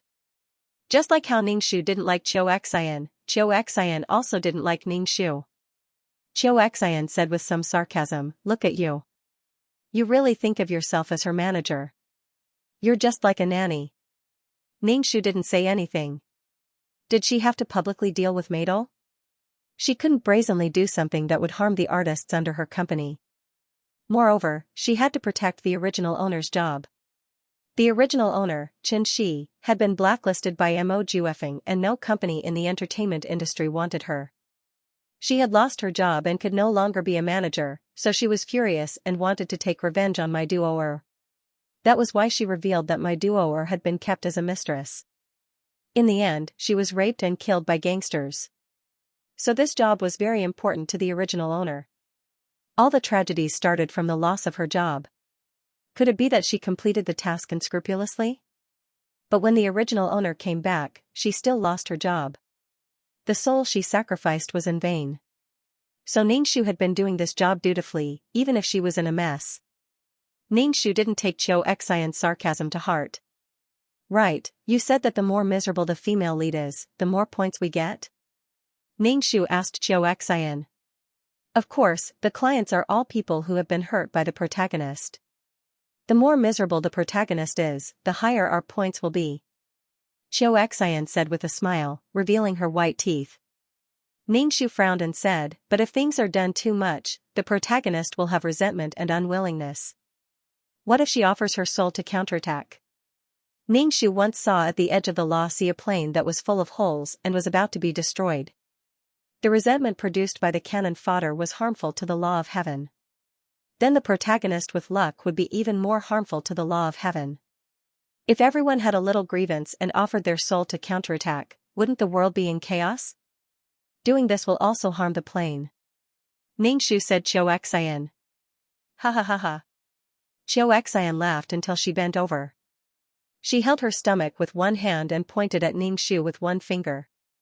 She laughed until tears splashed out, making Ningxu feel inexplicable. What are you laughing at? Ningxu frowned and asked unhappily. Did she say something funny? She was just saying what she understood. What the hell are you laughing at? Xianxia wiped the tears from the corner of her eyes and said lightly, you are really a saint. I'm a saint? Ningxu pointed at his nose and asked in surprise, how am I a saint? We are just mission enforcers who are in a precarious situation. Even if there is an accident during the mission, we will completely disappear. You actually want to save the plane, save the world. Aren't you a saint? We are mission enforcers. We just need to complete the mission. As for other things, we don't need to care at all. Xianxia said sarcastically to Ningxu, mission enforcers like you can't go far. Bye-bye. If Xianxia was still a little interested in Ningxu before, she had completely lost interest now. He was just a mission enforcer with nothing to do. There was no need to care at all. Ningxu looked at Xianxia's back and asked 2333 in his heart, is it what we are doing to repair the plane? That's right. Ningxu, you don't need to care. Your realm is much higher than hers. Maybe it's because you have been to the Sea of Law. Those planes are the same as humans. When they are sick, they can't repair their laws through self-healing, so they need treatment. People who don't have a long-term vision won't go far. 2333 comforted Ningxu. Ningxu shrugged. He didn't care what others thought. If things go too far, will others also sacrifice their souls to counterattack? If there's another counterattack, then what I've done for Chen Shi will be overturned. Ningxu was very doubtful. Since innocent cannon fodder could sacrifice their souls to counterattack, then the protagonist could do the same. The cycle of the heavens and the entanglement of karma. Not everyone has the opportunity to counterattack. These missions are all filtered. For example, there is a problem with the laws of your world. There is a problem with Mojave's ability. In the whole world, it is as if Mojave is the strongest. Too much luck is concentrated on Mojave. It is a very abnormal law. 2333 Ningxu explained, that is why Chen Shi's mission was accepted. Ningxu nodded and let out a sigh of relief. When he returned to the ward, he saw that Maidol was sleeping. Her face was as white as a sheet of paper. Ningxu was waiting for Maidol to wake up. Ningxu felt that if Maidol's emotions were to go on like this, she would probably go crazy. From a certain point of view, Maidol was trapped in her own sad world. Ningxu didn't know why Maidol was torturing herself like this. It made his face bleed. Or did she want to hurt herself in this way to attract others' attention and make Mojave feel sorry for her? There was a hole in her brain. She didn't even care for herself and expected others to love her? When Maidol woke up, Ningxu directly gave the final notice, if you continue to be willful, I can only tell the company about your situation. When the time comes, you will only be terminated by the company. Maidol bit her lips tightly and said, Sister Chen, didn't you see that woman coming in front of me to show off? She did it on purpose. She did it on purpose to provoke me. Goddamn annoying. Since you know that she did it on purpose, you should calm down. Don't let her get away with it. Rest well and take care of your body. Ningxu always felt that the company would terminate Maidol's contract with the company sooner or later. Things happened every few days. Moreover, she was an artist who didn't earn money. She was completely worthless. But what Ningxu didn't expect was that not long after, the news of Maidol being someone's mistress broke out on the internet. There were pictures to prove the truth, but the picture of Mojave in the pictures was blurred. However, according to the information, it was clear that this was Mojave. When he saw the news, Ningxu's first reaction was that Xianxia did it. There were many pictures. Obviously, it had been planned for a long time. Ningxu had this thought before. But when he saw that Maidol was already very miserable, he couldn't get up, and most importantly, Maidol had the ability to make himself even more miserable. Before he could do anything, Xianxia exploded. As expected, she was a mission enforcer who would hit the target with one hit. Her style of doing things was incomparably fierce. Compared to Xianxia, Ningxu felt that he was a trashy mission enforcer. Maidol looked at the news and the news of her abortion. It was very real. Her face turned pale. There was only one feeling in her heart. She was finished. Maidol suddenly looked at Ningxu. Ningxu questioned, Sister Chen, did you do this? Only you know these things. Ningxu was speechless. I don't know. During the time you were hospitalized, I was always by your side. Besides, other than me knowing that you are Mojave's woman, Mojave's new lover also knows about your situation. You are an artist under me. Why would I do something so harmful? Do you think that if you were to have a scandal, it would look good on me and the company? It must be her. It must be that daughter. She must have done it. Maidol wailed. In order to steal Mojave, she painstakingly went against me. Sister Chen, Sister Chen. My duoer grabbed Ning Su's hand tightly and begged, Sister Chen, please help me. You're the only one who can help me now. I've lost my first female lead role, and now that woman has done this, I'll lose my second female lead role too. That role was promised to me by Emojuefeng. It must be that woman who wants to steal my role. Sister Chen, please help me, I beg you. Sister Chen, please help me. Ningshu's face was stiff. Before things were clear, she blamed others without thinking. Now, she wanted her to help. To be honest, Ningshu hated Maidol's character the most. It was as if everything she did for her was natural. Ningshu just nodded. Suddenly, many reporters squeezed in from the door. These reporters surrounded the bed and put their microphones in front of the pale Maidol. Their voices were like cannonballs hitting Maidol. Maidol, are you Mojave's mistress? I heard that you sold your body for the role of the first female lead. Mojave gave it to you? Are you hospitalized because you had an abortion? Countless vicious words were thrown at Maidol like waves. Maidol broke down and shouted, No, I'm not Mojave's mistress. I didn't have an abortion. I'm just sick. I'm not a mistress. I heard that you often go in and out of the mansion in Qingshui Park. That mansion belongs to Mojave. How long have you been together? And Mojave doesn't want this child. If you abort the child, you can get the breakup fee and the role. Isn't that right? All the reporters were chattering in Maidol's ears. Maidol hugged her head. Nonsense. I didn't. I'm not a mistress. I didn't have an abortion. I'm sorry, my artist is sick. Please leave. This is a hospital. Ningshu chased the reporters out. It took her a lot of effort to get rid of them. Ningshu returned to the ward and found Maidol covering her head with the blanket. Her body was trembling. Ningshu wanted to say a few words to Maidol, but she received a call from the company. Ningshu shook her head. She and my duoer were on opposing sides. She had also benefited from what Xianxia had done. Ningshu took her bag and was about to leave. Maidol lifted the blanket. Seeing that Ningshu was about to leave, she asked sharply, Where are you going? Ningshu frowned and said, I'm going to the company. Something like this has happened. The company needs an explanation. Suddenly, my duoer said to Ningshu in a fawning manner, Sister Chen, can you help me ask the company to do a crisis PR and hold a press conference for me? Sister Chen, I still want to act. I can earn a lot of money for the company. Maidol's ability to cause trouble was greater than her ability to make money. Ningshu said lightly, I'll try my best. Maidol nodded. Ningshu said, Sister Chen, I'll wait for you to come back. Ningshu arrived at the company and was directly criticized by the boss. The boss wanted to terminate Maidol's contract. The company didn't even want to hold a press conference for this kind of artist. They directly gave up on Maidol. Ningshu held the termination contract in her hand. Fortunately, the boss didn't fire her. This matter was too big, and the impact was too bad. So the company abandoned the worthless Maidol. Maidol held the termination contract in her hand and suddenly felt like she was struck by lightning. Maidol couldn't believe that she was abandoned by the company like this. Why did she work so hard to act? She even hooked up with Mojave for her own future. In order to fight for resources, the company would get a share of the money she earned from acting. But now that something happened, the company abandoned her and betrayed her.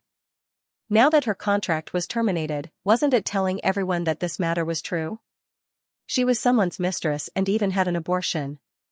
How could this be, hitting someone when they're down, ruthless? Maidol looked at her agent and only felt that her face was ferocious and cold, the same as the people in the company. You promised me that you would plead for the company, but in the end, it became a termination contract. Maidol broke down and threw the contract at Ningshu's face. Ningshu took a step back and didn't let the paper hit her face. She was speechless. What did Maidol think of her as? She didn't serve Maidol unconditionally. She worked for the company, not for Maidol. Maidol was a person who didn't have a clear mind. Ningxu picked up the contract from the ground and handed it to Maidel and said, "Sign it, the company will compensate you." Maidel's tears flowed down. She pulled Ningxu's hand and begged, "Sister Chen, I beg you, don't do this to me. I'm already in so much pain. Help me tell the company that I will work hard. You're an artist under me after all. This incident has caused a huge uproar. The company has to save its image," Ningxu said calmly. Maidel's emotions were breaking down. Ningxu roared, "For the company's image, are you going to abandon me? Am I not innocent?" Ningxu, how exactly are you innocent? These are all facts, okay? Ningxu was a little impatient. Having such an artist under her was like shortening her life by 10 years. If Xianxia could get rid of Maidel, it would be good. Maidel had ulterior motives and walked the crooked path. Now she was saying that she was innocent. Ningxu was sick of it. Maidel saw that she couldn't change the situation and finally signed the termination contract. Once she signed, the working relationship between Maidel and Ningxu was also terminated. Ningxu put the contract in her bag and left. Maidel saw that Ningxu left. Her heart was empty and scared. She was used to her agent taking care of everything for her, so she didn't have to worry about anything. Now that she suddenly didn't have an agent and no one to take care of things for her, Maidel's heart was suddenly a little scared. She clutched the check tightly in her hand. This 10 million was the breakup fee that Mo Juefeng had given her. She would definitely rise up and make those who looked down on her regret. She would make the company regret, her agent regret, and Mo Juefeng regret. Let the woman who hurt her pay the price. Maybe it was because she was motivated, or maybe it was because she had reached the lowest point in her life. Maidel didn't have the previous self-pity and began to actively treat herself. The medical expenses were also a big expense. Before, it was always her agent who took care of it for her, so she didn't feel it. Now that the money flowed out of her own hands, Maidel suddenly felt that no amount of money was enough. Even if she had a 10 million check, Maidel's heart wouldn't be at ease. When her body was almost recovered, Maidel was discharged from the hospital. When she returned to the apartment, she found that the key couldn't open the door at all. Only then did Maidel remember that her contract had been terminated. She could only go out to find a house and then began to audition every day. However, many directors didn't want her, and the heat of the scandal from some time ago had not dissipated, so Maidel simply couldn't move an inch. Some bold men said that as long as they let Maidel sleep with them for one night, they would get a role. Maidel immediately refused. Those men said that Maidel was a hypocrite and just wanted to raise her value. Who knew how many people she had slept with? These men were nothing more than a kind of hunting mood, wanting to sleep with the woman who had slept with Mojave. Ningxu had been busy with the affairs of his artists. Joey was going to release the second chapter of the album. The first album sold well, so the company decided to release another album. Now, Joey had been completely reborn. He was completely different from before. With Joey in her hands, Ningxu finally had some status in the company. She was no longer the kind of manager who was dispensable. Xiayi, a little fresh meat, acted in an idol drama. Although his acting skills were terrible, with his face, countless girls were charmed by his face, which made Xiayi somewhat famous. Ningxu took Xiayi to various film sites to play extras to hone his acting skills. Xiayi's acting skills were really not good. How far could he go with only his face? Who could guarantee that his face would always be good? There would never be a time when his face would decline occasionally. Xiayi didn't like to play extras, but he was forced to do it by Ningxu. He always begged Ningxu to do it.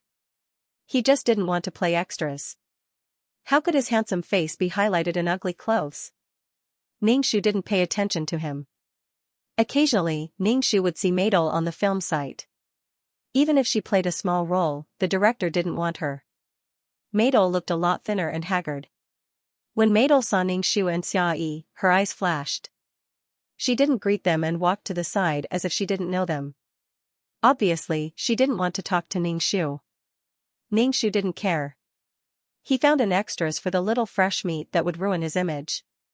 Xiayi didn't want to play it, so Ningxu kicked him and threw him directly into the dressing room. Maidel saw Xiayi playing extras from not far away. She also saw Ningxu waiting for Xiayi. Her manager used to wait for her like this. He waited for her to finish her scene and handed her a towel and water. Madol was a little absent-minded. Only now did she realize how painful and difficult it was to fight alone. Madol was glad that she didn't tear up the check. Otherwise, she didn't know what she would be like now. Madol turned and left. Ningxu glanced at Madol's back.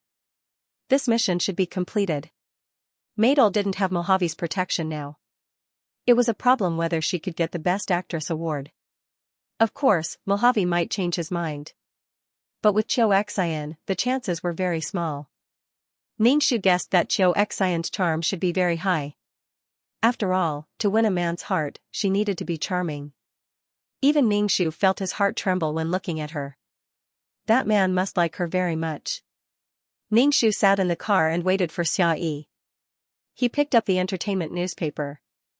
It was full of reports about Mojave and Xianxia. In short, they were showing off their love everywhere. In fact, Ningxu admired Xianxia. Xianxia looked at Mojave affectionately in the photos in the newspaper. Needless to say, Mojave looked at Xianxia with love. Ningxu didn't know whether Xianxia really liked Mojave or was pretending. But he could see that Xianxia was a woman who put her mission above all. It was impossible for her to fall in love with a man who was on a mission. Ningxu felt that Xianxia was quite ruthless. In the plot, it was Madol and Mojave who were showing off their love everywhere.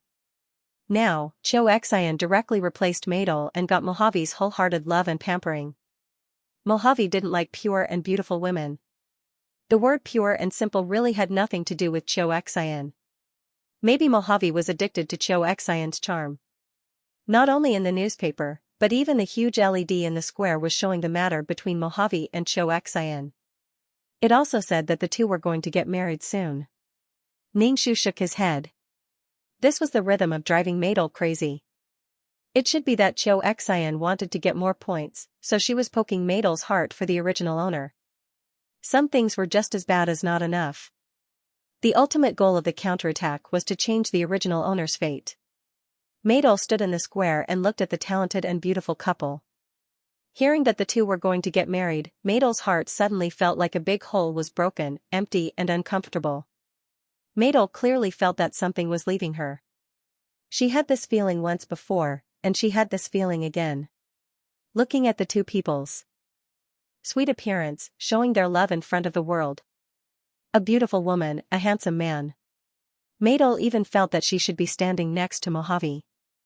The woman next to Mojave should be her. Why was Mojave so cruel to her, making her lose her child, the promised role, trampling her like mud for that woman? Why, Madol's nails dug deep. She hated that woman, and also hated Mojave. She hated Mojave for looking down on her and ignoring her feelings. Madol's eyes were red. She stared at the huge LED and her body was trembling. Ningxu and Joey were going to attend an award ceremony. Joey had been nominated for a music award, so Ningxu had to accompany Joey to attend the ceremony. In the original plot, Madol won the Best Actress award at this ceremony, but this time, Madol didn't do anything. Would Xianxia replace her and redo the plot to win the Best Actress award? To be honest, Ningxu really didn't like having more than 2 mission enforcers in one dimension.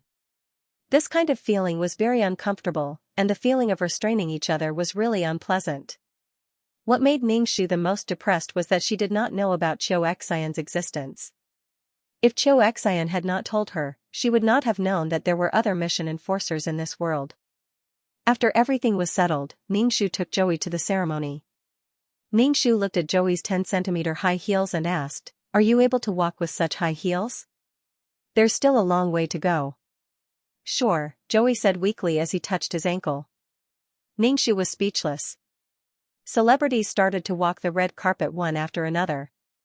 The more important they were, the more they walked at the back. Joey's qualifications in the entertainment industry were still shallow, so she walked at the front. Under Ningxu's worried gaze, Joey finally walked the red carpet without making any mistakes. She felt that she was really a mother who had to worry about everything. "Chen-Shi." A gentle voice sounded. Ningxu turned around and saw Xianxia in a white dress walking over with Mojave's arm. Ningxu stood in the crowd. He did not expect Xianxia to see him. Ningxu smiled at Xianxia and did not say anything. You know her? Mojave glanced at Ningxu, frowned, and walked away with Xianxia. Don't associate with this kind of person. I know, I'll listen to you. Xianxia looked up at Mojave and smiled like a flower, like a pure lily slowly blooming. Good girl. Mojave's eyes were full of love, and he reached out to touch Xianxia's head. This scene was so beautiful that many reporters took photos with their cameras. The surroundings were flashing and the shutters were clicking. This was what an immortal couple was like. Madel and the crowd clenched her fists, wearing a mask and hat, and moved in the direction of the two. Many people shouted Xianxia's name. They were obviously Xianxia's fans. Xianxia mischievously told Mojave that she wanted to shake hands with her fans. Mojave naturally agreed. He accompanied Xianxia to the cordoned area and let Xianxia shake hands with her fans. Of course, she could only shake hands with female fans. Xianxia shook hands with her fans with a smile. Suddenly, someone took a bottle and splashed water on Mojave's face. It happened so fast that Mojave did not react for a moment. When he reacted, Mojave only felt a burning pain on his face. The most painful thing for Mojave was that the liquid splashed into his eyes. His eyes were red and painful as if he was going to go blind. Ah! Mojave covered his eyes and roared in pain. Xianxia was stunned. Some of the liquid splashed on her hand. Xianxia immediately screamed, concentrated sulfuric acid. Xianxia's voice just fell, and there was a commotion around. Ningxu looked at Mojave, whose face was smoking, stunned. Who was this? Ningxu vaguely thought of who it could be. But he did not expect that she could be so ruthless. Ningxu was pushed by the panicked people around. He wanted to see where Madel was. Suddenly, he saw a person wearing a hat and a mask. She directly took out a watermelon knife and stabbed Xianxia's heart. In an instant, Xianxia's heart was pierced and her whole body was stabbed. Xianxia's expression was shocked and dazed. Ningxu knew at a glance that the murderer was Madel. Anyway, he had worked with Madel for a while. He knew a little about Madel's figure. What shocked Ningxu was Madel's strength. The heart was in the chest, and the front was protected by the ribs. With Madel's strength, it should be impossible for her to stab through Xianxia's body. Maybe this was the power of anger and hatred. Madel was about to run away, but she was immediately restrained. Immediately, medical personnel came to treat Mojave and Xianxia. Xianxia fell to the ground and looked at Ningxu's shocked face. She vomited blood and shouted to Ningxu with difficulty, "Save me, save me, save me." Xianxia was Ningxu's only life-saving straw because she and Ningxu were the same kind of people. They were both task enforcers. Ningxu really did not know how to save Xianxia. Seeing a task enforcer die in front of him, this kind of impact made Ningxu unable to come back to his senses. The task enforcer who was in front of him a while ago was dead. Xianxia vomited blood. Various emotions flashed across her face. Fear made her beautiful face twist. Finally, her eyes became empty and she was completely dead. Ningxu only felt his hands and feet go numb. His mind was blank. He did not even dare to guess what would happen to Xianxia. The chaotic scene was under control. The red carpet had been corroded by the concentrated sulfuric acid. Large puddles of blood flowed on the red carpet, turning it black. "Sister Chen, are you okay?" Joey ran to Ningxu. "I was inside when I heard that something happened outside. I quickly came out." Ningxu shook his head with a pale face. After such a violent incident, the award ceremony naturally could not continue. Moreover, the organizers were under a lot of pressure. A big shot in the entertainment industry was splashed with sulfuric acid. Now, no one knew if she was dead or alive. A female celebrity who was in the limelight died on the spot. A loving couple had ended up in such a state. On the way back, Ningxu's legs were a little weak, so he asked Joey to drive. Ningxu closed his eyes and asked 2333 in his heart, "Is Xianxia dead?" "Yes, she was erased," 2333 said faintly. 2333 said indifferently. His voice was cold as if he was talking about something insignificant. As expected, Ningxu had guessed it in his heart. As a mission enforcer, not only do you have to complete your mission, but you also have to protect yourself. There is a limit to everything you do, 2333 said and did not say anything else. Xianxia was erased. It was unexpected but also reasonable. Xianxia wanted to get more points, but she did not expect that her actions would make Maidol unable to bear it. In the end, she ended up turning evil. Xianxia was careless and was killed by Maidol. Xianxia looked down on Maidol from the bottom of her heart. She probably did not expect to die in the hands of Maidol. Maidol was like a spring that was pressed to the extreme by Xianxia. What awaited her was a huge rebound. Xianxia was careless, so she died. Before this, Ningxu felt that Xianxia was playing with fire. She would get burned. Emotions were fragile and changeable. There was no way to control them. Xianxia played with other people's emotions, and in the end, she ended up like this. Ningxu asked 2333 again, judging from Xianxia's tone, she should be a veteran mission enforcer. How could she be so careless? When Ningxu was on a mission, he would always pay attention to his safety. He would always think of ways to improve his strength because everything would be over if he died. Since Xianxia was a veteran mission enforcer, why didn't she know this? Veteran? I've only completed a few quests like you, that's all. After tasting the sweetness of the first few quests, I thought that this kind of game was the best way to win over a man. But I didn't think that every quest is different. I always thought that you were a dumb person. I didn't think that there would be someone who is even smarter than you. The world is so big, nothing is too strange, nothing is too strange. 2333 sighed. Ningxu was speechless. Therefore, Ningxu decided to max out his martial strength. If his IQ wasn't high enough, he could make up for it with brute force. Ningxu felt that he would definitely be able to avoid what happened today. Perhaps he would be injured, but it wouldn't be so serious that he would be obliterated on the spot. Although cultivation was tough, it was worth it as long as he could keep himself alive. Ningxu was more concerned about what happened next. Maidol was caught and confessed to her actions. She admitted that she was the one who poured the sulfuric acid and that she was the one who killed the man. However, she didn't think that she did anything wrong. She was asked why she poured sulfuric acid on Mojave. Maidol's face was indifferent. All her emotions were hidden in her bones. She said, I can't stand the man I love looking at someone else with such affection. I've done so much for him. I'd rather destroy his face. I hate that bitch. She framed me and stole everything from me. I want her dead. She had nothing left. No one wanted her to act. Now, she could only act in pornographic films. She had fallen to the point where no one wanted her even if she acted in R-rated films. It was all because of that bitch. Ningxu could only say that this was a thorough corruption. However, Ningxu didn't sympathize with Maidol at all.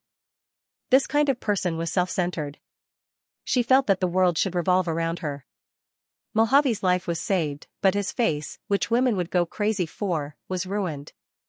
His skin was corroded into a pile of rotten flesh. Moreover, the sulfuric acid splashed into his eyes and corroded his eyeballs. His optic nerves were all corroded. Even a retina transplant couldn't be done. In other words, Mojave would be blind for the rest of his life. An ugly blind man. When Mojave woke up, he couldn't accept it. He held his head. It seemed that tears were about to flow out. His eyes were so painful that he almost died. This made Mojave very, very afraid. Mojave, who dominated others, was now full of fear. The first thing he thought of was his business empire. When he couldn't see it, he felt that everything had left him. When Mojave found out that it was Maidol who did it, he was stunned. She was just an ant-like mistress. How dare she be so bold? Even if Maidol had been sentenced to life imprisonment for intentional homicide, Mojave wouldn't let her go. He must let Maidol suffer endless pain in prison. She kept saying that she loved him, but did such a cruel thing to him. Love your sister. Mojave was sad when he found out that his beloved Xianxia had died. However, he was more afraid of his future and his eyes. He was afraid of a series of things and consequences because of losing his eyes. When Ningxu found out that Mojave was blind, he was stunned for a moment. Then, he admired Maydol. Now, Maydol's love had turned into hatred. Perhaps when Maydol lost her child, Maydol's heart already hated Mojave. In addition, Mojave and Xianxia were showing off their love for each other. This caused Maydol's heart to accumulate endless negative emotions. In the end, this matter fermented until now. The two people who loved each other in the storyline now hated each other. Ningxu once again sighed at the changeable and unpredictable feelings. Now that the mission was completed, Maydol could only stay in prison for the rest of her life. Mojave's face was ruined and his eyes were blinded. Furthermore, a mission enforcer had died. Things changed so fast that Ningxu's eyes couldn't keep up. Ningxu repeatedly warned himself in his heart that he must be very careful when doing missions. He must ensure his own safety. Ding, mission completed. Leaving the mission world. As soon as 2333's voice fell, Ningxu felt a wave of dizziness.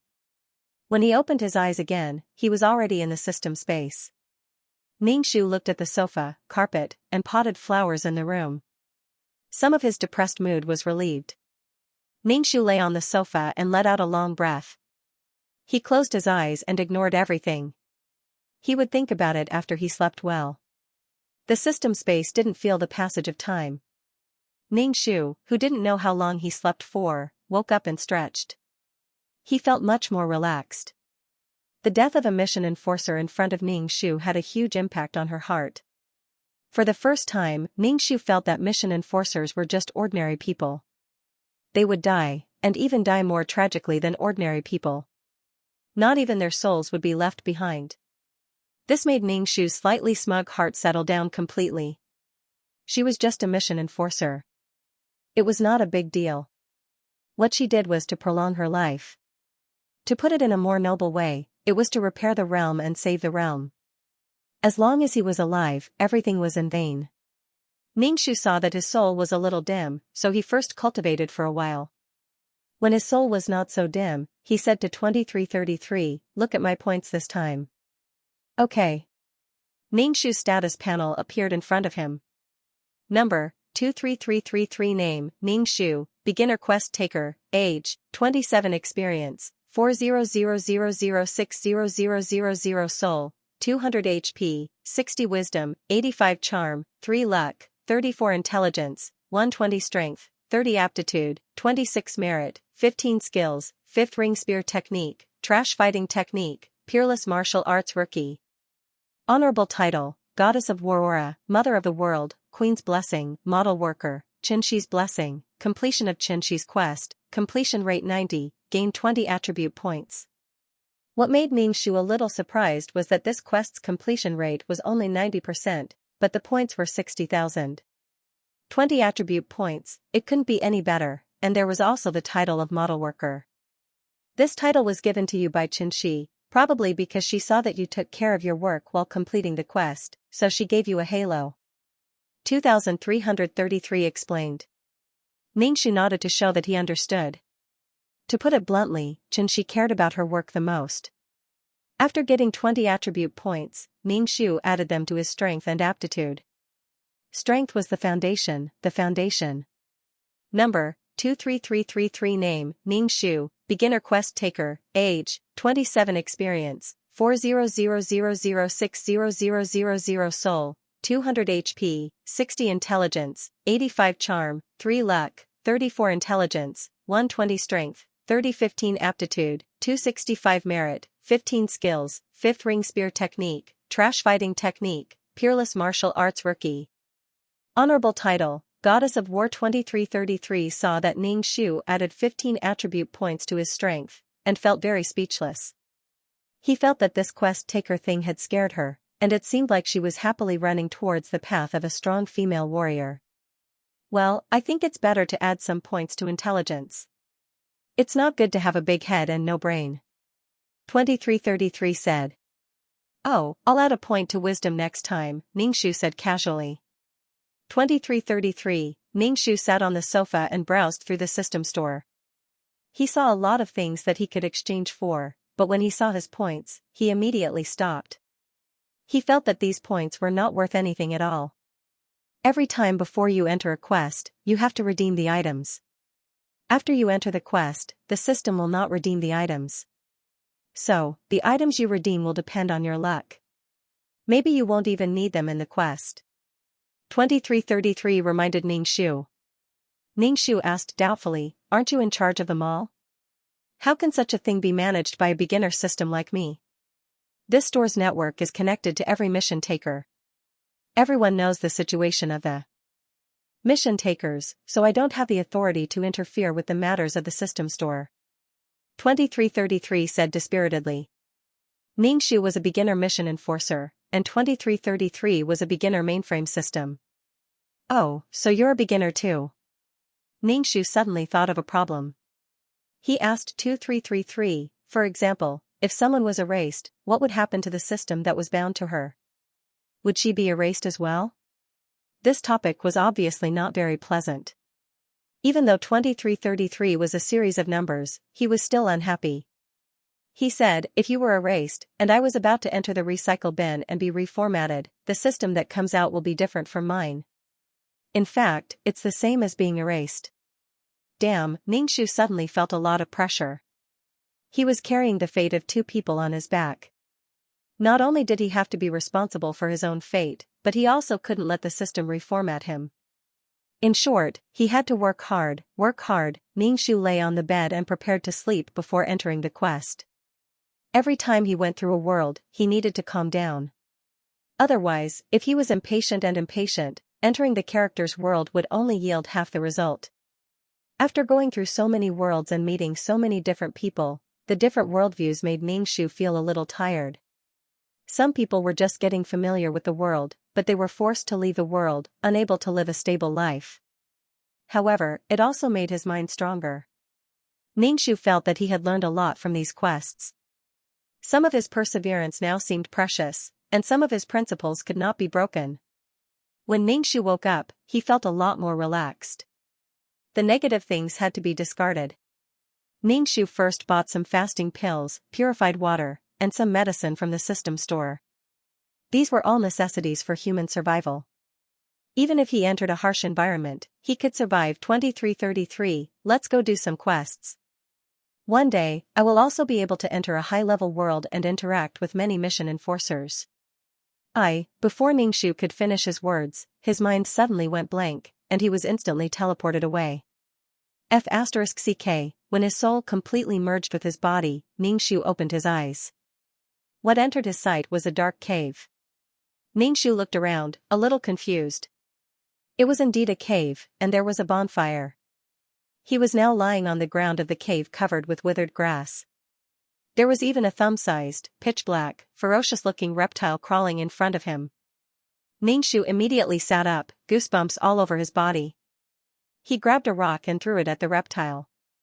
The reptile squeaked when it was hit, and green liquid splashed out. It was too **king disgusting. Xianxia covered his mouth and found that his hands were very dirty. There was a strange smell on them, and there was more hair on the back of his hands than humans. Xianxia was stunned for a moment. He reflexively touched his chest and found that his body was like the fur of an animal, and it was naked. Fortunately, it was drooping, but it felt sticky and dirty. But at least he was relieved. He thought he was a man. Xianxia found that he was very dirty, and there was dust on his hair. His loose hair was stuck together, and there was a strange smell all over his body. Xianxia couldn't stand it, and this body felt very uncomfortable. He was dizzy and coughing. It seemed that he had caught a cold, and he was also having a high fever. F***ck, you're awake. A woman dressed similarly walked in. Seeing Xianxia sitting in a daze, she quickly put down the firewood in her hand. F***ck, you're really awake. The shaman said you might die. I didn't expect you to wake up. The woman came in front of Xianxia, and Xianxia suddenly smelled a smell of sweat mixed with something else. Xianxia's nose, which was stuffed with cold, seemed to be cured by the smell. F***ck, what's wrong with you? F***ck, say something. The woman saw that Ningxu was in a daze, and her dark face came closer to Ningxu. She looked anxious. Ningxu listened as the woman kept saying grass. He didn't know if it was an auxiliary word or if the body's name was grass. It seemed that this quest was quite difficult. Ningxu wanted to talk to her, but he found that although he could understand, he couldn't speak. To Ningxu, the woman was screaming. Ningxu had to put in a lot of effort to understand. Ningxu shook her head at the woman before lying down. After lying down, Ningxu smelled a musty smell from the withered grass on the ground. Moreover, it was very damp. What the hell is this place? The woman saw that Ningxu had closed her eyes and didn't disturb her. She added some firewood to the fire and left the cave. Ningxu heard the footsteps go away. He asked 2333 to give him the pills he exchanged. This body had caught a cold. Ningxu swallowed the pills with difficulty and began to accept the quest. This was a primitive society. Barbaric, slaughtering, eating raw meat and drinking blood, living in caves and primitive forests. Every living thing lived in this cruel environment, evolving and surviving. The original owner's name was Grass. She was a female of the winged tiger tribe. She fell into a river full of piranhas. If not for the help of her tribesmen, she would have been dismembered by the piranhas. The female's body was weak to begin with. Coupled with the shock, she caught a cold. The shamans in the tribe fed the grass some strange things, but the grass didn't wake up. Then, Ningxu came over. This was a world of beastmen. Every male had the ability to transform. For example, the winged tiger tribe could transform into a winged tiger during battle. They could run and fly. Other than the winged tiger tribe, there was also the black snake tribe. As the name suggested, they could transform into a snake and use their large body to strangle their prey. In short, there were many types of beastmen. Snakes, bears, foxes, and lions. They used their powerful strength to hunt and protect their tribe. Compared to the powerful transformation ability of males, females were much weaker. They didn't have powerful transformation abilities and their bodies were weak. In such an extremely harsh environment, it was very difficult for females to survive until they reached maturity. Therefore, to every beastman tribe, females were very precious. They were related to the reproduction of the entire tribe. However, the arrival of a single person caused a tremendous change in the beastman world. Chica, a university student, was traveling through the forest and lost her way. Then, she walked and walked until she arrived at a primitive forest. Xianxia was almost killed by the dangerous animals in the primeval forest. Fortunately, she was rescued by the winged tiger clan who were hunting outside. Then, they brought her back to the winged tiger clan. Xianxia had never thought that she would come to such a place after walking for so long. Moreover, it was a primitive society where people ate raw meat and drank blood. When asked about her origin, Chica lied and said that she came from another continent, which was very, very far away from here and could never return. After that, Chica began a vigorous transformation plan. She made pots, built houses, found food seeds and vegetables, and let the primitive beastmen who only knew how to eat barbecued meat taste unprecedented delicacies. Although they didn't know how Chica, who couldn't even distinguish between leeks and wheat sprouts, was able to find all kinds of food and rich spices in the primeval world. It really made the conditions of the beastmen better. Chica's skin was white and her appearance was delicate and pretty. She was very different from the male and female beastmen in the tribe. There was only comparison when there was comparison. After these males saw Chica, they developed a sense of beauty. In the past, all the female beastmen looked like this. However, now that they saw Chica, her skin was white and she was petite and cute. She wasn't as dark as the female beastmen, and she didn't have fur on her body like the female beastmen. Therefore, many winged tiger clan males liked Chica. Chica was even crowned as a goddess. Chica also liked beastmen because the male beastmen were very charming and wild. Their silhouettes were deep and European. After that, Xianxia began her magnificent harem life and started a primitive matriarchal society. Because of Xianxia's unique ability, every tribe would constantly kidnap her, wanting her to develop their own tribe. In the end, she would always be rescued by the winged tiger tribe. Although she was rescued, Chica attracted many men. There were all kinds of beastmen. There were bears, lions, foxes, and snakes. The future partner of the original owner, Grass, was one of the members of Chica's harem. Because the females in the tribe were precious, it was very difficult to find a wife. The beastmen were very loyal to each other's partners. Although her future partner liked a different female, Grass didn't say anything. After all, survival was the most important thing. She didn't have so many thoughts and schemes. Besides, how complicated could the primitive people be? However, they didn't expect that an earthquake would change the world. The panicked large and ferocious animals in the primitive forest almost trampled the tribe. The chief urgently led the entire tribe to migrate. The females didn't have the strength, so they relied on the males to transform and send them away. Many male beastmen subconsciously took the food seeds and various spices with them. They also wanted to protect Chica. Many female beastmen in the tribe were left behind. When the male beastmen returned, they were trampled by animals or torn apart by carnivores. Many died. Grass also died at this time. She was killed by a pack of wolves. Before she died, she looked at the sky, hoping that a tiger with wings would come back to save her. Grass didn't understand. She was taught that she was precious since she was young. She shouldered the heavy responsibility of reproducing the tribe. But why did she abandon them just like that? Later, with the help of various tribes, Chica built a city and started the era of the Empress. Grass's wish: 1. I don't want to die. 2. I want to save those female beastmen who were also abandoned. After accepting the plot, Ningxu wiped the cold sweat on his head. He was sweating because of the cold medicine. In addition, this plot made Ningxu a little uncomfortable. It was NP again. Fortunately, he didn't come here himself this time. Looking at the original owner's wish, it could only be said that the people in the primitive society were very simple. They didn't have any schemes. They only wanted to save themselves and then save others. They didn't even think about taking revenge on the goddess Chica who stole their partner. Rumble. Ningxu felt a little hungry.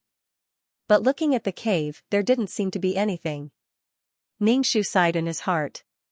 He had the foresight to exchange for a fasting pill. He stuffed a fasting pill into his mouth. The fasting pill turned into a warm current in his mouth and flowed into his stomach. He immediately felt much better. Ningxu wanted to lie down and rest, but he felt that the withered grass under him was wet and sticky. He picked up the withered grass and shook it. A lot of insects were shaken out. Ningxu felt goosebumps all over his body. He took a stone and smashed the insects to death. He really didn't like the wet withered grass. Ningxu carried the withered grass out of the cave. He wanted to dry the grass outside the cave. As soon as he came out of the cave, Ningxu saw that there were many caves around. There were many female beastmen sitting together, holding bone needles and animal skins in their hands. It was Ningxu's first time seeing a primitive scenery. There was an endless primitive forest, and huge birds were flying in the sky. The whole world was in an uncivilized state, wild and dangerous. There were children playing on the flat ground around the cave. Some of the children had even turned into tiger cubs with small wings on their backs. The children were playing together and rolling on the ground. There were also small female orcs who hadn't turned into human form nestled in the arms of adults, watching these tiger cubs play. Ningxu felt that his worldview was broken again. Ningxu really couldn't stand such a strange setting. The most important thing was that she could have sex in her animal form and human form, and the feeling was different. Even her penis looked different. The problem was that Xianxia had more than one man. Ningxu withdrew his gaze and spread the withered grass in his arms at the entrance of the cave, letting the sun shine more. Ningxu raised his head and saw two dazzling suns in the sky. F***ck, my worldview. F***ck, why are you up? A female orc turned her head and looked at Ningxu. She quickly got up from the stone bench and walked in front of Ningxu. Ningxu recognized this male and female orc. He had added firewood to the fire in her cave before, and he was called Ji. His name was either Chao or Ji. As a person who had traversed the world, he really couldn't accept the name Chao. F***ck, are you feeling better? Ningxu asked Ji. Hearing her own name, Ningxu couldn't help but let her imagination run wild. If she were to introduce herself in the future. F*ck, I'm much better. Ningxu stammered, but he finally said it. Ji was taller than Chao. His face was dark, and the hair on his face was about half a centimeter long. According to aesthetics, female orcs were considered ugly. However, the male beastmen were very charming, very, very charming. For example, the male beastmen of the winged tiger race had amber eyes like tigers, while the male beastmen of the black snake race had feminine beauty. Ningxu completely suspected that this setting was for the convenience of the female lead. All males were charming, and both sexes were ugly. Then in this world, only Chica was the prettiest and most beautiful person. However, in terms of survival, male beastmen could transform into tigers to keep warm in the unusually cold winter, but female beastmen could not. They could only grow fur to resist the cold, and their dark skin could absorb more heat. Besides, there were 2 suns in the sky, so it was impossible not to get dark. Why don't I come to your house? Ningxu invited Ji. After all, she was the first person he saw after he woke up. Primitive people did not know how to be polite. As soon as Ningxu invited her, Ji entered Ningxu's cave. Ningxu looked at the dark cave and felt a little bitter. Ji sat on the ground and added some dry wood to the fire for Ningxu. Damn, I wonder what the hunting team got this time. The weather is getting colder. I don't know if we can survive this winter. Ningxu said to Ji. Ningxu was a little absent-minded. He guessed that the hunting team would bring Chica with them this time. By then, the whole winged tiger race would have a qualitative leap. Ningxu did not have any bad feelings towards Chica. After all, she had changed the barren situation of primitive beastmen. It was normal for a capable person to like many people. However, from a long-term perspective, it was not good. Every species underwent slow natural selection. Chica had found seeds, wheat, corn, and even rice. The winged tiger race had chosen to let most of the beastmen start farming and raising animals. A small number of male beastmen resisted the wild beasts that wanted to rush into their race. The whole world was a primitive society full of dangers. The beastmen's transformation ability was to hunt and protect themselves. But now they were all farming. These things could meet the needs of the beastmen, so their transformation ability would slowly deteriorate. However, this world was still a dangerous and wild world.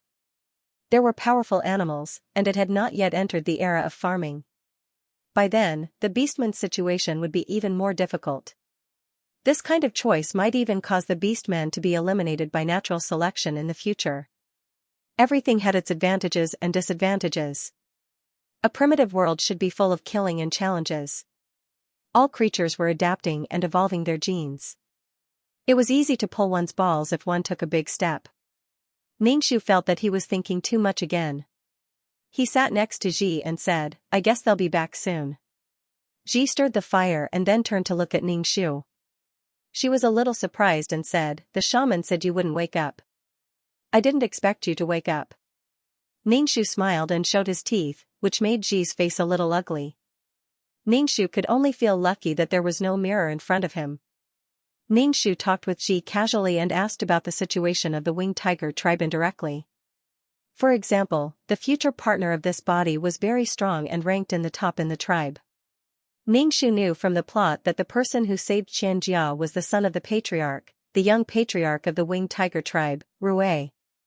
Rue regarded Xianxia as his partner. At this time, there was a cheer outside, like a roar. Ji's face was full of smiles. The hunting team is back. Then she pulled Ningxu out of the cave. Ningxu looked up and saw many tigers almost as big as a couch, flapping their wings and flying in the sky. There were so many tigers flying together that it seemed to cover the sky. These tigers were holding dead gifts in their mouths. Ningxu's sharp eyes saw a man sitting on the back of a big golden tiger. These tigers with wings flew down and then turned into men in an instant. Their bodies were naked, with the tiger's own fur covering their private parts. They looked like small fur skirts. Every male orc had a strong body with bulging muscles and a V-line vest. They looked very sexy, wild, and sexy. Every male orc was not bad. It was like a group of beautiful men. Ji pushed Ningxu and said, let's go. Your Kai is back. My Kai? He won't be mine soon. Ningxu followed them. The clansmen began to talk about the results of the hunt, but there was something more attractive. The orcs surrounded Xianxia. She slid down from the tiger's back. Being surrounded by so many people, she suddenly became a little timid. Xianxia came to a strange place. She couldn't figure out how she came here. This was a place where people stayed. This was a wild and uncivilized place. Seeing this little female orc was scared, several male orcs wanted to comfort her, but Rui was standing next to her. It seemed that Rui wanted to take this little female orc for himself. Xianxia was very dependent on the man who saved her, so she stayed close to the young patriarch Rui. Ningxu looked at Xianxia from head to toe. She was wearing a short-sleeved t-shirt, jeans, and a small bag on her back. Her skin was white and her face was delicate. She was a little beauty. But in a group of female orcs, her 5 points of beauty became 10 points. She was a peerless beauty. Rui seemed to have sensed the little female's fear, so he pulled her back to his cave. Although Xianxia had left, the male orc still fixed his eyes on Xianxia. He was obviously curious about this little female. She looks so strange, but she's pretty. Ningxu sighed. Ningxu said perfunctorily, yes, she's pretty. Then he wanted to go back to his cave to practice his unique martial arts. Since the mission was to save his life and try his best to save people, he must have strong martial arts.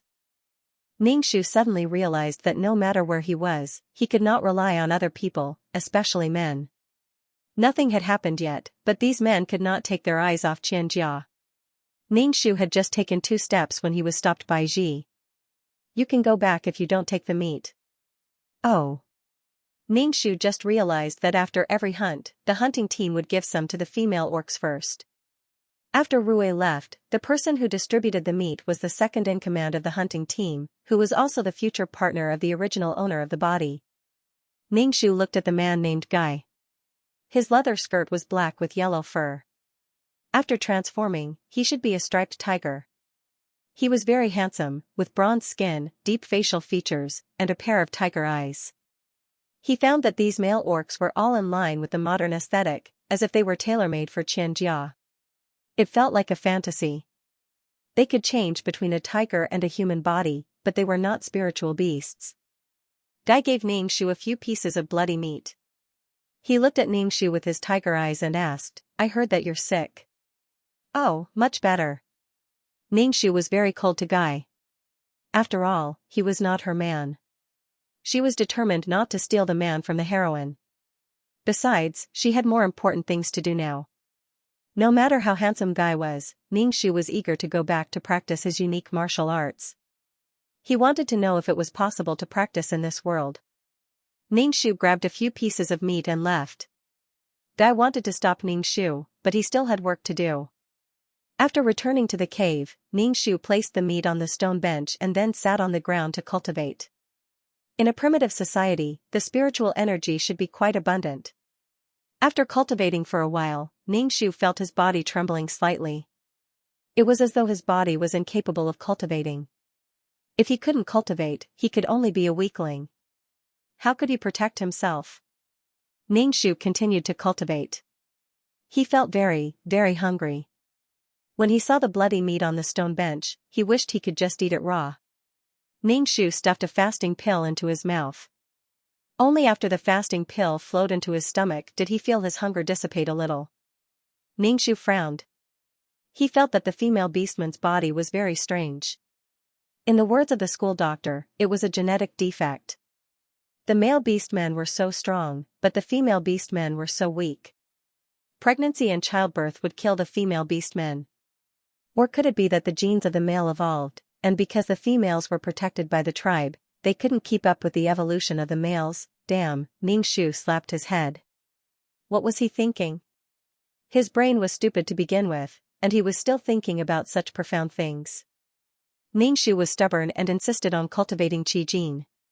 However, what made Ningxu feel discouraged was that he really couldn't cultivate Qi Jin. He just felt very hungry. He ate a few fasting pills, but he still couldn't cultivate Qi Jin. Peerless martial arts could only transform the body and fill it with strength after cultivating Qi Jin. After experiencing several worlds, Ningxu was already very familiar with cultivating peerless martial arts. However, he felt that it was extremely difficult to cultivate. This meant that the aptitude of this body was very poor. Moreover, Ningxu didn't dare to eat the spirit marrow crystal. Without Qi Jin in his dantian, he could absorb the terrifying spiritual energy from the spirit marrow crystal. The spiritual energy would explode his body into pieces. Ningxu sighed. Looking at the bloody meat, he didn't know how to eat it. He roasted it. Ningxu was speechless. It was only after staying in the primitive society that he realized the convenience Xianxia brought to the primitive society. He thought that she was a goddess, a messenger sent by God. Ningxu took the bloody meat to Xi's house next door and said to Xi, "Let's eat it together." Xi saw Ningxu take all the meat and said, "Are you going to eat all of it? If you don't store it, when there are 2 shiny round stones in the sky, winter will come." 2 shiny round stones in the sky? Ningxu rolled his eyes. Damn, 10 moons, what the hell? Fortunately, it wasn't 10 suns. Ningxu twitched the corner of his mouth. It will spoil easily. Eat it. It's not very hot now, so it won't spoil easily. The hunting team said that it's not easy to hunt in cold weather. Damn, you'd better save some. Okay.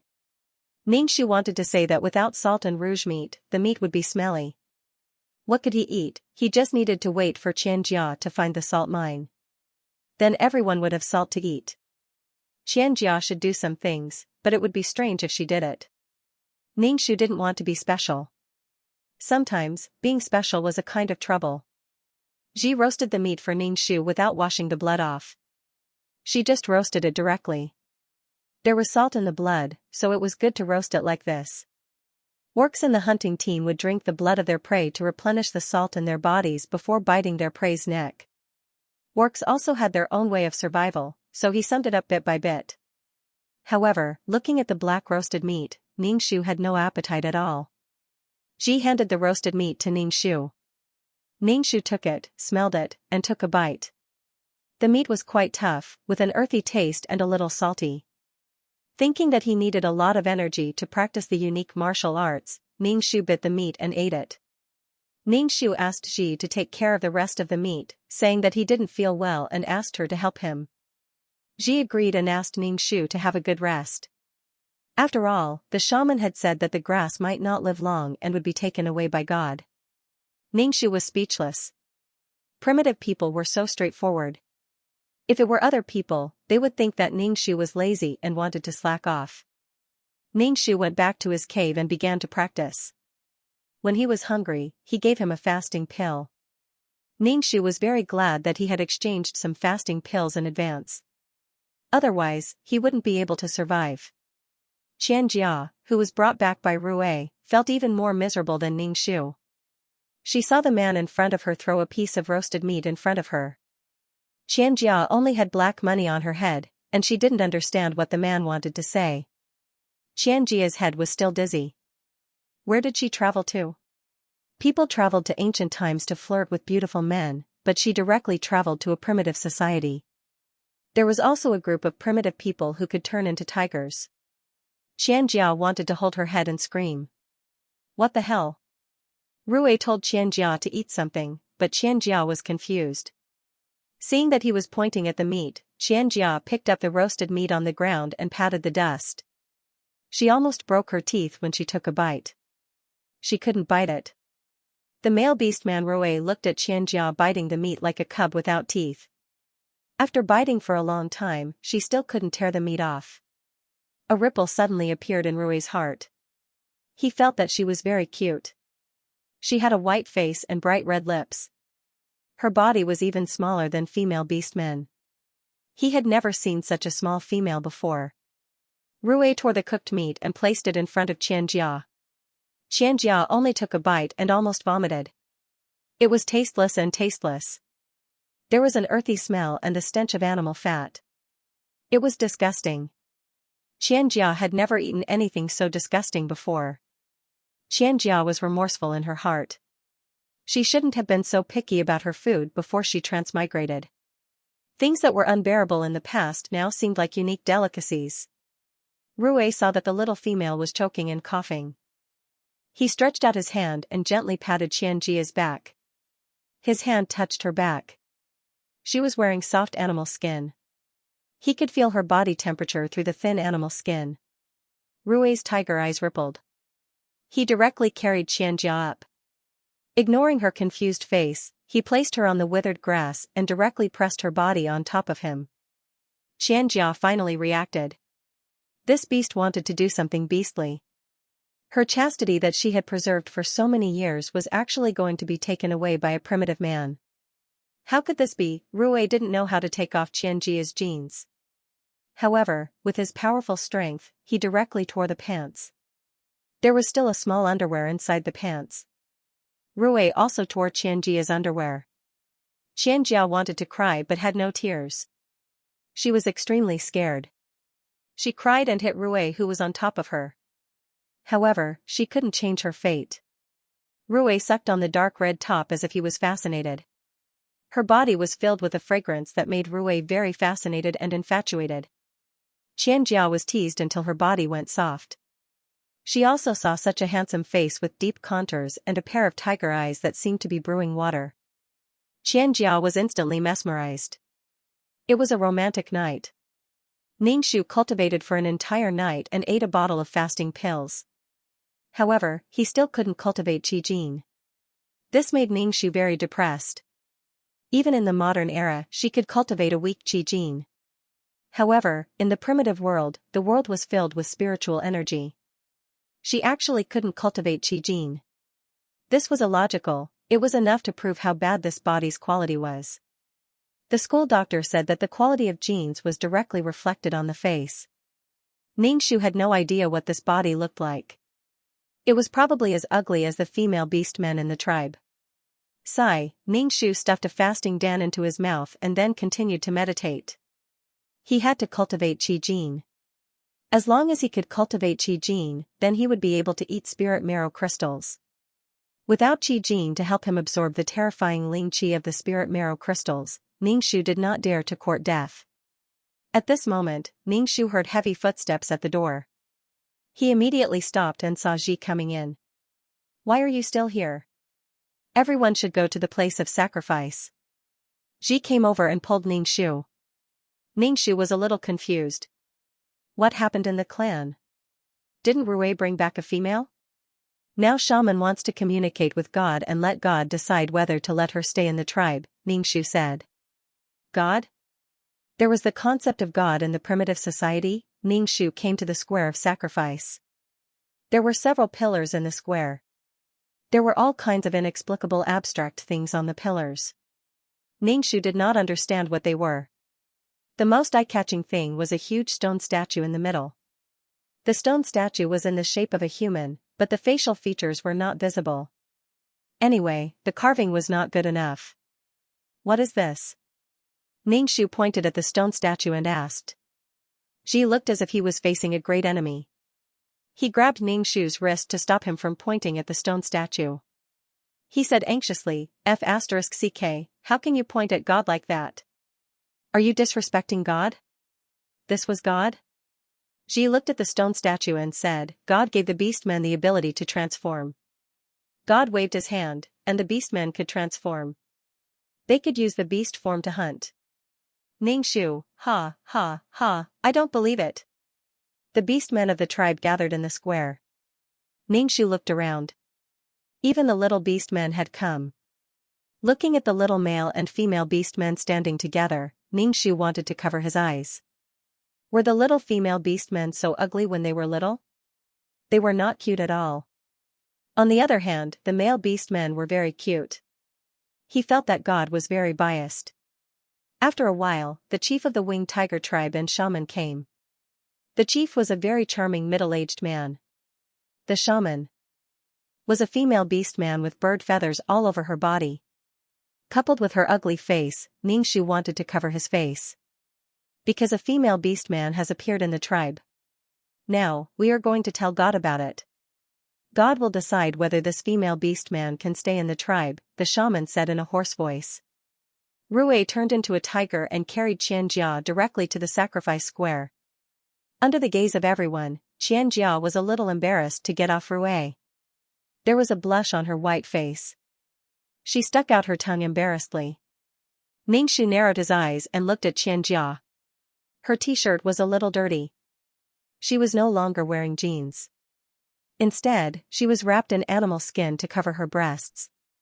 A pair of white and tender legs were exposed. She was not wearing shoes. Under the sunlight, they reflected a pearl-like halo. Her black hair was a little messy because of the wind.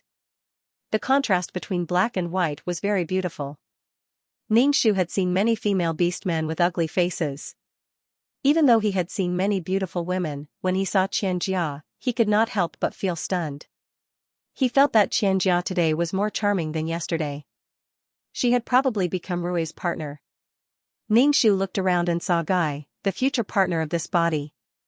He was staring at Xianxia with a pair of tiger eyes. His amber eyes were full of surprise and amazement. Although he did not know what beauty was, when he saw this little female, his heart was stirred. Ningxu withdrew his gaze. Not only the male beastmen could not move their eyes away from Xianxia, but also the female beastmen could not move their eyes away from Xianxia. Hey, this female beastman is so beautiful. Which tribe is she from? Ji exclaimed. Ji then touched his hair, looking a little dispirited. Ningxu looked at Ji and felt that it was quite funny. Xianxia was really capable. She had directly changed the beauty standards of the beastmen. Xianxia was beautiful now. However, after being nourished by the beastmen, she would become more and more beautiful in the future. This female beastman, please put your hand on the god stone. The shaman looked at Xianxia and frowned. He did not know whether this female beastman would bring good luck or disaster to the tribe. Xianxia did not understand what this man with bird feathers was saying to her. She could not understand, so she could only look at Rui for help. Last night, the two of them had physical contact. Xianxia had already regarded Rui as someone she could rely on. Seeing that the female beast did not respond, the shamaness repeated, "Put your hand on the god stone."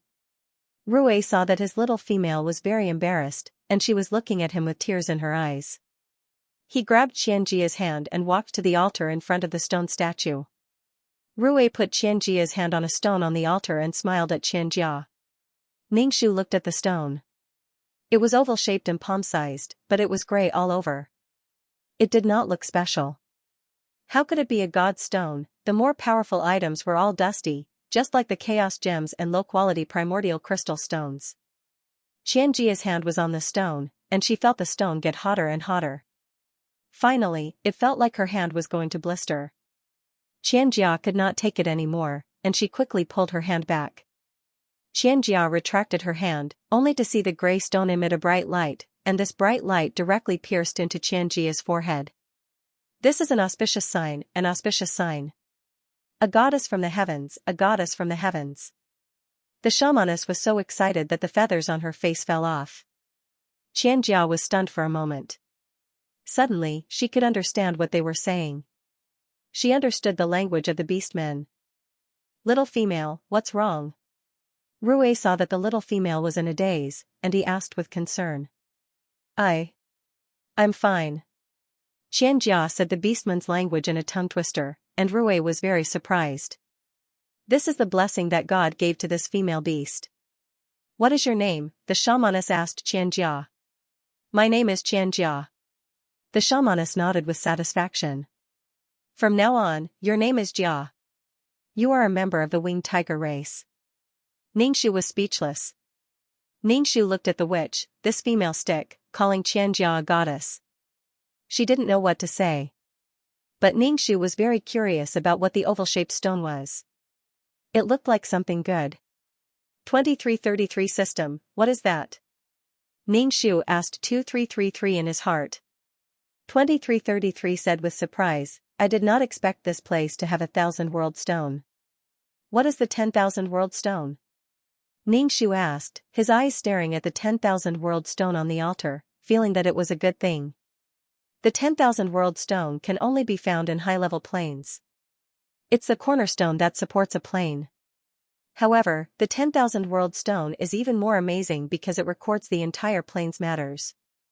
The formation of the laws are all recorded inside. Don't be fooled by its small size. It contains the endless vast process of the formation of the plane's laws. This thing is extremely precious. If a powerful expert obtains the 10,000 World Stone and comprehends the laws within, their future will be limitless. 2333 was also a little excited. What a lucky bastard. Ningxu clutched his chest. Damn, such a good thing was right in front of him, but he couldn't get it. It was heartbreaking. Ningxu took a deep breath and asked, "What about Xianxia?" 2333 said, "Maybe it saw that Xianxia had some luck, so the 1000 World Stone gave her some benefits." Damn, the main character is so awesome. I also want to touch the 10,000 World Stone. The beastmen all gathered around and greeted the new female beastman. Xianxia struggled to deal with them. For example, they asked her where she came from and what she was wearing. Some female beastmen reached out and pulled Xianxia's hair, causing her to grimace in pain. Rue immediately transformed into a tiger, carried Xianxia on his back, and flew away. Ningxu walked in front of the altar and looked at the 10,000 World Stone. His heart was really pounding. Ningxu retracted his gaze and walked in front of the feathery shaman. He said to the shaman, "Shaman, I want to become the shaman of the tribe." The shaman was stunned. He didn't say anything and just turned around and left. Ningxu followed behind him and entered the shaman's cave. The shaman's cave had the smell of herbs. Ningxu was once again sure that he wanted to become a shaman. The shaman sat on a stone bench and looked at Ningxu. He asked, "Rue, I remember that your future partner is Guy. If you want to become a shaman, can't you be Guy's partner?" "Yes, I want to become a shaman," Ningxu said. As for Guy, Ningxu had already forgotten about him. He would be the female lead's partner sooner or later. Why? The shaman looked confused. Your future partner is living well, and he is a strong male. What are you not satisfied with? The shaman took off the feathers on his head. You have to know that I will not have a partner in this life. I have to be pure and communicate with God. The shaman looked at Ningxu. You have to think about this carefully. Shaman, I feel like Guy doesn't like me. He likes the new female lead, Jia, Ningxu said directly. I want to learn herbs from you and help the tribe. The shaman stared at Ningxu sharply. Jia is already Rui's partner. She won't get in the way of you and Guy. Ningxu shook his head. Shaman, I feel like I am a useless person in the tribe. I want to do something for the tribe. I feel like Guy doesn't want to be my partner. The shaman stared at Ningxu for a long time. Ningxu and the shaman looked at each other. Finally, the shaman said, "Then you can learn herbs from me for a while. As for becoming a shaman, we will talk about it later." Obviously, the shaman thought that this young female was just being naughty.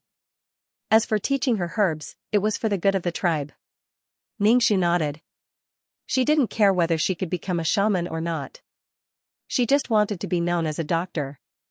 After all, Ningxu had been with the miracle doctor for a long time. She knew herbs and could treat some simple diseases. However, if she suddenly knew how to treat diseases, even the most simple-minded primitive people would feel that something was wrong. Besides, primitive people weren't really simple-minded. They were smart. After achieving his goal, Ningxu told the shaman that he would come to learn the next day. The shaman just nodded casually. She didn't care much about what Ningxu said. Ningxu passed by the sacrificial square on his way back. He glanced at the Stone of All Worlds and looked away with difficulty. Then, he saw Ji waiting for him. Ningxu suddenly felt warm. Although it was hard to survive, people got along well with each other. Looking at Ji walking toward him, Ningxu swore in his heart that he would cultivate qi and change his fate. He also wanted to save Ji. If possible, he wanted to save as many abandoned females as possible. He wanted to fulfill the original owner's wish. Ji was a little younger than this body. Her future partner was still uncertain. However, many male orcs had their eyes on her. But now, Xianxia was here. The male orcs had never seen such a beautiful female before. They became picky. It could be said that Xianxia's arrival had subtly lowered the status of the female orcs. In addition, Xianxia had more than one partner. Every male orc wanted to be her partner. The female orcs, who used to be precious, became dispensable. Some male orcs even wanted to be partners with the female orcs. They didn't cherish them as much as before. Ningxu began his busy life of practicing martial arts at night and learning herbs from the shaman during the day. When Ji heard that Ningxu was learning from the shaman, her face changed immediately. Damn, why do you want to learn from the shaman? Do you want to be a shaman? Ningxu said carelessly, I want to be a shaman, but the shaman doesn't seem to like me. F***ck, witches are not allowed to have partners. Although they have a noble status in the tribe, they are still lonely. You have Kai, why do you want to be a witch? Ji tried to persuade Ningxu. She felt that there was something wrong with her neighbor's head. Both Ji and Chao had no parents, so they were very close. Ji didn't want Chao to be lonely for the rest of her life. Other female orcs who were close to Ningxu heard the news and came to persuade Ningxu, which made Ningxu feel helpless. She was really just there to learn. Why did these people think that it was not good to be a shaman without a partner? In fact, Ningxu wanted to be a shaman. At least he had a high status, which was similar to the chief of the tribe.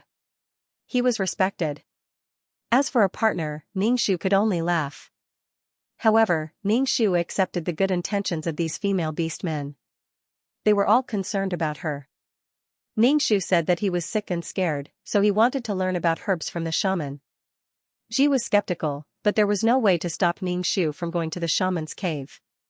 As soon as Ningxu walked into the cave, he smelled the fragrance of herbs, which was very pleasant. In the shaman's cave, there were a few brightly colored stones and seashells. There was a stone bed in the cave, and the bed was covered with animal skins. The shaman's cave was probably the best in the entire tribe. When the shaman saw Ningxu, he pointed to the herbs on the stone bench and told Ningxu what they were for. Ningxu looked at the herbs on the stone bench. It was prunella, which was used to clear heat and detoxify, clear the liver and improve eyesight. It was used to treat diarrhea and diarrhea. For orcs who had been eating smoked meat, prunella was really important. However, the herb in the shaman's mouth wasn't prunella, but some kind of divine herb. If there was a problem, it would be fed to the beastmen. Ningxu was speechless. Is it really okay to eat like this? It seemed like the shaman didn't know a lot of herbs. Ningxu had learned all the herbs that the shaman knew. Thinking about how he had read so many books from the godly doctor, he realized that learning was indeed important. Although these things took up a lot of time, there was no telling when this knowledge would be of great use. When the shamaness saw that Ningxu was learning seriously, she looked better.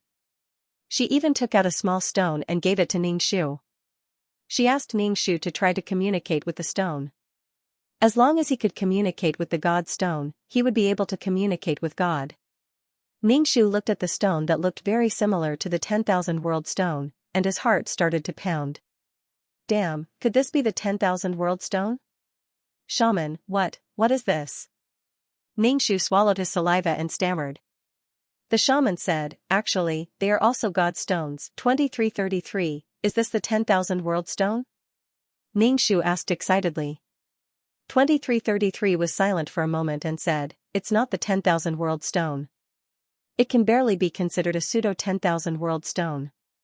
There are laws in it, but it can't be compared to the 10,000 world stone. Oh, Ningxu was a bit disappointed, but the shaman gave this to her.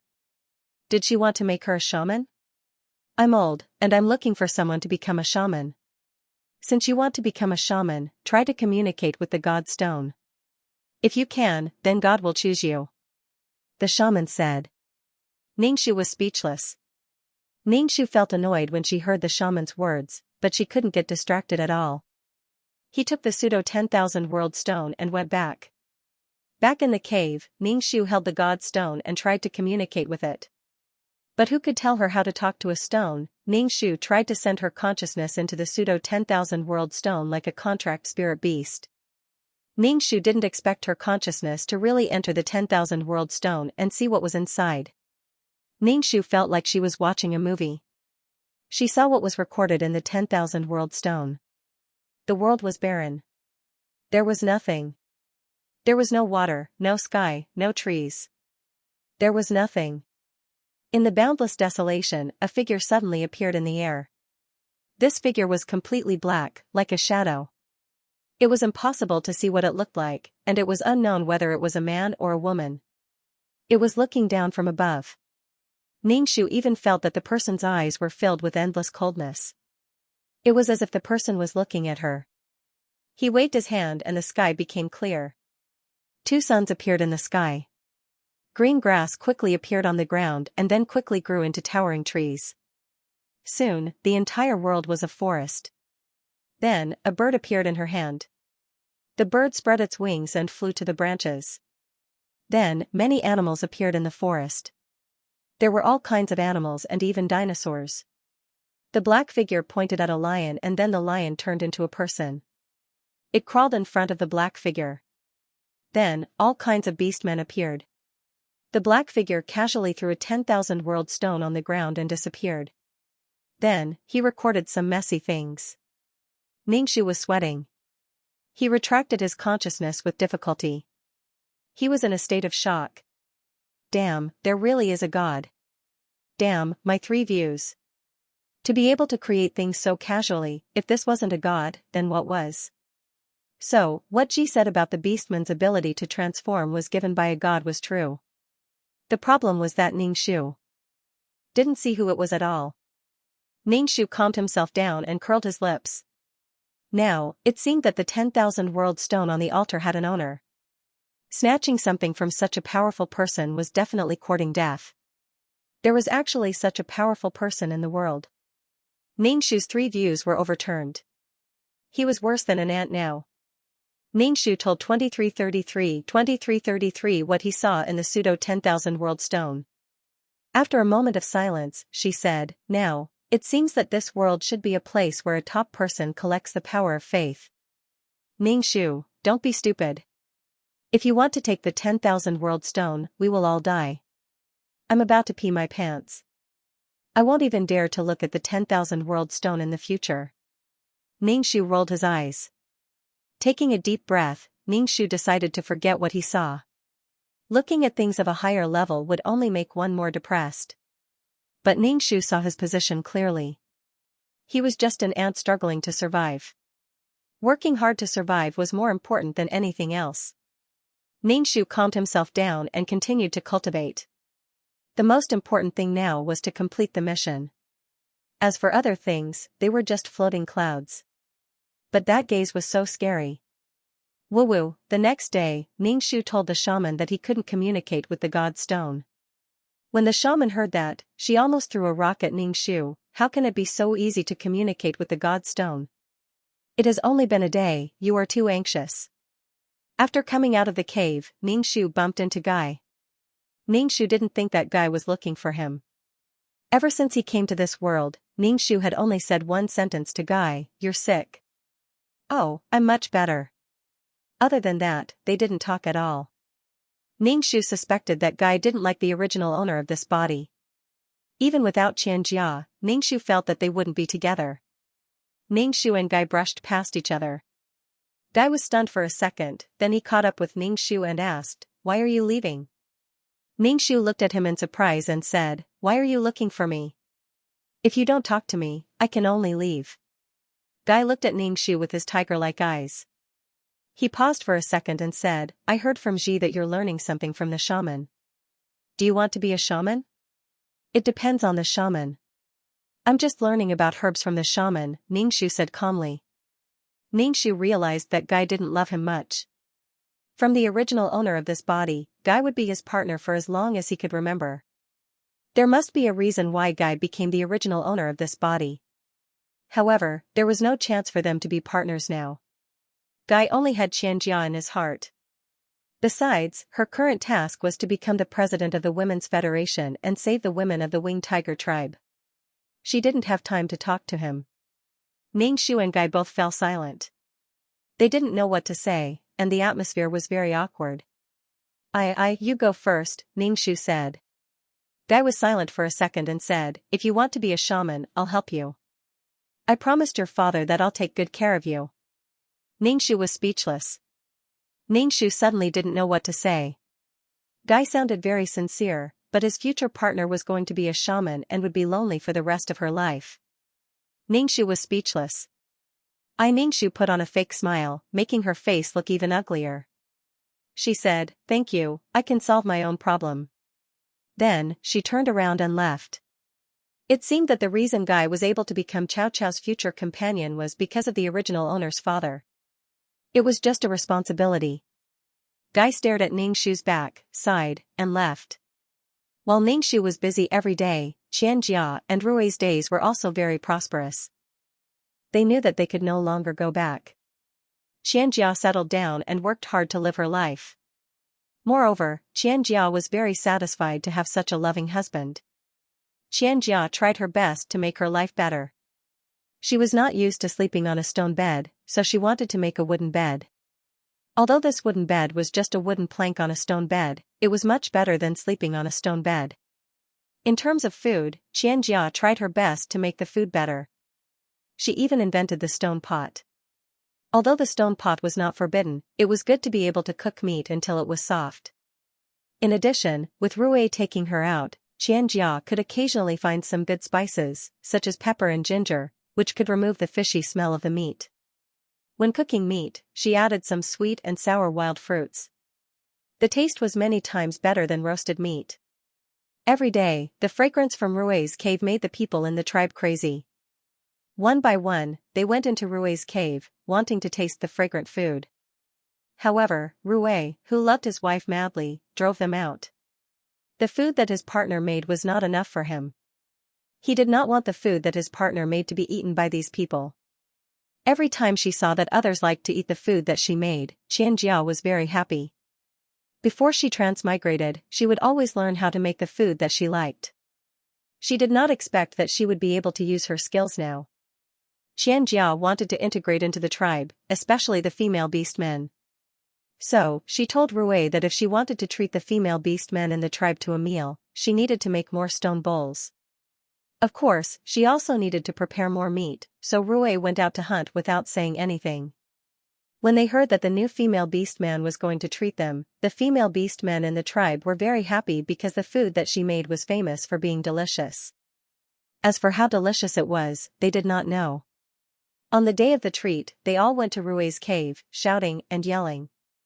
Ningxu was not interested in joining in the fun, because after practicing day and night, she finally cultivated a weak breath. With this strength, Ningxu ate a little bit of the spiritual marrow crystal powder.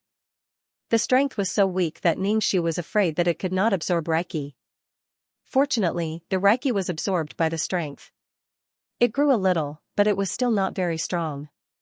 However, Ningxu felt that his body was slowly changing. His bones were itching, and his body was slowly becoming stronger. Although he could not fly over roofs and run on walls, his body was much more agile and his physique was much stronger. If he fell into the river again, he would not catch a cold. Just as he was about to eat some more spiritual marrow crystal powder, he heard Ji's footsteps coming in his direction. Ningxu immediately gave up meditating. Ji often came to visit her. After a long time, Ningxu would know if it was her when he heard the footsteps. When Ji walked into the cave, Ningxu asked, "Why are you still sitting here? Let's go, or we won't be able to eat it." Ningxu saw that there was a flower in Ji's hair.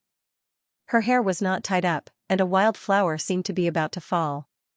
"What are you doing? Why are you arranging a flower?" Ningxu asked in surprise. He suspected that Ji had taken a fancy to some male beastman. A woman would dress up for her lover. This was the same in every world. Ji touched the flower in her hair, but it fell. Ji picked up the flower and said, "Didn't the new female beastman invite us to eat? I want to look better. So that's why." Ningxu walked to the entrance of the cave, picked up a sturdy grass stem, and asked Ji to squat down. He combed Ji's messy hair with his fingers, tied her hair with the grass stem, and put the flower in her hair. It looked much more refreshing. Ji touched her hair in surprise. She smiled and said, "Damn, you're amazing. Do you want a flower? I'll find one for you. You can also fix your hair. Let's go to Rui's cave together." Ningxu was too lazy to do it. She really wanted to cut her hair. She combed her hair with her fingers every day, and her fingers felt like they were going to break. Without shampoo, she could not wash her hair clean even if she went to the river. "I'm not going." "You go." She had more important things to do. There was nothing more important than improving her strength. She would not go to this kind of party. It's not easy to have a lot of delicious food. I heard there's a lot of meat. Why don't you go? Ji looked at Ningxu as if she were stupid. She pulled Ningxu away. With Ningxu's current strength, he could get rid of Ji's hand, but Ningxu did not. Besides, he was tired of eating barbecued meat these days. If it were not for the energy in his body, Ningxu would not eat it. There were not many fasting pills left. If he ate more, there would be none left. When they arrived at Rui's cave, there were already many people gathered in front of the cave entrance. They were cooking on the flat ground outside the cave entrance. Xianxia was warmly entertaining these female orcs who came as guests. Then, he busied himself and started cooking. All the female orcs were very curious about how Xianxia could make such fragrant food. They were especially curious about the Swiss Army knife in Xianxia's hand, which could easily cut the meat. Xianxia generously told them all her methods. No matter what the female orcs asked, Xianxia answered generously. Xianxia felt very proud of using her ability to change the people around her. Ningxu looked at Xianxia. She was wearing a different t-shirt from before. She had animal skin around her waist, and her hair was combed into a beautiful centipede braid. Then she tied it with a lace-like ribbon and tied it into a bow. She looked fresh and beautiful. There was a world of difference between her and the female orcs around her. Ningxu looked at the lace hair band on her head and wondered if it was the lace on her underwear. Ji, who was standing next to Ningxu, saw such a beautiful Xianxia. She touched the wildflowers on her head and felt a little inferior. Ningxu pulled Ji's hand and whispered, "Ji, I think you're prettier than Xianxia." Ji smiled and joined the group of people who were asking how to cook the meat. Ningxu sat on the stone bench and looked at Xianxia, who was busy but at ease. She held a fish in her hand and told the female orcs that it was edible. The female orcs were skeptical. It couldn't be eaten. The thorns would choke people to death. Xianxia smiled mysteriously and put the fish in the stone pot. She boiled the fish into a milky white fish soup, which smelled quite good. Ningxu smiled. This was the reason why the original owner didn't take revenge on Xianxia. Even if his future partner became one of Xianxia's partners, he didn't want to do anything to Xianxia. Xianxia's arrival had indeed made the entire winged tiger tribe better. Everything that flew in the sky and swam in the water could become delicious in her hands. She had greatly enriched the winged tiger tribe's diet and made food less scarce in winter. The discovery of salt mines allowed food to be stored longer. Building houses meant that the orcs did not have to live in damp, dark caves. Xianxia's great achievements, no one could erase her contributions. Grass only wanted to survive. In this cruel environment, survival was the most important thing. Chao didn't have any resentment towards Xianxia, but he didn't understand why he was abandoned by his tribe. After being busy for a long time, the sumptuous dishes were served. There was so much delicious food on the stone table that every female beastman was drooling. Xianxia gave each female orc a stone bowl and chopsticks made of twigs. The orcs did not know how to use the chopsticks at all. They wanted to reach into the soup to scoop the meat, but the soup was very hot, so they could only learn how to use the chopsticks stiffly. Ningxu pretended that he was not used to using chopsticks, but after a while, he gradually got used to it.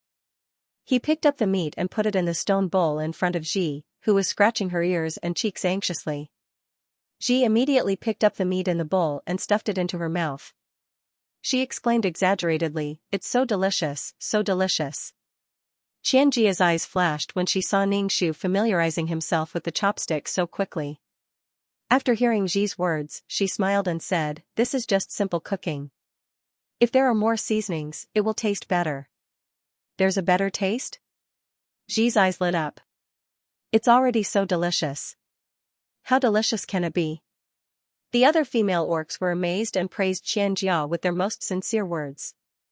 Xianxia looked at Ningxu's calm face and asked, "Who are you?" "I'm Xianxia. You can call me Jia." "She's Chao." Before Ningxu could say anything, Ji spoke for Ningxu first. Chow. Xianxia was stunned for a moment, then she smiled and said, Chow, do you want to go out with us to eat wild vegetables and look for wild fruits? It's delicious to cook meat. Ningxu didn't expect Xianxia to take the initiative to invite him out. Besides, Ningxu wanted to go out to pick some herbs. Usually, the tribe didn't allow female orcs to go out, but Xianxia was different. Her partner was the chief's son, so she had a lot of power. If Xianxia wanted to go out, he would agree. Didn't Rui take Xianxia out for a walk before? Okay. Ningxu agreed very quickly.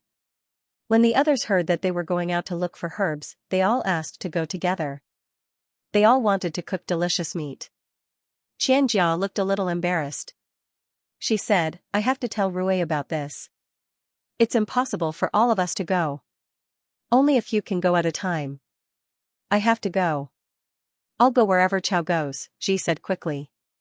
The atmosphere of this meal was very harmonious. Xianxia intended to integrate into this group. In addition, the beastmen were not scheming and they all admired Xianxia. After this meal, they all treated Xianxia as their own friend, a friend that they admired. Although there was a lot of food prepared, it was all eaten by the female orcs. There was no soup or water left. No one ate the fish soup. Xianxia smiled and demonstrated.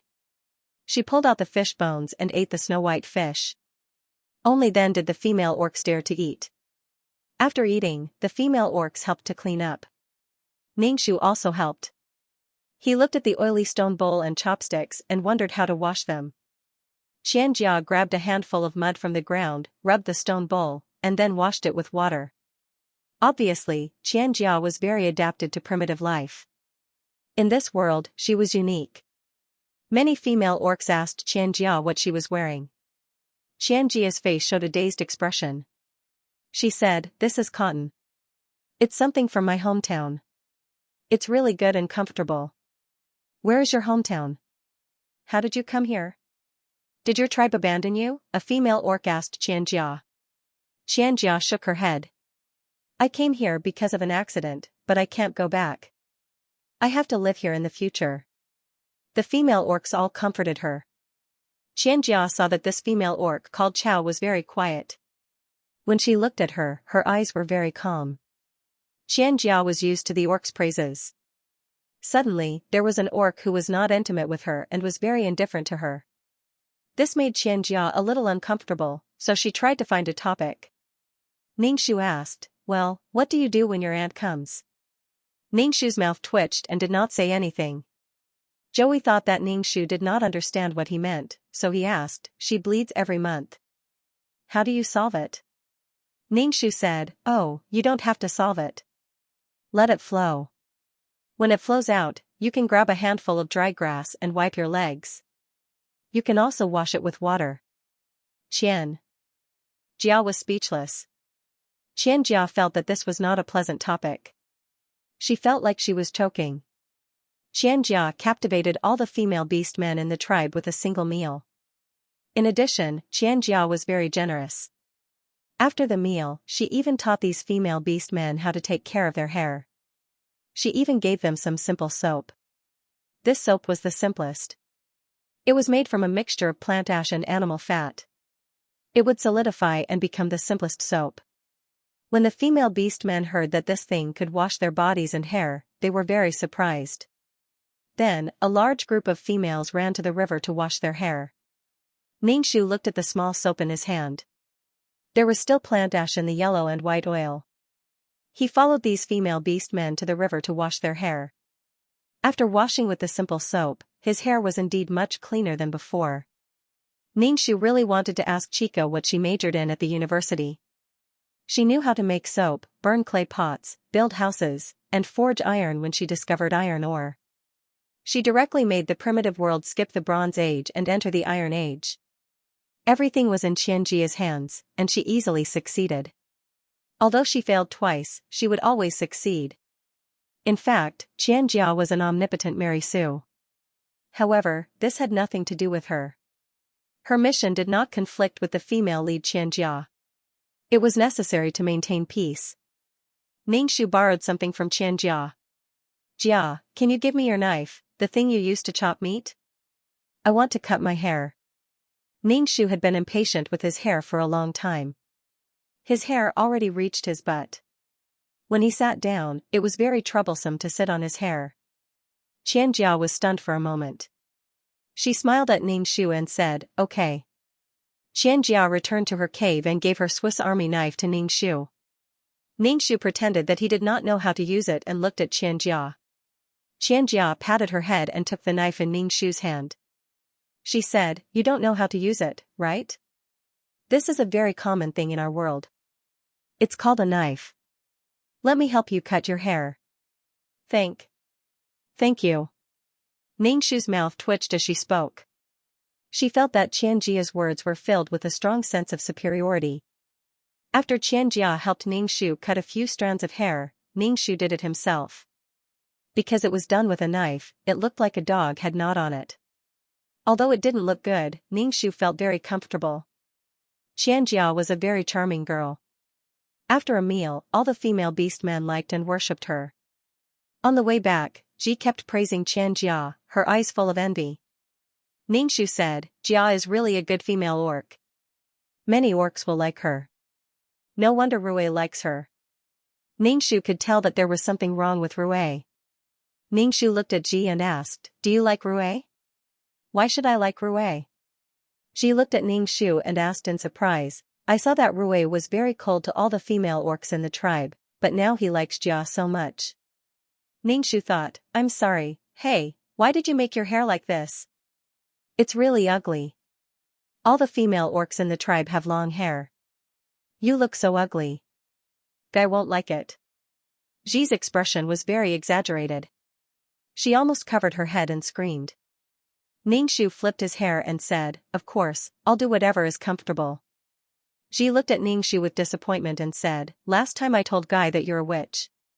Did he say anything to you? Ningshu shook his head and said, he said he'll help me become a witch. Ji was speechless. Ji frowned. Doesn't he know that you can't have a partner when you're a witch? You're going to be a witch. Why didn't he stop you from becoming a witch? Maybe he doesn't want to be my partner at all. Forget it, it's not a big deal. Aren't we going out of the tribe with Jia tomorrow to look for good things? Let's prepare more things. Ningshu changed the topic. Because the female orcs were curious about where Xianxia's food came from, Xianxia said that she would take them out of the tribe to look for ingredients. As long as they followed Xianxia out, they would be able to find a lot of things. Yes, I've never been out of the tribe. I'll make a basket. Ji suddenly forgot about Guy and said to Ningshu, do you want a basket? I'll make one for you. Okay. Ningshu nodded. He found a vine as thick as a finger for Ji and pulled it out directly. He dragged it to the entrance of Ji's cave and asked Ji to make a basket. Ji looked at Ningshu with her mouth wide open. Your strength? How did you pull it out? I pulled it out with a little strength. Ningshu clapped his hands and said, is it enough? I'll get more if it's not enough. It's enough. Only male orcs can pull it out. Ji muttered and began to make a basket. Ningshu watched from the side. The basket made by Ji was very ugly. Some parts were loose, and some parts were tight. Each basket was different in size, but it was enough as long as it was practical. The next day, Ningshu and Ji each took an ugly basket to the ritual square. There were several female orcs and a few male orcs there. Xianxia was talking to several female orcs.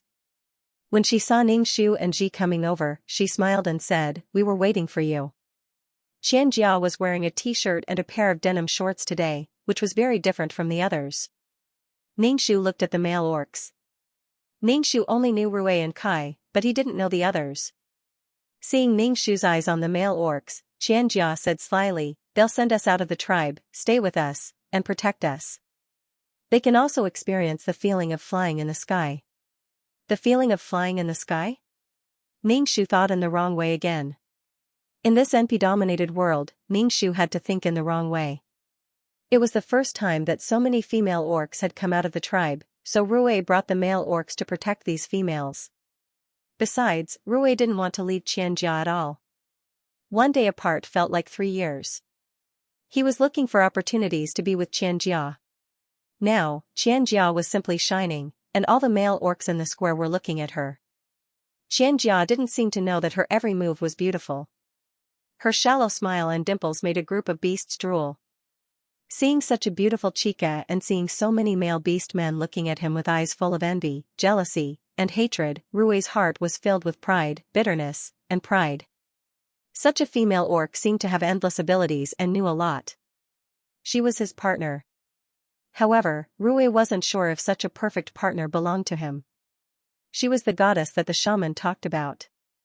Was he qualified to have a goddess forever? Now, Rue's heart was worried about gains and losses.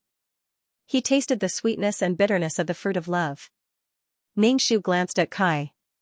He found that Kai was a quiet and calm person. Although he was looking at the beautiful Xianxia, his eyes were more restrained than the other orcs.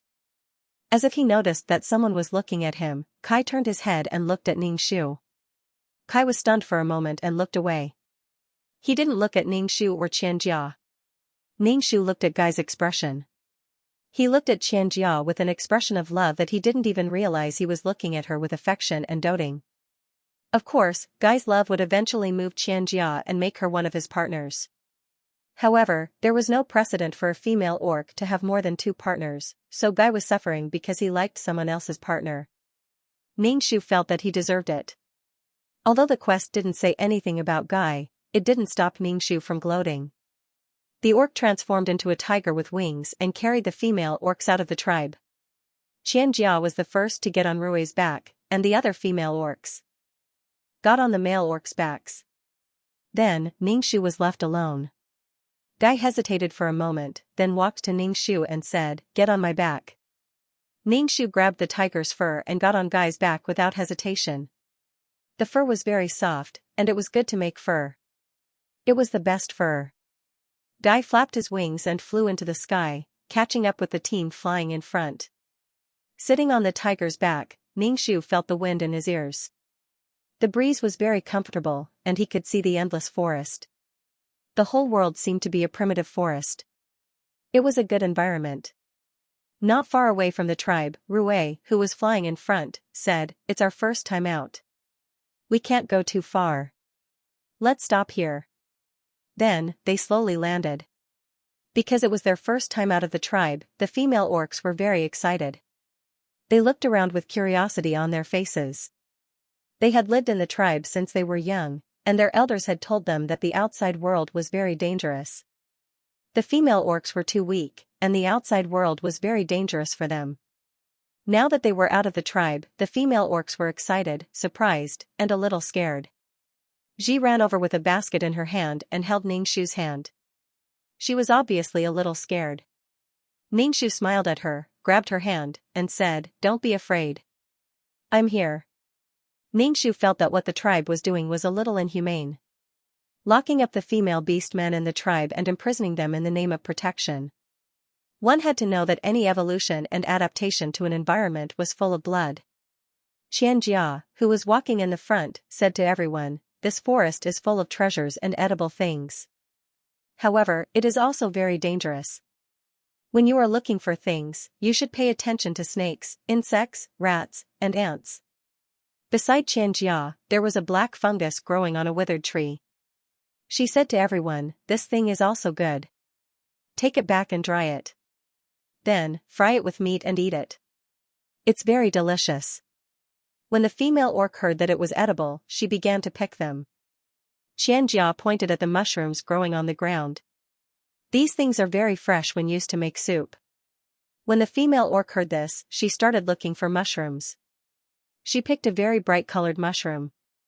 Ningxu said, "F*ck, look at this. It's so big. This can't be done, this can't be eaten." Before Ningxu could finish, Xianxia came over and said sternly to Ji, "This is poisonous. For things like mushrooms, the brighter the color, the more poisonous they are. Remember, this kind of mushroom can't be eaten." Ji was startled by Xianxia's serious look. She looked at Ningxu. Ningxu said, "Since Xianxia said that it's poisonous, throw it away." "Oh." Ji hurriedly threw the poisonous mushroom away.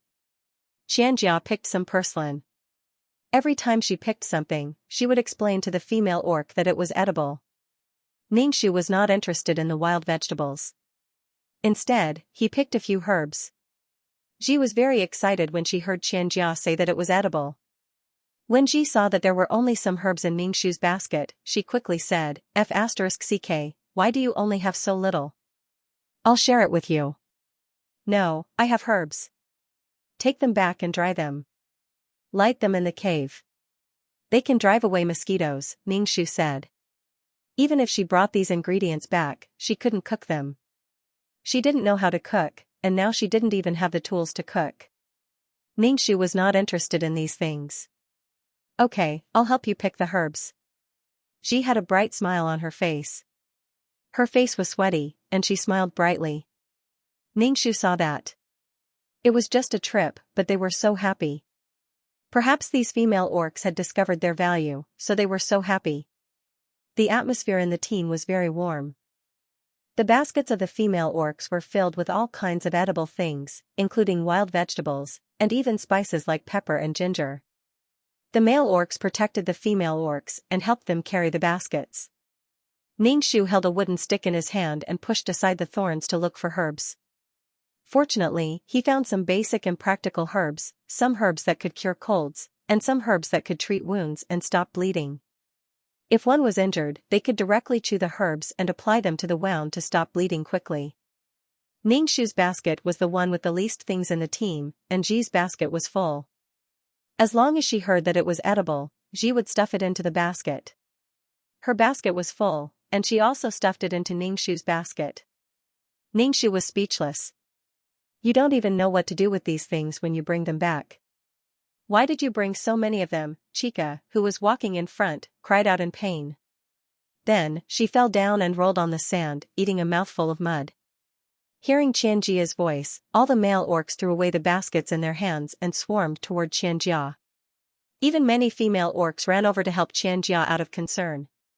Ji was a little slow to watch the orcs swarm in chaos. Ningxu saw a small snake coiled around her feet, sticking out its tongue and opening its mouth to bite her calf. Ningxu raised the branch in his hand and instantly hit the snake's head, making it change shape.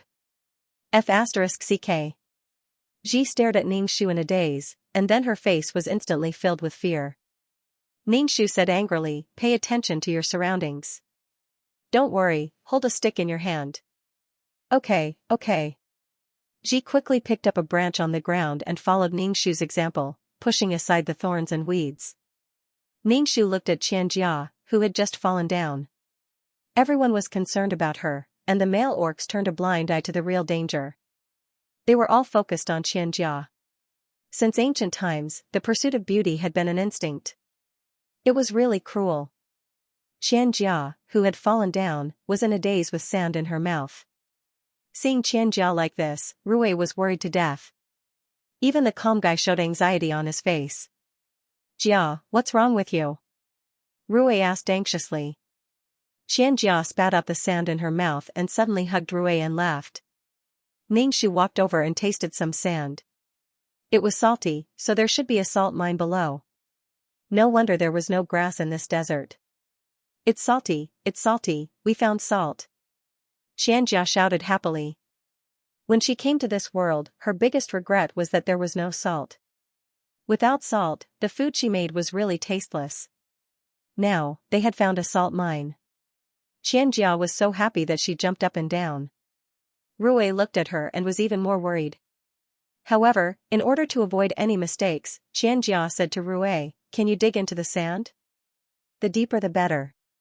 See if there is a salt mine inside." Dai was the first to transform into a tiger and began to dig into the sand with his claws. The other male beast men also transformed into tigers and began to dig into the sand. What are they doing? Ji asked Ningxu in a daze. Her eyes were filled with confusion. Sure enough, the female lead was very lucky. She only fell down and found a salt mine. This sand had existed for a long time, but only the female lead had found a salt mine. The other female beastmen saw Xianxia so excited and asked her what was going on. Xianxia smiled brightly and said to the female beastmen, "This is good stuff. Add a little when you cook and it will make the food taste better. It can also be used to marinate meat and preserve it for a long time.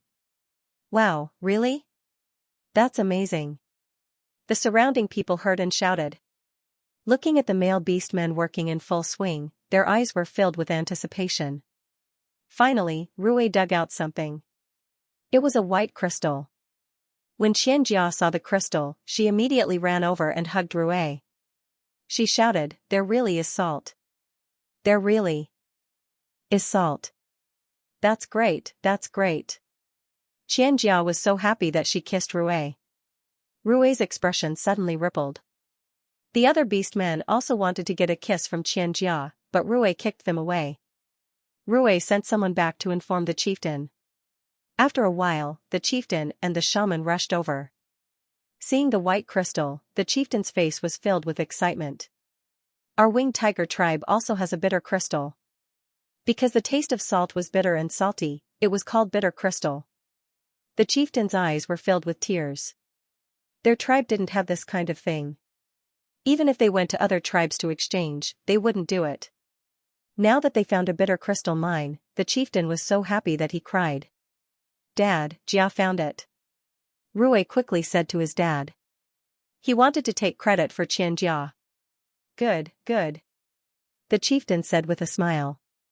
"Patriarch, this isn't bitter crystal.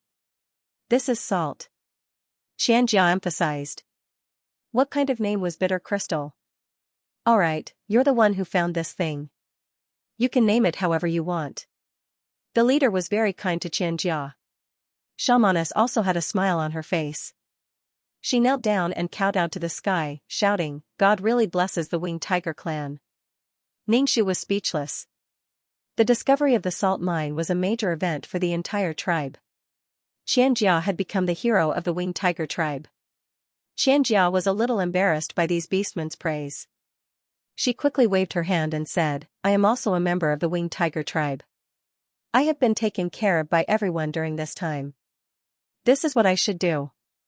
"As expected, you were sent by God to the winged tiger clan."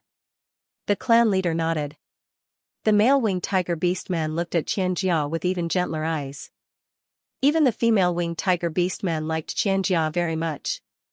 F***ck, what's this? Why are the chief and the shaman so happy? Ji was confused when she saw that everyone else was so happy. In fact, most of the beastmen didn't know why the chief and the shaman were so happy. However, when they saw that everyone was happy, they were happy too. Ningxu shook his head and said lightly, "I don't know either." The clan leader waved his hand and asked a few male winged tiger beastmen to carry the salt back. Then, he covered the exposed salt mine with sand and told everyone, "This is the lifeblood of the winged tiger clan. You must not tell anyone."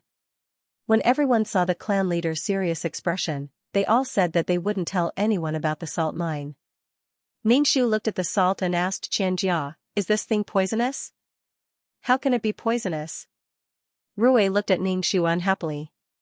F***ck, don't talk nonsense, Guy reminded Ningxu. "Yeah, the chief said it's good stuff." "How can it be poisonous?" the other male winged tiger beastman said. Ningxu was speechless. F***ck, did I say something disgraceful? Why was she being attacked by a group of people? This was the difference between a beautiful woman and an ugly woman. Ningxu felt that he had become the villain, and he was deliberately looking for trouble. F***ck, I was just asking. Why are you so mean to her? Ji stood up for Ningxu. However, with so many people watching, her voice was trembling. Ningxu's heart warmed. He shrugged and said, "I was just asking. After all, I've never seen this kind of thing before. Can't I ask?" The atmosphere suddenly became a little unpleasant. Ningxu took her wicker basket, pulled the branch, and turned to leave. At this time, Xianxia patted her head and said, F***ck, you reminded me that this kind of salt can't be eaten.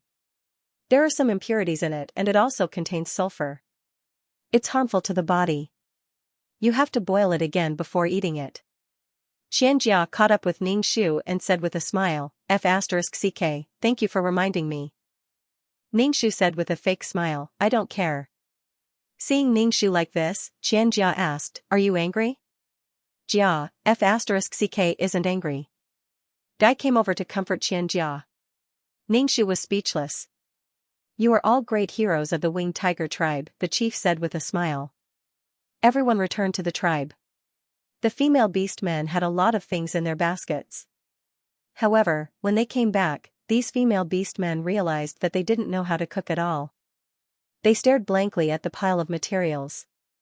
Xianxia waved her hand and said, "We found a salt mine today.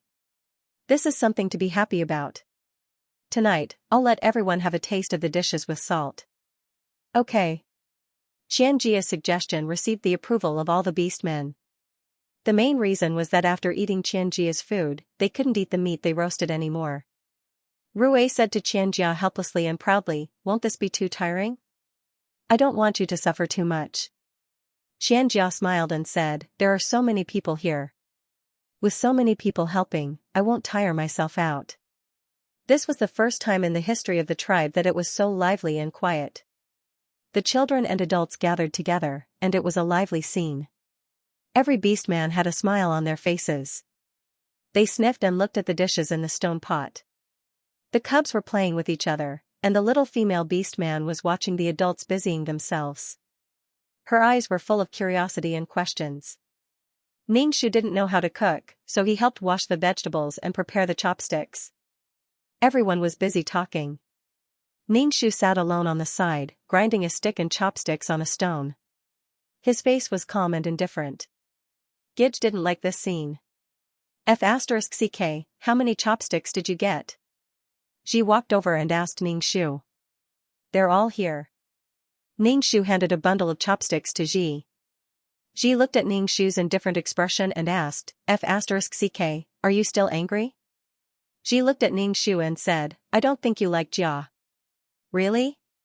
Ningxu raised his eyebrows. He didn't have a bad impression of her, but he didn't have a good impression of her either. However, Ningxu found it funny to see an ordinary girl go to another world and become a unique and brilliant woman. She was even a goddess sent by the gods. Ji sat beside Ningxu with chopsticks. Ningxu said, everyone in the tribe likes Xianxia now. I know you're angry because of Guy, but Jia is Rui's partner. It seemed that not everyone was blind. At least, Ji had seen through the problem. It should be said that most of the male winged tigers liked Xianxia now, excluding the old ones. It could be said that all the young males had a good impression of Xianxia. Her halo was so strong that Ningxu didn't dare to look directly at her. It's okay. I'm not angry. Ningxu shook his head. She was here to do a mission, not to be jealous. It was just that she had been through several worlds, and sometimes she didn't like Xianxia's behavior. Maybe it was because she knew Xianxia's background, so sometimes she felt very strange. Why did she become so powerful after transmigrating? The meal was ready in the afternoon. There were several stone tables full of stone bowls, and in the stone bowls were food that they had never seen before. Ningxu looked at the dishes. Most of them were home-cooked dishes. Xianxia must have put in a lot of effort to make them. After all, it was not easy to make such food under such harsh conditions. Everyone, eat. If it's not good, don't say it. I'll be sad, Xianxia said with a smile. The chieftain laughed. I'm afraid it's not enough. Why would I say it's not good? Hey, I'm the chieftain. I haven't eaten yet, but you guys are eating first. Everyone joined the fight for food. Rui pulled Xianxia to his side and said gently, you eat too. You're really tired today. Xianxia smiled. Seeing these beastmen rushing to eat her food, Xianxia couldn't help but feel proud. It felt good to be valued. Ningxu noticed from the corner of his eyes that Guy, who was beside him, was looking at Xianxia from time to time. His expression was very complicated. It was melancholy, gentle, and tangled. Ningxu felt constipated. Ji had fallen in love with the spicy fish and hot chili oil. It was Xianxia who had found the chili. When she had found the chili, Xianxia had wanted to cook the fish in hot chili oil. Some beastmen liked boiled fish very much, but some didn't dare to eat it. Ningxu put down his chopsticks after he was full. These things were incomparably attractive to the beastmen, but to Ningxu, they were just ordinary things. F*ck, why aren't you eating? She turned around and saw that Ningxu had already put down his chopsticks. She immediately picked up some food for Ningxu and said, eat more.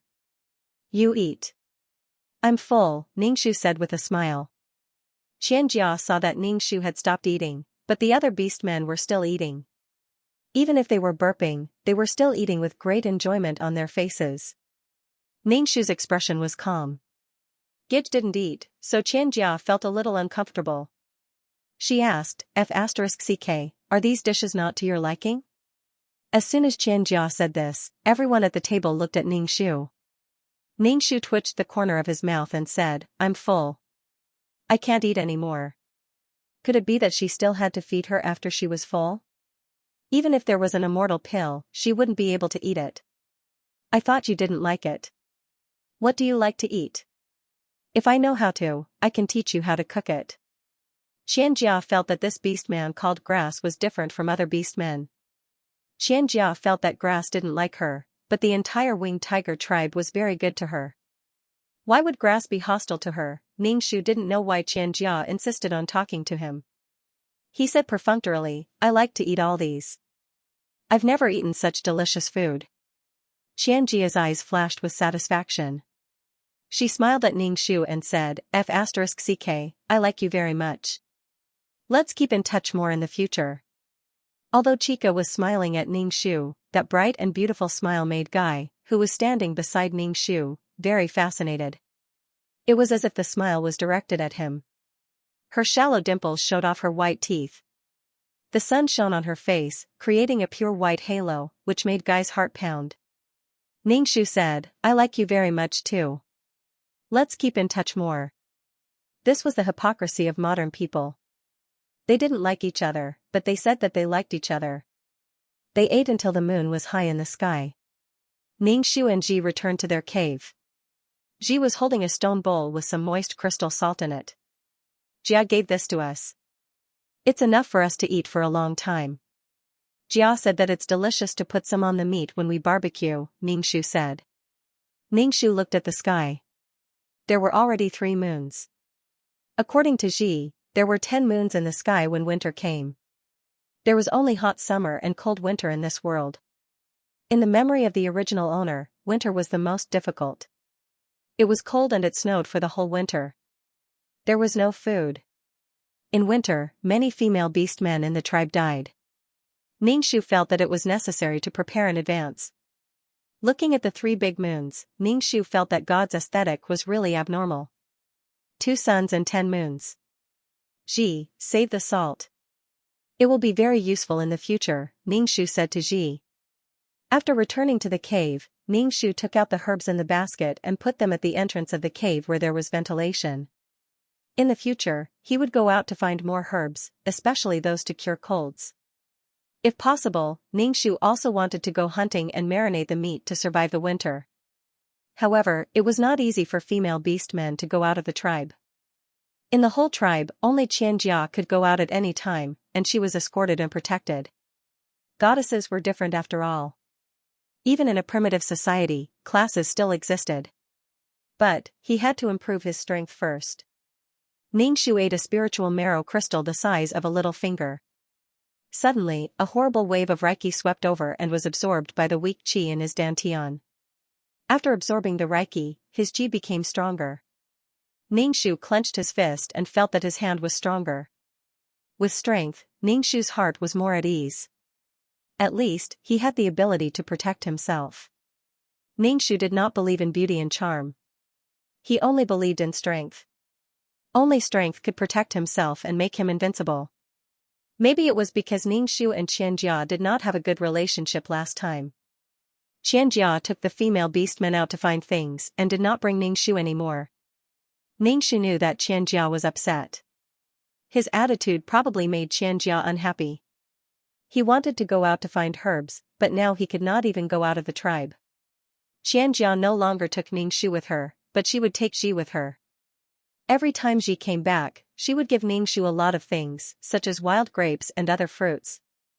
Now, the female orcs in the tribe liked to go out with Xianxia. Every time they went out, there would be a lot of gains, so the female orcs were very keen to go out. She even explained to Ningxu, Jia said that every time she goes out, it's a rotation. Next time, she will take you with her. Ningxu didn't care much. Although it was a rotation, there was always Ji. Ningxu even felt that Xianxia was trying to sow discord between him and Ji. However, Ningxu would not quarrel with Ji, who was close to him, because of Xianxia. Every time Ji went out, Ningxu would crush the herbs and apply them on her body. These herbs could repel insects and mosquitoes. Last time, Ji was almost bitten by a snake. The male orcs who followed to protect the female orcs all looked at Xianxia. Some things could only depend on oneself. If something happened, one could only bear it and suffer by oneself. Ningxu curled his lips. If you don't take me with you, can't I go by myself? Now she could protect herself. After Xianxia and the others left, Ningxu sneaked out of the tribe. However, he just looked around the tribe, looking for herbs and occasionally hunting wild rabbits. Ningxu encountered a fat and strong roe deer. Ningxu chased the roe deer for a while and finally killed it with his bare hands. Ningxu clenched his fists. It was good to have strength. When he dragged the spoor back, Xianxia's team had not returned yet. Ningxu dragged the roe deer into the cave first. He didn't intend to hand over the spoor. This time, Xianxia found wheat, and it was a mature wheat seed. She was very excited. Thinking that she could eat steamed buns in the future, Xianxia felt that life was good. After Xianxia came back, she asked Rui to cultivate a piece of land. Rui agreed very quickly and asked some male orcs in the tribe to help. Bai was the first to respond. Xianxia made a lot of delicious food to reward them. When Ningxu heard this news, his face twitched. Could it be that wheat was grown regardless of season? But Chica still managed to grow it. Perhaps this world didn't have seasons. There were no 4 seasons to begin with. Ji handed the herbs in the basket to Ningxu and said, I saw you pick this last time. I don't know if this is what you want. Ningxu saw that there were not many wild vegetables and fruits in Ji's basket. She guessed that Ji had already found herbs for her. Ningxu was really touched. The stuff you apply on me works very well. I always get bites from the insects when I go out before, but they don't bite me anymore after I apply it, Ji said to Ningxu with a smile. Then, she handed the fruit to Ningxu and said, try this tomato. You can eat, I'm not eating. Ningxu placed the herbs at the entrance of the cave to dry. Ningxu thought for a moment and dragged the dead roe deer in front of Ji. Ji looked at the prey in surprise and asked, where did you get this? I sneaked out to collect herbs and met this one. I killed it and will keep it. When winter comes, we'll have food, Ningxu said. Ji looked very surprised and scared. How could you sneak out? Without a male to protect you, what if you encounter danger? You actually went hunting? I'm very strong. It's okay. I'll protect myself. Let's salt the meat. Ningxu had to store enough food now to deal with the disaster. Ji looked a little hesitant. Are we really not going to hand this in? The prey in the tribe had to be distributed. It was the first time that Ji had hidden it secretly. Ningxu didn't care. We'll be fine as long as we don't let anyone find out. Because Ji can cook a lot of delicious food, Rui will definitely give more prey to Xianxia. In addition, Xianxia has contributed a lot to the tribe, so no orcs will say anything. But if we don't have enough food, we won't be able to survive the winter. Ningxu persuaded Ji patiently. Some things were easier for 2 people to do. Ji bit her lips and finally nodded. She picked up a stone from the ground and sharpened it, preparing to cut open the robe. Ningxu took the stone. I'll do it. I'm very strong. Ningxu skinned the roe deer and found a place to bury it. Ji held the salt jar and saw Ningxu rubbing a lot of salt on the meat. She said, should I ask Ji for more salt? Yes, but don't ask for too much at once. Ningxu was already very frugal with salt. After rubbing the meat with salt, he rubbed it for a long time to let the meat taste and preserve it. A large bowl of salt was barely enough to marinate the roe deer. Ji found a stalk of grass and hung up the roe deer meat. Looking at so much meat, Ji was very satisfied. Ningshu sighed and looked at the empty jar. Xianxia almost controlled the salt of the entire tribe. As long as she could boil the coarse salt, she would be able to use it. If the people in the tribe wanted salt, they would either go to Xianxia or the patriarch. Ningshu wanted to get salt from the salt mine and cook it himself, but the salt mine was a little far from the tribe. Moreover, the chieftain valued the salt mine very much and did not allow the tribesmen to get it privately. Only Xianxia could get salt from the salt mine and cook it at will. Now Xianxia's status in the winged tiger tribe was infinitely high.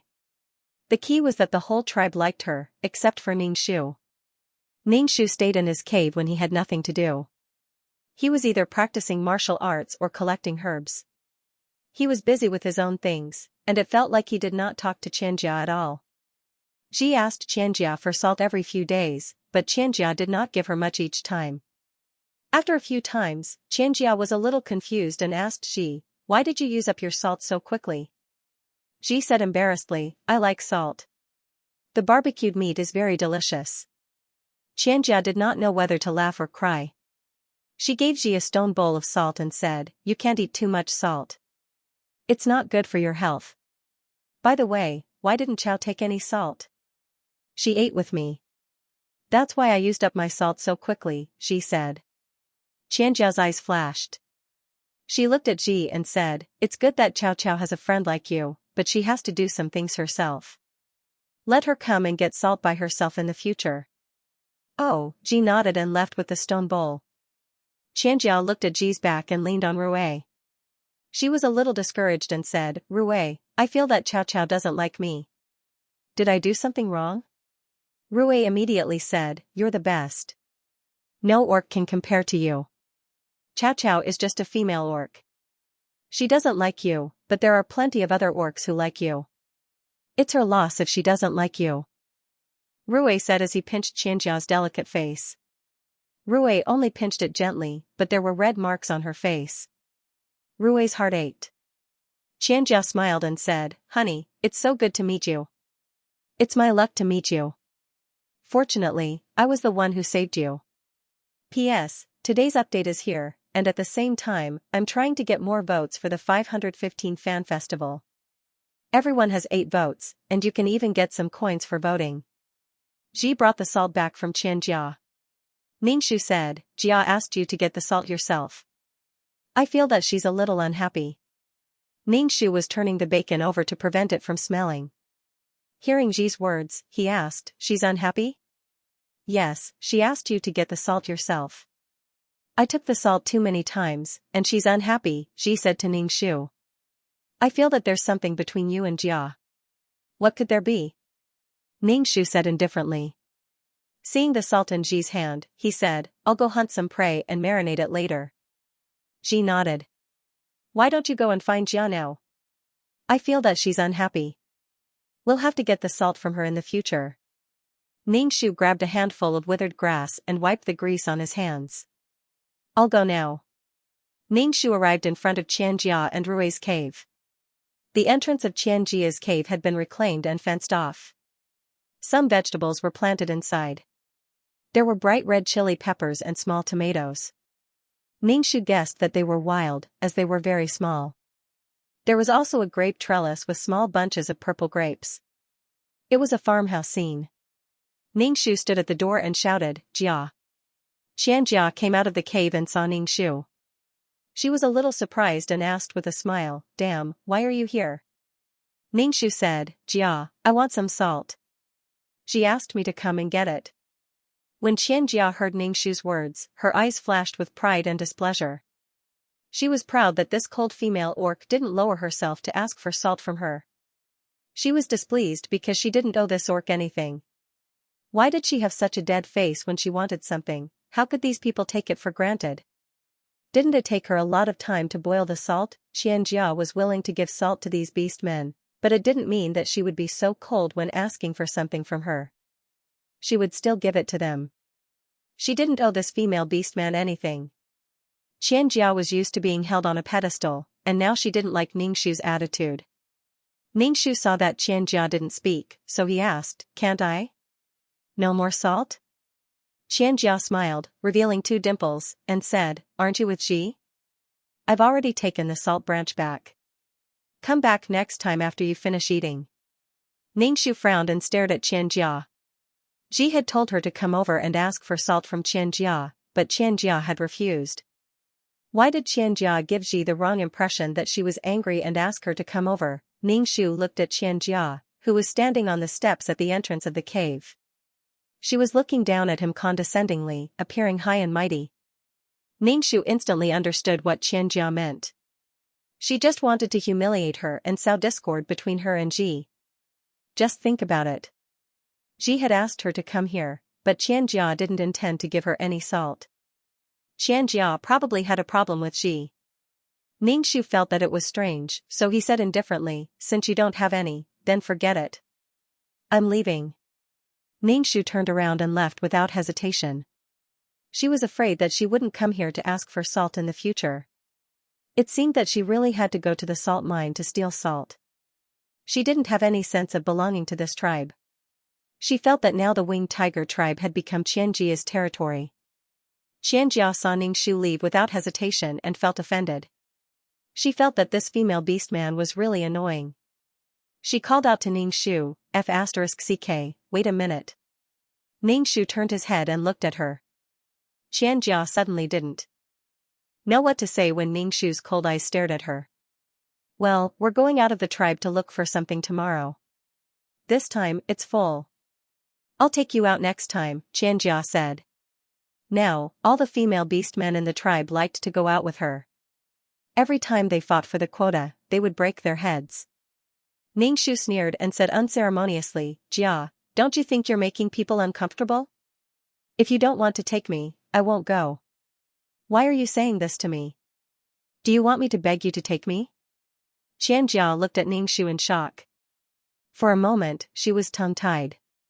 She obviously didn't expect him to say something so embarrassing. She stuttered, I didn't think so. Then what do you think? Ningxu said indifferently, do you think that you're so great just because you're a goddess sent by the gods? Everyone has to flatter you. If you want to give me salt, then give me salt. If you don't want to, then forget it. You actually want me to kneel down and beg you, right? I didn't. Xianxia was so angry that her body was trembling. Ever since she came to this world, Xianxia had never hated anyone so much. She felt that the other party had cut open her heart. Some of her thoughts were exposed under the sun. She was embarrassed and stunned.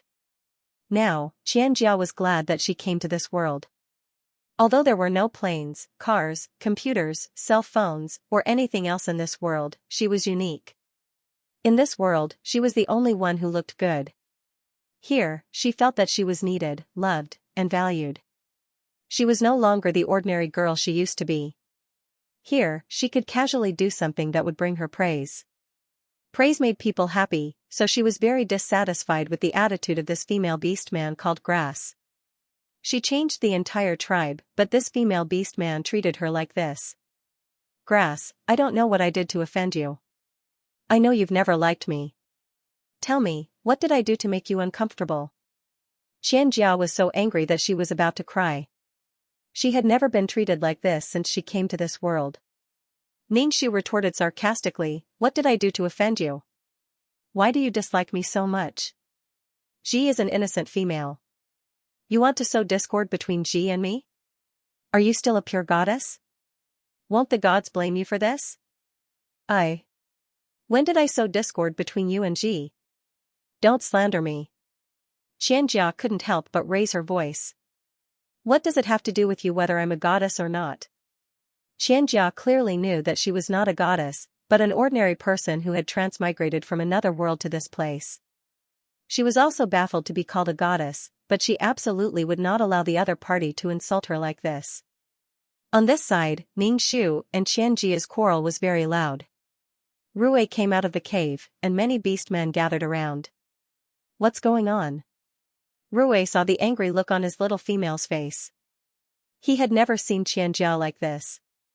Tears were rolling on her long eyelashes, and it was very distressing to see her like this.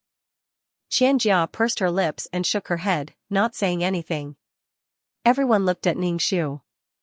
They looked at Ningxu with condemnation in their eyes. Guy reached out and pulled Ningxu, saying, "Stop it. Xianxia just came to the tribe not long ago. You shouldn't quarrel with her." Ningxu shook off Guy's hand, frowned, and said coldly, "Why are you pulling me? P.S. Here's today's update, and at the same time, let's get some votes for Qidian's 515 Fan Festival.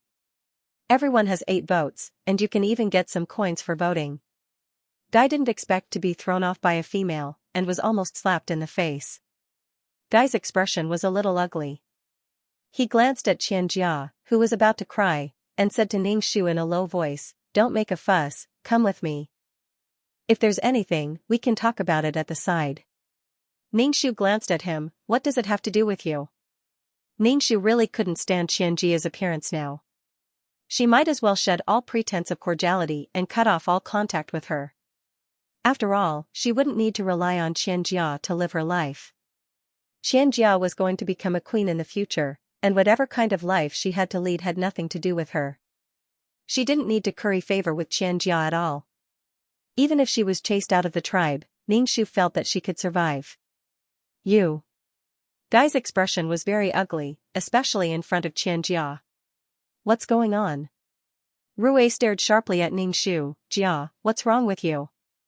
If we don't clear things up today, we can only clear things up with the tribe leader and the shaman." Ningxu pursed her lips and said, "What's there to talk about? Isn't it just a quarrel between females? Are you going to interfere?" Ningxu smiled at Xianxia. "A pure goddess wouldn't be so calculated with me over such a small matter, right?" Xianxia only felt that this female was too annoying. She even used the term goddess, as if she would be unworthy of the title if she was calculative. Xianxia only felt a wave of depression rushing towards her heart. She was actually put on the spot by a primitive person. "I won't be calculative. I didn't give you any salt this time because there's no more salt at home," Xianxia said coldly.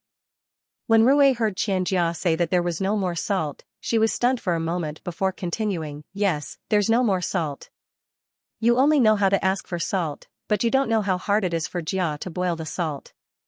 She has to keep stirring it, and her hands are swollen. You're angry at Jia because you didn't get any salt, aren't you going too far?" Rui's tiger eyes stared at Ningxu.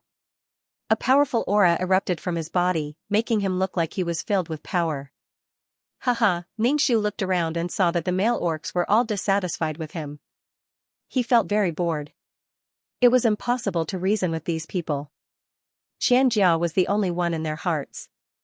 Xianxia was the best, and anyone who went against her was a bad person. "You know what happened?" Ningxu pointed at Xianxia and then at himself. "I know." Ningxu turned around and left. "Jia, don't be too sad. I'll go find Chao and ask him," Guy said to Xianxia and then hurriedly chased after Ningxu.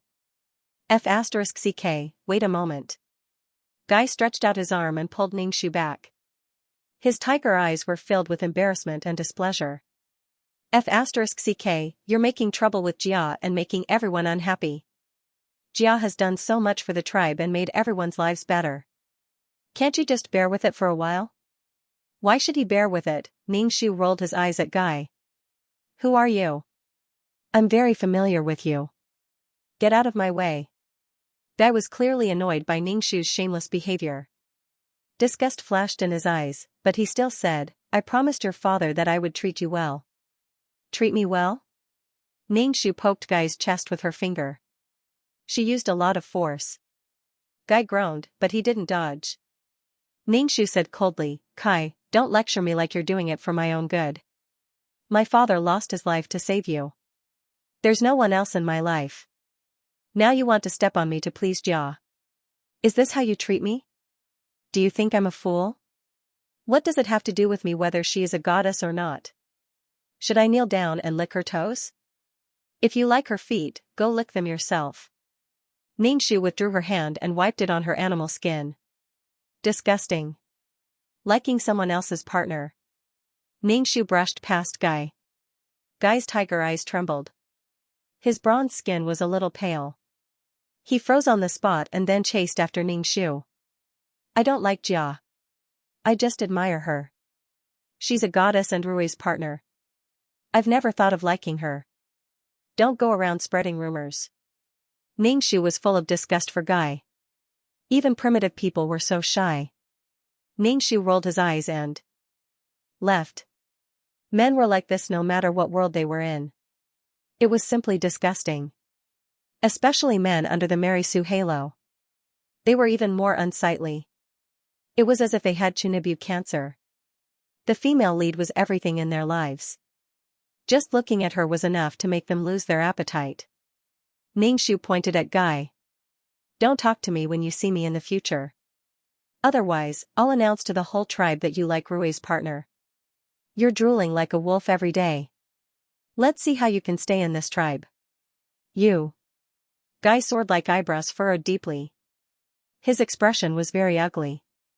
There was anger on his face, as well as embarrassment and anger. F***ck, how can you be such a person? Ningxu, haha, back in the cave, Ji was weaving a basket. Seeing that Ningxu's hands were empty, Ji asked, didn't you take any salt? Don't mention it.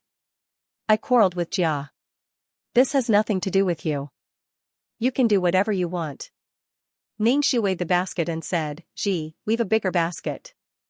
I'm going to the salt mine tonight to move salt. Ji's expression changed immediately. She quickly asked, Ji, you're going to the salt mine? Do you know where it is?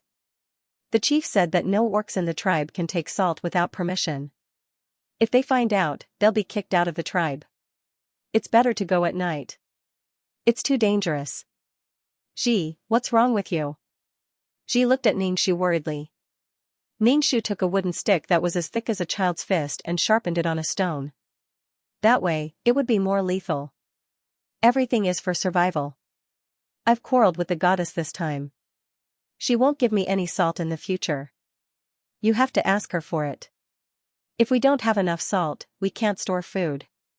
I'll go get some salt and we'll cook it ourselves. If I'm found out, you can say that you didn't know anything and that I did it.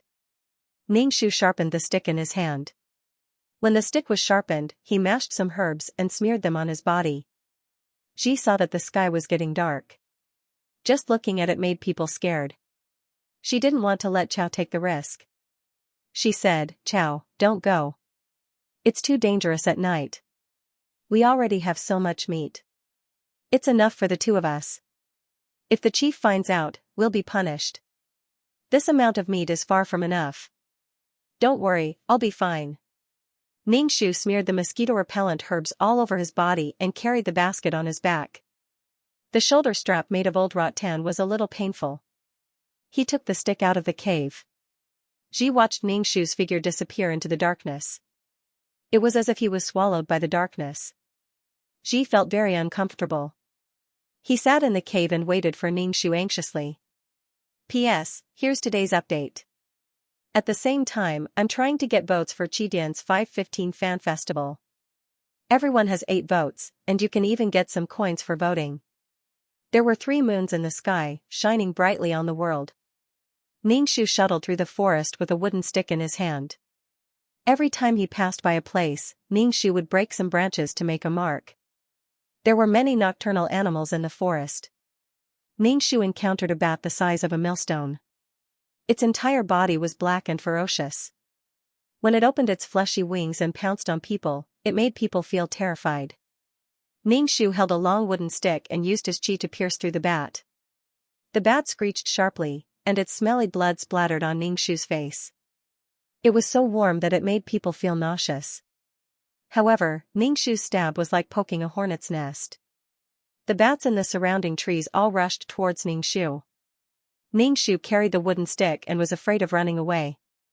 If he was chased too tightly, he turned around and hit the bat that wanted to grab him with its claws. After killing a bat, the other bats surrounded the dead bat and seemed to be tearing its flesh.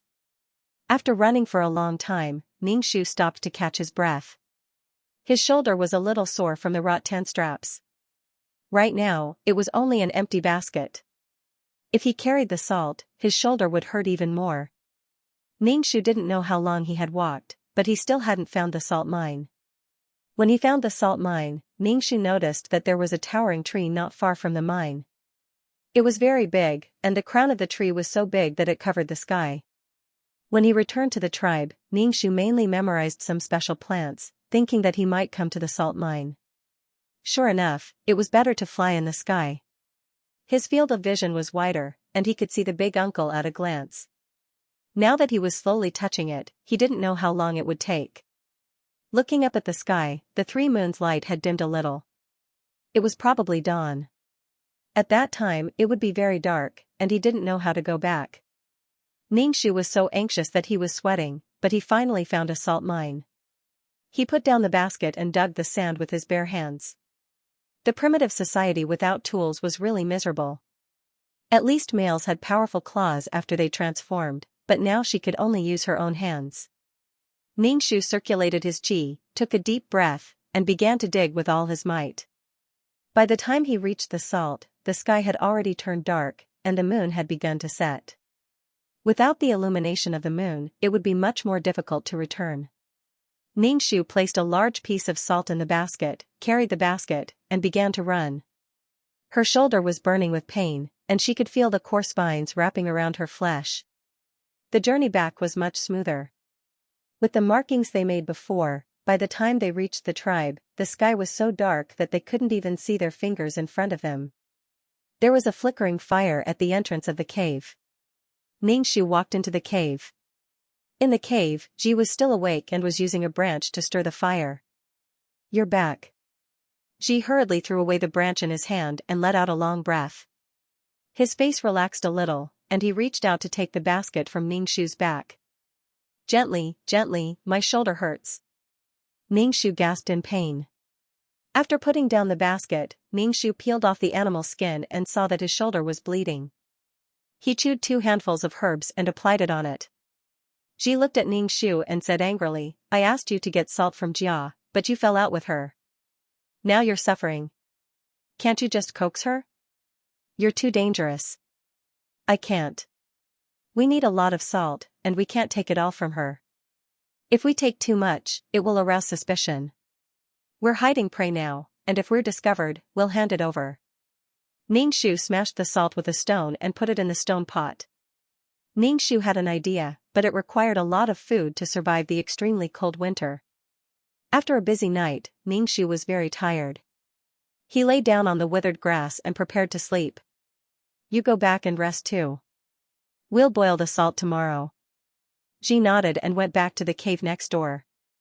Because Ningxu had a falling out with Xianxia, the next day, when Ningxu went out to boil some salt, some beastmen looked at Ningxu with unkind eyes. However, those unkind eyes were all male beastmen. Some female beastmen came over to ask Ningxu what was going on. Why did he quarrel with the goddess? Ningxu just said that it was because of Guy, and he would let Guy take the blame. Some female orcs showed a look of understanding, but they didn't dare to say too much to Ningxu. After all, Xianxia was not only a goddess, but she also had a lot of things in her hands. As the saying goes, if you follow the protagonist, you'll get meat. It was a biological instinct to seek advantages and avoid disadvantages. Some female orcs were more concerned about Ningxu and asked him to talk to the goddess. The goddess wouldn't care about it. There was no benefit in quarreling with the goddess. They also advised Ningxu that Ningxu's relationship with Guy's family was better. Guy wouldn't like it. Ningxu smiled indifferently. Male orcs hunted to survive, but female orcs were weak and couldn't hunt to survive. They could only rely on the males. Subconsciously, they still wanted to please the males so that they could survive. Ningxu had never thought of pleasing Guy. People who already had someone else in their heart would have a heart of stone. They wouldn't care about what others did.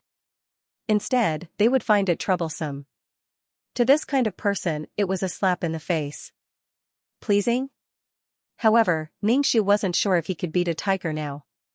When he was strong enough, he would definitely learn from Wusong and beat a tiger. Facing these concerns, Ningxu smiled bitterly and said, "Guy won't become my partner.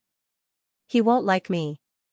He only knows how to scold me and blame me for offending the goddess." The female orcs looked at each other but didn't say anything. They just comforted Ningxu and said that he would become Guy's partner. At the same time, they understood Ningxu's pain of not caring about such an excellent partner. No wonder this insensible female had quarreled with the goddess. Ningxu curled her lips. She couldn't be bothered with these trivial matters. She had a lot of things to do. She felt that the orcs now were a little greedy, especially the male orcs.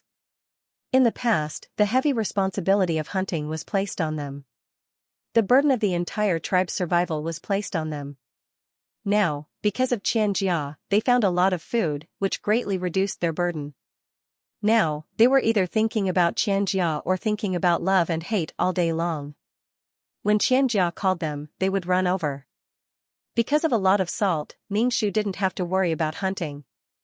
In the past, when he encountered stronger prey with more meat, he didn't dare to hunt. He was afraid that there wouldn't be enough salt and the meat would go bad if he dragged it back. Now, he had no scruples. Every time Ningxu dragged the prey back, Ji would think that the prey was dead and that Chow would pick it up just like that. Now, Ji and Ningxu cooperated seamlessly. The ventilation of the two holes was full of bacon. Looking at the bacon, Ji was very satisfied. I've never seen so much meat. Should we continue? Ningxu nodded. Of course, the more the better. There would never be enough food.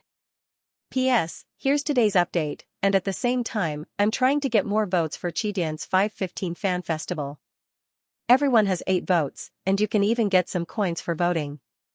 However, with so much meat hanging in the cave, they would eventually be discovered. Ningxu wanted to store more meat before winter came. We have to move to another place. I found a big cave when I was hunting. Let's put the meat in the cave, Ningxu said. Take the meat outside the tribe? Ji asked. We'll be discovered sooner or later. Are you willing to hand over so much meat to the tribe? Ningxu looked at Ji and asked. Ji's heart suddenly ached, and her face became distorted. She immediately said, okay. Ningxu and Ji started to work. They put the dried bacon into a basket and prepared to send it to the big cave at night. However, Ji had never left the tribe at night. There were always rustling sounds in the forest, and the shrill sounds of strange birds, which made their hair stand on end. Ji, who was standing beside Ningxu, was trembling. It's okay. I'm here. Ningxu's voice was very calm, and Ji's heart calmed down a little. Ningxu saw that she was walking slowly, so he moved some bacon from her basket to his own basket. Ningxu found the big cave when he was chasing a wild boar. It was very big, and there was a water source in the cave. It would be a very good shelter. Ji put down the basket, looked around, and felt that the cave was really big. Ningxu first poked the soil with a sharp stick, then began to dig the soil with sharp stones, preparing to dig a big hole. Damn, what are you doing? Ji asked with some confusion.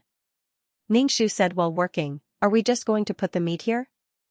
There are so many animals in the forest. They will drag the meat away, cover it with big leaves, and bury it underground. Okay. Ji quickly took a stone and dug the hole. Ningxu smacked his lips. His fingers were full of barbs. How great would it be if female orcs could also transform? They could use their claws to dig the ground. The two of them busied themselves for a long time before they finally dug out a hole that was half the height of a person. Ningxu covered the bottom of the hole with a large leaf and then placed the bacon on top of the leaf. Ji, I'll go back and bring the cured meat here. You stay here, Ningxu said to Ji. Ji's voice trembled. *CK, I'm scared. Don't be afraid, I'll be back soon. Ningxu picked up the sharp wooden stick from the ground and stuffed it into Ji's hand. Don't be afraid. Stay strong. I'll be back soon. Ningxu took the 2 baskets and ran out of the cave quickly. Using his qi, he shuttled through the forest under the moonlight. After returning to the cave, he placed the cured meat in the basket and quickly returned to the cave. In the cave, Ji held the wooden stick tightly. When she saw Ningxu, she sighed in relief and helped to place the cured meat in the hole. After going back and forth several times, Ningxu finally moved the cured meat from the cave to the cave. The rest of the cured meat was just cured. He covered the cured meat with a large leaf and then buried it with soil. Ningxu and Ji picked at the top of the leaf and covered it tightly. After this was done, Ningxu's heart was finally relieved. It could be considered as the first batch of supplies. He brought Ji back to the tribe. The days passed by unhurriedly. Ningxu was in a hurry every day. If she wasn't cultivating, she would be hunting. When the wheat planted by Xianxia was ripe, she invited the whole tribe to eat noodles. Although they didn't know how she ground the flour, Xianxia was omnipotent. Everyone was invited. Xianxia seemed to have forgotten about Ningxu. The others didn't mention it either. After all, on such a festive day, it wouldn't be good if Chao didn't know how to behave. Ji was also invited. Seeing that Ningxu didn't go, she didn't go either.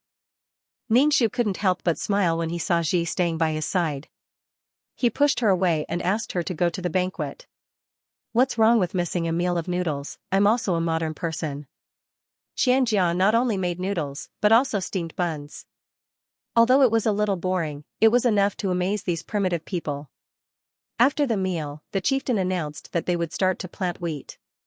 Then, tigers were digging in every place in the tribe. Many female orcs began to sow the seeds under Xianxia's guidance. The whole tribe was in full swing, but it had little to do with Ningxu. It was probably because of the rumors in the tribe. People in the tribe said that Guy was going to abandon Chao and didn't want to be her partner. Guy came to Ningxu and asked him to help open up the land for Ningxu and let her plant some food. Ningxu refused with a straight face. Guy frowned and said with an unhappy expression, "You can also have a special harvest by planting some wheat. Do you want to wait for a little prey every day? How are you going to survive the winter? How I survive is none of your business." Ningxu didn't want to talk to Guy. Guy was originally kind, but he was very unhappy with Ningxu's attitude, especially when he saw that she was so lazy. Compared to Xianxia, Guy was even more dissatisfied with this future partner of his. He was very annoyed. Thinking of becoming Chao's partner, Guy's heart turned cold. Ji also got some seeds and asked Ningxu if he wanted to plant them. Ningxu shook his head and let her do it herself. Ningxu looked up and saw that there were already 5 moons in the sky. Winter was not far away. So he sped up his hunting speed. In a few days, he would go to the salt mine to steal salt. Ningxu's strength was getting stronger and stronger, but he didn't dare to relax at all. With a little more strength, he could save one more abandoned person. Xianxia also made pottery pots.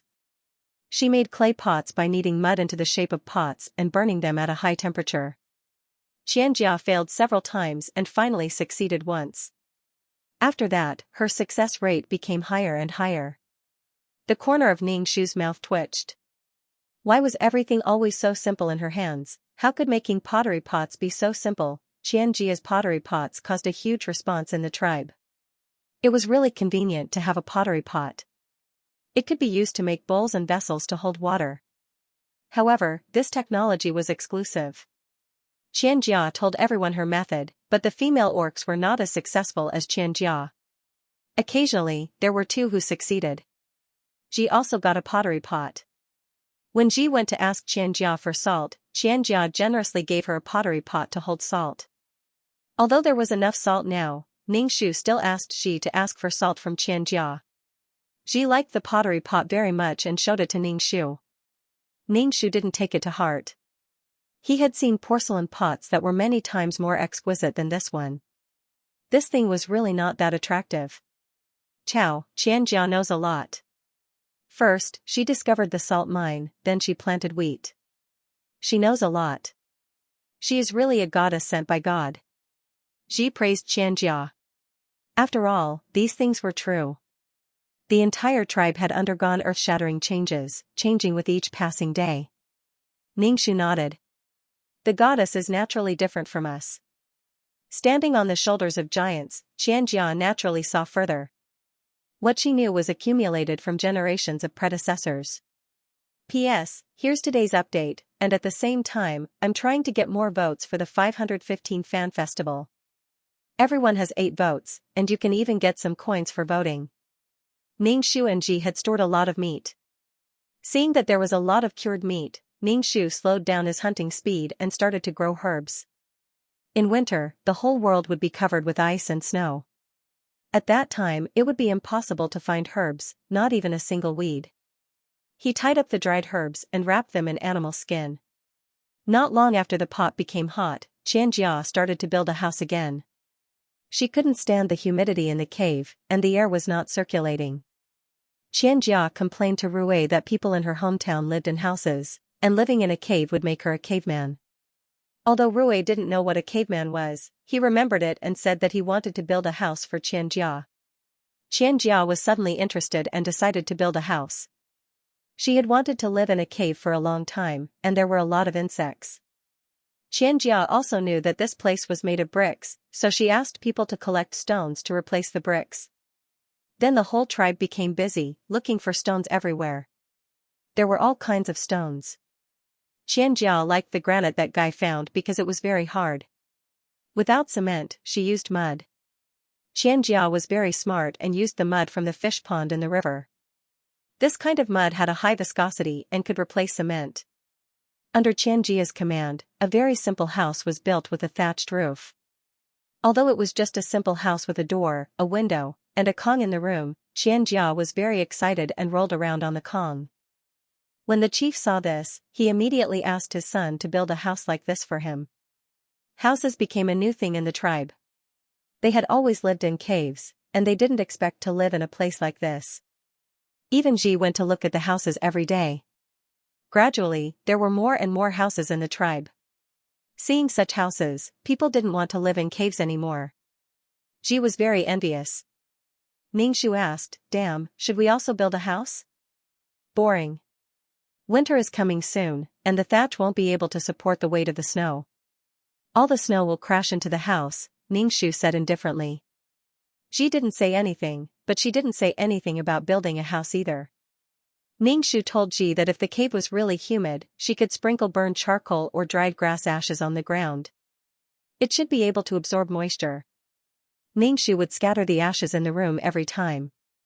Ningxu felt that the weather was getting colder. When he rested at night, he had to cover himself with animal skins. Winter was coming. The shaman called Ningxu in front of him and asked Ningxu if he had a communication stone. Ningxu had long forgotten about this matter. Ningxu rolled his eyes and said, "I have no way to communicate with the divine stone." Disappointment flashed through the shaman's eyes. "It seems that God didn't choose you." "Shaman, did God tell you that Xianxia is a goddess?" Ningxu had always been curious about why the shamaness thought that Xianxia was a goddess. The shamaness' eyes were a little fascinated. "Look at her clothes. Only God can wear such clothes. Did I see God wearing such clothes?" "Huh?" Ningxu was even more confused. Did the shamaness really see what the black shadow looked like? What she saw was really a shadow. It was pitch black and she didn't see anything. Did they see the same thing? "You should go to the trade fair this time. It's good to go out and see the world. Communicate with the divine stone. If you are determined to become a shamaness, you will naturally be able to communicate with the divine stone," Ningxu said. Then the shamaness coughed. Ningxu saw that the shamaness seemed to have bronchitis and asked, "What's wrong, shamaness?" "It's an old problem. It's cold." The shamaness waved her hand and said, "Soon, I will probably go to God and become his servant." Ningxu was speechless. So now the shamaness was anxious to find the next successor. Ningxu came back from the shamaness and thought about the trade fair. There was always a trade fair before winter. This trade fair traded things that every tribe needed to survive the winter. When Ji heard that Ningxu could go to the trade fair, she was very envious. There were a lot of things at the trade fair and she could meet the orcs of various tribes. Ningxu didn't care very much. However, Ningxu didn't expect that a few days later, her name would be removed and replaced by Ji. Ningxu narrowed his eyes. Then he heard that Xianxia would also go this time. The female orcs were led by Xianxia. It should be that Xianxia didn't want to take him. Now, Xianxia could do anything she wanted. Ningxu was removed from the list, so the shamaness couldn't say anything. She just coughed harder and frowned when she looked at Xianxia. The shamaness sighed and said to Ningxu, "She is a goddess, but I don't know if God sent her to help the orcs or to destroy them. I only hope that God can pity our tribe." Ningxu's mouth twitched. "You think too much. Of course, as the troublesome female supporting character, Ningxu went to quarrel with Xianxia again. She demanded an explanation from Xianxia on why she had been kicked out of the competition. She said all kinds of things to put Xianxia on the spot. Before Xianxia could say anything, the surrounding beastmen were already speaking up for Xianxia. Everyone ignored Ningxu, who had been kicked out of the team. Instead, they comforted Xianxia, who was angered by Ningxu, while condemning Ningxu. Ningxu looked at these orcs. Support for Xianxia. He could see that Xianxia's reputation in the winged tiger tribe was very high. Those who stood up for Xianxia were all male orcs. The female orcs basically didn't talk much. Perhaps the female orcs were dissatisfied with the goddess who attracted all the male orcs' attention, but they couldn't say it out loud. Ningxu and Xianxia had a conflict. Many female orcs chose not to help either side. Some even left the scene directly. Ningxu saw that there was no point in making a scene, so he turned and left. Guy chased after Ningxu. Ningxu saw his angry face and guessed that he wanted to teach him a lesson. Without another word, Ningxu kicked Guy's calf. With Guy's strength, he could naturally dodge it, but Guy didn't expect a female to attack him. He took the kick directly, and it was excruciatingly painful. I said, I don't want to talk to you. Don't teach me a lesson. Ningxu turned and left. However, the original owner's father died in order to save Guy. A child without parents was like a blade of grass. If the original owner's father was still alive, would Guy dare to bully her like this? Ji, who got the name, said to Ningxu uneasily, I don't know how it became me. Ningxu smiled at her.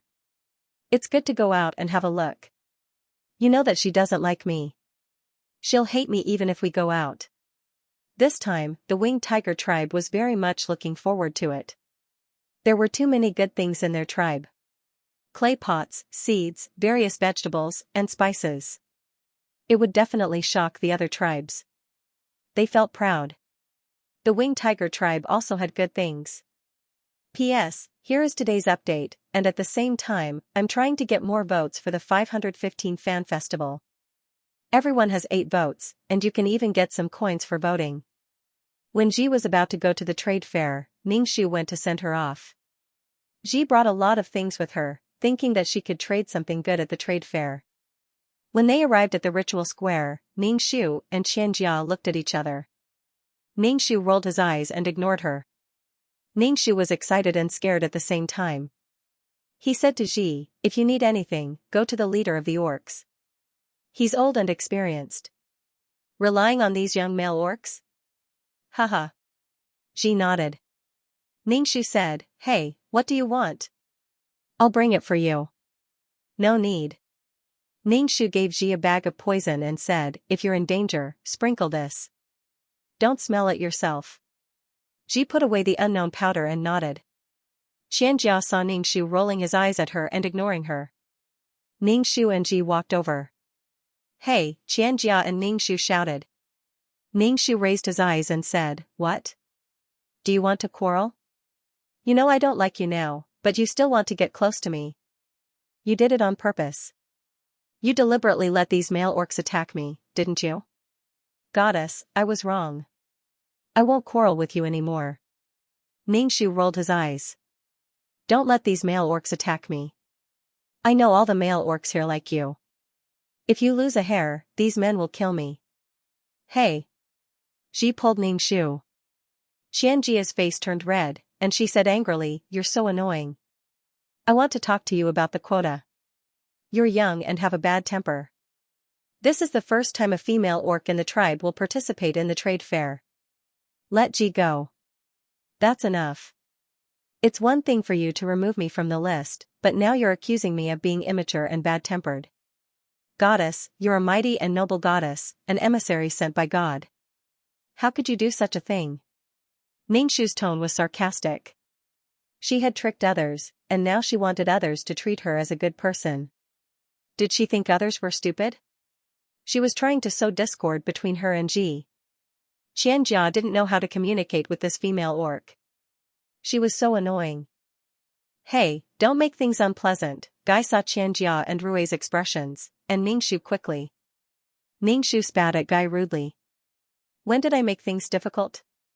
I didn't even want to talk to her, but she came to talk to me and removed my quota. Do I have to kneel down and thank her? Don't talk to me. I don't want to see you. My father must be blind to save someone like you. Ningxu's face was full of disdain. Guy's face darkened instantly. He didn't know that his future partner was such a person. Guy wiped his face.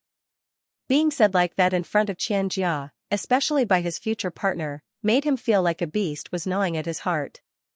He was embarrassed, resentful, and a little afraid that Xianxia would look down on him. Since the relationship between Chao and Qian was so bad now, if he really became Chao's partner, he was afraid that he wouldn't be able to interact with Rui's family anymore. Chao was an immature female orc. She could embarrass people by throwing a tantrum. Hey, can't you talk nicely? Can't you see that Jia is explaining to you? Guy said helplessly. Ningxu was speechless. Damn, was this even an explanation? She said this before they left. Was she trying to poke at his heart? Kai, I'm telling you one last time, if you ever talk to me again, I'll beat you up every time I see you. Do you believe that I know you like this goddess? If you like her, then so be it. Why do you have to target me? What right do you have to make demands of me? Not only do you have no right to make demands of me, you even owe my father his life. My father died because of you, Kai, you're such a person.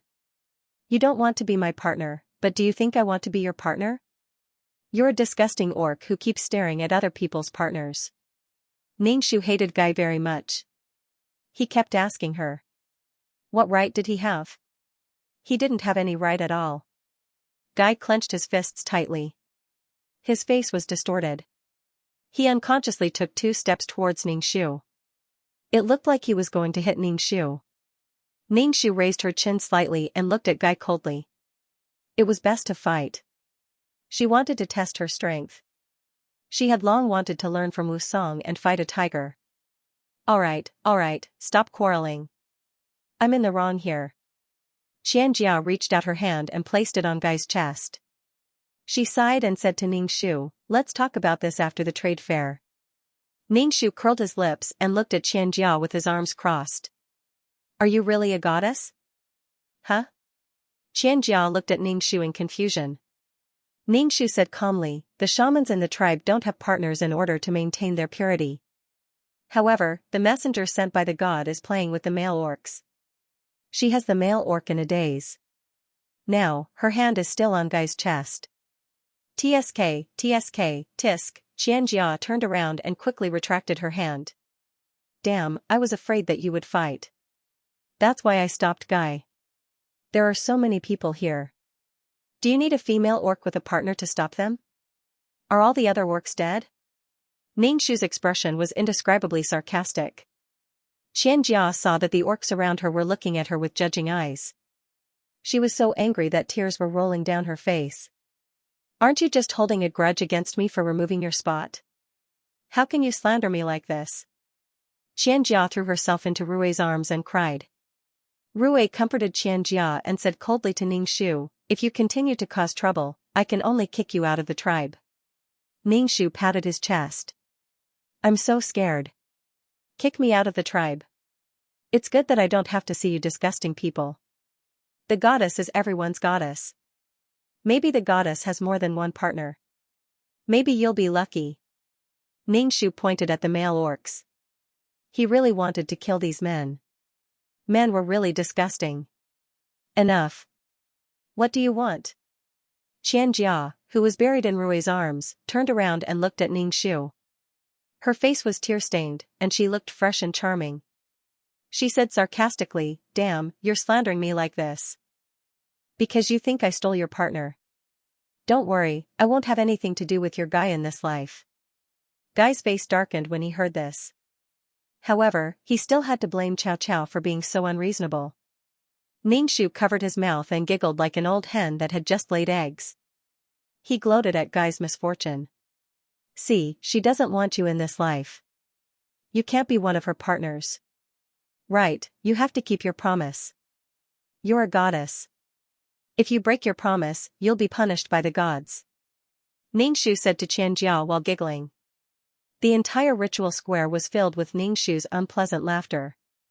P.S. Here's today's update, and at the same time, I'm trying to get votes for Qidian's 515 fan festival. Everyone has 8 votes, and you can even get some coins for voting. A goddess should act like a goddess. You can't have anything to do with Guy in this lifetime. Ningshu said to Xianxia again. Then, he said to the shaman who was covered in feathers, "Shaman, do you think I'm right?" Cough cough cough. The shaman coughed as if she was going to cough her lungs out. She didn't answer Ningshu's words. Xianxia's face was cold, and she looked very noble and cold. She looked at Ningshu with disdain and indifference. "Isn't it just because Guy doesn't like you? Do you think Guy will like you just because you're against me? You're just tying him to your side. You can tie him to you, but you can't tie his heart." "Oh, he, who Guy likes has nothing to do with me." Ningshu rolled his eyes and walked in front of the shaman. "Shaman, I don't want to be Guy's partner. You see, he only knows how to bully me and pick on me. He's not satisfied with anything I do." Cough cough cough. The shaman coughed twice and spat a mouthful of phlegm to the side.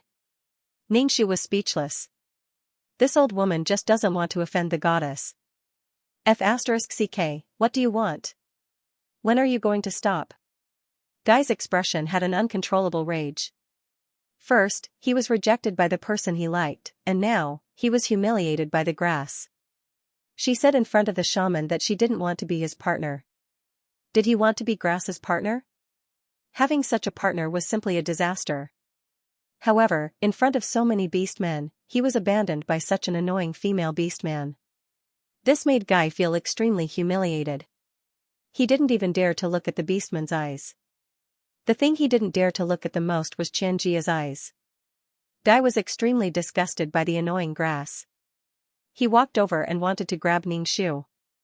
Ningshu took a step back and looked at Guy coldly. "You want to fight?" The veins on Guy's forehead bulged. There seemed to be a beast roaring in his heart, wanting to break out of his prison. He only had one thought in his mind. Killing this vicious female was a way to vent the pain of being rejected. Guy instantly transformed into a tiger with wings. He opened his mouth and roared at Ningshu. He flapped his wings and raised his huge claws to slap Ningshu's head. "You want to fight?" Ningshu sneered. He clenched his fist and channeled his dantian to meet Guy's claw. The surrounding people saw a female orc actually using her fist to block the claws of a male. She was simply courting death. Many male beastmen transformed and tried to stop the enraged Guy. A female beastman could hardly resist the power of a transformed male beastman. The female orc's face turned even paler. Ningshu shouted, "F***ck, get out of the way." Seeing this scene, Xianxia's eyes flashed, but she didn't say anything. This female beastman had asked for it, and she couldn't blame anyone. She was so vicious that even her future partner wanted to kill her. Ningshu's eyes met Guy's cold tiger eyes. He channeled all the power in his body and directly punched Guy's claw. The moment the claw and fist collided, everyone heard the crisp sound of bones breaking. Under everyone's shocked gazes, Guy fell heavily to the ground. All the beastmen's jaws dropped. They stared blankly at the thin female orc jumping onto Guy's back and punching him. Guy felt that the fists were like huge rocks hitting his body. It was very painful. The worst thing was that he, a transformed male beastman, was actually beaten down by a female. Guy flapped his wings and tried to throw the person on his back off. Ningshu sneered. "This time, I must beat you up so that you won't dare to talk to me in a condescending manner. I'll make you take a detour when you see me in the future." If he wanted to please Xianxia, he had to see if he had the ability. Ningshu grabbed Guy's wings and concentrated her chi into her dantian. Then, she swung Guy like a whip. Every time Guy smashed into the ground, everyone felt the ground tremble. Male beastman, female beastman, which, Ningshu finally slammed Guy to the ground, let go of his wings, and patted his hands. His whole body was free. Cool, really cool, Guy turned into a human. His arms were soft, obviously broken. His face and body were purple and blue, and his face was swollen. He looked terrible. F***ck. Ji looked at Ningshu in a daze. Ningshu smiled at Ji, then said to the stunned witch, I communicated with the god's stone. This is the power that God gave me. Witch, good, good. It seems that God really likes you and gave you such power. Good. Witch's face was full of smiles. Since you are the witch chosen by God, you and Guy will naturally not be partners. Witch believed Ningxu's words without hesitation. Ningxu's power was beyond her imagination. Besides, no female beastman had such power. It could only be explained by God. Guy was supported by the male beastman, and his expression was gloomy. Xianxia looked at Ningxu, who was showing off his female power, and felt very uncomfortable. She said, God gave you such power, but you use it to bully others. Why would God like a witch like you? Ningxu tilted his head and smiled at Xianxia. His smile was indifferent. He said lightly, should I be killed by Guy? God gave the male beastman such power so that he could show off in front of the female beastman and kill the unarmed and powerless female beastman? Before he killed me, wouldn't Guy know that I'm a female? If God didn't give me this power and I was killed by Guy, would you blame Guy? Ningxu looked at Xianxia with cold eyes, and even disgust. It was not easy for women to survive, but they had to bear the malice of other women. If one day Rui wants to kill you, according to what you said, you should obediently let him kill you. Goddess, you are also a female beastman. You should think from the perspective of a female beastman. Females have no power and are weak, but is that a reason for a male beastman to bully us? You are a goddess.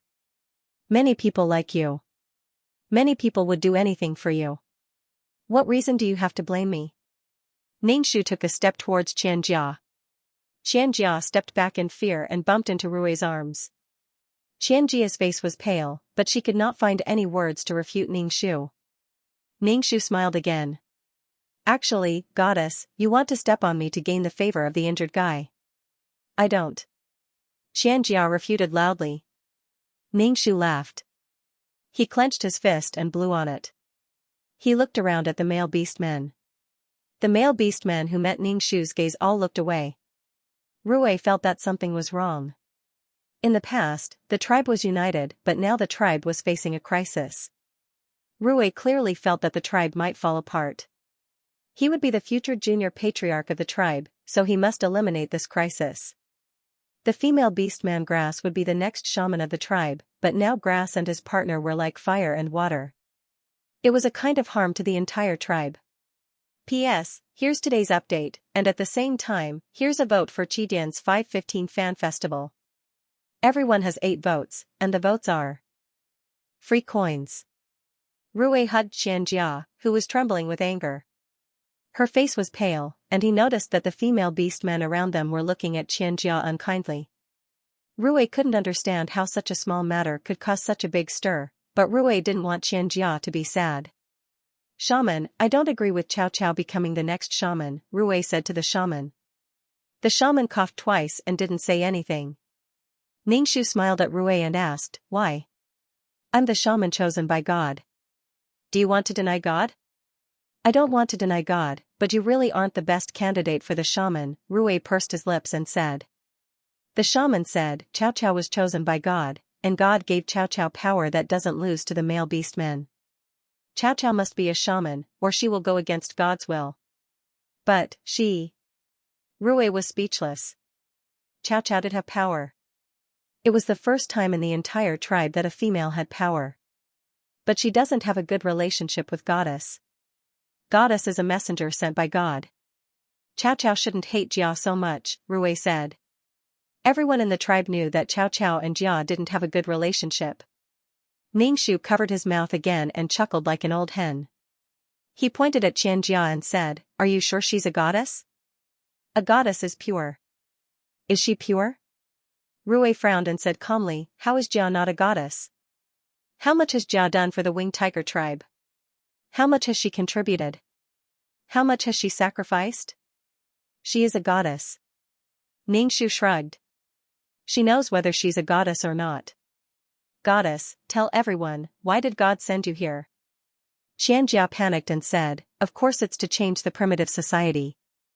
Ningxu said, You change your primitive society, and I'll be my shaman. Is there a conflict? Of course there was a conflict. Xianxia didn't expect this female beast man to become the next shaman. Witches have a noble status in the tribe. Chica can tolerate others becoming witches, but she can't tolerate this grass who always goes against her.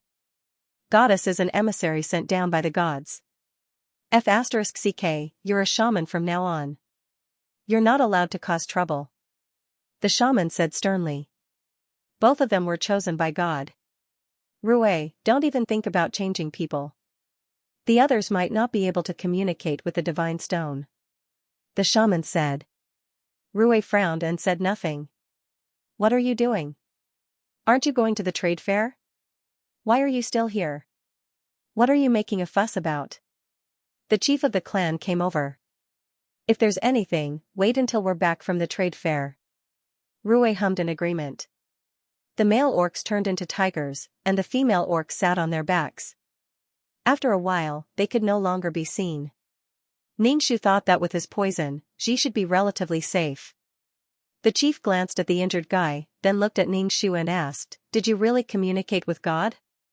"Of course," Ningxu said indifferently. The chief laughed and asked, "How did you communicate with God?" "God actually gave you power." Ningxu heard the chief stout. The chief was biased towards his daughter-in-law, but he could understand. Chica was his son's partner, and she had made so many contributions to the tribe. She was just an ordinary female orc, and she didn't contribute to the tribe. Even if she had the power given by God, it was not enough to replace the benefits brought by Chica. It was normal to be biased. I saw God come to this desolate world. The first thing that appeared in the world was the sun, then the forest, and the first orc was a lion. It was God who gave the orcs the ability to transform. The chief smiled. Everyone knows about these things. Ningxu's face darkened.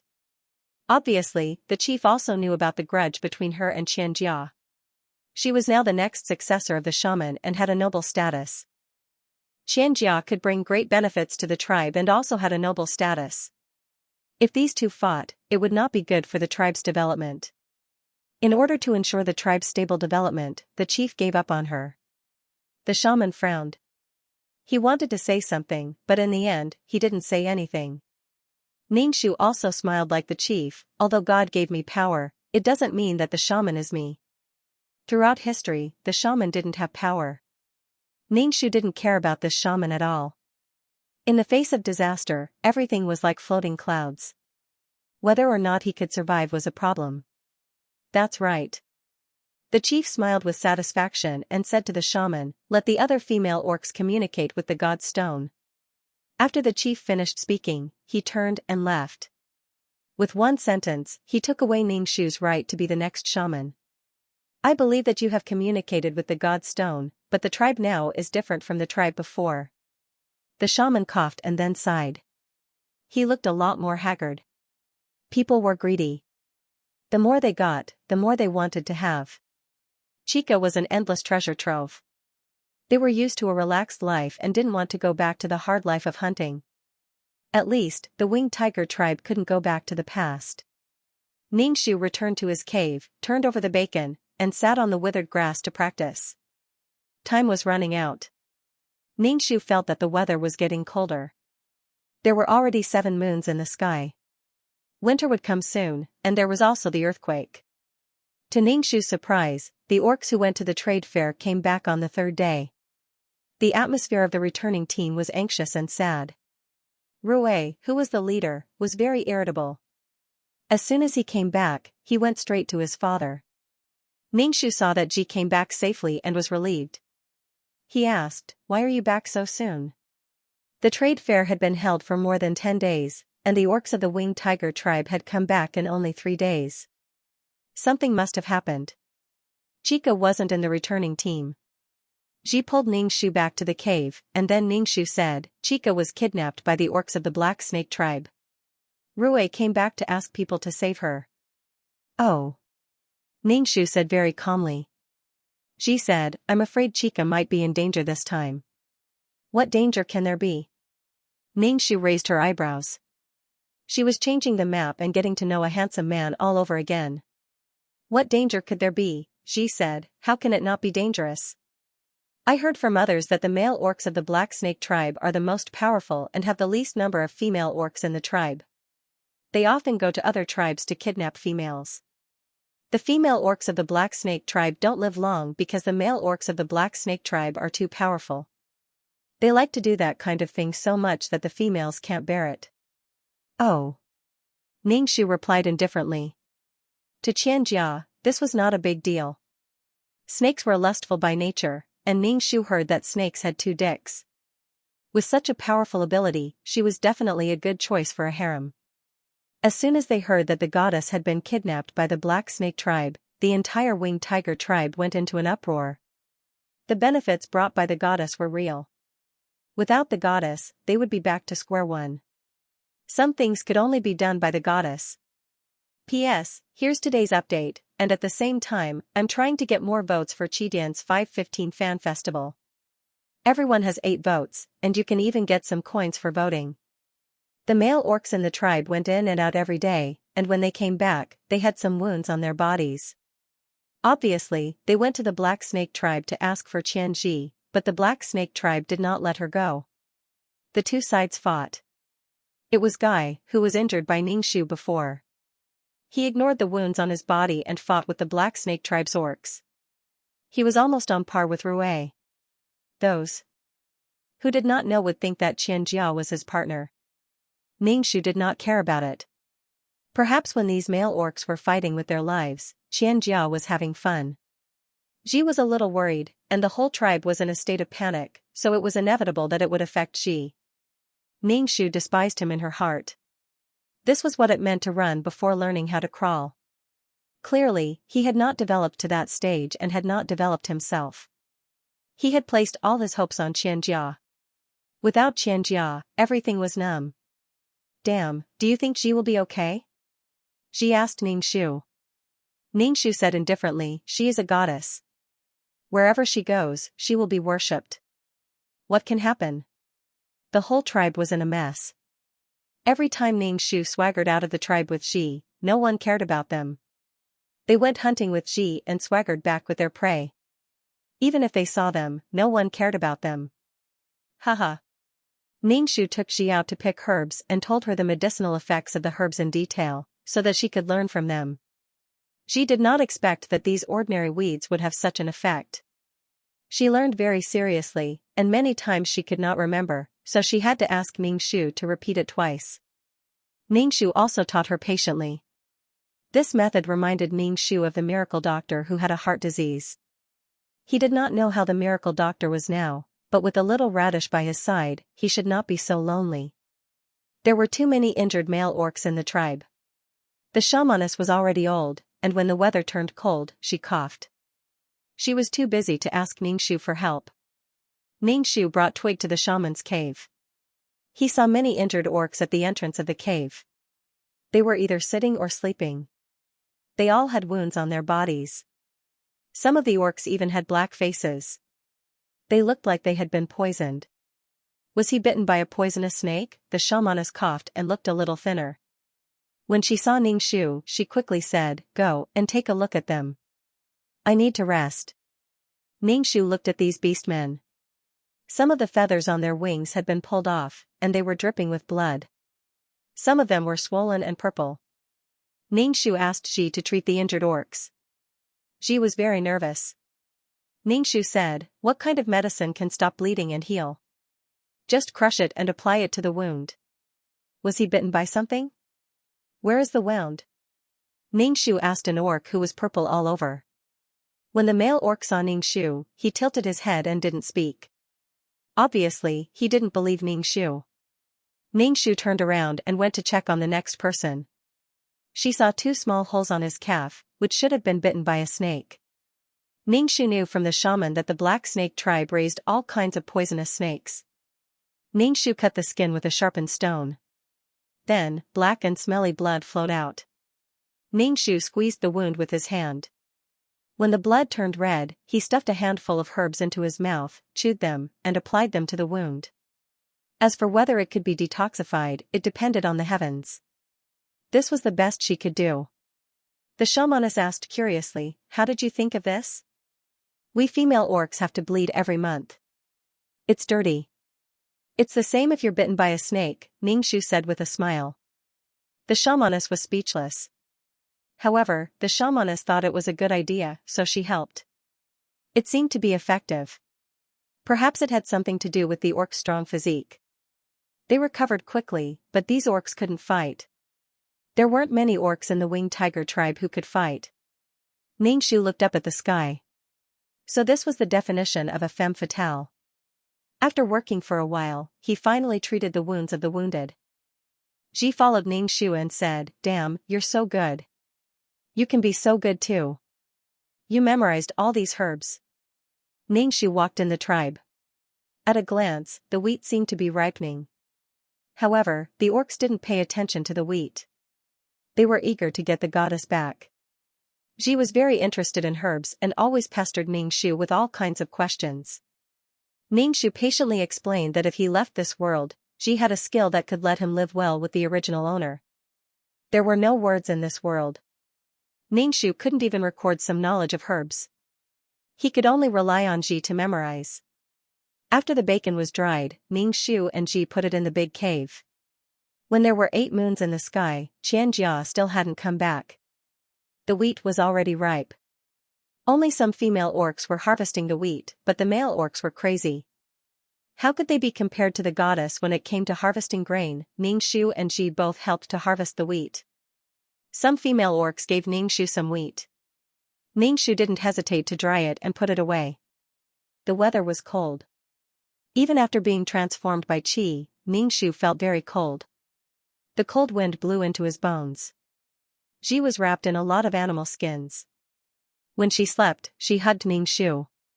Ji liked hugging Ningxu when she slept. It felt like hugging a big fireball with endless heat. Ningxu couldn't sleep well. Things were getting more and more out of control. The chief also came forward to negotiate with the Black Snake tribe. Before the first heavy snowfall, Xianxia returned to the winged tiger tribe, but there was a man with her. This man had long black hair and delicate facial features, but overall, he gave people a feminine feeling. He had a pair of snake-like vertical pupils. When he looked at people, there was a kind of gloomy coldness, as if he was being stared at by a poisonous snake. In the spirit of seeking the truth through science, Ningxu really wanted to lift up the leather skirt of this black snake race man to see if he had grown 2 dicks. Ningxu saw that Xianxia's face was ruddy and she was wearing animal skins. She didn't look like she had suffered at all. Obviously, she was living well in the Black Snake tribe. However, her partner, Rui, and the other male orcs who liked Xianxia were very anxious. Ningxu felt that Xianxia and this Black Snake tribe man should be husband and wife. Xianxia slept in Rui's cave every day and was jealous of Rui every day. Rui knew that his partner had a relationship with this male orc. His heart was bitter. Sure enough, the thing he feared had happened. The beautiful and capable goddess was not someone he could monopolize. Moreover, Xianxia said that she was forced. How could Xianxia resist a male orc with her strength? As long as she came back, as long as she was by his side, his heart was incomparably stable. Rui had developed a kind of dependence on Xianxia that he didn't even notice. When Ningxu learned that Rui had decided to share Xianxia with the Black Snake tribe man, the corner of his mouth twitched. End of chapter 346. Don't forget to subscribe, like, and share the video to support the channel.